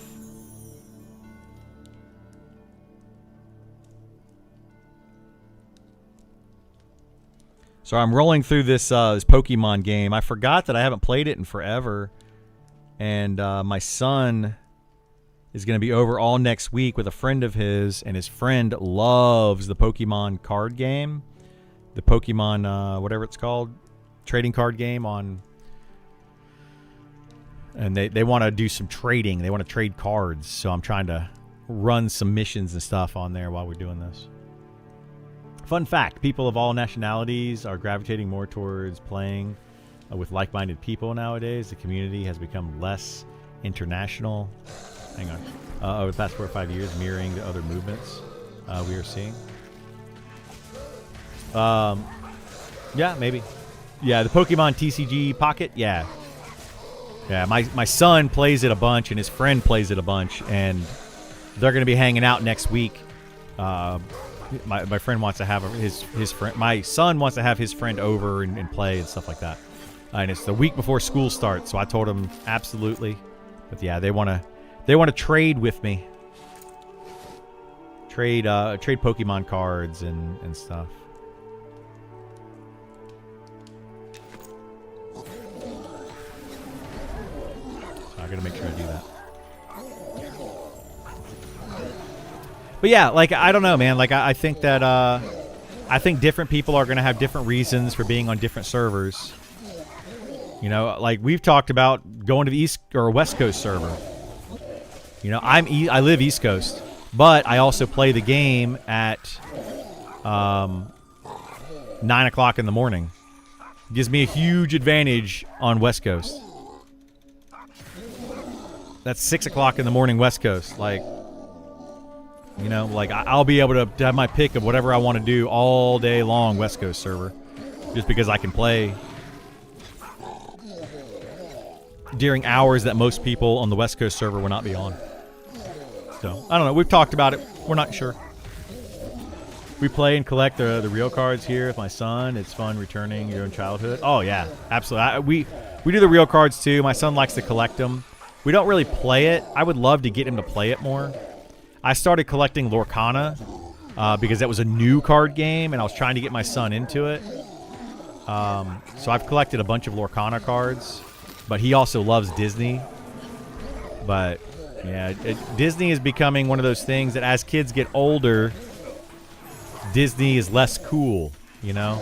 Once they're like in elementary school, Disney's really cool. They get into middle school, Disney's no longer cool.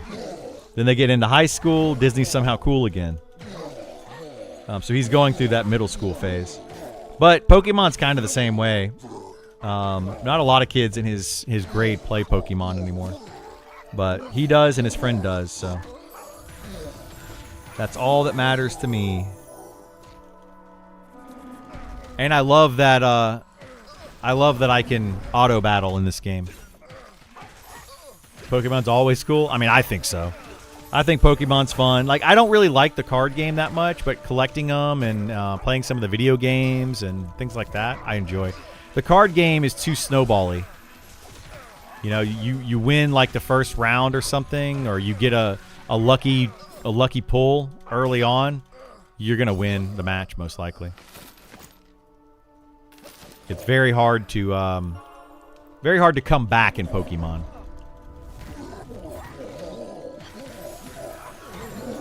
But it's still fun. Tried Pokemon Champions? I have. That's the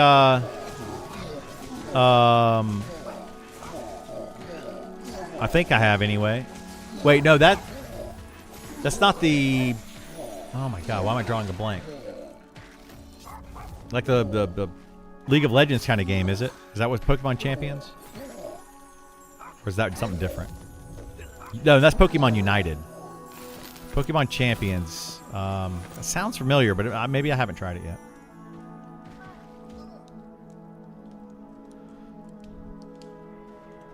Oh wait, Pokemon Champions. Yeah, that's where that's the online player versus player one kind of, right? You can only play against other players. I did download it and I started it, but I didn't play it much. Rebranded Pokemon tournament game, Switch exclusive, just released on mobile. Yeah, Universal Tournament format. Yeah, I haven't messed with it too much. I don't know, I might try it out. I gotta see if my son likes it. The only reason I do Pokemon or anything Pokemon anymore is because my son likes it. Like, literally the only reason.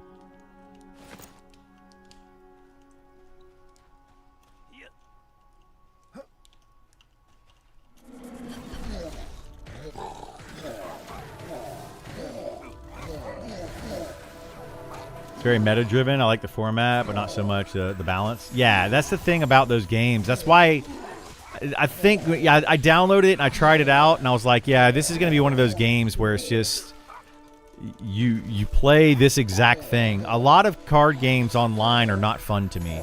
I like playing them in a local game store. I like playing them like with just me and my son because we can make some balanced decks that are fun to play with. But when you try to play them on like a tournament level, it takes the fun out of it very quickly because it's like you have to play this deck or you lose, you know? And I don't like that. Like, that's why I don't like Hearthstone. You know, Hearthstone is a cool game, but ultimately, if you don't have the right cards for that deck, you're gonna lose. Or if you don't pull the right card at a certain time, you're gonna lose. In the higher ranked stuff, right? But yeah, the games that are fun to me are like when you do like a card, like a pack opening thing where everybody gets a pack, everybody opens the pack, takes one card out, and pass to your left, and then everybody, you do that all the way around, right? And you keep open the pack, take one card, pass to your left. Those are fun. Yeah, drafting. Yeah, that's fun to me because it's kind of equal for everybody, and you know somebody's still probably gonna have the overpowered deck. They just happen to get really lucky with the cards that they drew, but it's a lot more balanced, and it's a lot more fun that way.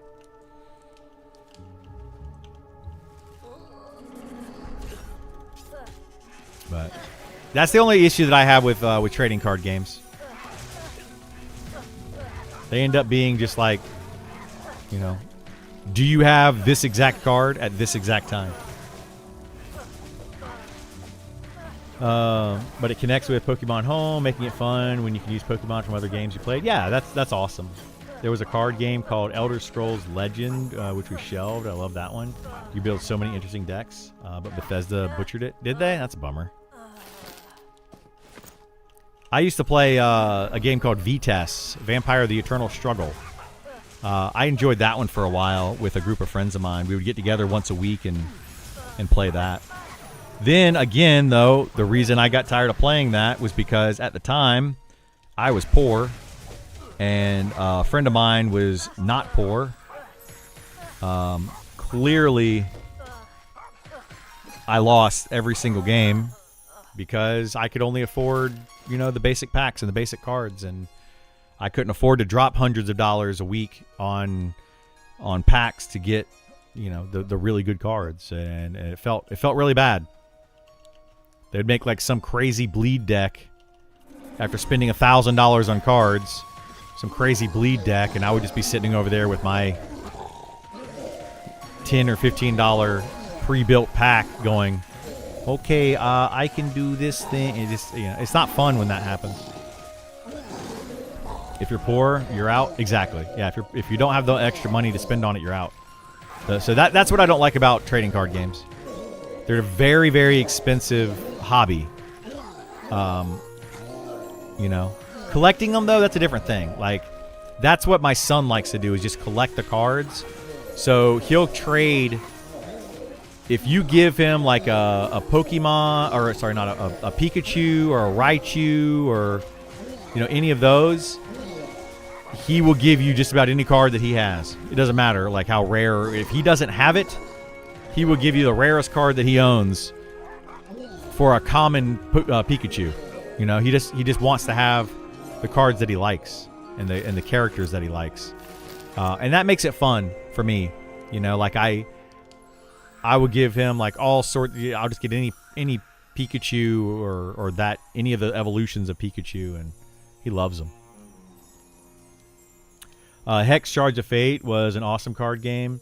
Too bad it didn't last long. Can't play anymore. Best single player game out there. I love the.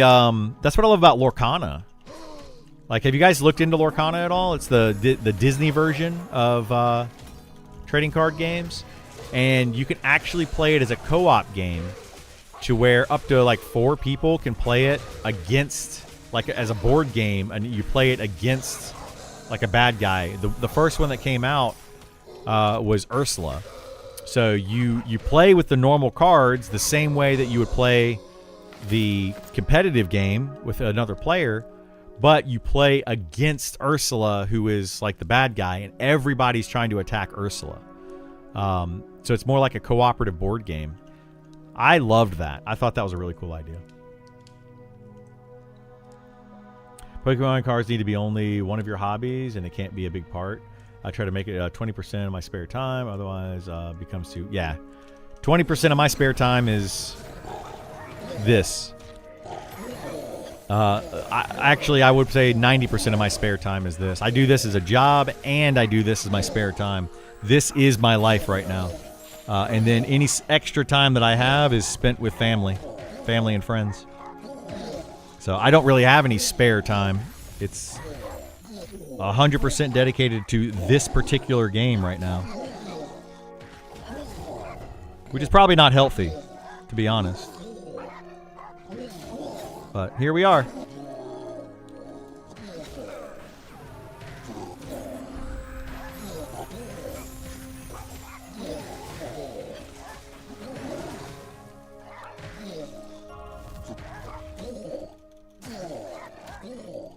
That is your spare time? Well, this is my job right now. Doesn't make a lot of money, but this is currently my main job. It just happens to also be my hobby.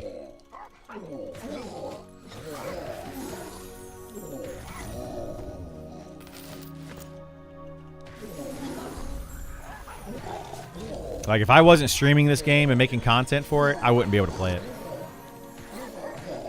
What did I do before this for work? I was a realtor for 12 years. And then I worked for various other companies doing other things. But I was a realtor was my career, I guess. I did that for 12 years. Then I became a stay-at-home dad for a few years after that. I was fortunate to be able to do that at the time. I am no longer fortunate to be able to do that anymore.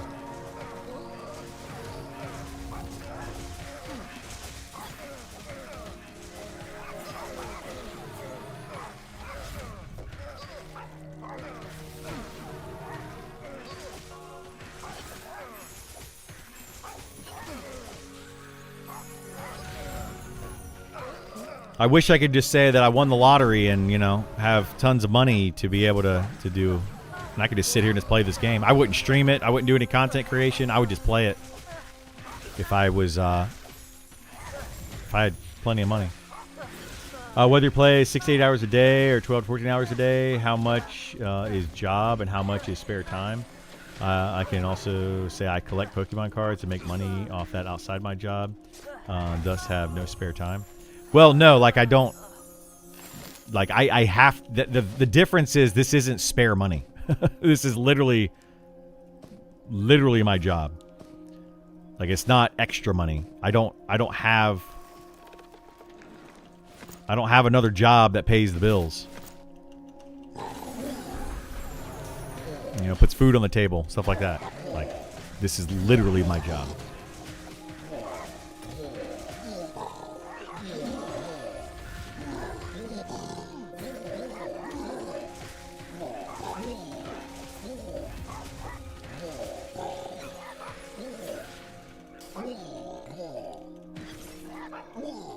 So that's probably why, like, some people will say, oh, you take this game too seriously.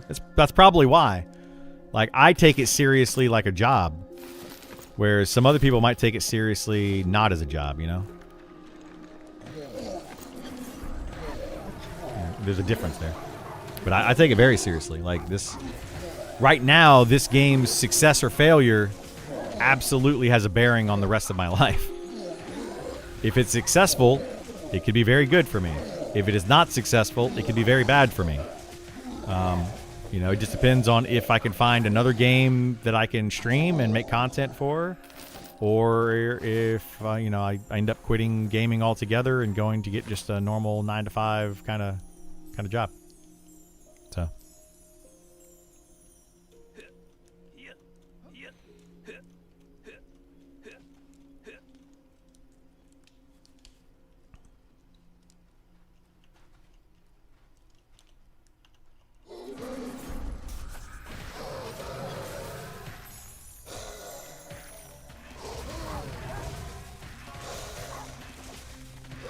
Does a studio also pay you, or just Twitch?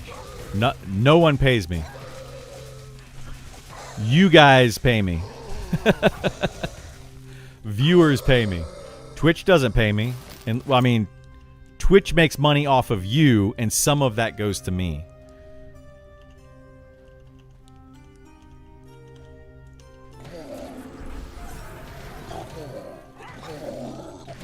So it's more like I pay Twitch. Honestly, like a content creator makes the content, earns the money through the platform, be it Twitch or YouTube or whatever, and then you make some of that money that you earn for the platform you're making it on. It's not much, guys. Like, people think that, I can just play video games all day and I just make $1 million, and no, it doesn't work that way. Does not work that way. You could probably stream consistently for 10 hours a day and gamer the same success as now. If you do it more, it also becomes a lot more enjoyment, surely. I do stream for like 10 hours a day. Like in such cases, making the distinction between work and spare time makes little sense. It's just life. Well, I could make a lot more money though. Like I could play the game, for 2 or 3 hours a day in my spare time, and I could go get a job for 8 to 10 hours a day or whatever, and make way more money than I do here. Like astronomically more. Yeah. Like I could easily make 10 times what I make. Easily 10 times what I make. Doing literally anything. Like I could go work at McDonald's and make 10 times the amount of money that I make on Twitch.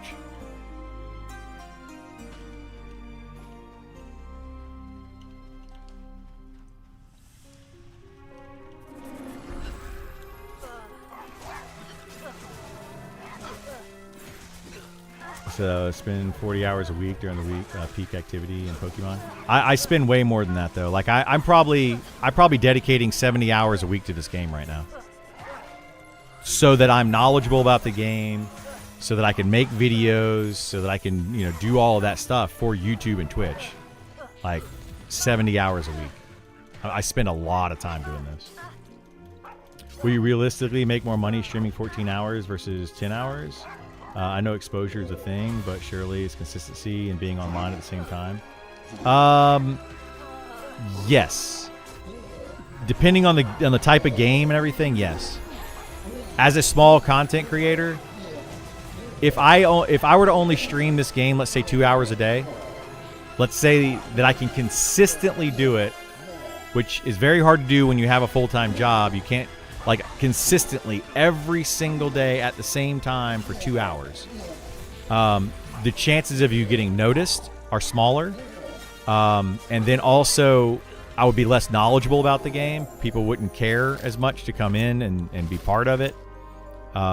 It makes a very, very big difference. God, I can't see anything.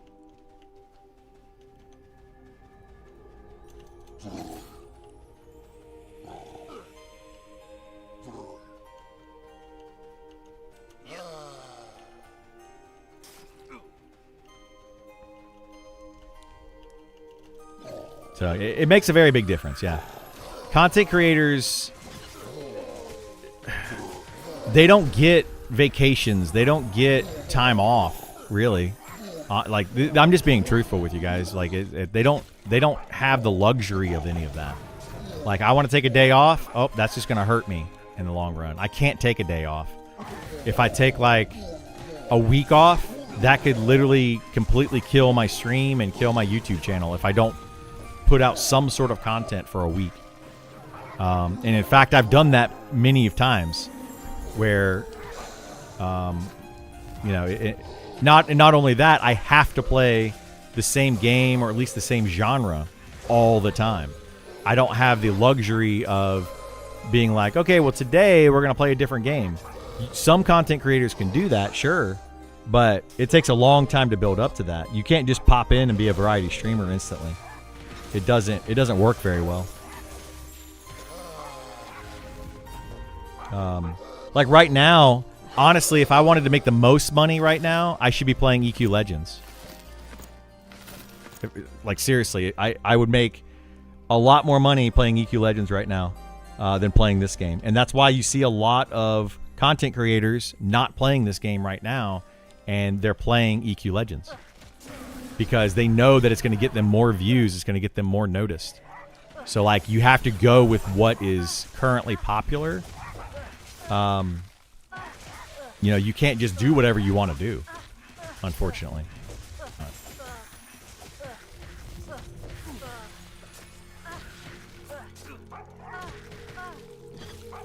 I'm pretty sure successful people don't even think about that. Don't think about what? They do think about that, yeah. Like a lot of successful people do. Think about that all the time.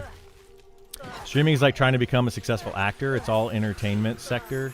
The odds are never in your favor, and the industry is fickle. Could spit you out anytime. Yeah, exactly. If you say the wrong thing to the wrong person, well, you're no longer a content creator. Like if somebody doesn't like you, well, that's it for you. Good luck.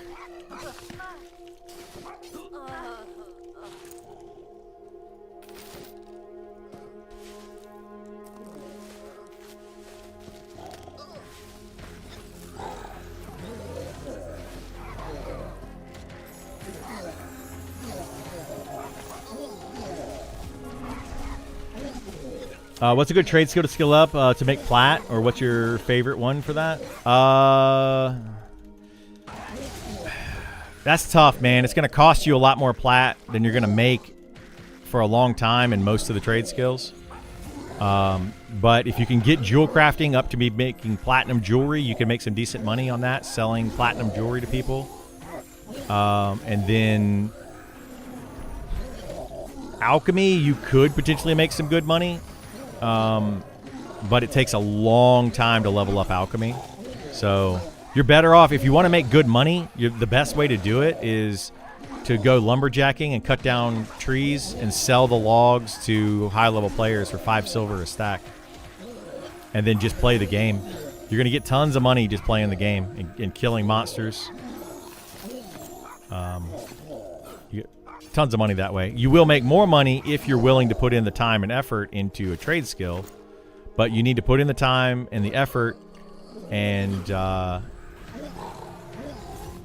really focus on it. You're gonna have to sit there in town and like shout for hours, selling full sets of jewelry, etc., etc. Yeah, but you can do it. I'm not at all taking a dig at you. It's comparable to running an independent business that you own, right? Any spare time will hurt that. To some extent, yeah, but it depends on the business. Really depends on the business. Are you an owner of the business or are you an employee and worker of the business? In this case, I am the owner, employee. I'm literally everything. So if I take time off, it kills it. Plus, the internet's very fickle. Whereas, let's say I was the owner and employee of a landscaping business. I could take a week off of work and probably get away with it. Be like, hey, I'm gonna be taking next week off. Let me mow your lawn. I could work extra hours the week before to make sure that all those lawns are cut before I go on my vacation, so that when I come back, I just work a little extra the second week, and make sure those all stay cut, so that my clients don't need me that week. Like there's ways that you can get around it, or you can say, I have 5 employees that all cut lawns. Hey guys, you're all gonna have to pick up an extra lawn today because I'm taking the week off, and when you take a week off, I'll pick up an extra lawn, that kind of thing. So you can delegate a little bit more. In this industry, you can't delegate it. Like you literally can't delegate. Like who are you going to delegate it to? You know, I don't have like an extra partner that I can be like, oh, here's, you know, go and stream for me today, and then give me, you know, that money still goes to the company, and we all still continue to get paid.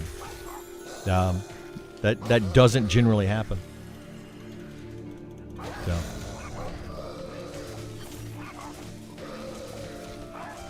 Mining is big. Yeah, mining's good for some things in the game. Yeah, you can make some money with that by selling the gems and selling the crystals.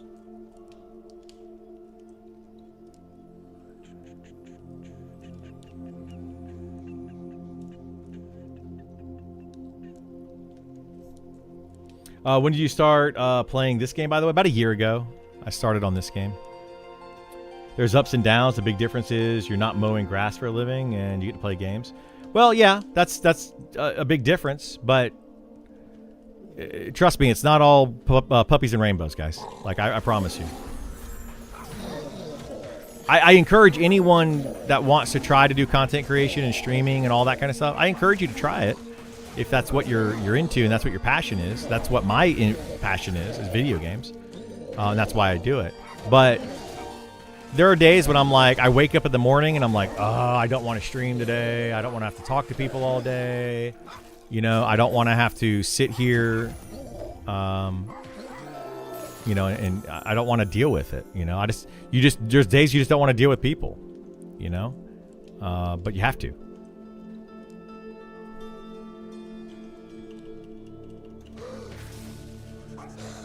Or I wake up in the morning and I'm like, man, I really don't want to play Monsters and Memories today. God, I wish I could play a different game. Like, I wish I could just go play the new Resident Evil, or I wish I could go play the new Final Fantasy that just came out. And I can do that, but you get far fewer views, and you know, it can hurt you if you try to switch it up like that. So it just depends. You own a landscaping company? Nice. So why do you want to stream professionally? You make it sound like a misery. I want to do it professionally because I love gaming. The main reason I got into doing this is I wanted to bridge the gap between gamers and non-gamers. I feel like there's a very big gap between, like, especially kids and their parents. So kids love to play video games, and their parents are like, video games are terrible, you can't play them. You only get 2 hours a week to play them, you know, blah, blah, blah, blah, blah. So I'm trying to bridge the gap between the parents and the parents of gamers, or just gamers and non-gamers in general.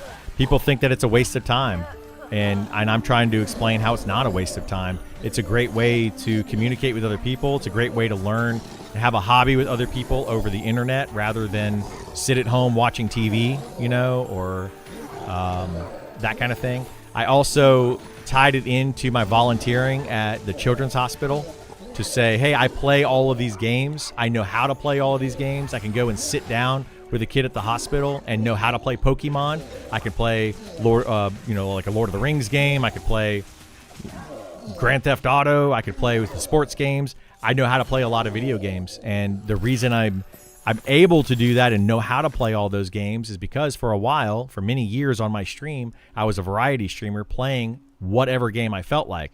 It was not profitable at all. I would get maybe 5 to 10 people in my stream per stream at most. And I didn't make hardly any money at it. But I knew how to play a huge variety of games that I could then take to the hospital and play with any kid that's at the hospital that wanted to play games.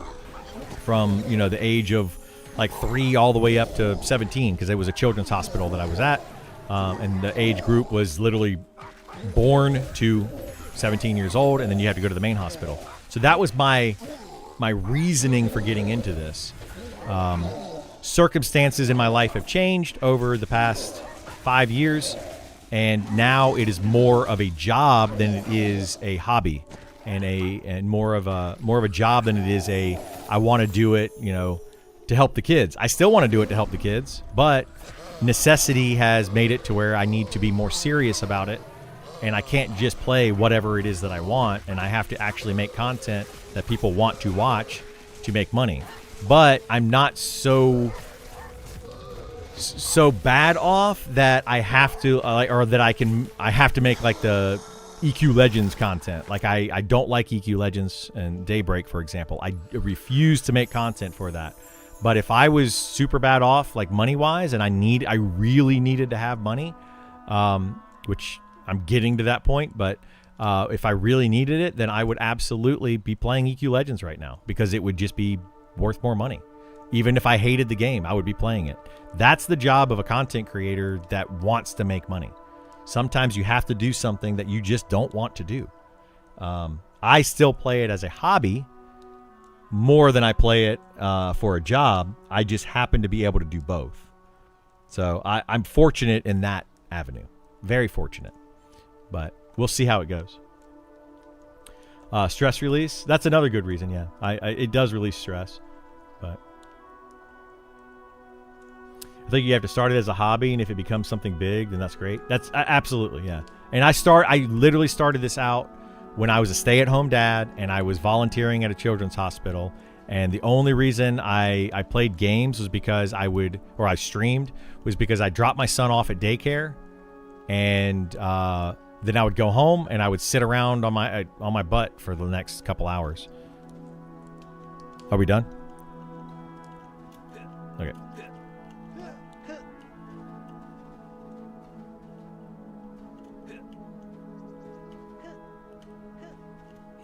Yeah, I'm just gonna go to the safe rock over here. But anyway, that's my short version. Like, I mean, I mostly do this because I love it. I love video games, and you know, I want to support this game in particular right now. That's the main reason I play it daily, is to kind of show it off, talk to people about it. You know, if you want to talk about it in the sense of Niche Worlds Cult, they're all talking about how they volunteer their time to make this game and all that. I'm, in a sense, volunteering my time to show the game off as much as I possibly can, because not everybody has access to the beta.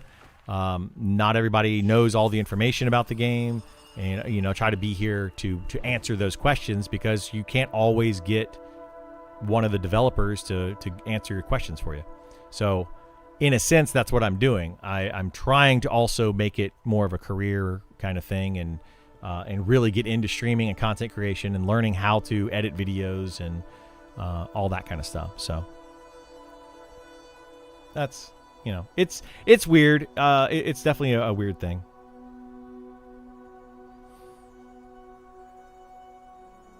I played a lot of games as a child. My parents basically let me do what I want. I'm definitely more cautious about what my son does in front of the screen, how much time it takes away from other things. So if anything, I actually become more conservative about gaming habits. Yeah, and that's what I like to talk about, you know? Like, because I played so many games as a kid and I put so much time into it and so much energy into it, I was very fortunate that it didn't end up completely ruining my life, right? I could have been, like, video games can be as bad as like drug or alcohol addiction. They can be literally just as bad. And that's another reason that I like to talk to people about it. I like to be here kind of in the space saying, hey, don't let this take over your life. Enjoy it, have fun with it, but don't let it take over your life. You know, like, you know, it can definitely make things bad. EverQuest was one of those games that I feel like probably ruined a lot of people's lives. They may not admit it, but it definitely made their lives worse off. Like, for me, just on my side of things, I went into college in 1999. Like, I graduated high school, 1999, went into college. I did not show up to school much at all. I was barely passing my classes the first 2 years of college. And I ended up dropping out and not finishing my college for like another 8 years or something. It took me a long time to go back and finish my degree. When I went back and I actually paid attention and I focused on it and I didn't play any video games, I made straight A's. like literally top of the class. But when I was playing video games, it definitely hurt my grades, and it hurt my social life. I didn't go out with my friends as much. There's a lot of negatives to it. The positives, on the positive side, though, I made a lot of good friends. I've met some really good friends through streaming, and I made a lot of good friends through gaming that have all, helped me out over the years. So it's kind of, for me, it kind of lucked out and kind of balanced out a little bit. But there's a lot of people that didn't get that balance. They just went straight into the pooper. But I kind of lucked out. But that's kind of where I'm at with it. Speaking of beta, is it worth pursuing an invite, as in you're plenty available, or might as well wait for October? Sure, go ahead and pursue the beta invite. Go to their website, go and opt in for it. You might get an email, you might not get an email. It's literally that simple. They do it every Friday, where they give out like 500 or 1,000 keys or access or whatever to people that opted in. So you might get into it. Play the game, have fun with the game, learn about it, etc. But ultimately, there's not a lot of benefit to playing the game right now outside of learning what you can do, what class you want to play, and where you can go, learning the city, things like that. There's not a lot of benefit to it. I would say save your time for October 1st. Put in some time, absolutely. If you enjoy the game, play it. But don't go crazy with it until October 1st. So you play it more as a hobby than a job, which is what I was getting at.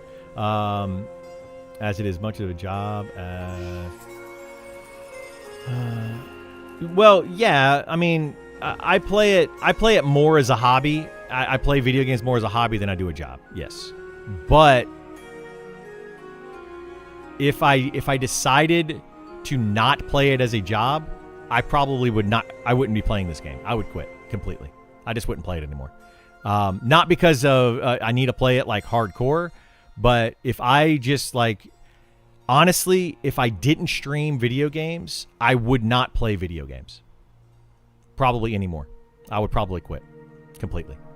And I would just work, and then I would spend time with family and friends. But I love playing video games. So, yeah.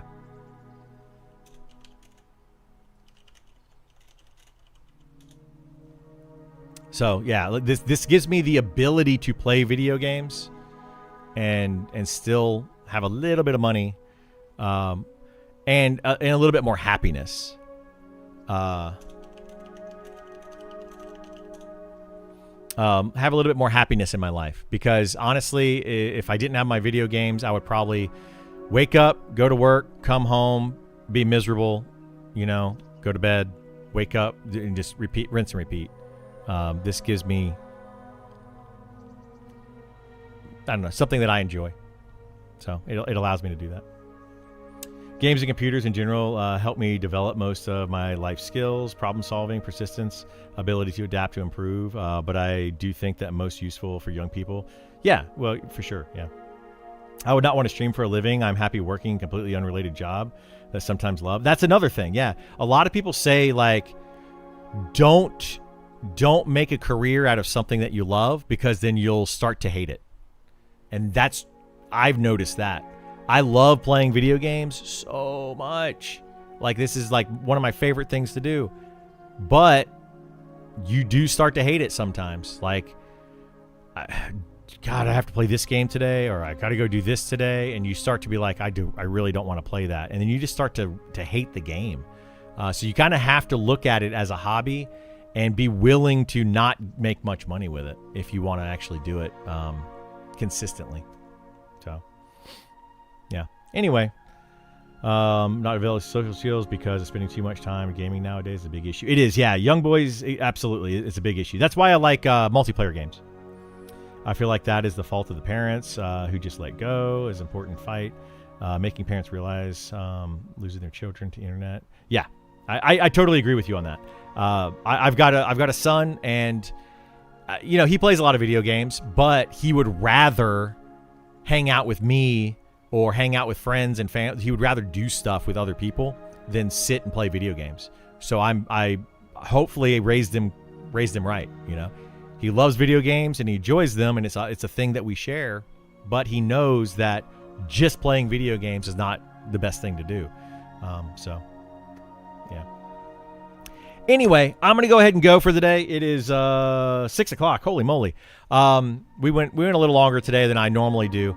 Normally I'm here from 9 a.m. until about 5 p.m. I'll be doing that again. Tomorrow is Thursday, I think. Tomorrow's Thursday, so we'll be doing that again. And then Friday, I might do a shorter day on Friday. And then all next week is going to be cut off is 2 p.m. all next week. So 9 a.m. to 2 p.m.